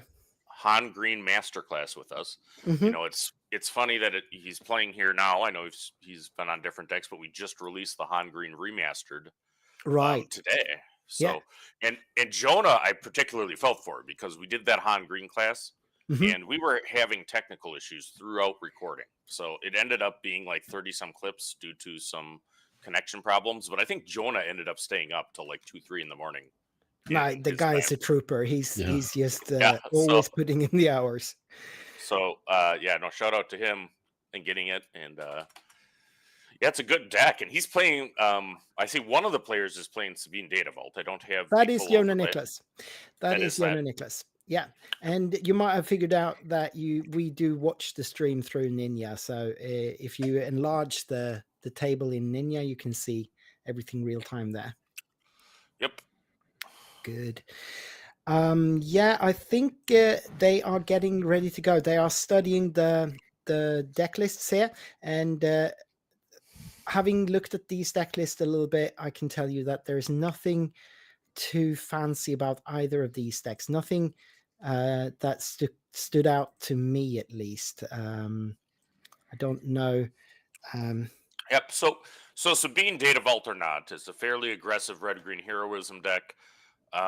I mean, the Data Vault version still runs timelies. It runs usually a little bit more mix of cards as opposed to kind of full rebel synergy, as you might see in a ECL list.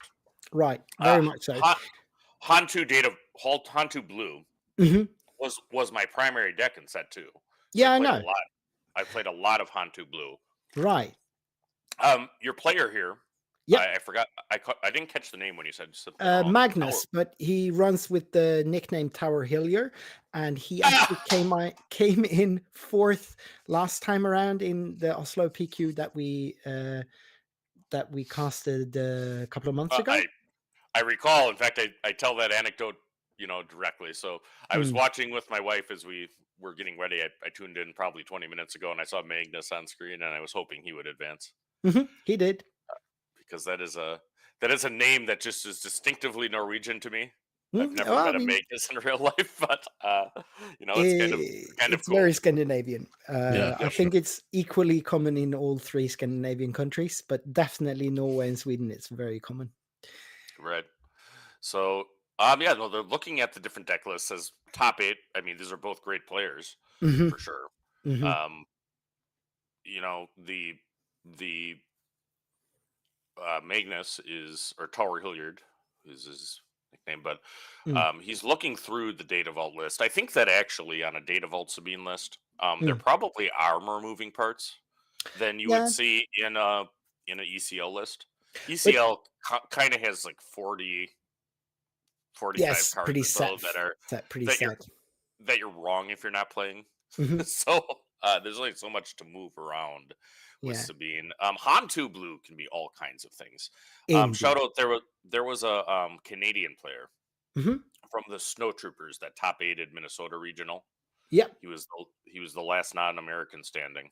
Yeah, I remember. And he had a great list and had some innovations there, and he saw some some lines into parts of the meta that haven't been around. I do like that he's on the correct base. That's Dagobah Swamp, I believe, for Han. I think that's actually Oh. security complex. Oh, security complex. No, sorry, no, that's the one we mixed it up with. Shield generator. Yeah. All right. Well, maybe I just looking sideways to him. Well, I think he should be on Dagobah Swamp because Right. Swamp Han is best Han. And I mean, it's just a mistake not to bring the swamp. Yeah, I know. We'll see if that bites him. We'll see if that bites him going forward in this round. Right. If he could have gotten some swamp energy to deal with Sabine. Mhm. I don't know how Data Vault affects this matchup. Yeah, I mean, seeing how the Han 2 blue is definitely a value deck, it is very much in the business of putting you into check and then making you have to answer it. And if you can postpone that for a round with 3 more HP, that is going to make a difference. 8 more HP usually. Yeah. So yeah, no, that does, and that's I think the argument for Sabine Data Vault is that it allows you to keep taking actions when otherwise you would be in check. Right. Just a point here. Jonah Nicholas is very much a friend of Jonas and especially Stevo from the Danish crew that invented the list. So he has been part of all the discussions, I think, on the innovations post Lil on this deck. Yeah, I'm aware of that. I remember actually there was a video just after. Yeah, that we did with Jonas and Stevo, and I think Jonah Nicholas has very much been part of their discussions on how to improve this list ever since it released. So I would expect this to be that deck with the improvements. And let's see if he can. Take this thing home for the Sabine Data Vault crew. Mm-hmm. It was not represented at the Minnesota Regional. It was not. I don't think that it's being played much here, but enough results, you'll get some. I have seen it. I've run into it, and that's actually interesting to me because it is even more a aggro deck than what Sabine ECL is. The game plan is even more straightforward. Go face, and I think that would appeal to many American players. So I agree with that. Actually, it's more straightforward. I actually had a comment that I fielded. We have a Discord for Wisconsin, which is our state.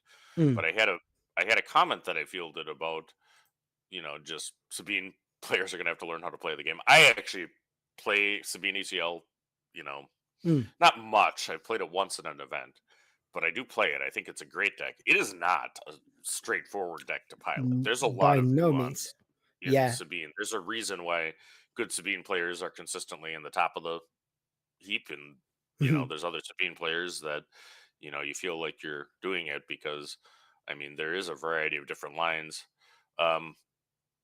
Data Vault takes out the question of when to use ECL, which is a very, very important question if you're playing ECL because you got to get great value to it. So we'll see what it goes. Looking at the cards in hand. Yeah, both of the plays are kind to show us their hands quite well. And we did adjust the lights. Jonah Nicholas actually did adjust the lights for us just before this round. So we have a lot less glare, actually. Yeah, much better. Yeah, no, it looks good. So Jonah decides to take a mulligan here. Do you think that was greedy? I think that with the deck, at least as I'm familiar with it, it's a fairly safe mulligan. So yeah, he can afford to be a little bit greedy, right? I think he had a good turn 1 play, but I didn't see a good turn 2 play. So yeah, it didn't curve. That was the issue with that hand. Is it had some good things in it, but I think the next turn could have been very hairy, depending on what he drew. Sabine wants to into Han Blue. Right. I actually kind of like the A-Wing start into Han 2 Blue. Yeah. Now, one or two things are going to happen. I mean, either they have the Phantom or they don't. The Yeah. Phantom can be played as a 5/1, Mhm. but I mean, you can't be taking 5 damage every turn, No, as Data Vault or otherwise. So by you no know, means.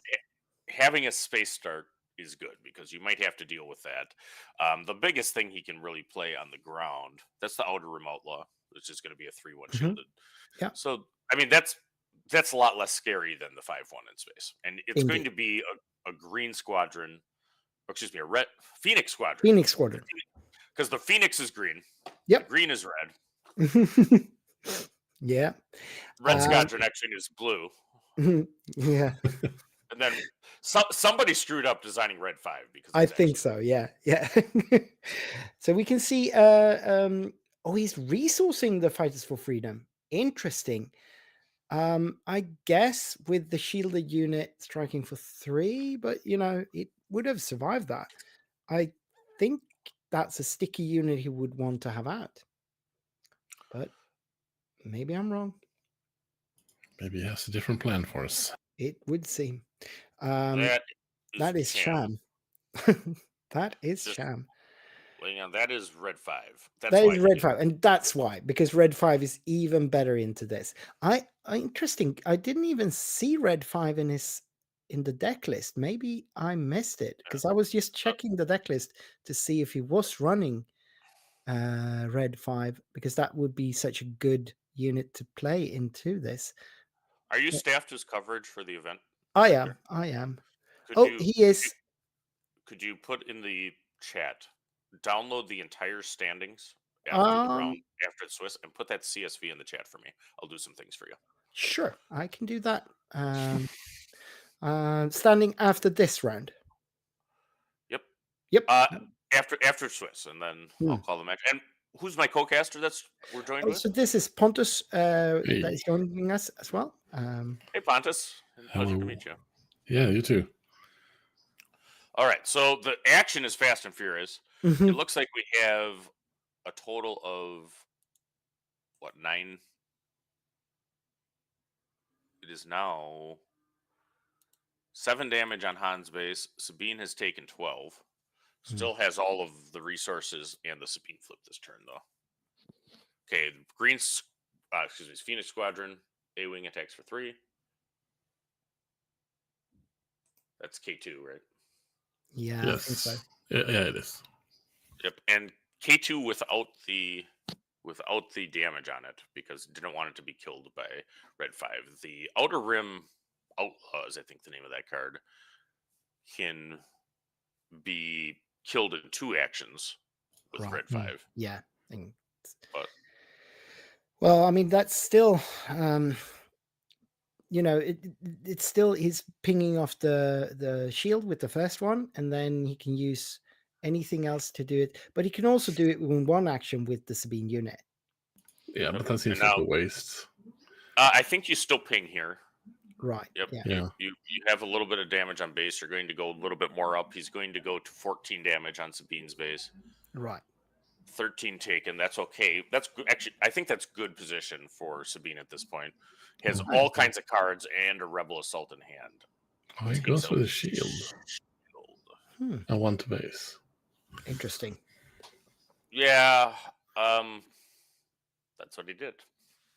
Yeah. Interesting. I guess he wants to take it out with the red 3 next turn, but I mean that's what that had to be about. I think I I can't probably see any other reason.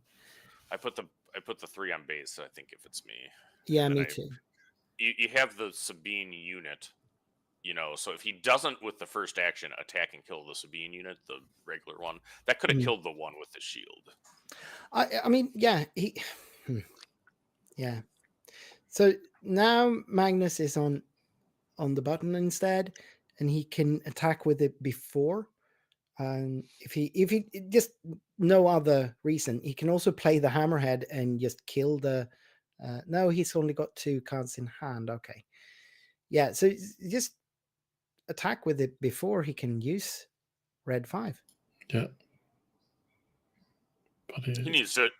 Yeah, so I think he needs to. I think he'll attack with the Outer Rim Outlaw here. Yeah, exactly. And just trade it with the Battlefield Marine or with Or the Sabine Leader. You could even go to base, actually. Like that wouldn't have Yep. been wrong. Yep. So if he has Rebel Assault, I would play it here. Mm, And I yeah. probably actually will. he does go not. base. Yeah, just So because of K2 taking that unit out next. Yeah.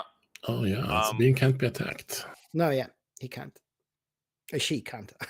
Rather. Yep. Sabine's effect is on. Yep. And it happens more in Data Vault.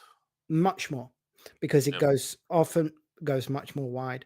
So he can still use the Hammerhead ability on it, and it's got 3 cards in hand, so he can kill it with the Hammerhead, and that's what he's doing. Now the Hammerhead. So he pointed at Red 5. Yeah, I was a little frustrated, I think. Yeah. Okay. Another thing you could do for me, could the window that has the game board, if you could on the bottom of VDO hit solo video link or solo view link, the one that you copy into your overlay, but put that in the DMs with us too, so I can have that way. In the DMs in. Yeah, the I will do. The message. Yep. Sure. So that solo link will have a little bit better video quality. Probably, yep. I will fix that for you. Thank you. All right, so Magnus deciding what to do to get around. He's still got his leader to deploy. He was able to clear up the ground, we know. I mean, this has been a good turn so far. Very much so. Jonas is also not taking an action. He hasn't used any of his resources. He's going to play an A-wing. I think Magnus claimed. Yeah, he did. He did. He's tapped out anyway, so that makes sense. I mean, he could deploy his leader, but then he wouldn't get the attack with the Relentless. To what effect, right? I think that he wanted to kill Red 5 on the gun is what he wanted to do. Yeah. Makes more sense. Yeah, for sure.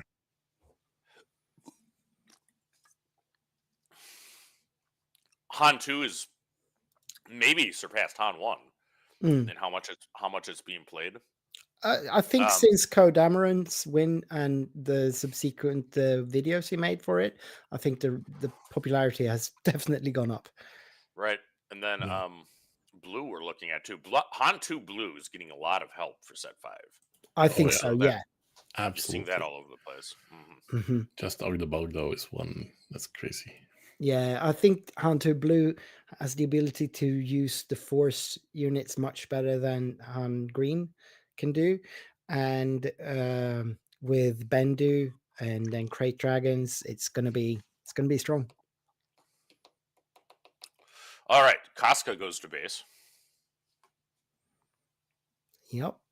No, that's not Casca. That's faithful friend. What's the name of it? Oh, Ketsuanu. Ketsuanu. Yeah. All right. That is a loot unit. Will take care of any of the threats. Probably the A-wing, right? Yeah, I think I probably take the Phoenix A-wing, which is what he does. Oh, the Phoenix. There's more health on the the red squadron has more health. He's going for the green squadron. Oh yeah, exactly. That's a messy. I can't say I understand why they didn't just actually color code them, given you have red, blue, green. Just for the beams. Yeah, it's got to be like a internal joke or something. All right, there's Wrecker. That is Wrecker without ECL. Yeah, but without timely. Yeah, so he's just using the ability. Kills Luke. Killing Luke is objectively good. Yeah. All right. So, and it's still huge threats for threatening the damage to the board, to the base. Yeah. He's way ahead on damage on base. Now he's actually facing lethal. He's presenting lethal with and it. He's claiming. I don't know. No, because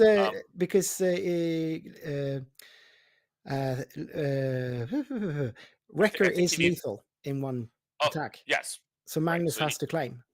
He's gonna. I suppose. Because Wrecker can't kill it, and he could have killed Wrecker with K2 and his leader.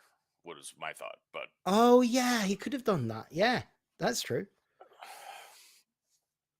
Oh, I forgot that he hasn't flipped Han yet.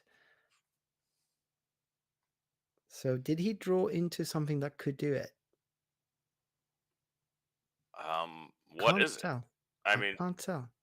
so Obi-Wan Kenobi. That if that's what he drew, that will save him a little bit, but not for long. But the Phoenix No, Moon that's still not kills enough. them. It's not Yeah. enough. He's got a The overwhelm he's will got an still be Obi enough.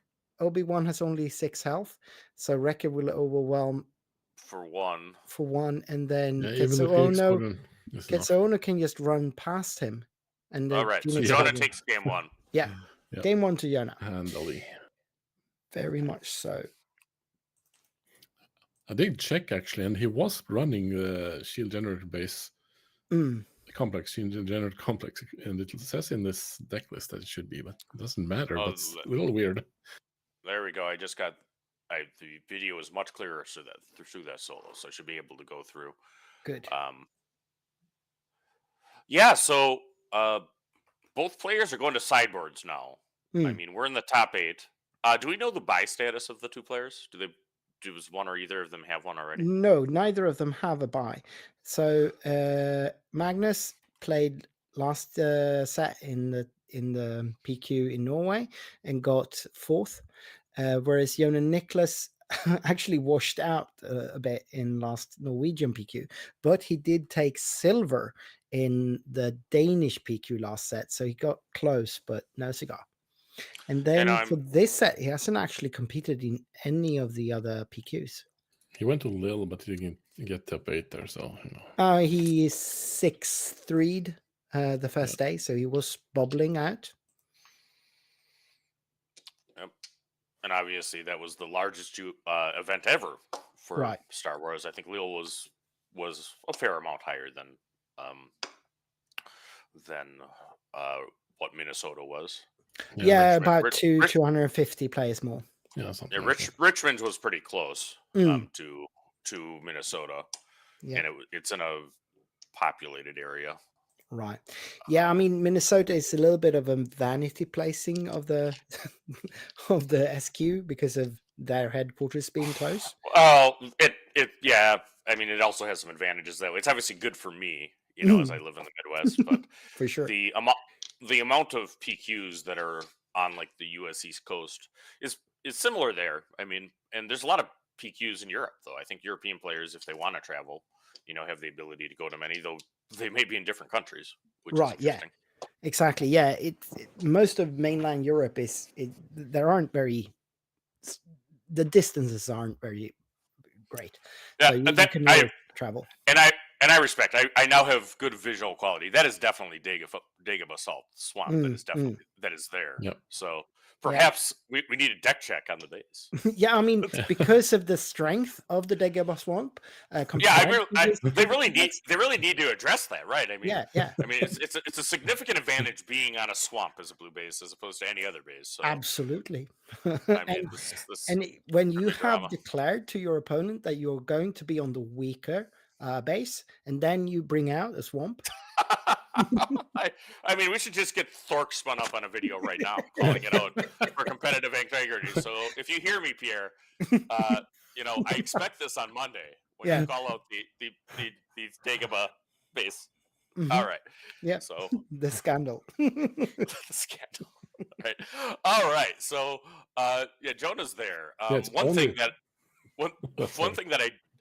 that I don't love about Data Vault decks is, any official sleeves come in packs of 60, and you have to do exactly what he did. You have your sideboard not in sleeves, which is just annoying. Indeed. Of course, you could buy 2 sets of deck sleeves, but who wants to do that and have 50 extra? Right. So if you're hearing us, Game Genic, you need to up your game. You need to up your game. You got to be Data Vault friendly. Exactly. If that's how they're going to run, because it turns out Data Vault's a really good deck. I actually am working. It was DJ Claro, who's a great Italian player. And he kind of pioneered the Akbar deck. But he got me hooked up with a guy named Mo the Monster, who's a creator, multi-game creator. And Mo is a statistician. He does math for a living, All right. and he's working on. We're trying to explain why Data Vault is good in SWU when it would be bad in Magic. Yeah. So because I think we know enough, and there's enough written about Magic the Gathering, which has been around a very long time, and analysis of how math works, that you would not want to add 10 cards to your deck in exchange for 3 life. But Certainly not. The results in SWU, I mean, I think this. contradicts this, right? So there is a significant difference between the two games, and it's the draw 2 resource 1 mechanic. Right. And I think that is it must be related, and we're trying to come through. So I look to collaborate there. That's very interesting. Yeah, I'd love to see that. He makes great come to videos. fruits. Well, Yeah, and that's very good. So we'll do there. Yeah, and shout out on the setup here. I mean, whatever the light is, now that I'm actually looking through kind of the full resolution, picture. I mean, everything looks very sharp and clear, and I'm sure that's what the viewers were. I thought it would look good on the TV upstairs when I was seeing it. So no, we are using our regular camera, which is a very good full HD, whatever it's called, many K thing. So we've got a really good setup, and we do have some good streaming lights, but glare is an issue. It's always an issue, and it's really hard to come to deal with without like having umbrellas or something else. So we actually had content creator Mobius on Late Night Live, which frankly we got to get Nordic Takedown on. I don't think we've had you guys yet, but I'll show you. Check your DMs. That's actually what I did last night. Oh yeah, just at my house. So I was under a beach umbrella in the computer in my basement, but it was effective, right? Anything that's effective works. Yeah, no, I think I've seen that in your setup that you had it attached to the camera rig for something you streamed as well, right? Was that the Bad Batch guys? Yep, I know Clint. Oh, that was Clint's. Yep, and I am happy to report Clint is now coming to Galactics. He won a buy at the Sydney PQ. Oh, great! So, nice. Awesome. Yep. And he's a longtime friend and looper, which is Menti played Destiny and was part of a community called Hyperloops. Yep. At that time, which that I was then morphed into the KTOD. Yeah, the only member that was consistent between the two was Mike, who's Bobby Sapphire. But shout out to Joe and Quinka as well, who are the other two members of Hyperloops. Quinka plays and is doing very well, and Joe Cologne is honestly sarcastic was his name, and he's a just excellent player. He's one of those guys where he's like Wu level of good, right? But that's cool. He may be coming to Vegas just to hang. Right. And I offered to pay for a main event pass for him if just to never played Star Wars and give him a meta deck and see what he does with it, because he's that good at game. He's like a professional. He does Flesh and Blood right now, where you can make quite a bit of money. Yeah. That's what Joe did. But I was curious just what would happen there, but I think he's going to decline. But we will eventually get him to hopefully try the game at some point. Cool.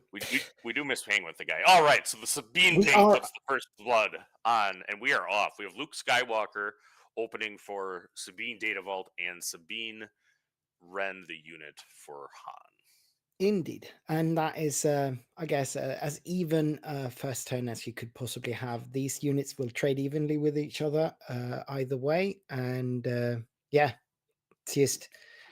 Oh, and for some reason. I'm the aggro. Yeah, for some reason he decides to go to base there. Interesting choice. I wonder what his hand is in that case. Yeah, I do. Jonah Nicholas is as baffled as we are, I think, because he does not know what to do here. He does have Fighters for Freedom in hand, I think. I thought I saw that, and starts going base first. Yeah, makes sense. I think that was correct sequence. Mm-hmm. All right, that is Seasoned Fleet Admiral, which is, I think. Oh no, that's Outer Rim Outlaws, and he plays it for full health. So that's Fighter for Freedom. 3/3 with Shield and Fighters for Freedom. So I think this is actually very good for Yona, because now the fighters can't be traded with either of those units, but it can take out the Outer Rim Outlaws in one go if All it right. wants, if he so chooses. Yep, and he's got a timely in hand. He keeps it in that's hand. that's Yeah, but he amazing. drew 2 timely. He resourced 1 and kept 1.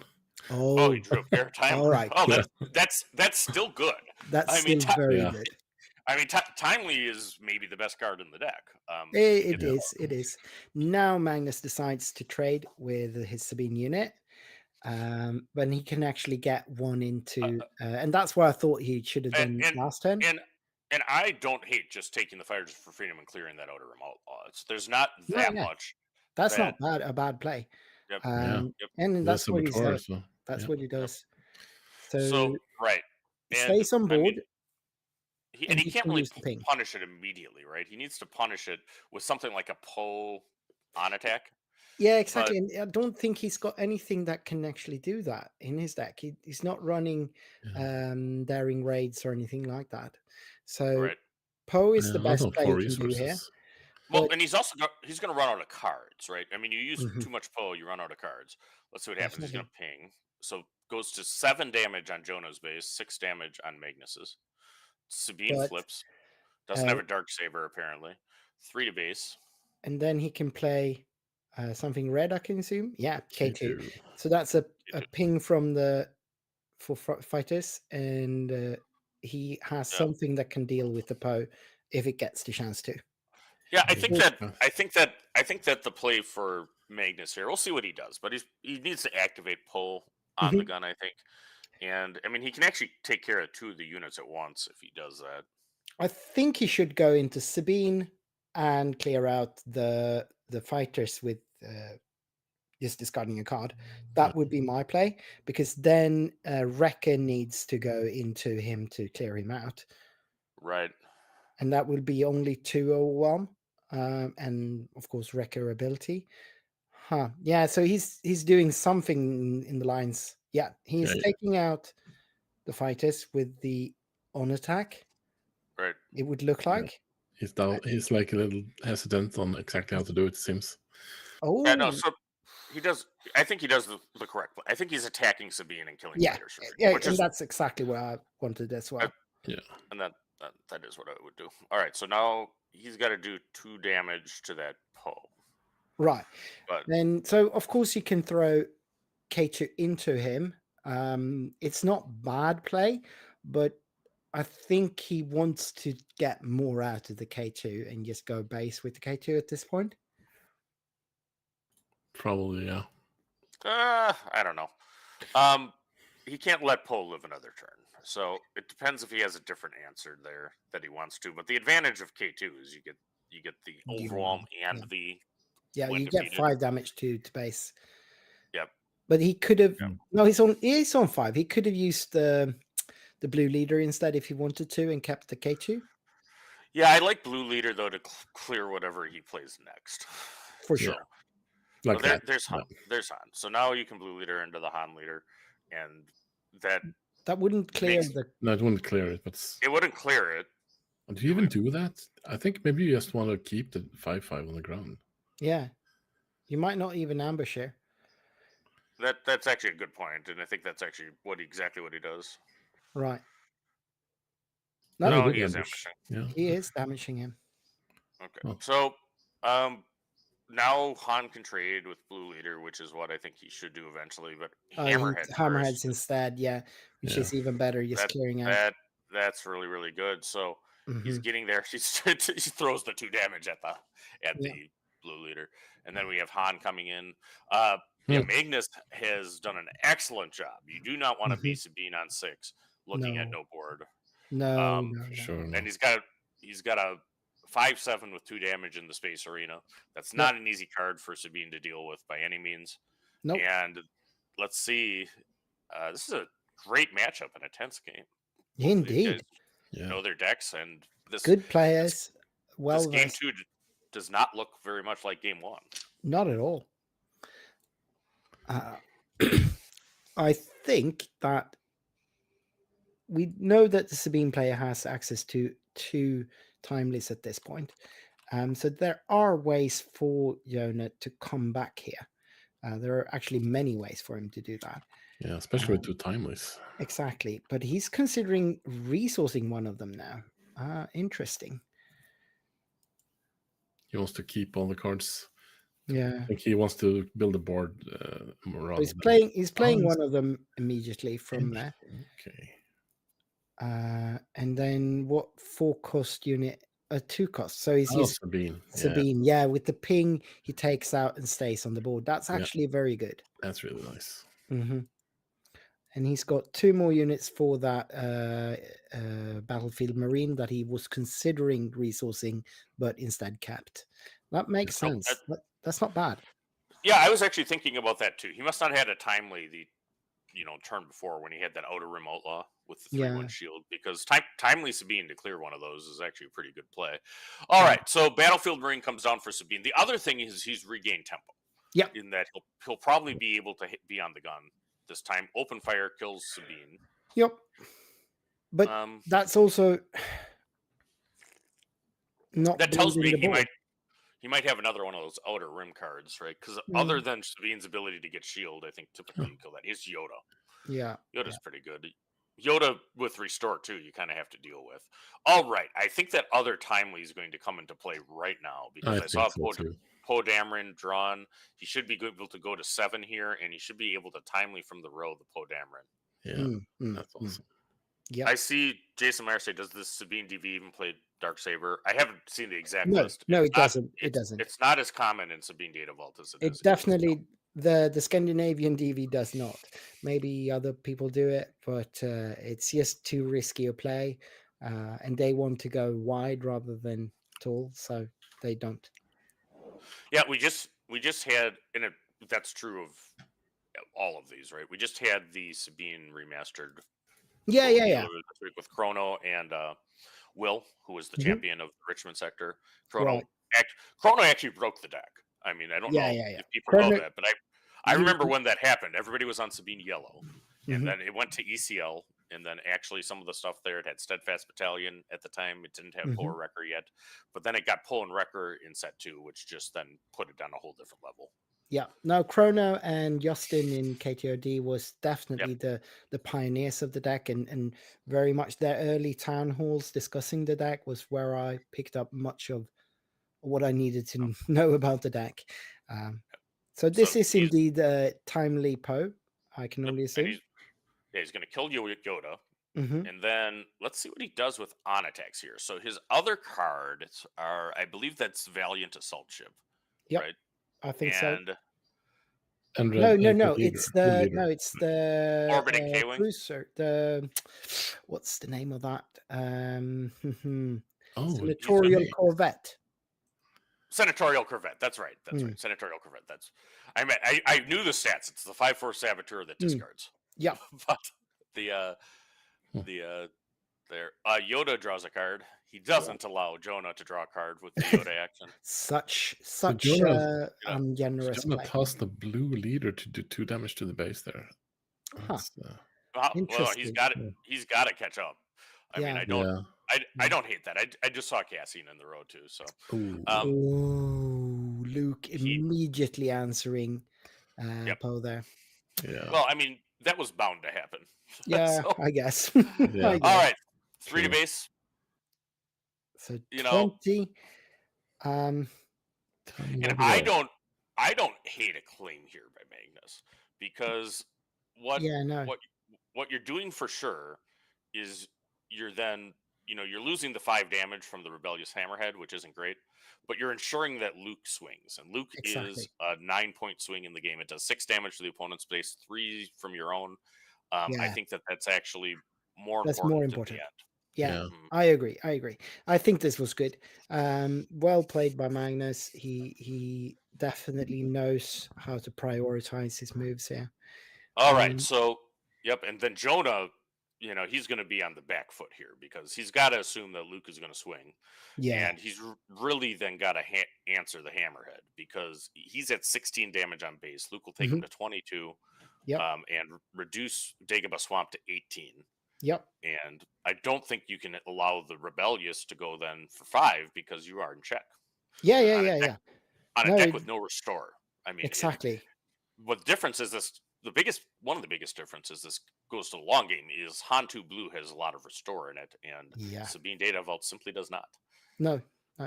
So that's a Radis, but it is not a Sentinel and not ambushed. Exactly. He needed to keep that Poe for that to be the case.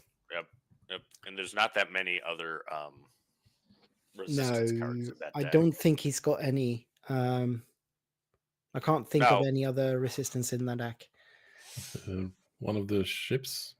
I'm looking at it now. The Corvette is not. No, none of it. It would be any Poe units. You know, I mean, I don't think that runs Snap Wexley. Snap Wexley is a resistance card. There, he should just attack. He should just attack with the Rebellious Hammerhead, I think, right now. So he does run Frisk, and I had to check Frisk, but he is actually New Republic, not Resistance. Yep, and Adelphi's New Republic too. I wish Adelphi was Resistance. That would be a great card to add to that synergy. And he is running Adelphi. And I'll confess, guys, I can't stop playing Set 5 Rail Leader decks. So I have one there, but I got a little bit sick night before last, and while I was in my fever dreams, I ran a bunch of games with Ray 5 Leader, which basically is being universally trashed by content creators. But it's always good to have some there. I found that yellow actually is kind of decent with her. All right. So Wrecker kills the Battlefield Marine. Yeah, and overwhelms for a bunch. 4 more damage there, and then 5 from the Hammerhead, and that brings the total to 27. Yeah, both which Luke means and Wrecker that is lethal here. Yeah, and Jeremy just have to have an answer. What he needs is heroic sacrifice. Yep. But I don't even think that gets it there, right? No, because he's on 18. He needs to do 12 damage, and Radis can't do 12 damage no matter what. So that is the scoop. We're going to game 3. Yeah, we are going to game 3. Game 3. This is turning out to be a really interesting matchup, and that's what we actually thought it was going to be as well when we started prepping for it. I do believe this is one of the more interesting matchups we had for the quarterfinals. Absolutely, for sure.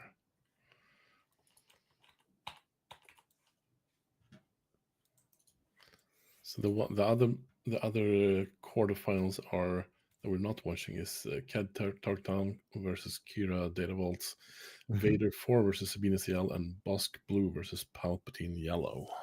Do we have anybody on site that can do a? That is Jona Niklas, it's the on-site guy, and Jacob Holtman, and both of them are in quarterfinals. So we have no one to ask. All right, so we'll do that. If anybody's man on the scene, we got 112 people watching online. If anybody is there, get us. Please give us updates. So we know for sure that Maikovsky on Vader Blue beat Hege on Sabine ECL. But that's a good point, Jason Kirk. There's 5 more subs to 700 survivors for the Nordic Takedown podcast. Let's get to 700 right now. There's 112 people watching. These guys are working their butts off to do coverage all over the place. If you're in America and you're like really happy to see some like morning SWU happening, why don't you give these guys a like and a sub? Plus, it helps the algorithm, right? The more people that do that, the more people that end up watching this. And who doesn't like to see Star Wars Unlimited popping up in Magic Player streams? That is 100% true. Yeah. I mean, and it doesn't cost you a thing. You just need to click on the thing. That is exactly right. So, and I appreciate the invitation to come help you guys. I really love doing SWU commentary. I think last weekend I called around in Italy, which was cool. With the Darth players. Darth players. Yeah, but awesome guys. It's really, one community that's spread across the world. Isn't it? Picking up, but this kind of thing is very important for having the game continue for long. Yeah, I mean, I think that content on the internet is very much good at both bringing new players in, but more importantly, keeping existing players interested. Right. And that's both of those things are very important. All right.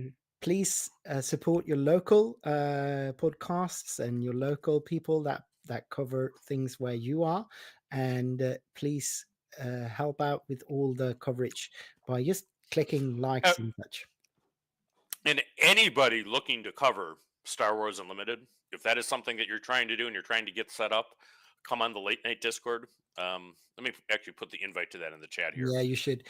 But we have coverage tools. We have a different section. We have a different role for people that are trying to do coverage, but we're trying to actually get things set up and make it so everybody's sharing resource. So, I mean, if you're trying to figure out how Sea Raptor and us like do the standing scrolls or anything like that, that's all in the coverage chat. And just DM me and tell me what you've done and what your channel is and what you're interested in doing, and then we'll get you set up. No, and even if you're not interested in doing coverage, you should join the late night gaming community. That is an awesome community. I hang out there personally a lot, and just that's a very good Discord server to hang out with. And not to mention, if you're giving us a like and a subscribe, you should go over to the Late Night Gaming YouTube channel as well. They do some of the best content for Star Wars Unlimited out there. The thanks, Viktor. masterclass, yeah, but the masterclass series that you do, Loopy, it's just amazing. Yep, and we work hard. The whole goal is to make it better. We don't paywall a dang thing. So I appreciate that. We're pushing on 4,000 subs ourselves, so I'm trying to get over that crest. All right, so we have one opening hands here and consider resources. Let's get back to business. And this has been a great match. I mean, we've had back and forth. I think that Jonah ran away with game one. Really, that Poe. It was Poe Dameron. Indeed. That won the game for Magnus in game two. I think, being able to answer the first Poe that Jonah played with the Luke then was also very important. But that first Poe that he played on 4 resources, that's where he really got that advantage and put the pressure on Jonah. A third game in a row with Jonas taking a mulligan here. Yeah, I think he is allowing himself to be quite greedy with his mulligans, because he did have opening plays and so on in all of these hands. He just wants to have that curve as smooth as possible, and I don't think he's wrong. And can you do a CFV deck list download as well? I'm going to actually just run all this. I'll try to do that. As you can. Maybe Pontus and I can call for a little bit here as we go forward. Go ahead and do that, and I'll see what I can do on my end. And then when you're back, I'll pop up and try to do some of the graphics that we do, but I know how to do things. Cool. And then we can talk about it before the top 4. So they're good on time, as far as I know. Do we know for sure if the top cut is being timed or not? It is timed, but they do have the 70 odd so minutes, right? 75. It's 75. 75. If you're timing it, it should be 75. Yep, and they are. Sometimes, I know it must be okay, because the Minnesota Regional, which was a major event, and actually the head judge for who was there, they decided not to time the top 8, which, I think is a decent decision. I can tell you that I actually was in a PQ. The first Chicago PQ, did go to breakers on time in the top 4. The other match, not mine, I was on speed. But the Boba Green versus Boba Yellow match did go to time and went to breakers, and that was real sad. I do not like that. There's a fair chance that the final might not be timed, but we haven't heard definitely from the judges yet. So Uffe, who is doing the judging for this, I think he might be alone. He's the head judge, and I don't think he has any floor judges, so he's doing it all on his own, I think. I'm not sure about that, though. He's a tremendous judge. He was the one calling last PQ in Norway as well. And so shout out to him for managing to keep this as well paced and as well run as he is. All right, so Outer Rim Outlaws hits the board for Han Blue. Looking across a green wind, they're lane dodging. I'm told that the late night Discord invite doesn't post because I'm not a host of that channel. So literally any video on late night gaming, if you go in the description, our Discord invite is. Yeah, so I will try and post a link in just a bit. I think I can do it for you if you give me the link. Sure. I mean, but right now, I think actually getting the 2 exports there so I can pop All some right. things would be a bigger priority because that's what we want to look at between rounds. Yoda's really, really good there. I Yep, like Yoda that a is a lot very for Han good Blue. play. Yeah, I mean, that is the restore one- is very good. right, and he's not that easy to kill for Sabine. I know he has a timely. Mm. Okay, he has a timely that he resourced. I mean, K2 ECL kills Yoda. That's what you would do if you're Sabine ECL. You would strongly consider a K2 ECL right now to turn off the restore. Certainly. But, or you play K2, right? Because that gives you an answer for the next turn. But instead, he's just able to hit 3. 2 of that's going to go away, maybe on this action. Yeah. No, Yoda being both fairly large health pool, and then restoring 2, attacking for 2. That's a 4 HP swing each time he hits. And then when you kill him, that's not great either because then you draw a card. So yeah, and he's got a girlfriend coming in set 5 with Yaddle. Yeah, which then going makes to be crazy. which makes him restore 3. Yeah. Right? All Jedi end up restoring 3. Outer and Hellas. So this is so far a pretty good start for Han. I agree. Yeah. And of course he is playing that K2, but in turn, Magnus is playing that Poe. Jonah needs to claim here. Jonah can't go for Sabine. He needs to claim here. Yeah, of course. To take care of Poe. I can't imagine he doesn't. Of course he's going to claim. Right.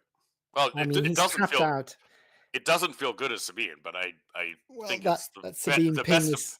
Yeah, no, you can't. the best of bad choices. Well, he could have done another 4 damage, right, with the speed ping and then attacking. That is Rebel Assault. That is Rebel Assault. That is amazingly good at this point because then he can run through Poe, actually do a point of overwhelm, and swing with one of the ships immediately. So that is actually very good. And I think that's another. He's got timely from hand too. So resourcing a battlefield marine there is absolutely correct. I see Wrecker. So Wrecker's not going to come into play this turn, I don't think. It could, though. That would be another out to Poe, which then lets you kill Yoda. Yeah, but he's only on 5 resources, right? Yeah. Oh, yeah, you're right. That's his 5. So he's going to have to go into Poe with Rebel Assault. Right. Which is 1 overwhelm as well. So 1 overwhelm and presumably 3 to base. Depends on how many cards Magnus has in hand, actually. If he is very low on cards, you might consider discarding a card from hand there. Yeah. And it's relevant. We did see Rebellious Hammerhead in that I deck. know, he's got a healthy hand, so that's definitely 3 to base. Yep. I think so. Use the when defeated to base. And then probably I don't know that it matters too much. Yeah, very much the same card here. So, I mean, if it was Han Data Vault, I mean, I think you definitely attack with that A-Wing because it's susceptible to Blue Leader. There's really not an analog card for Han Blue that attacks ambush in space. No, it isn't. So this makes sense. Yoda keeps doing Yoda stuff, restoring 2 there, and then the 3 to base. 3 to base from the A-Wing, from the Phoenix. That'll take Magnus to 16. And of course, that's half of his health pool. And he's got that outer rim yada yada guys to go to 13, which is far from half of Sabine's health pool. So this is where the data vault is interesting. And they both flip. So he's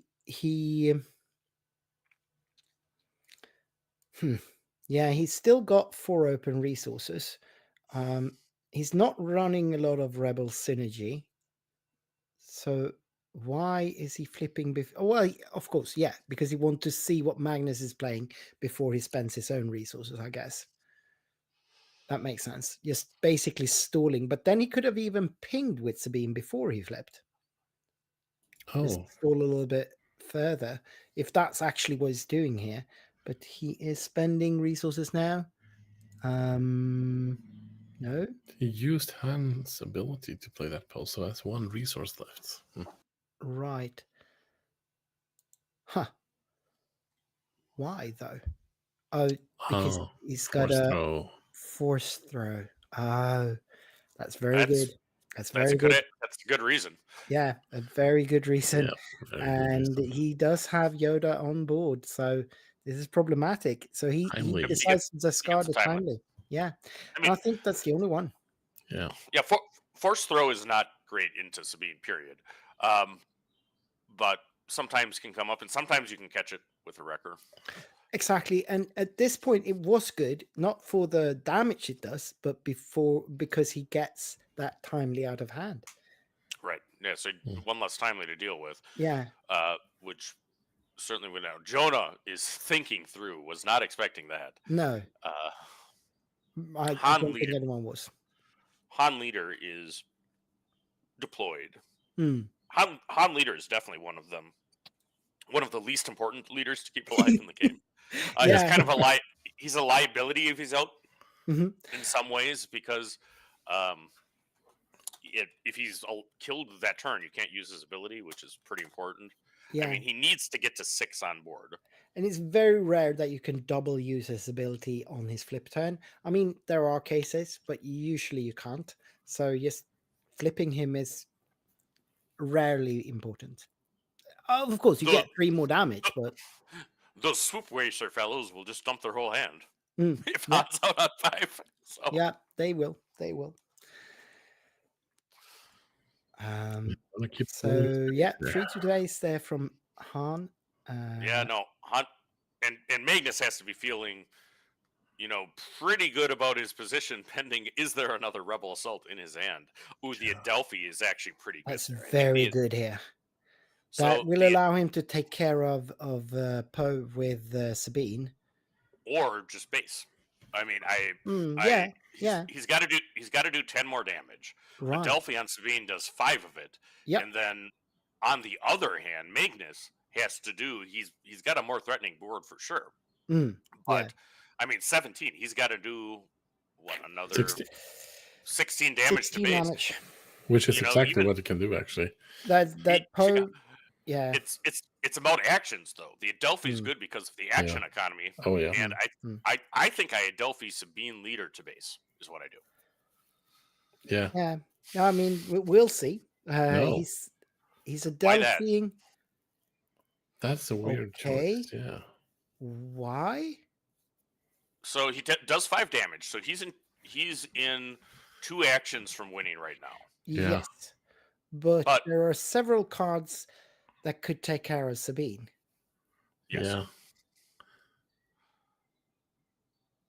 Maybe he's thinking that if he can take care of Sabine, he's not taking care of space. I don't know. That's a little weird to me. Yeah.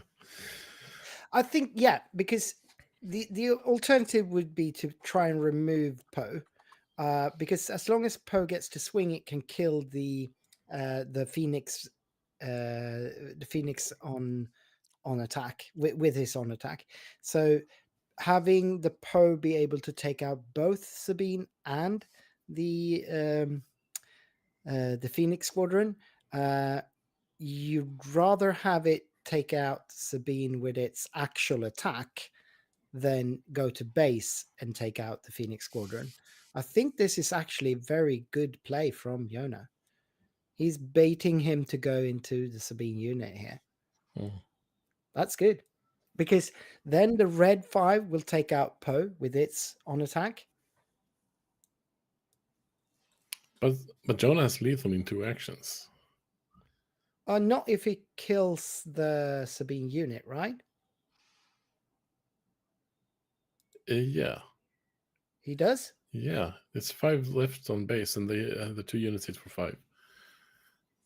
Right, yeah, any 2. Yoda does restore though, so but yeah, if he attacks if he attacks with Yoda, then Sabine can go. So he needs to go with Poe first and take out Sabine. But if he does, then he still has lethal in space. No, not with 1 unit. No. Then Yoda can go second. Yeah. I think the math here is very important, and if So Jonah is tapped out, bar More or less. one resource. So if that is a rebel assault, then it's game. But What he is plays this? Mace Windu. Oh, okay. Very good play. That is good. That is very good play. Yeah. All right. That's So I think so that's Mace game. Mace cannot be. Well, I mean, he's got to do something to stop either the Red 5 or the A-wing. Still, Yeah, but he can Yeah. just attack with Yoda to get that extra health. Yeah. Yoda will True. get the health back. So Nicholas needs some kind of pump, or it's game. and this is why I was thinking of attacking with Sabine Leader, right? Because the Sabine Leader was liable to get killed. It's not as easy to kill the things in space. Well, I mean, the Phoenix would die just to Poe. The Phoenix will die just to Poe as well. That's true. Yeah, but if he had done that, then he wouldn't threaten lethal. Because he needed that extra damage. Well, he had no. Yeah, actually, yeah. Oh, he could still attack with the Mace Windu. If he attacks with Sabine first, then we'd Poe doesn't go to Sabine's. Poe goes into base and kills the Phoenix. Yeah. Whereas this way, he's thinking that maybe the Poe has to kill the Sabine and can't go to base, and it buys him around. I think Yona played this correctly. Yeah. The only problem is that there was a mace in hand here. Yeah. Yeah, no, he needs to attack with Yoda now. Yeah, he does. He does. To heal more than anything. Right, exactly. Yeah. So healing 2 off of there and doing 2 damage to base. But this means that Yona does not have lethal and has to... He sees it too. Yeah. Yep. Yeah, no, he's 1 rebel assault short, is what he was. He is 1 rebel assault short, yeah. And that great was game by both of them. Very good game, yeah. Magnus takes it. That was a all great right. game. So all the quarterfinals are actually finished with that. All right, so we're not gonna have much time. I'm gonna give you some graphics. I do have a leader shift, and then we can actually look at what shifted today too. How many players was the event when it started? 33 players. 33 players. All right, so I will take us over to where we can watch some graphics and also updated version of the melee. So I will update this. Here we go. So all matches have been reported now. Jonathan BB on Cad Talking Town took down Gashblood on his Kira DV.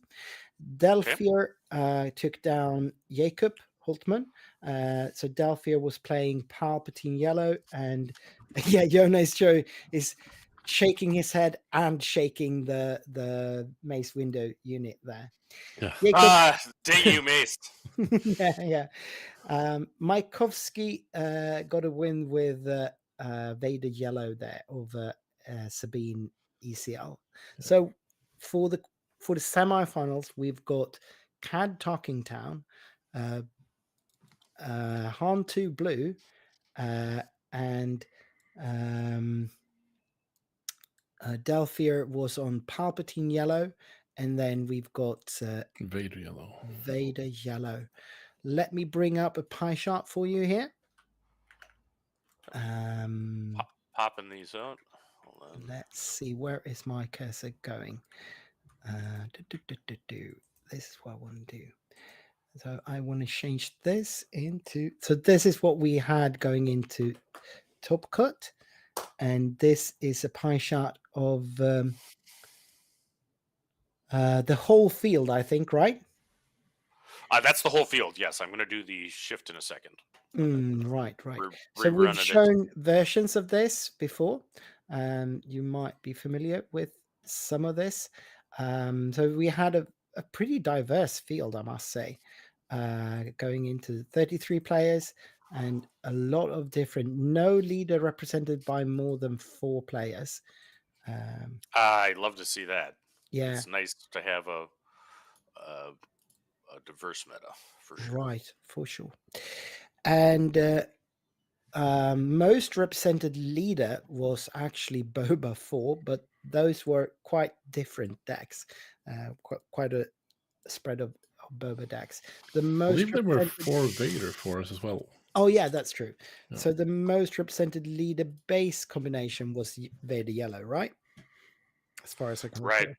Yep, and that's shout out to the Bothan guys. They'll be recording the Vader Yellow Masterclass on Monday. Oh, Uh, that's so we got- one thing to look out for. That's we a got the deck whole- that is going nowhere. It's going to be a force to be reckoned with in next meta as well, since a lot of decks aren't prepared to handle space that well, in my opinion. All right, so I'm giving you now the shift percentage to top 8.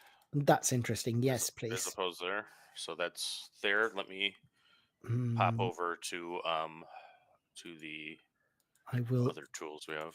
So shout out to Jonathan Fisher, Mhm. who actually made the tools that we used to make those two. Let me run this through Cure Johns in a second too. Yeah, Jonathan Fisher, a good friend of the podcast, he was actually on one of our episodes talking about these kinds of tools and what we're trying to bring with these kinds of graphics in Star Wars Unlimited, and why we want to be able to show these kinds of graphics. It's a really good episode. If you haven't listened to it, maybe you want to. It's on anywhere where you can find podcasts. All right. Do you know our top 4 match yet? We have not got any confirmation on that yet, but Okay. let me see if I can get anything from the people on site. Maybe they can help us out with that. But please talk a little bit about this conversion graphic that we have on now, Shifts. the shift here.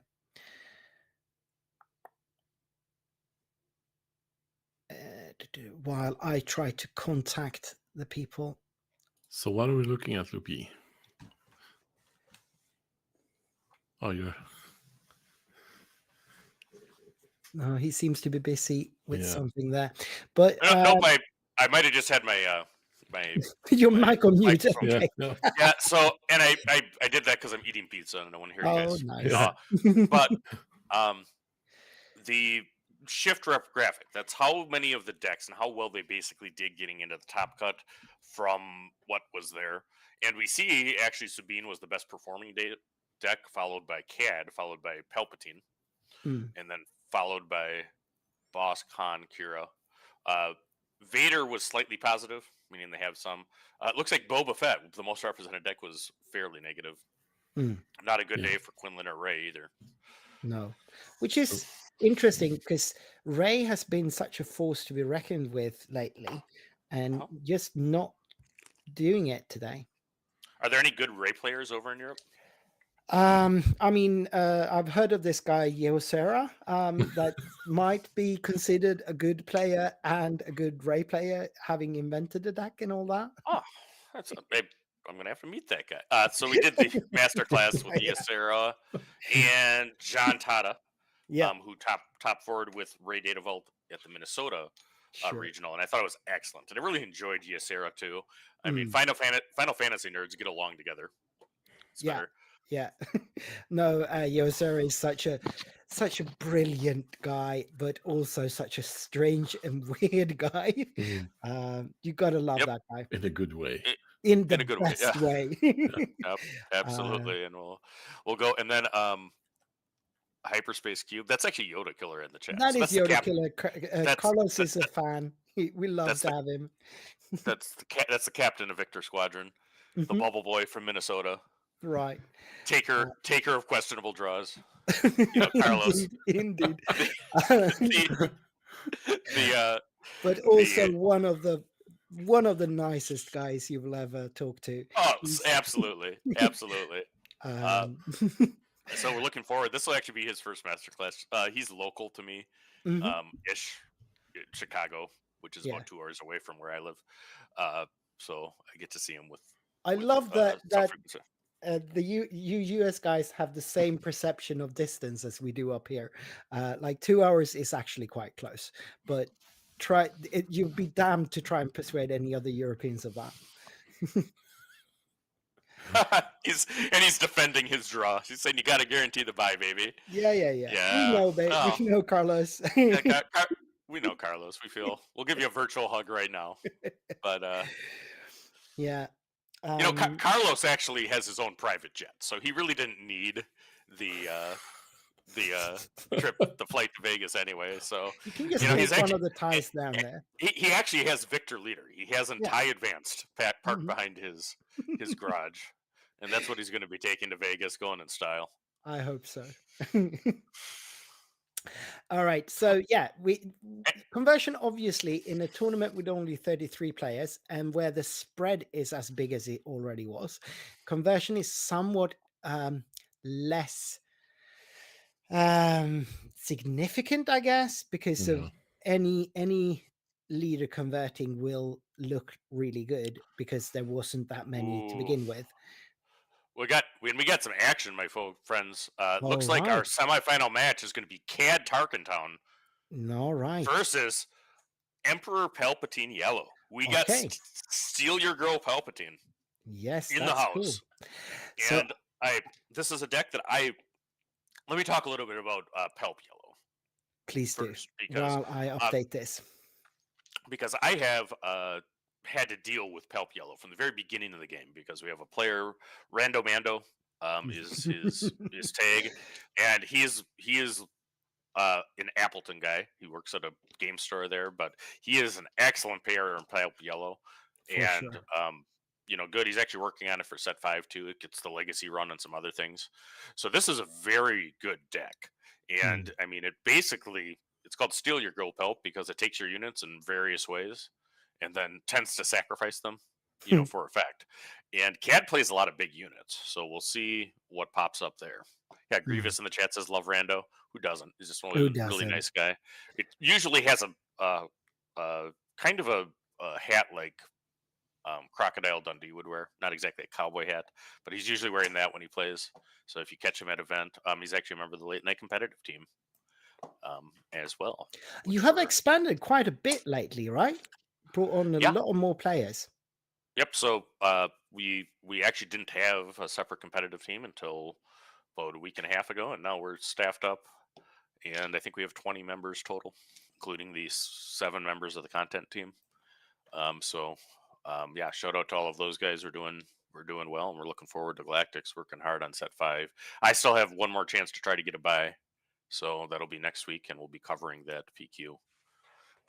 If you want to do some commentary, Victor, you'll have I'm always up for the challenge, and being a teacher, I'm on summer break now, so I am ready and available for anything like that. What do you teach? I teach math and English and sometimes a bit of natural sciences. All right, I was going to say your English is excellent. Yeah, that's just a byproduct. Other than nobody from Sweden pronounces hard J's, but I imagine that's part of but I think that's just part of it. It's very soft and accented vowels and all of those things. It's hard to get it right when you're used to using your tongue. All right. So whatever the Cad Bane player, had a candy, held it up to the camera, and then ate the candy. So I don't know exactly what that means. So, I mean, it's hopefully a candy made of sugar, and not some other substances mixed in with the candy. Because, I mean, he's gonna need all of his brain power focused on beating this Palp Yellow. I am sure of it. Yes. I hope that it wasn't anything illegal. Scandinavia, Norway and Sweden are famously less drug liberal, and then you got Denmark being a lot more liberal on it. Yeah, Norway might be going that way as well, though. And then you got Holland, where my ancestors hail from, and just forget about it. But... Yep. My best friend lives in Holland. He works for a company that does medical software. So he's currently in the mix of trying to actually make the British health system work. So if he succeeds, thank my friend Josh Madsen. Yeah, if he succeeds, he can come to Sweden and fix us as well. Yeah, and he lives in a little town called Zenhertzgebusch. Oh And- yeah, Herzogenbusch. That's a really nice place. See, you said that better than me, and it's pretty cool that he has a city that begins with a punctuation mark. But that Yep. is 100% true. Yep. My dad actually lives just next to that. And I Oh. did study out of Eindhoven, which is not that far away either. So there's actually my last name is Vanderloop. That's my Oh. given name. But Oh, what that nice. means is there's actually a canal system Mhm. to the east of Zenhertzgebusch, not that far actually, called the Loop, Loup. And basically, when we emigrated, because there's a bunch of Dutch Catholics that didn't like the reception in Holland at the time. So a lot of Catholics emigrated to Wisconsin, and my family came from the Loop area. So I haven't gotten there yet. My dad actually got to see it. My best friend has lived in Holland for now, I think 12 years, and I still haven't gotten to visit, but I hope to soon. Maybe I'll come and play in a PQ or something over there. They do have a lot of good events in Holland for Star Wars Unlimited, and a pretty active community both in Holland and in Belgium, with some really good players. Yep. Yeah, very good. And Lille's not too far away from there, I was told. No. Because neither Belgium or Holland is particularly big. Nope. It seems. Like a county in Sweden, about the size. I saw Konstantinos making some notes there. I'm a little... And they seem to be off here. We've got Konstantinos, who goes by the nickname of... yes, I can't bring that up right now for some reason. Which player is he? Is he the Pelp or the Gad? The PAL player is Konstantinos, and he goes by... Let me see if I can bring that up. Gosh, the nickname... odd. Yep, exactly. And then we've got Jonathan BB, which is also his nickname, running the CAD Talking Town there. They're shuffling up and deciding on resources here. Yep. So I see that Constantine, he put down a confiscate right away. I still think he's thinking about his hand because he doesn't look to have a turn one play. He does have resupply. He does have a Royal Guard, but he might ship that back. I mean, he obviously. I think the card you want most in the CAD is Crumb. Mm-hmm. If you can get a Crumb, because I mean, it can end up soaking a lot of those pings and force him to have to kill the Crumb. Which saves damage to base. Certainly, CAD, the Palpatine player, has the inevitability in this match. For sure. If the game it goes long enough, very, very he's gonna long, win. at some point, the Palpatine will be there. It's just one. It would just one. Yeah. Oh, Fisan, who I know, who's a great member of the community, says that Pelp is Costas, aka De Lifer, I think. Yeah, that would make sense. Yeah, Delphier. Yeah, that's his. Costas is Delphier. That's correct. and look, I got a Hollander Joachim in the chat says greeting from the Netherlands. I'm half Dutch American, so if that makes sense. But I'm half Irish American. All right, so Boba Fett does a ping with CAD. That's pretty dang good because I mean he's going to want to clear that Yularen with the crafty. He doesn't want to let the heals happen. It's going to be 2 damage into the crafty. So Costas does his work for him and attacks into the crafty with Yularen. Yeah. I might have went base there because I think that the CAD player, and what's his name? Jonathan. Jonathan. I think Jonathan probably would have killed the Yularen had he had the opportunity, but we see why. So the Pelp player had a super laser attack, so he's trying to make sure that shield cleared so he has a target to kill. Yep. Philip, one of the main TOs in the Stockholm area, has said in chat that he played Costas in Milan and that he's a great guy.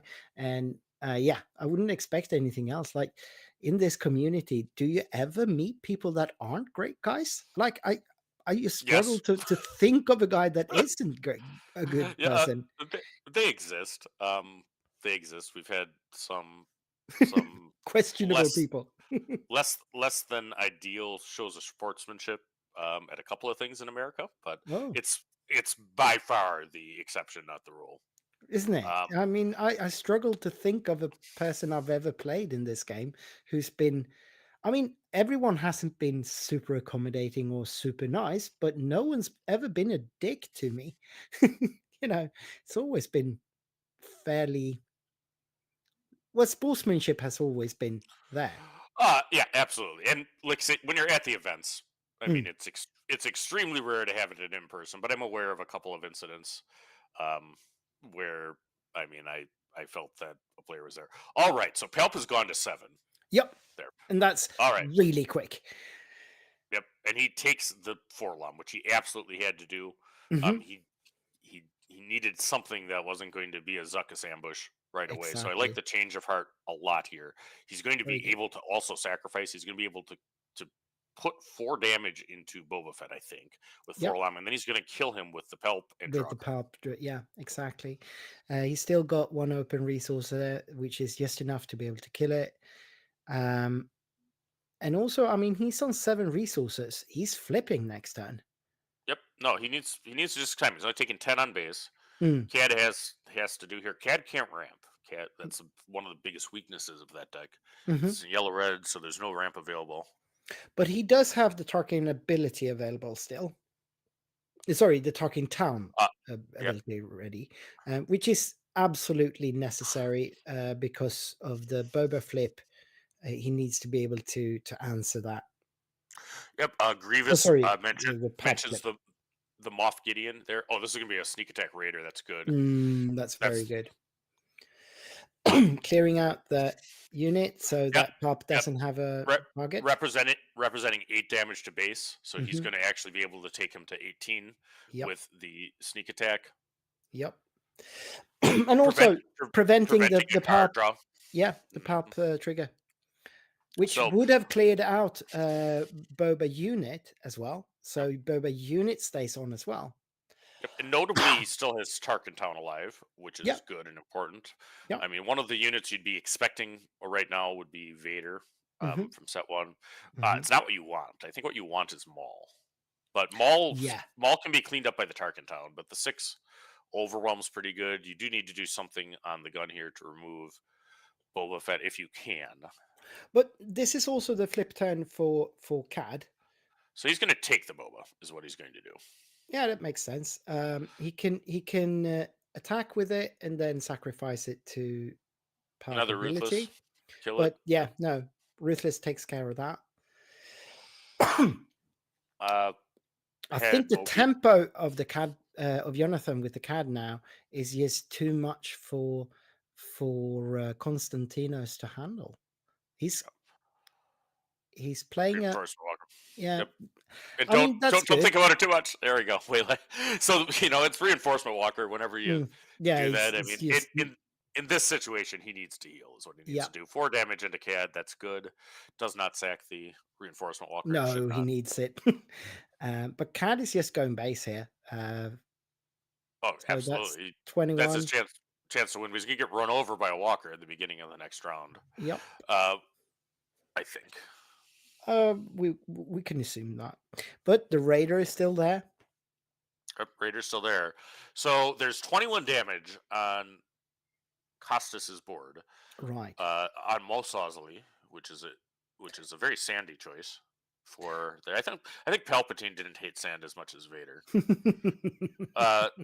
We have 0 damage on Tarkin Town, but Palpatine has flipped, has gone to 9, and has a reinforcement walker. I see Devastator in hand. I see Royal Guard in hand. Yeah, he does have the potential to stabilize here. Yep. So he's going to attack and kill Cad Bane, heal 3, back down to 18. Yep. I mean, does he even need to look at the card? He certainly doesn't need it. Yeah, he shouldn't. What you need to do right now is survive for another couple of turns. Yeah. Because what is there? Surprise strike for 7 to 25. Yep. Right. And this is why he needed to heal. It's very important that he heals. Can he find something else to stabilize now? is he going to claim? He might claim, and it's getting real hairy because he's at 25. He Yeah. does have Devastator in hand. Devastator can kill the Ruthless and block space, Yep. but Lock they space can't up. play it yet. Can't play No, it yet. He's no, at 9, he's not only at 10. 9. So he needs to claim, but did He's Jonathan claim? Yep, he needs to claim. Nope. There's Jonathan. So what else can he do? Um, Waylay the Walker, that's big, very and good. Bazine, And gonna get Bassine the it out Dev. of hand. Oh, he's But- got a oh. backup Devastator. Always have a that's backup good. Oh, Devastator. that is good. All right, so let's play this out. He Does does take the Walker, obviously. does Jonathan? I'll say a Mhm. hard J for you. Does he have a surprise strike? Because how this is going to play out is you're going to have Devastator on the gun, and I think that surprise strike Bazine would be lethal, or Hot Shot Blaster Bazine will be lethal. Yep, either or. So Bazine has murderous intent. You know, She looking does, across at the Pelp I think player. so. I think so. There. And like even so, obviously he needs to take the Ruthless Raider out. No, he doesn't. He can. So the only thing that would change this is he's on 10. The only play I can think of that would be better is if he has Timely and a Reinforcement Walker. Oh, That would be better than Devastator. But failing that, you devastate the Ruthless Raider. And kill Bassine. Or you kill Bassine. Yeah, you kill Bassine. You definitely kill Bassine because Yep. he's got Sentinel, and I do not believe that he's playing breaking in a CAD deck, so he will not be getting any. Costa certainly hopes he's not playing breaking in the CAD deck because that's the end of the game if he has it. Even Swoop Down is actually slightly more likely, but not in a CAD deck. Yeah. So CAD now doesn't play enough space for that. So now he's got to start thinking. So that was a great play by Costas killing the Bazine. So he's got to be thinking of how he's going to actually do the damage next turn, right? So he did turn off the healing from Pelp. Pelp really can't do anything. Pelp's probably going to claim on the next engine.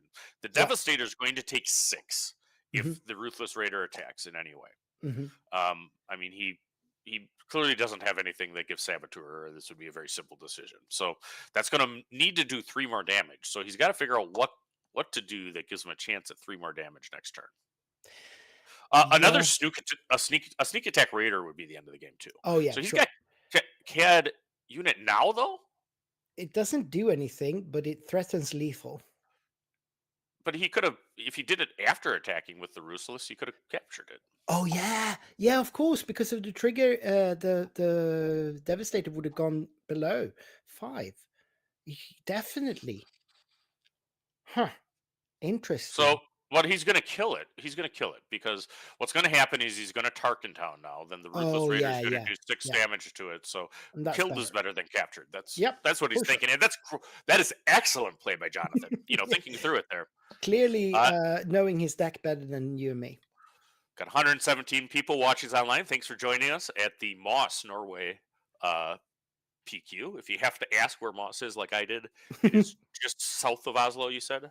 I think southeast of Oslo, making it actually a better commute for Swedes. So there's a fairly big contingent of Swedes there.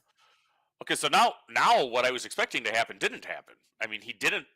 Help claimed he didn't attack with Ruthless. He didn't target on it. No. What does that mean? So he goods to me dead the CAD 1. and then Greedo for 1. Yeah, I thought I had this match figured out, but it's going a different direction than that. Yeah. So CAD is exhausted with no good to be dead. Another Walker. That is so important. Right. And I mean, at some point he's got to attack with Devastator here. You right, got a Zuckus and a CAD ping. 1 on the Devastator. I would put it at Pelp, but Pelp can go through Greedo. Right. No, and he doesn't have any margin for error, having taken 22 damage. He's healed a total of 6. We still haven't seen the Tarkentan used. Yep. I'm a little surprised he didn't clear Devastator last round. Yeah, I thought that was what he was going to do. Because that made sense, because he could have Tarkentowned it, then the Ruthless Raider for 4, and then it's when defeated for the last 6 and done 2 damage to base. For some reason, he remained in this state instead. Right. And then And yeah, the- you got to think this through. So now he is attacking into it. So that's 6 damage, and then we have the when defeated, 2 to base, and then 2 somewhere else. And he's not putting it on the Devastator. Yep. No, Huh. he's not. So he must be thinking that the Walker is more dangerous to him right now than what the Devastator is. Uh-huh. Well, I think it was a cat ping, so the Pelt player got to pick where the damage goes. Oh no, but the Ruthless Raider ping. He put the Ruthless Raider ping on the Walker. That's exactly right. I was going to say, I thought the math added up that he could have killed it with Harkin down. You're right. All right, so now the Ruthless Raider is going to attack and kill Zuckuss. Mm-hmm. No, the Walker. The Walker, excuse me. Yeah. For Reinforcement Walker. And he's actually thinking about drawing this card as a Vader, so yeah. Well, you always think about drawing Vader, but he does he maintains discipline and does not. Does he have Barrage? I think he's got a Vader in hand anyway, so he's got a very big hand there. Oh, Greedo for 5, 6, 5. He needs another Walker. He does. Needs the third one.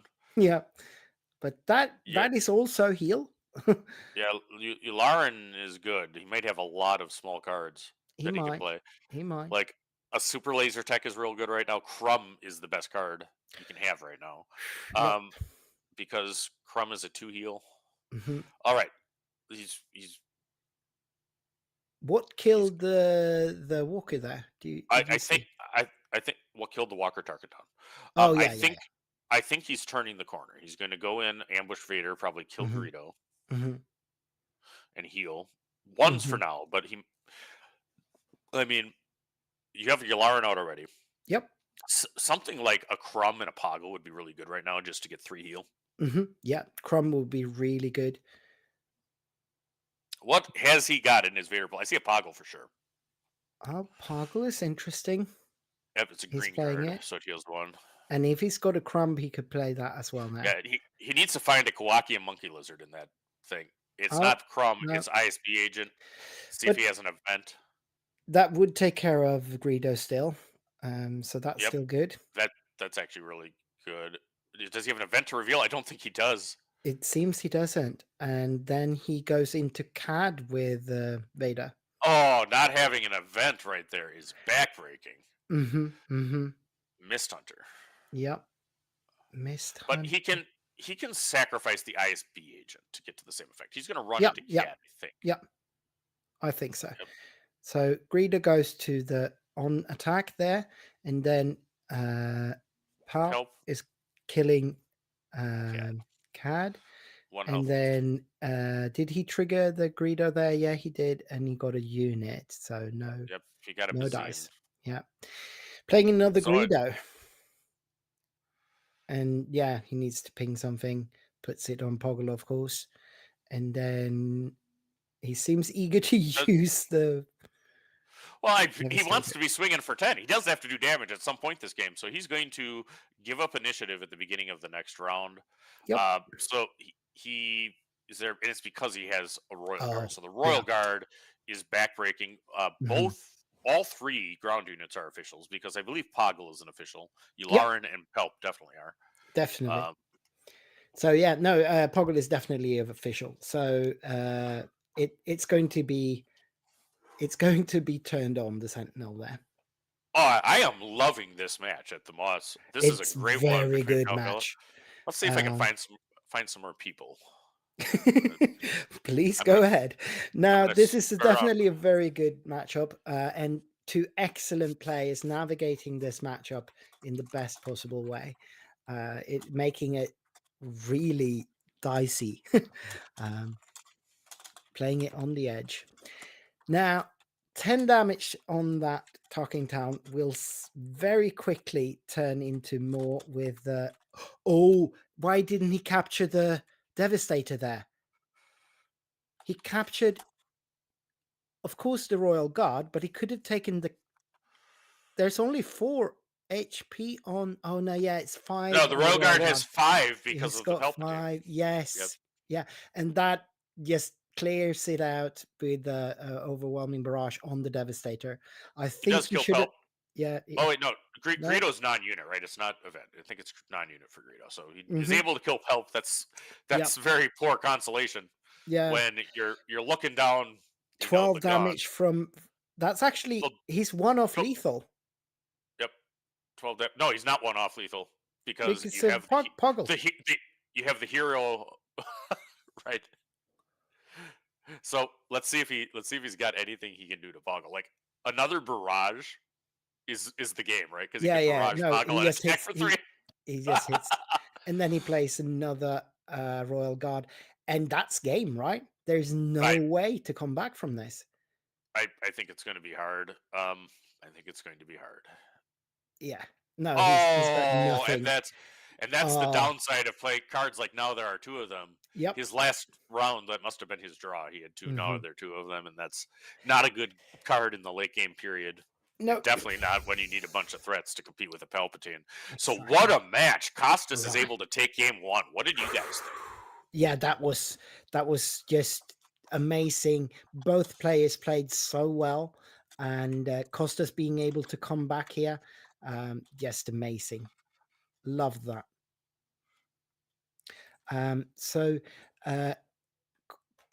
Jonathan, sorry, I'm updating the wrong one. Jonathan was so close, so close to get that game there, but then Costas found that Walker in the nick of time and started healing, and then he just kept chaining different kinds of healing.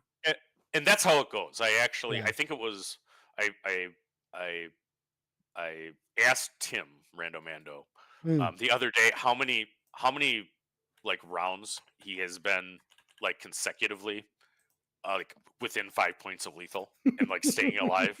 And you saw it there. You saw the kind of dance that Costas expertly did.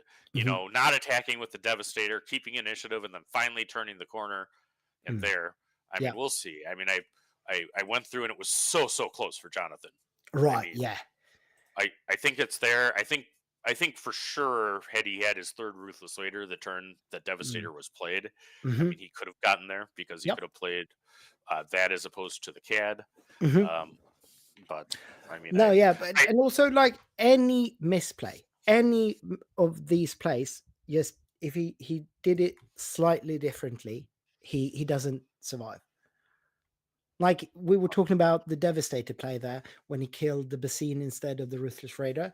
Well, I mean, there was a blaster in the row, the one that went to Greedo instead. That would have been game. So there's so many places where you have to play exactly correctly, unless you lose. That's always the thing. Let me pop here. All right, I'm just popping over the. So, Pontus, what do you think about the sideboarding here? Did you see anything that stuck out to you? We might have lost Pontus here. All right. Well, we can handle this. I'm sideboarding. If I'm sideboarding for Palp Yellow, I mean, I think that you're trying to find any additional answers to the huge bombs. Right. And at the same time, anything that pumps. Yeah. I mean, if you have, depending what's in the board, anything that can, attack early. I mean, I think you have a significant advantage towards the beginning of the game when the CAD pings are more meaningful. Yeah. And the Palp player is just playing lots of little things and sacrificing them typically. And we did see that Jonathan is actually running the double yellow Cunning, the event Cunning out of Aspect, which is a card that he brought in the previous game. It could definitely be the tempo kind of play he needs here. Right. All right. So, and then what do you think you're doing as Palp for CAD? Do you have any experience with that? If he's got any kind of heal that he is not already playing, that's probably accurate to bring it in. We never saw any crumbs, did we? No, we did not see Salacious Crumb. I mean, it would have been good for part of that, for sure. I think. But it there. All right. So last one is Facebook. We'll put it out that way. Both players are there. It's going to be initiative to Jonathan, having lost game 1. Yep. Or technically his choice. Yeah, of course. And he's being going to give on it to CAD, him. he might just want to give the initiative to. I think that's what he's done. I think that's what he's done. So, all right. So both players are cutting the deck. A little bit of a catastrophe going on, but nothing too bad. Restack up the Vader sleeved Pelp cards, piloted by Costas. This is game 2. He is up 1-0, having narrowly escaped defeat and ended up with victory. Piloting Pelp Yellow very well through the later stages of the game. Jonathan is playing Cad Tarkendown, which is a mid-range tempo deck with a lot of unit-based removal, and looking to even the score and force a decisive game 3. So I'm looking through the deck lists here, and I don't see anything popping out in the Palpatine deck list that I would have brought in. Maybe he's got 2 Cad Bane hostage taker units there. Could be interesting to bring in. The Cad player did go wide at some points, so maybe. Other than that, I don't know. Outmaneuver, maybe. Right. Yeah, we'll see. I can't see the deck list myself, but the players already go. They've made their decisions. Both players did sideboard. Right. Yeah. And that they know. So certainly. The CAD list seems very similar to what Raytan ran in Minnesota, which makes sense. When somebody goes on that deck to the finals of a regional qualifier. Yeah, of course, Raytan being an amazing player. Yeah, and Coldraz says that Costas is keeping the Oslo mid-range deck players honest with his Pelp play. I bet he does. No. Yeah, you don't want to see Pelp as mid-range. He's going to Tarkin down Salacious Crumb. That's what's happening. That's absolutely what's happening. So that's a bad hand too. I mean, I imagine he mulliganed. I wasn't watching exactly, but I mean, playing McClunky, without something to McClunky is not what you want to do. It does still trigger the Underworld ping and thus the Tarkin down, but yeah, no, it's not great. So now he's deciding whether to Cad ping. I think he's still going to play an Underworld unit, but he doesn't have to Cad ping if he doesn't want to get there. He's going to waylay that. And that's not a bad play. If you don't have a board, maybe you don't want your opponent to have a board. I don't think it's bad play under this. It's good because it looks like Jonathan drew a brick. So I mean, being able to do that and stall things is good. I mean, we should see the super laser tech played on the beginning of it. Now I think that he plays something, he does ping. He doesn't want to let Pelp use that sacrifice action. Of course not. So yeah, he might not actually ambush here. He might just ping.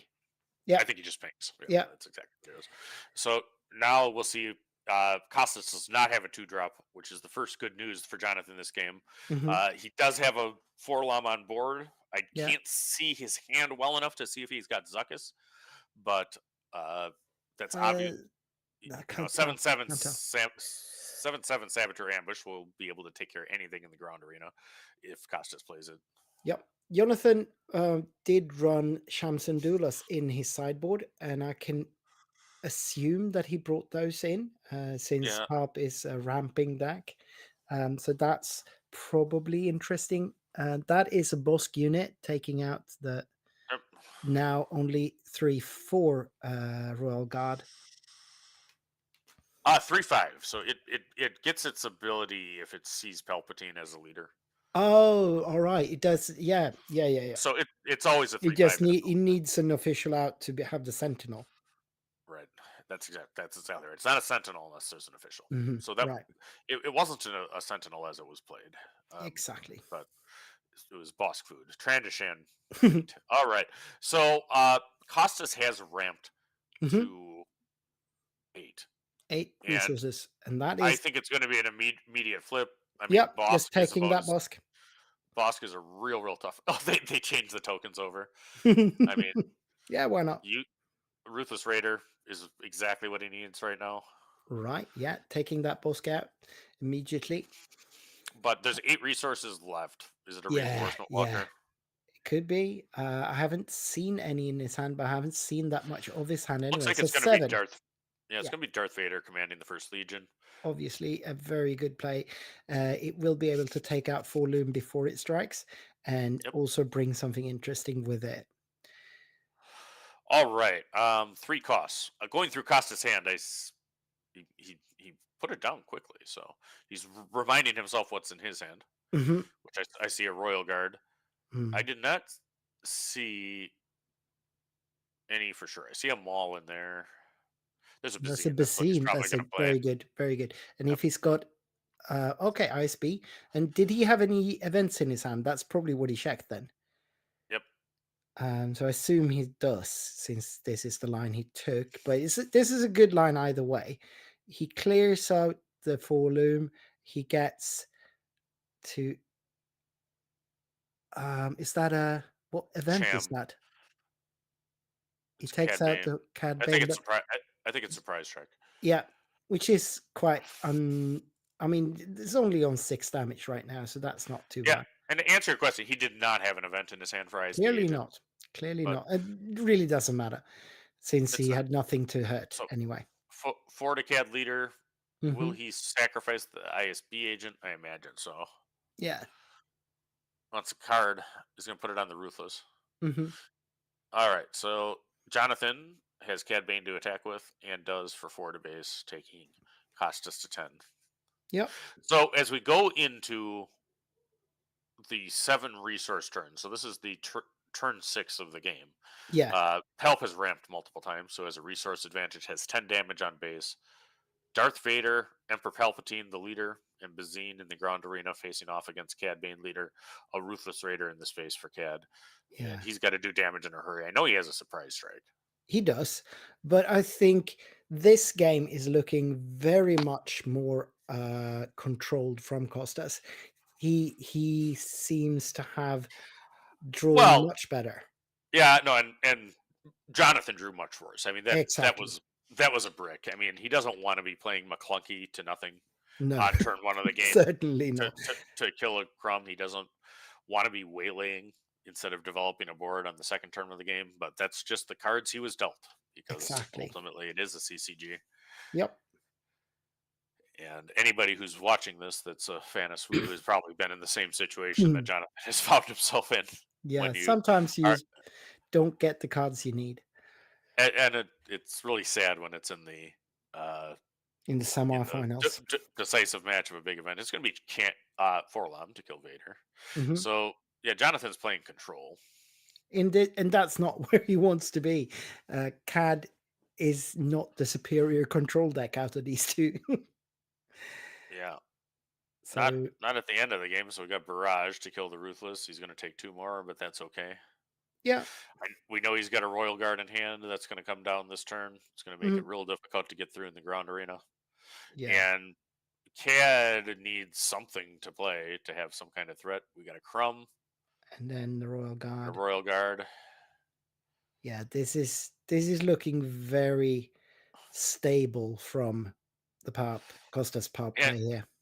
And I like Costas's use of tokens. If you are on a big stream of event, I mean, he's actually indicates the plus 0+1 because of the Palpatine, and then he indicates the Sentinel with the exclamation point.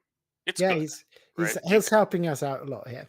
Yeah, you know what your cards do because you're playing your cards and you're in the semis of a PQ. But there's lots of people that are just checking out the game here, watching online. We got 127 now. Yeah, Thanks for joining us. But very much so. I think it is good to use the tokens provided.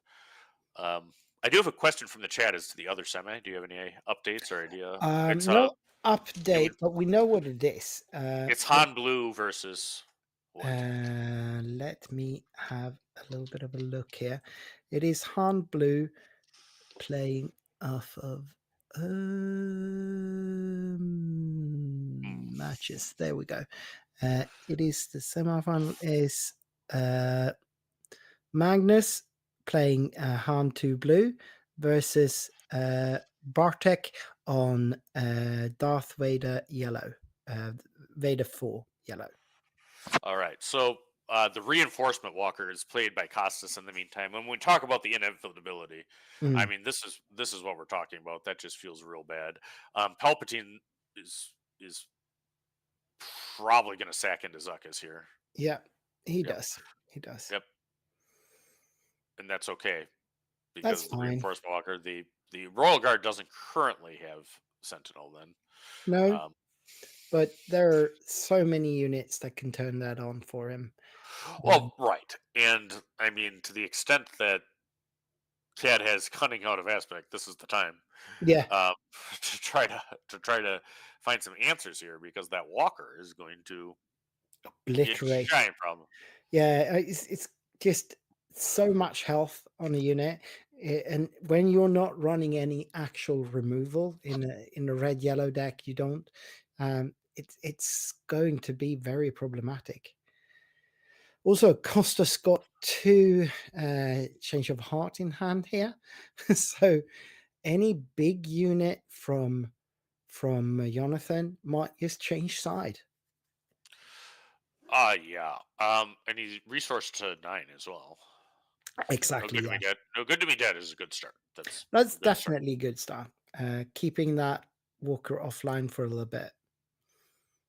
What is that in space? Is that a Mist? Yeah, that's the Mist Hunter Prestige. Mist Hunter is a 3/4 that on attack draws a card if you played a pilot or bounty hunter that turn. So Walker was already on the board. Texas Ranger actually is played by Costas, which probably nobody in Europe understands. There's an American TV show with Chuck Norris. Oh, we know of it. It was aired on Swedish television for a long time. I'm sorry, but there. All right, the Mist Hunter will get. Zuckuss is a bounty hunter, so he gets a card draw. But there's a lot of walking beef in the ground arena for Palpatine right now. Yep. And those 2 walkers certainly are going to keep the health pool under check as well. Being able to draw or heal whenever you need to. It's just it's got to be very gloomy on the Cad Bane side of the table right now. Yeah, absolutely. And I mean, he's been playing this out like a trooper. I mean, it's with the way that those first couple of turns of this match goes. I mean, it doesn't take a great player to understand that that's real bad, but I mean, it takes a lot of heart. This is gonna be Devastator, probably on Zuckuss. Yeah, and shutting down space as well. Right, and we see on full display the Moff Gideon unit that's in the discard pile. Yep, having been bound by the walker, but those that know me well knows I played a lot of Moff Gideon yellow. 2 sets ago. Collateral damage. I mean, I feel like they should have just gotten rid of Triple Dark Raid for everybody other than Moff Gideon. So he could leader. He would be allowed to play it. He would be allowed to play it. I mean, that's fine. I mean, it means he's with yellow. It means he can't hit the Devastator. Yeah. But that deck, unfortunately, was there because it was all about Triple Dark Raiding 8s. Yeah. So you could get a light cruiser. They could definitely have gone the restricted list route. They have for several of their previous LCGs, and that way they could have made that very ruling happen. I would not. Yeah, I would not mind. Honestly, Triple Dark Raid coming back in some way, but it cannot be able to be played with the 8-cost Devastator. It's just too good for everything. So that would mean that we need a restricted list, and I like restricted lists as a way to change up metas. And I remember in all the LCGs, you were waiting for the updates to restricted lists because that would always be a way to shake up the meta. I don't find it that problematic, but they've decided not to do that for this game. Yep. So Costa's got that 3rd walker in hand as well now. I mean, yeah. I mean, I don't know what to call the 3rd one. If the first 2 are Walker and Texas Ranger, the 3rd one's a problem. So, yep, he's gonna McClunky a crafty, do some damage to the Walker. Yeah, and it's a lot. So going into this turn, Mm. Costas is representing 29 damage on Which is base. well more than lethal. Yeah, considering Tarkentown has 25 health as the game starts. Exactly. But importantly, you also look at the number of actions that it takes. Yeah. And I think it is 2, right? Because one walker and then now Devastator is lethal. Yep. He has to get the Devastator if he wants. He has 2 Change of Hearts in hand. This is the time for that spicy evacuate, Cad. Yeah, that would save him. That would save him, but it only would for delay one the. turn. There would be. Well, he might be. He can't quite play 2 walkers yet, but I mean soon. Yeah. Yeah, Nikki, but you hit the Nicholas. nail on the head. A patient that playing out the stream. This was a real bad draw for Cat. Yeah, we all saw that. Yeah. I mean, and we appreciate that. Jabba's got a gun. Jabba's going for base for 4. Yeah. And then the Devastator. Yeah, there we hits go. Lethal, and we have a win. Congratulations. And Cad Bane is defeated by Palpiello. Steal your girl Palpatine going into the final, playing for a bye at Galactics and bragging rights to. Is this the final Scandinavian PQ? Yep, Or is there one next week? This is indeed the last one. This is how we end the set for meta. All right. So, if anybody out there, if Jonah or anybody's on site, if you can get us an update as the other table as to what's going on there. What did you think about that match, though? Yeah, I don't know. I mean, Vader wasn't around back when I was following Hand 2 Blue more closely. So I don't know how that plays out. But Hand 2 Blue is quite light in space, usually. And we didn't see much space from him in the games we've had him on stream. I guess he might be running Concord Dawns in that deck. And he did have some of the smaller space units. He had the A-Wing, right? The Green Squadron. I think I saw that. But he doesn't run a lot of space at all. Blue doesn't really have that many great space units. I guess the Arc is fine. Yep. Yeah, I don't know. I think Vader has a lot of advantages in the matchup, but Poe coming out one turn earlier makes it interesting. Yeah, let me actually look at that. I mean, Poe is certainly a key card. That's 100% true. Let me actually look at my nifty list here. I actually have a full matchup spread of like all of the major events. I can send this to you too if you want to see how one deck performed against the other. It's got all of the sectors, all of the regionals in it for the entire field. Nice. And I actually don't know where it came from. One of my teammates had it. One way or another, I'm sure Noxum and SWU Competitive Hub had something to do with it, right? Yes. I mean, that's there. And shout out to Noxum. Really great benefit for the community. Oh, yeah. For SWU Competitive Hub. And while we're at it, I mean, Parker and SWU DB. Yeah. I mean, as far as things we can talk about that are great for the community. Yeah. I don't know if you're partnered or not, but SWU DB is just. Oh yeah, we are actually partnered. Sorry. Yeah. Okay. SWU DB is something we can talk about. I'll try to not get you in trouble then, Victor. Yeah. But I mean, they've done an excellent job with Set 5, getting everything updated, and going well. And we're gonna be going to the finals here shortly. Yeah. Were we able to get any update of the other match? And do you know what they're watching? Do you see what they're actually watching on that cell phone on the table? They are watching themselves finish out the game. They are watching the stream that we're doing right now. So shout out to Jonathan. Well played, friend. If he can hear us right now, I see him leaving the table. And Costas, you did great. I don't know if the audio is on or not. We'll see if he reacts in a moment. It's about a minute lag between when we talk and YouTube. But yeah, no, he's watching him there. Watching himself shuffle. Yep, you saw him just leave. So this is actually when we'll start talking. Let's see if Costas reacts right now. Yep. Yep, he can hear us. That is fun. Yeah. Let's see. We lost Pontus, I think so. That square is just going to be empty for a little bit. He might be joining back in a little bit, but yeah. What do you think?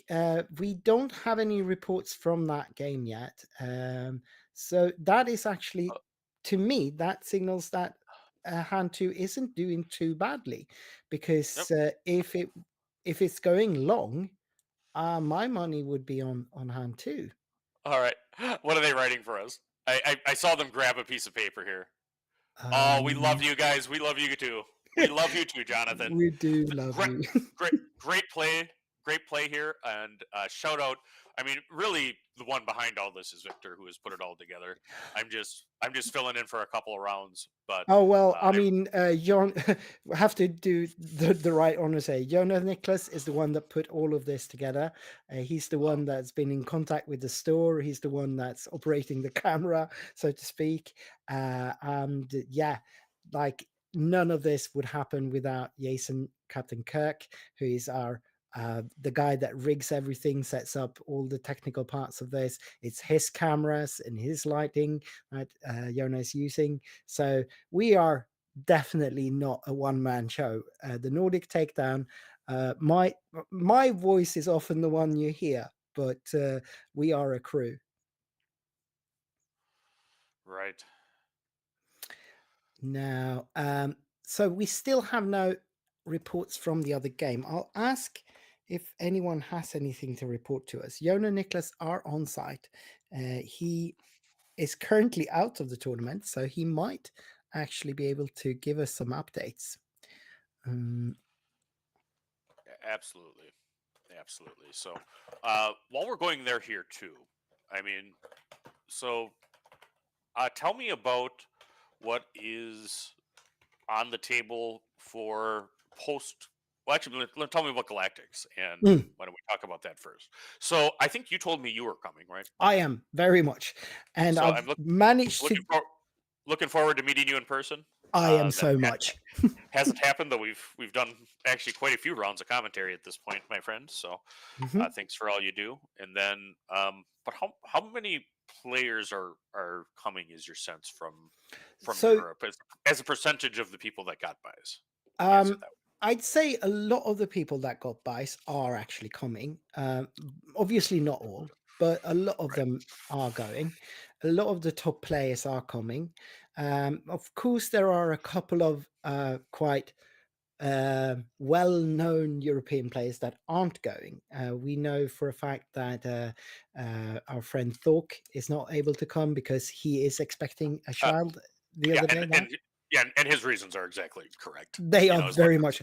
I mean, I can't understand anyone that would sacrifice the birth of their child for a card game. Then you're a psychopath. It's not a good way to stay married. I'll tell you that. But not a good way to become a good person, I say. So definitely a very good choice there from Pierre.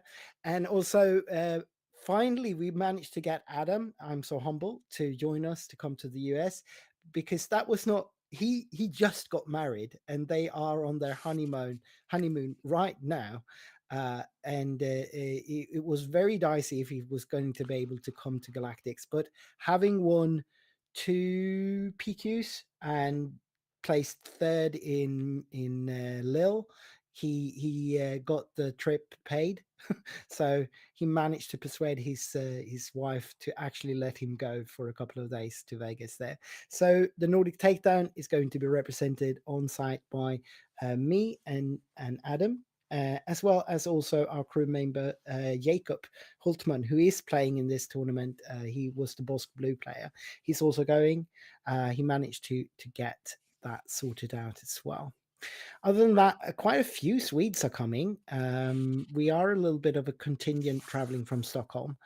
Maybe 6 players that I know of.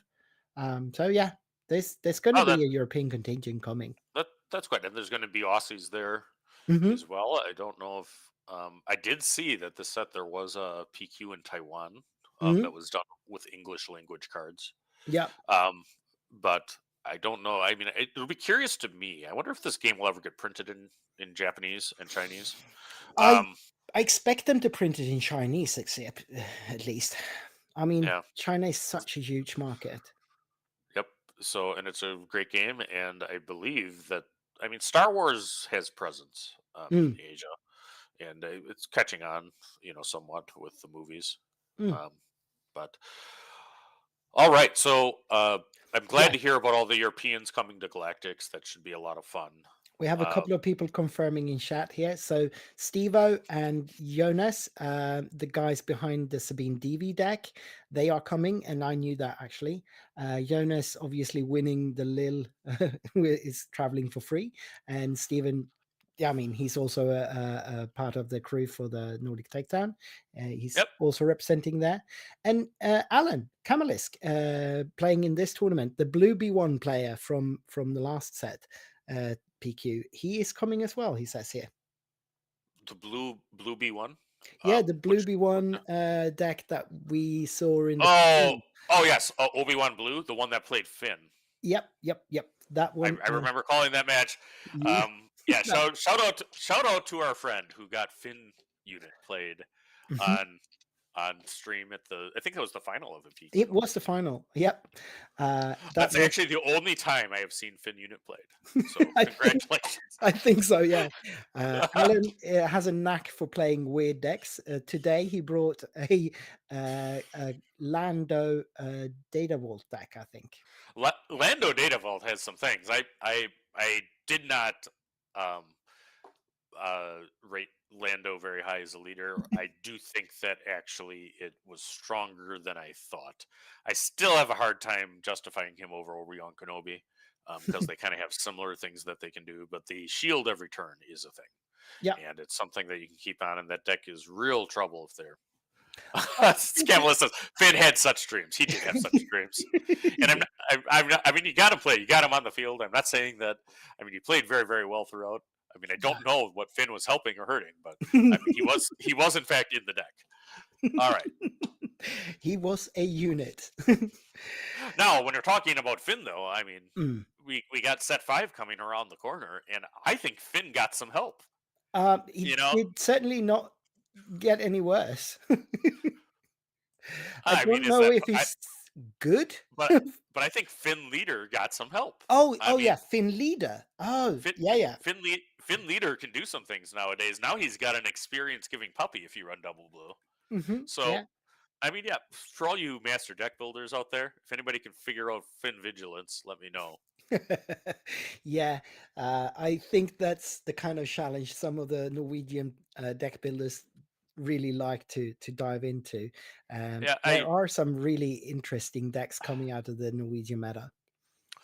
Grievous, I feel like I probably was, because I seem to remember an Executor being played and then not attacking. I know for sure. I know for sure that Brian from Golden Dice on our late night live show that we do every Friday night, U.S. time. But Brian from there, he actually did play Finalizer once against me, and then I killed him on the next action after his Finalizer was played. But he did do it. He got the Finalizer out and onto the board. And dying. That's an achievement.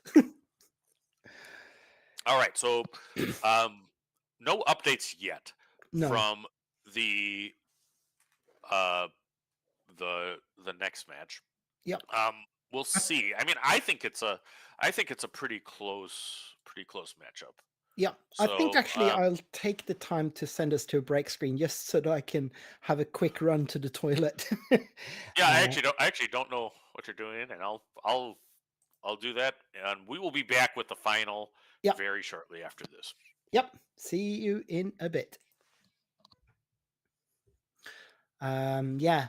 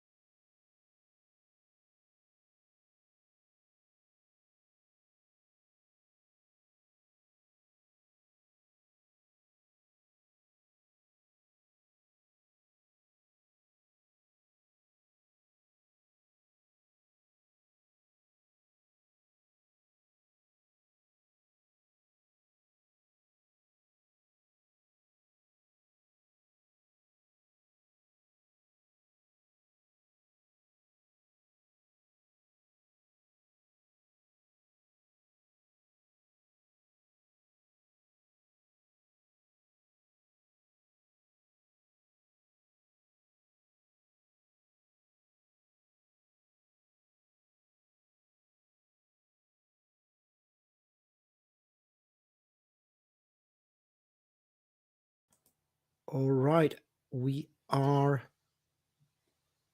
back, I think. Can you hear us all right? Yeah, they should be able to hear us. I can hear you great. I can Yeah. hear you great. I'm Okay, actually making good. some, I think everyone here is just fine then. We are back. We have results from the other semi-final, and Magnus keeps on rolling the Han 2 train. He Oh, is is this keeping up. is this Magnus's day? It It might seems be. it It might seems be he's on a Magnus's roll. day. And maybe I've blessed him with good luck with how many times I've recounted the story. There. But I mean, it wouldn't be the Norwegian PQ. It wouldn't be a Norwegian PQ without a Magnus in the finals. Right. Is what I say. So he's going to be playing Pelp Yellow against our. Oh no, he's going to be playing Rod Blue against our Pelp Yellow. This is a very interesting matchup. Yes. Because the decks have some similarities to them, though, Mm. actually separated by colors entirely. But the Han, really can push damage fast, Mhm. and has the aggressive there, but does kind of unit-based removal, which is actually kind of what Pelp does too, because Pelp Yellow runs Devastator, runs potentially things like Cad Bane, to capture that. Obviously, the Han Act Leader ability, which does damage to your unit, can set up a flip turn. The flip turn is very crucially important here because, I mean, basically, you can't afford to let Pelp steal your Luke. I mean, so you can't let him afford to let Pelp steal your crate. So you have to get him to use the flip turn and then start playing your game-ending bombs. I mean, Exactly. That's kind of what the resource is. I mean, if he's, I think we know that he's on Rebellious Hammerhead, right? Because we saw that We did. played out of him in the top 8 match. Mhm. But I think that's one where you very well may intentionally damage it, try to leave it in the space arena, hoping that Pelp is going to be facing enough pressure that he has to steal the Rebellious, and then you can take care of its 5 healths with like a Luke Skywalker. Very, very interesting match. Yeah, and I see it going both ways. Of course, I think that Pelp Yellow should have a little bit of an advantage, being able to in the end outlast the Hand 2 deck. But Hand 2 does play some amazing endgame units as well in the form of Crate Dragons. So it is a very tight game, I think. Oh, absolutely. And I mean, it'll continue to be a match. Let me actually pop over. I was looking at these. I see the players are starting to sit down on the right of my screen I'm watching. We have Magnus sitting down with his Han Blue deck. They're moving the sheet that says "We love you guys." That was a nice touch. I think that was Jonathan, our CAD player, that did that as he left. And what a great matchup. And I said it several times during that round. I mean, I felt for him because he really kind of bricked in the beginning of the game. He made a game of it there, but he played it out for the camera, which is good. And that's what you want to do. And you never know. I mean, no, you never know. I mean, what? Why would he concede? There's no reason. Because exactly what can happen to Pelp is that if what happens is towards the end of the game, he's just drawing his ramp and weenies. I mean, Pelp has some card draw that he can do, but I mean, it still has the same ability as anything else. If you have a ramp deck, everyone can brick. Jonathan did himself in the opening of that game, and obviously it could turn around. I've bricked Kylo Red. I mean, which is probably along with Han 2 Red, which is a great deck that actually Wood did some content on that. But the aggressive Han 2 has actually got something too. But other than that, it might be the hardest deck to brick is Kylo, which has all the 1-drops. Very consistent. It still has some 3s and 4s, and if you get all those, you do in fact brick. Yeah. No, I think there's always a chance, and since there's no other game to go to or anything, why would you scoop? You play it out, of course you play it out, and they had plenty of time left in the round, and Do we know whether either of these players is planning to travel to Galactics already? We do not. I have no clue as if they could, if they have that opportunity. But we do have an all Norwegian final in the Norway PQ, and that's good, I guess. That's fine. Not having any of the Swedes that travel make it this far. Actually, all the Swedes were defeated in the quarterfinals. All right, so I can tell the hesitation in your voice. You're obviously from Sweden, Mhm. so the invasion probably didn't work. It's Nope. probably similar to, the Chicago PQ, which is in the state of Illinois in America. Lots of Canadians coming over, I guess. No, there's no Canadians, but because it's a ways. Canada is 8 hours north of me, and it's deceptively large what an American can go through. But there weren't any Canadians there. But the final of the top 4 was 3 players from Wisconsin and 1 from Indiana. So what we said is we were fighting over Chicago or Illinois PQ like Belgium. But, and that was the first Chicago PQ. I think had a top 4. No, the very first one had DZ, who's Derek. He was actually in the top 4 from there. But other than that, you had Indiana, Michigan, and Wisconsin in the first one. But yeah, that's a great one. And some of the PQs draw regionally, right? Pastimes has great prize support. They give a showcase to everybody in the top 16, which is kind of cool. Nice. That's nice.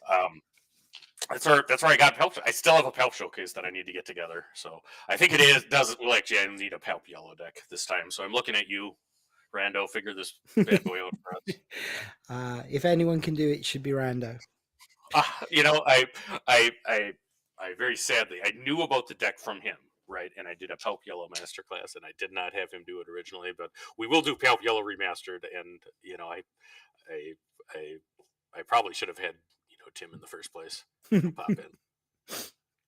One of the hosts of the Pelp Yellow was actually voted onto the late night competitive team yesterday. Taxter from Art of History. That's a player I'm not familiar with. He's not. But he was a runner-up of Worlds for Destiny. Oh, so that's pretty good. And Vika, I believe, played in the final of the Destiny Galactics too. Vika, I am familiar with. Solid player. Solid player. Very, very good. Yeah, Philip seems to be thinking that Pop is somewhat favored here. He says in the chat that Magnus will need to play his brains out in this set. Nope. I mean, you play all of the matches. I mean, Han has a path to victory, but I mean, it is difficult because probably the biggest weakness of the Han Blue deck is it doesn't have great answers to Star Destroyers. Right, exactly. So I think he's probably. Let me check. He might be running Felder Dragons or something like that out of aspect. A lot of. That'd be in aspect for me. Oh yeah, it's the Han Blue, so it's not even out of aspect. So he should be running Fells, right? Yeah, he has Fells, right? But I mean, ultimately, Pelp, and particularly after board where you tend to have Pelp or Turn come back, right? Which can just play them infinitely. Yep. I mean, you don't have any way to, very effectively kill them. No, like some other decks do. Like Akira has Star Destroyers of her own. I guess. I guess the crate dragons are basically the best way to protect against them, because then they are just too expensive. You get too much damage. Yeah, no. If you get the crate and the Devastator answers it, you get to do hopefully the last 10 damage to Pelp space. Exactly. So he is running 2 Felder Dragons main deck, and he's got a third one in the side, and he's also running some interesting units in this Han Blue deck. He's running War Juggernaut as a one-off. And how many crates? He's got 2 crates main deck and a third inside deck. So that's interesting. Anything else that sticks out to me? 2 Shams and Dullars main deck will be interesting in this matchup. 3 Wreckers, obviously. 3 Pose. Nothing else that sticks out to me as different. He is running 2 Phantoms, the Phantom 2, and he is running 2 Rebellious Hammerheads, as we saw, Red Squadron X-Wing, 2 of those, and 1 Disabling Fangfighter main, which isn't actually that useful in this matchup. Yeah, well, I mean, it depends. It depends whether the Pelp is running Traitorous or not. So that's certainly a card that sometimes is played in Pelp Yellow. I have not been, the thing about Traitorous is when it works, it's great. It'll win you games. Yeah. But most really good players are on the lookout for it, right? And playing around it. If you immediately answer Traitorous, if your opponent immediately answers it's often what loses you the match. Indeed. Yeah, it's such a blowout. He is running 1 Treacherous in main deck, and he's got no extra copies in his side deck. So there is that 1 Treacherous in the Emperor Palpatine deck there. Right. Whereas Change of Heart does a similar effect for Pelp Yellow in a very, very effective way. That's one of the best in a cards much safer way, yeah. Right, because it can't be blown out. You're going to be able to get the attack. I mean, the worst they can do is to kill it, and then you're going to be able to kill it and sacrifice. Now, you can't really Change of Heart on 6. You want to have 7 because you need that 7th resource to make sure you can sacrifice. I mean, there's obviously some exceptions to it, but that would be the normal use case. All right. So I see Costas' hand. We're going to be going here. I don't think he has... He's got Ramp in hand. And he's got Bazine. He's got Bazine there, which is probably the best turn 1 play. I mean, I think that he actually has the ideal hand. He has a Bazine, Super Laser Tech resupply, and then I think an Emperor's Royal Guard, but that's really good. And he is right. And that's what you should do. It's like called a boogie board. It's an Etch-a-Sketch, basically. I track health on it, but I will absolutely track what cards are in there. And you do have the ability. How this works with deck lists, if you're early on, is you have no ability to write notes while you're looking at the opponent's deck list, but as soon as it's done, you can write whatever you want on your pad. So, you kind of get that memory thing right there. He puts a Bazine in the row. He has 1 deployed. He has a Super Laser Tech and a resupply. Yep. Let's see how he sequences it. I would probably play the resupply first. I think he did remove the K2. He knows that he's on 2 posts for next round, so he can only play whatever he drew into. So I think so he's going Emperor's Royal Guard there. It's not a Sentinel, but it is a 3. I like that. I like that because he needs to have an answer to the Poe that's going to be played next turn. Did he get a ship? He did get a ship. He's playing it. Ooh, that is a very greedy play, but I kind of like it. So he leaves it as a 5-1, and he's going to force throw just to discard a card. There's no there. He's going to lose the resupply, saying I like Super Laser Tech more because it's better for Pelp. All right, so that actually kind of go. I think that he probably planned to play Bazine from the row and sacrifice the Royal Guard and the Bazine to kill the other Poe. So you'd get rid of both that way. But now he really needs to kill that Phantom with the first action, I feel. Yeah. I think that's really something he needs to be looking at. He claimed, so he's definitely trying something. And that's what he does. And now he's going to be able reading Palpatine. So that's how that works. Game. Yeah.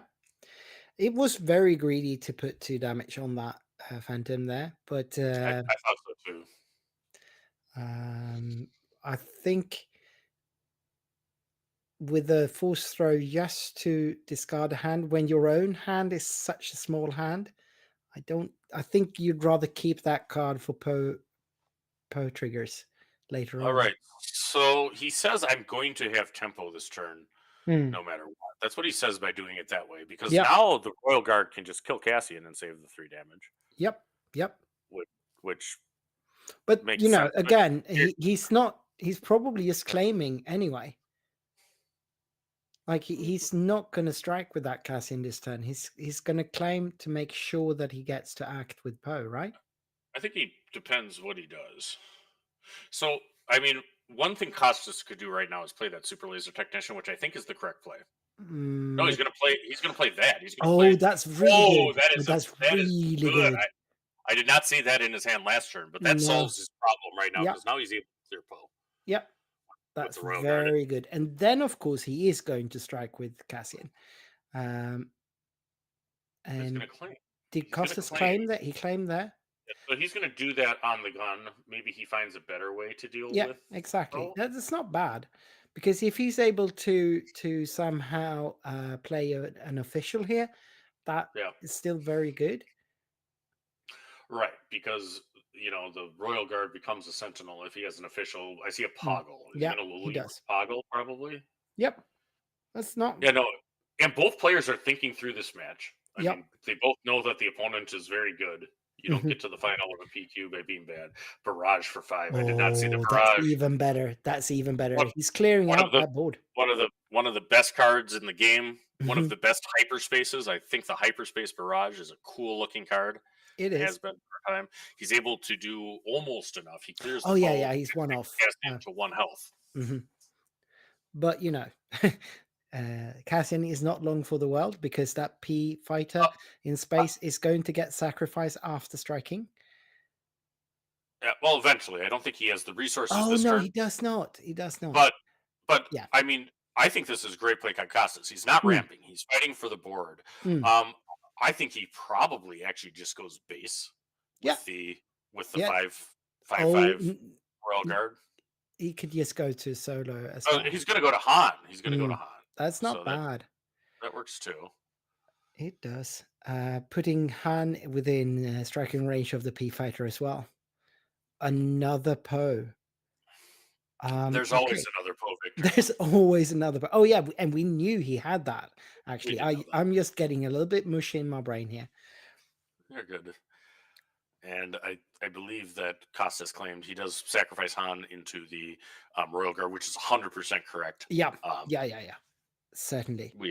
Because we talked about this, but I mean, the Han leader is kind of a liability out because you don't want to get him killed on the first action of your 6 resource turn. It turns off Luke. Exactly. Now, he can't really easily play Luke right now because he's got that. I mean, the Cassian's probably not going to live. You really, don't want Pelp taking a Poe, but you want him taking Luke Skywalker less. Exactly. Yes. And so yeah, there is some. But I don't even think Luke is the worst one. One of the worst things you can let Pelp steal is Obi. An Obi Sentinel on a Pelp deck is really just a big problem. I agree. All right. So he played a super laser tech. Poe's going to hit in. Let's see what the on attacks are. I don't hate actually discarding a card to kill that P-38. No, that's not bad actually. But I would want to do that after I've already strike with Cassian. Yeah. Well, Cassian's not going to get to hit. He's going to get to hit. So the super laser tech attacks into. Oh no, it gets thrown into Poe. What are we at? We're at resupply. Yep, this is going to be the flip turn. He's getting Poe to hammer, and that's what he's getting. I can only assume. I mean, unless he's got. I mean, if he plays repair right now, that's pretty good. Oh, he plays Sham. That's pretty good. Cham's also pretty good. Cham turns on because you're going to go through it. The Poe is not going to be able to attack this turn. But he's going to clear the board. He's going to attack with the P-38. He's going to attack Pelp into Sham, and he's going to sacrifice the 3 to base first, and then he attacks with Pelp, sacrificing the P fighter, killing off. So Sham dies from Pelp's attack, and Cassian dies from the P. Because it's very important to also kill the Cassian, and the reason you need to do that is you can't let Luke get his -6/-6. You have to keep him at -3/-3. Yep. So Costas is really playing well. Yeah, certainly. Very deliberate in all his action here. As is Magnus. Now, Han has done 18 damage to base. He's got 12 remaining to go. But those 12 is very much dependent on Magnus being able to answer this board state, because he is on the back foot on that. But of course, there are several ways he can do that. He is now on what, 8 resources? Because he did ramp with Cham, and which would have brought him to 7, and then he got another ramp here, so he should be on 8 resources. I think Pelp ramped twice, and Han ramped once. Exactly. Yes. So it's 9 and 8. Yep. So he is wreckering here, which is just enough to kill off that. No, Poe. so he must have 7.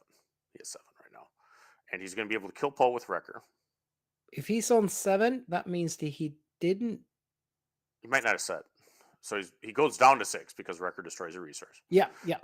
But that's a trade that you're willing to make. That's a good. Yeah, that's a good trade. He needs to get that Poe off, and that's one way to do it. All right. So what do we got? We got Yes, Yularen. a little bit of heal. We're gonna play a lot of little things. Is what we're gonna. That seems to be the case. I guess Poggle is coming out here. No, Vader is coming out. That's if he can find something that can ping. He needs P-38. Yeah, P would be good, but he could do. He's probably not running anything else that pings, right? I can't think of anything else that pings when it's played. Crumb, obviously, but it pings when it's picked up. Yeah.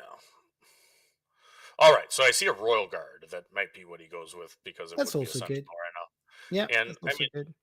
There's a. He's checking his thing. He does have an event, I see. So if he has an ISB agent, ISB agent will ping. Sure does. Okay, so we get an ISB and a Crumb. Yeah, that's good. Pretty good. It's a heal for 2, which is relevant. It's going to take him down to 14. That's the last thing that Magnus wants to see is a heal for 2.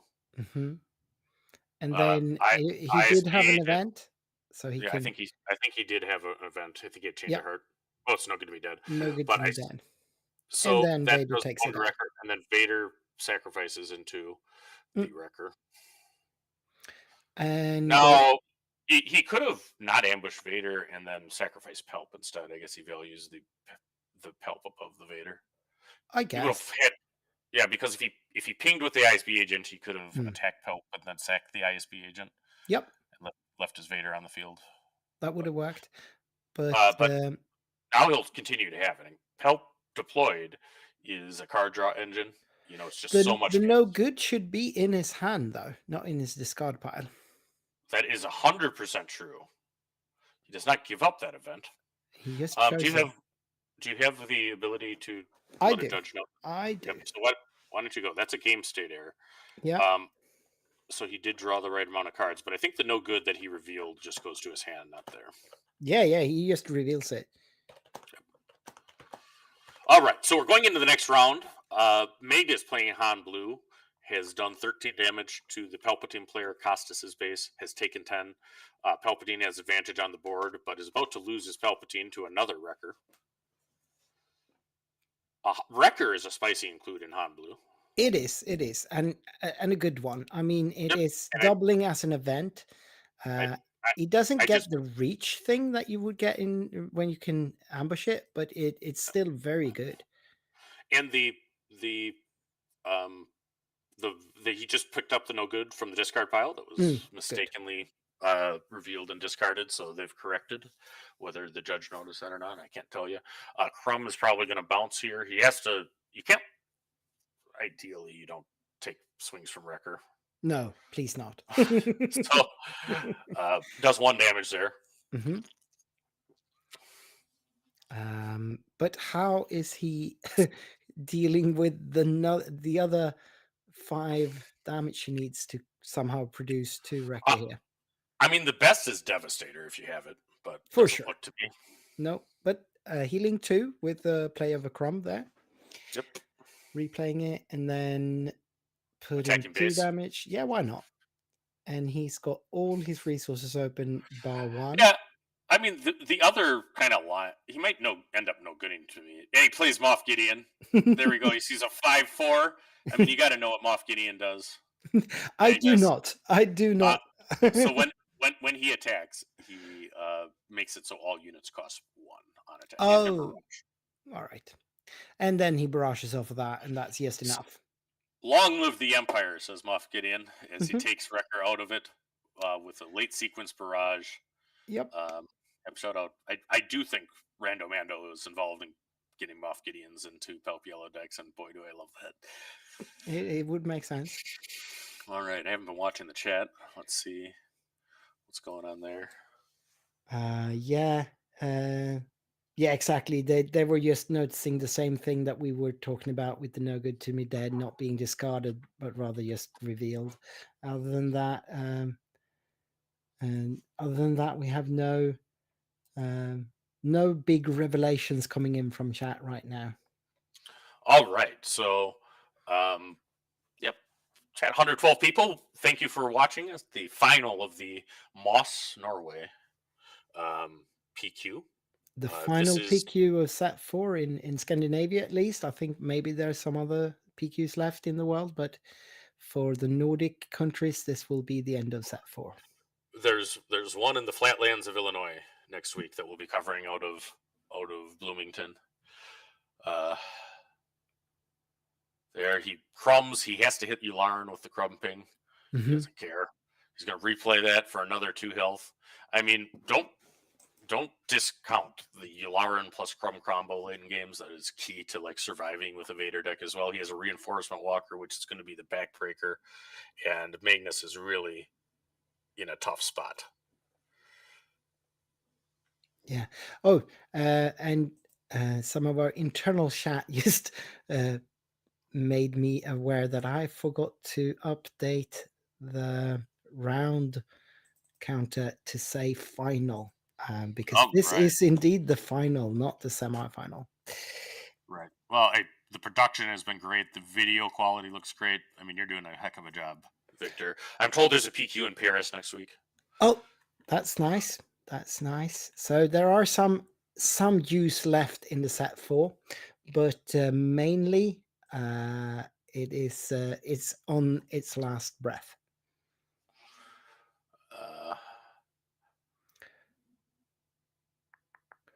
Yeah. So Magnus is far from out of this game, but it is not looking good. No, and it just continues to go.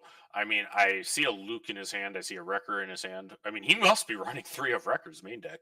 So that is some spice from the Han player. But the Wrecker has, kept him from resourcing. So he's at 7 exactly right now. He's going to Bazine, which is exactly what I would do if I was Costas as well.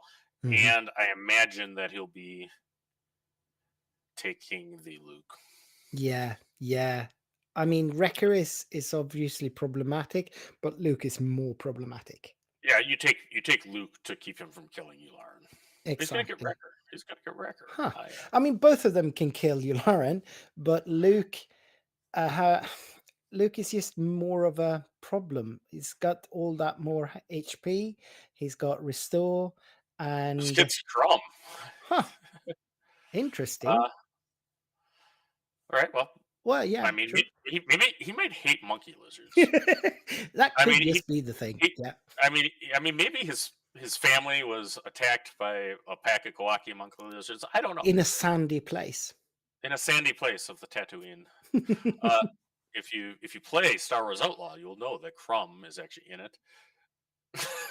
Yeah, and Mark points out that there is actually a PQ in Sheffield, and I was actually aware of that when I think of it, because I was trying to get Buku, a good friend of the podcast, to come on commentating with me for this one, but he was otherwise engaged in that PQ.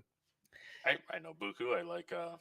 We had him do the UKG wrap up after he did that. That was kind of a cool one of that we did. I'd like to do more of that series after big European events.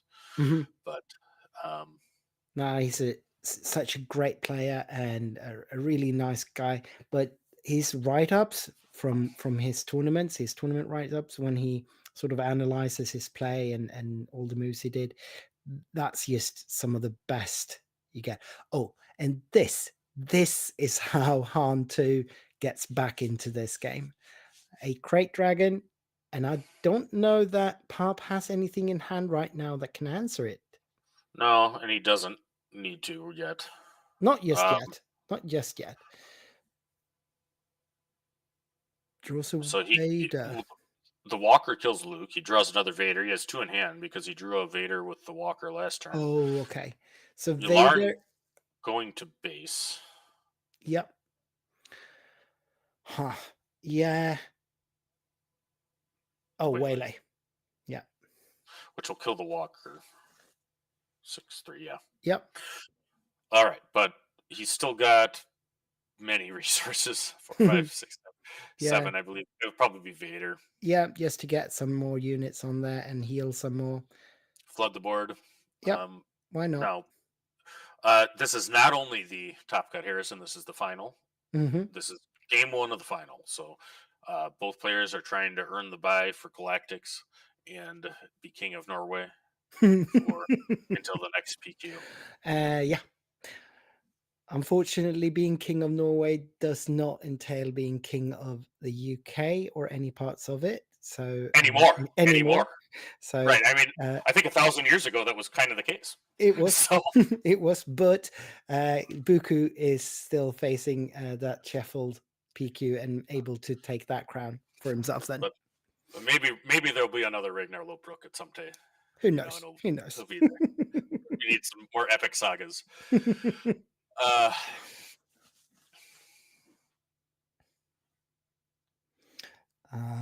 Yeah, I think the board state is just back to where we were last turn, even though there were some huge plays being made. Han is still there with nothing, and Costas has a considerable amount of units to keep bashing that swamp with. So that's not bad. Village people can help here. YMCA hits the crowd. Yeah, no, Pelp doesn't have great answers. It's not really saboteurs there. He's going to traitorous. Yep. Oh, so it turns out that the cowboy was a traitor. Oh, but that's exactly what we talked about. That, the one right up there.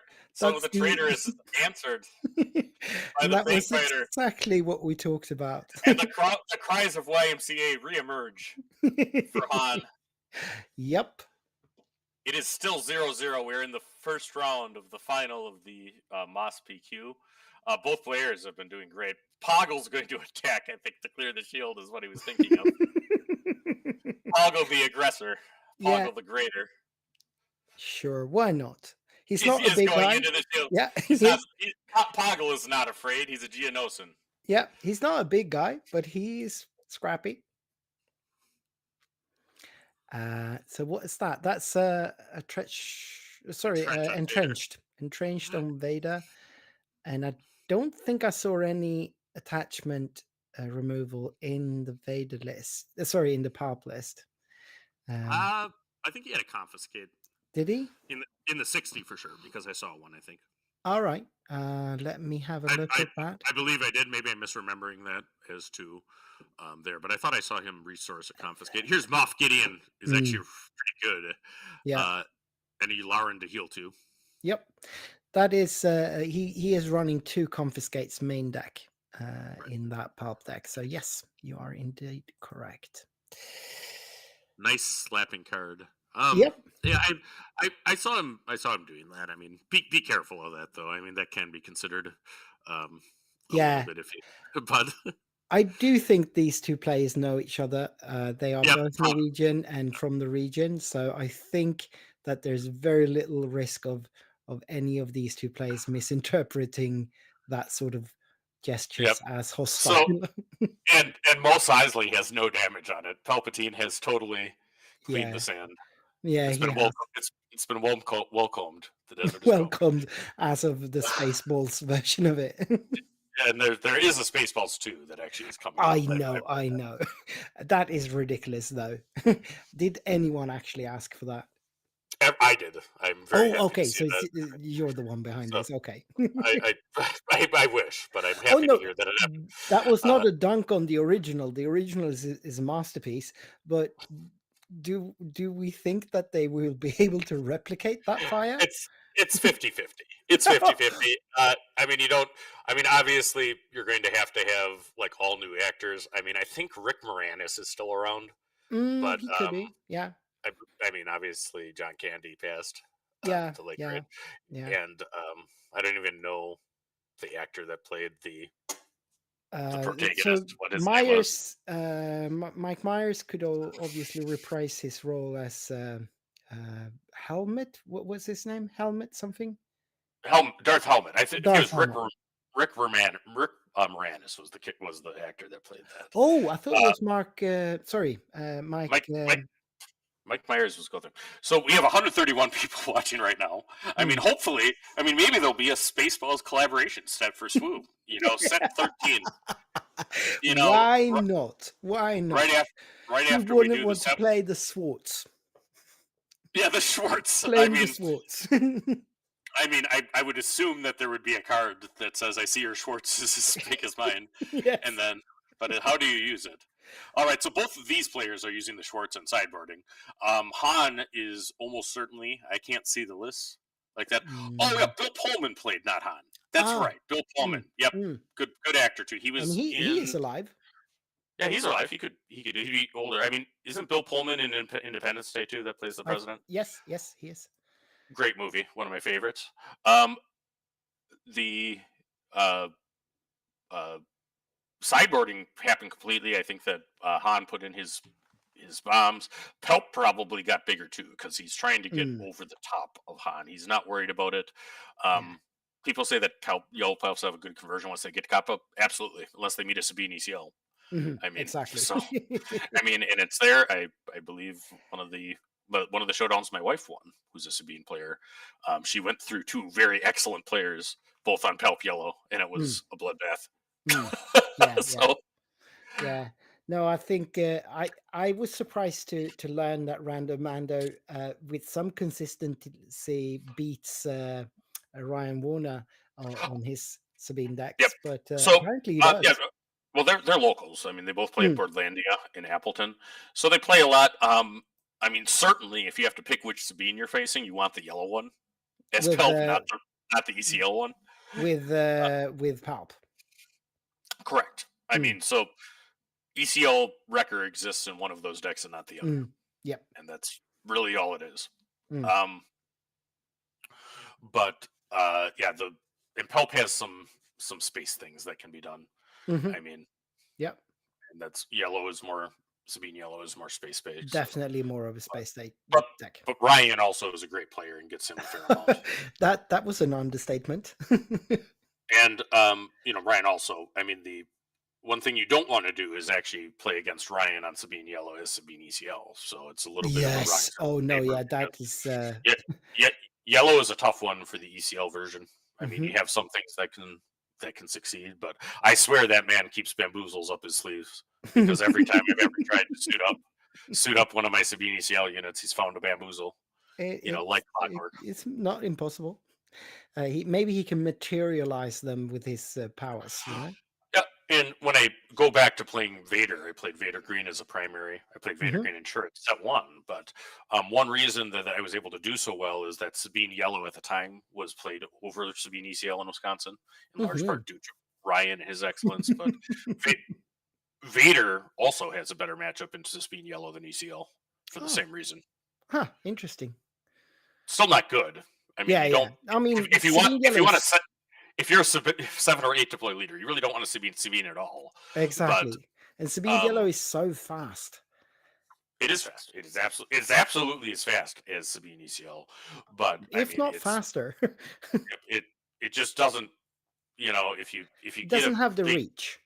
If you get a big ground unit that you can barrage from, I mean, it's just you don't. Sabine ECL is a better answer. So the opening turn is a Cassian Marine played by Han, which is good, and a Poggle played by Pelp. Poggle is a droid factory. Just giving him that fodder for the Pelp ability, being able to use that consistently every turn. All right. As we go into the second turn, Magnus readies his Cassian. He does have initiative. He does. And Cassian can take out Poggle and stay alive. Well, he can attack and stay alive. So he sequences to draw the card with Red Squadron X-Wing first. Does not attack Poggle. Poggle is a 1/4, so I think Cassian. Oh yeah, he's 4. Yeah, would I there. thought he was And 1/3. Right. So now it's there. He's played a super laser tech. I mean, I think he just attacked base with Yeah. Cassian. I mean, you got to do the damage. You got to do 30 damage to base. Yep. It's not good that he has all of this board in the ground arena. He's going to attack Poggle. So right. that's going to make it. That's going to make it so this on the gun, the super laser tech's going to run in and kill Cassian. Mm-hmm. Yep. So that's a positive play pattern, I think, for Pelp. Yep. He's going to be able to ramp to 5. And then we'll see if we see an underwhelming barrage. And he'll he'll still be able to keep the Poggle alive and create another droid with it. Yeah. Yep. So that's exactly what we see here. And there's another super laser tech, so that's what probably It's Pelp another will play. ramp. Yep. And another droid. K2. With that K2, yeah. It's good. And we'll kind of see how this plays out. For Costas is going to play the super laser tech now. He's Mhm. going to create another battle droid. Yep. 3 damage to Mos Eisley, and Magnus is on the board. Yes. But does Costas have a 2-cost unit in there in that hand there? I don't think so. He's going to be able to draw with Yeah, he's going to be able to sack the super laser tech and draw. I see an ISB agent, so that's actually pretty good. Yep. I'm kind of surprised he didn't ping the space unit. Yeah. Now he does. He does. Oh, so the ISB he's going to get that with the next action. He doesn't. He doesn't play Maybe it. he does. He might not have an event. So, yeah, that could just be it. Yeah. So, but he's ramped twice. So he is on 7. When Han is only on 5. Yep, and it's going to be a flip turn. K2 now attacks Poggle, so that's pretty good. Yep. So you get to do the 3 overwhelm. You don't die. No, it's taking 1 back, sticking to the board. He's only on 2 damage, so even if for some reason the droid were to attack, it's not going to be able to kill it, and power ability won't be able to kill it. He needs something else, but that's something else. He decides to go for the spaceship anyway, flipping Han here before he used Han ability as well. Right. Interesting. And I think he does have an event now. Yep. I can't see what it is, but I see an ISB agent next to an event. You can tell. Some yellow event, I think. Yep. So possibly Change of Heart. Change of Heart is a great card in that deck. Yep. And he draws. He's got 3 left. He's not able to deploy this turn, but he does have a K2 he can steal next turn. That's not bad. No. And there's the super laser tech. And For some more ramp. Poe's good. Full health Poe. That's very good here. And now, for the first time in a very long while, we see Magnus with actually a stronger board state than Constant. Yep. And this is game 2. The Pelp player Costas was able to get game 1 after a back and forth match. Yep. Got 125 people watching live. Thanks for joining us today. This is Loopy from Late Night Gaming. And of course, filling in with Viktor from the Nordic Takedown, who's done all the work to make this happen. So I appreciate the opportunity to call another one of these. Oh, we're so happy to have you. The insight combined with the humor that you want for commentary in any kind of event. Yep. So Change of Heart on the gun is real good. That's very good. And that's preparing, like, he might not even have to sacrifice Poe here. He might just hurt him a little bit and then take him for real next turn. All right, so better do something with that K2 right now.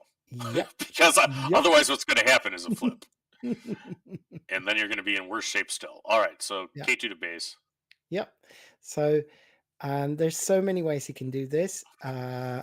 He can just attack with Poe to base, I guess, or kill Han with it, and then discard a card to kill K2.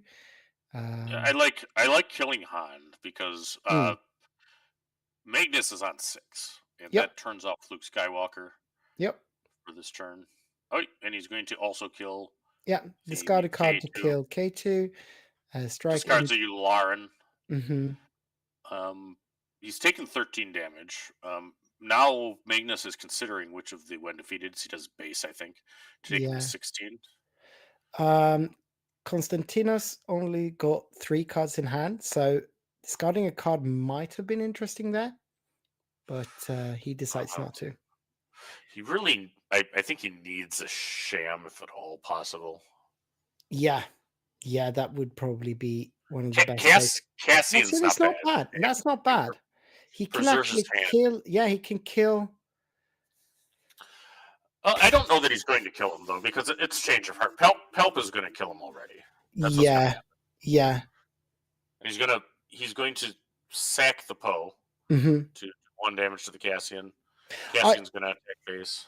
I was thinking whether or not maybe he wants to not kill Poe there in order to steal him with a flip next turn, but apparently that's not the route he's. He is claiming. Right. So he's not going to attack with the P-38. He's not going to attack with the super laser tech. Exactly. He's probably going to flip and take the Cassian on the beginning of the turn. I guess. I mean, and he's taken 19 damage. So I mean, that is not nothing. Han has to do 11 more to force a decisive game 3 of this final. But that is a tall order. He needs something like a crate or something other that can guarantee damage. Like K2's probably very good here from the Han player. All right, so one thing that's bugging me right now is the Nordic Takedown is at 699 subscribers. We got 128 people watching online. Somebody give them number 700 for cripe's sakes. Yes, please do. I can't look at that 699 under the chat any longer. So one of you out there of the 131, how about all 131 be Nordic Takedown podcast subscribers? But I can't look at that 699 anymore. So hopefully somebody listened to me. Because like how good is this coverage that you're able to watch? And 700. All right, we got there, folks. There we are. We did it. We did it, chat. All right. So back to the matchup. So Vader comes in, just widening the board with a nice B agent and nothing else. That's kind of a whiff. Yeah, no, you don't like that. And Wrecker's going to come down. Remove the Vader? No? He's not going to remove anything. He's just playing it. Yeah. Yeah, I guess. I mean, I think you attack the super laser tech into it, depending on whether you want to draw a card. 2 to base with the super laser tech. Oh, he's going to sack it. Yeah. Guess he does want to draw a card. All right, so 3 damage to base, taking him to 5. I think that we're going to. I imagine we'll see a foul flip this turn. He's going to sacrifice the super laser tech created a resource, draw a card, put 1 damage on Wrecker. He's going to and then steal it. Play a crumb and heal. And then flip, pop, steal the Wrecker. Right. So he's got a gigantic board state. Is there a world where Magnus was somehow baiting this out? It may be. I don't know to what effect. If he's got some good answer to it, and he just don't want to have this hanging over him anymore. I think he's on going to 8, so 1 short of that spicy nebula ignition, which would actually be really, really good right now. Yep. But he is not playing that, so that's not in the books. Again, Konstantinos is a Felder Dragon, taking care of that. But he's still got to contend with both Palpatine and Vader on the board. Between them, they will hit for 9. And he's representing 14 damage right now. He has 4 resources left. I mean, he can play like a K2. Yeah, Is probably the best available, but I mean, Costas still has all of his resources left, which is 11 or 12. jungle. There's Oh, another that's fell. another fell, taking out Vader a little bit too late, but still. And the P fighter strikes in for 3 more. And he has 5 or 6 cards in hand there. He's shuffling them quite quickly, but there's a Royal Guard at the top of his hand there. And I can't see any of the big units just yet. It's picking up Crumb. Bouncing Crumb. Mm-hmm. Playing Play Yularen. He's just going to heal a ton this turn, I think. Yeah, that makes sense. And play Crumb to heal too. Yep. And then if he's got a Walker here. Yeah, Walker or Vader. Yeah, that Walker's is Walker. good. Yeah, Walker is very good here. And heal 1. It's Moth or it's P38. He heals another 3. Yep. And he's down to 11. 4. I don't think he sacks anything here. I mean, unless he needs cards, but he has plenty. He's got plenty. And Crumb just going back and forth with Yularen out because he's too good. All right, so we're going into, maybe the final turn of the game. Magnus desperately needs an answer to the board. I mean, a crate, he now can cast it, but it's not any good. It does not stop him from dying. Dies to damage on base.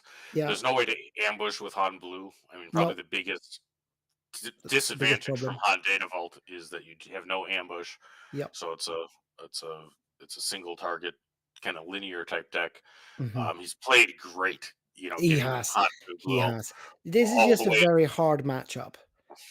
Pelp eats mid range. We know that. That's.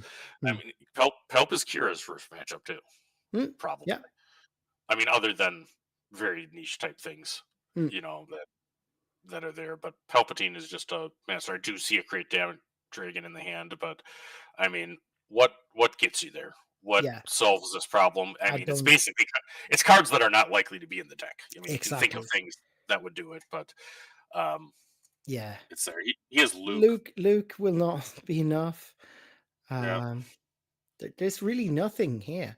He plays the Crate and shakes. And concedes. So Costas wins with Steal Your Girl Palpatine. Expertly played. I mean, really very well navigated. In that semifinal, that was just amazing. Yeah, that semifinal, I mean, I think was probably a tougher matchup into that cat deck as opposed to Han Blue, just because Han Blue is susceptible to Ramp Barrage.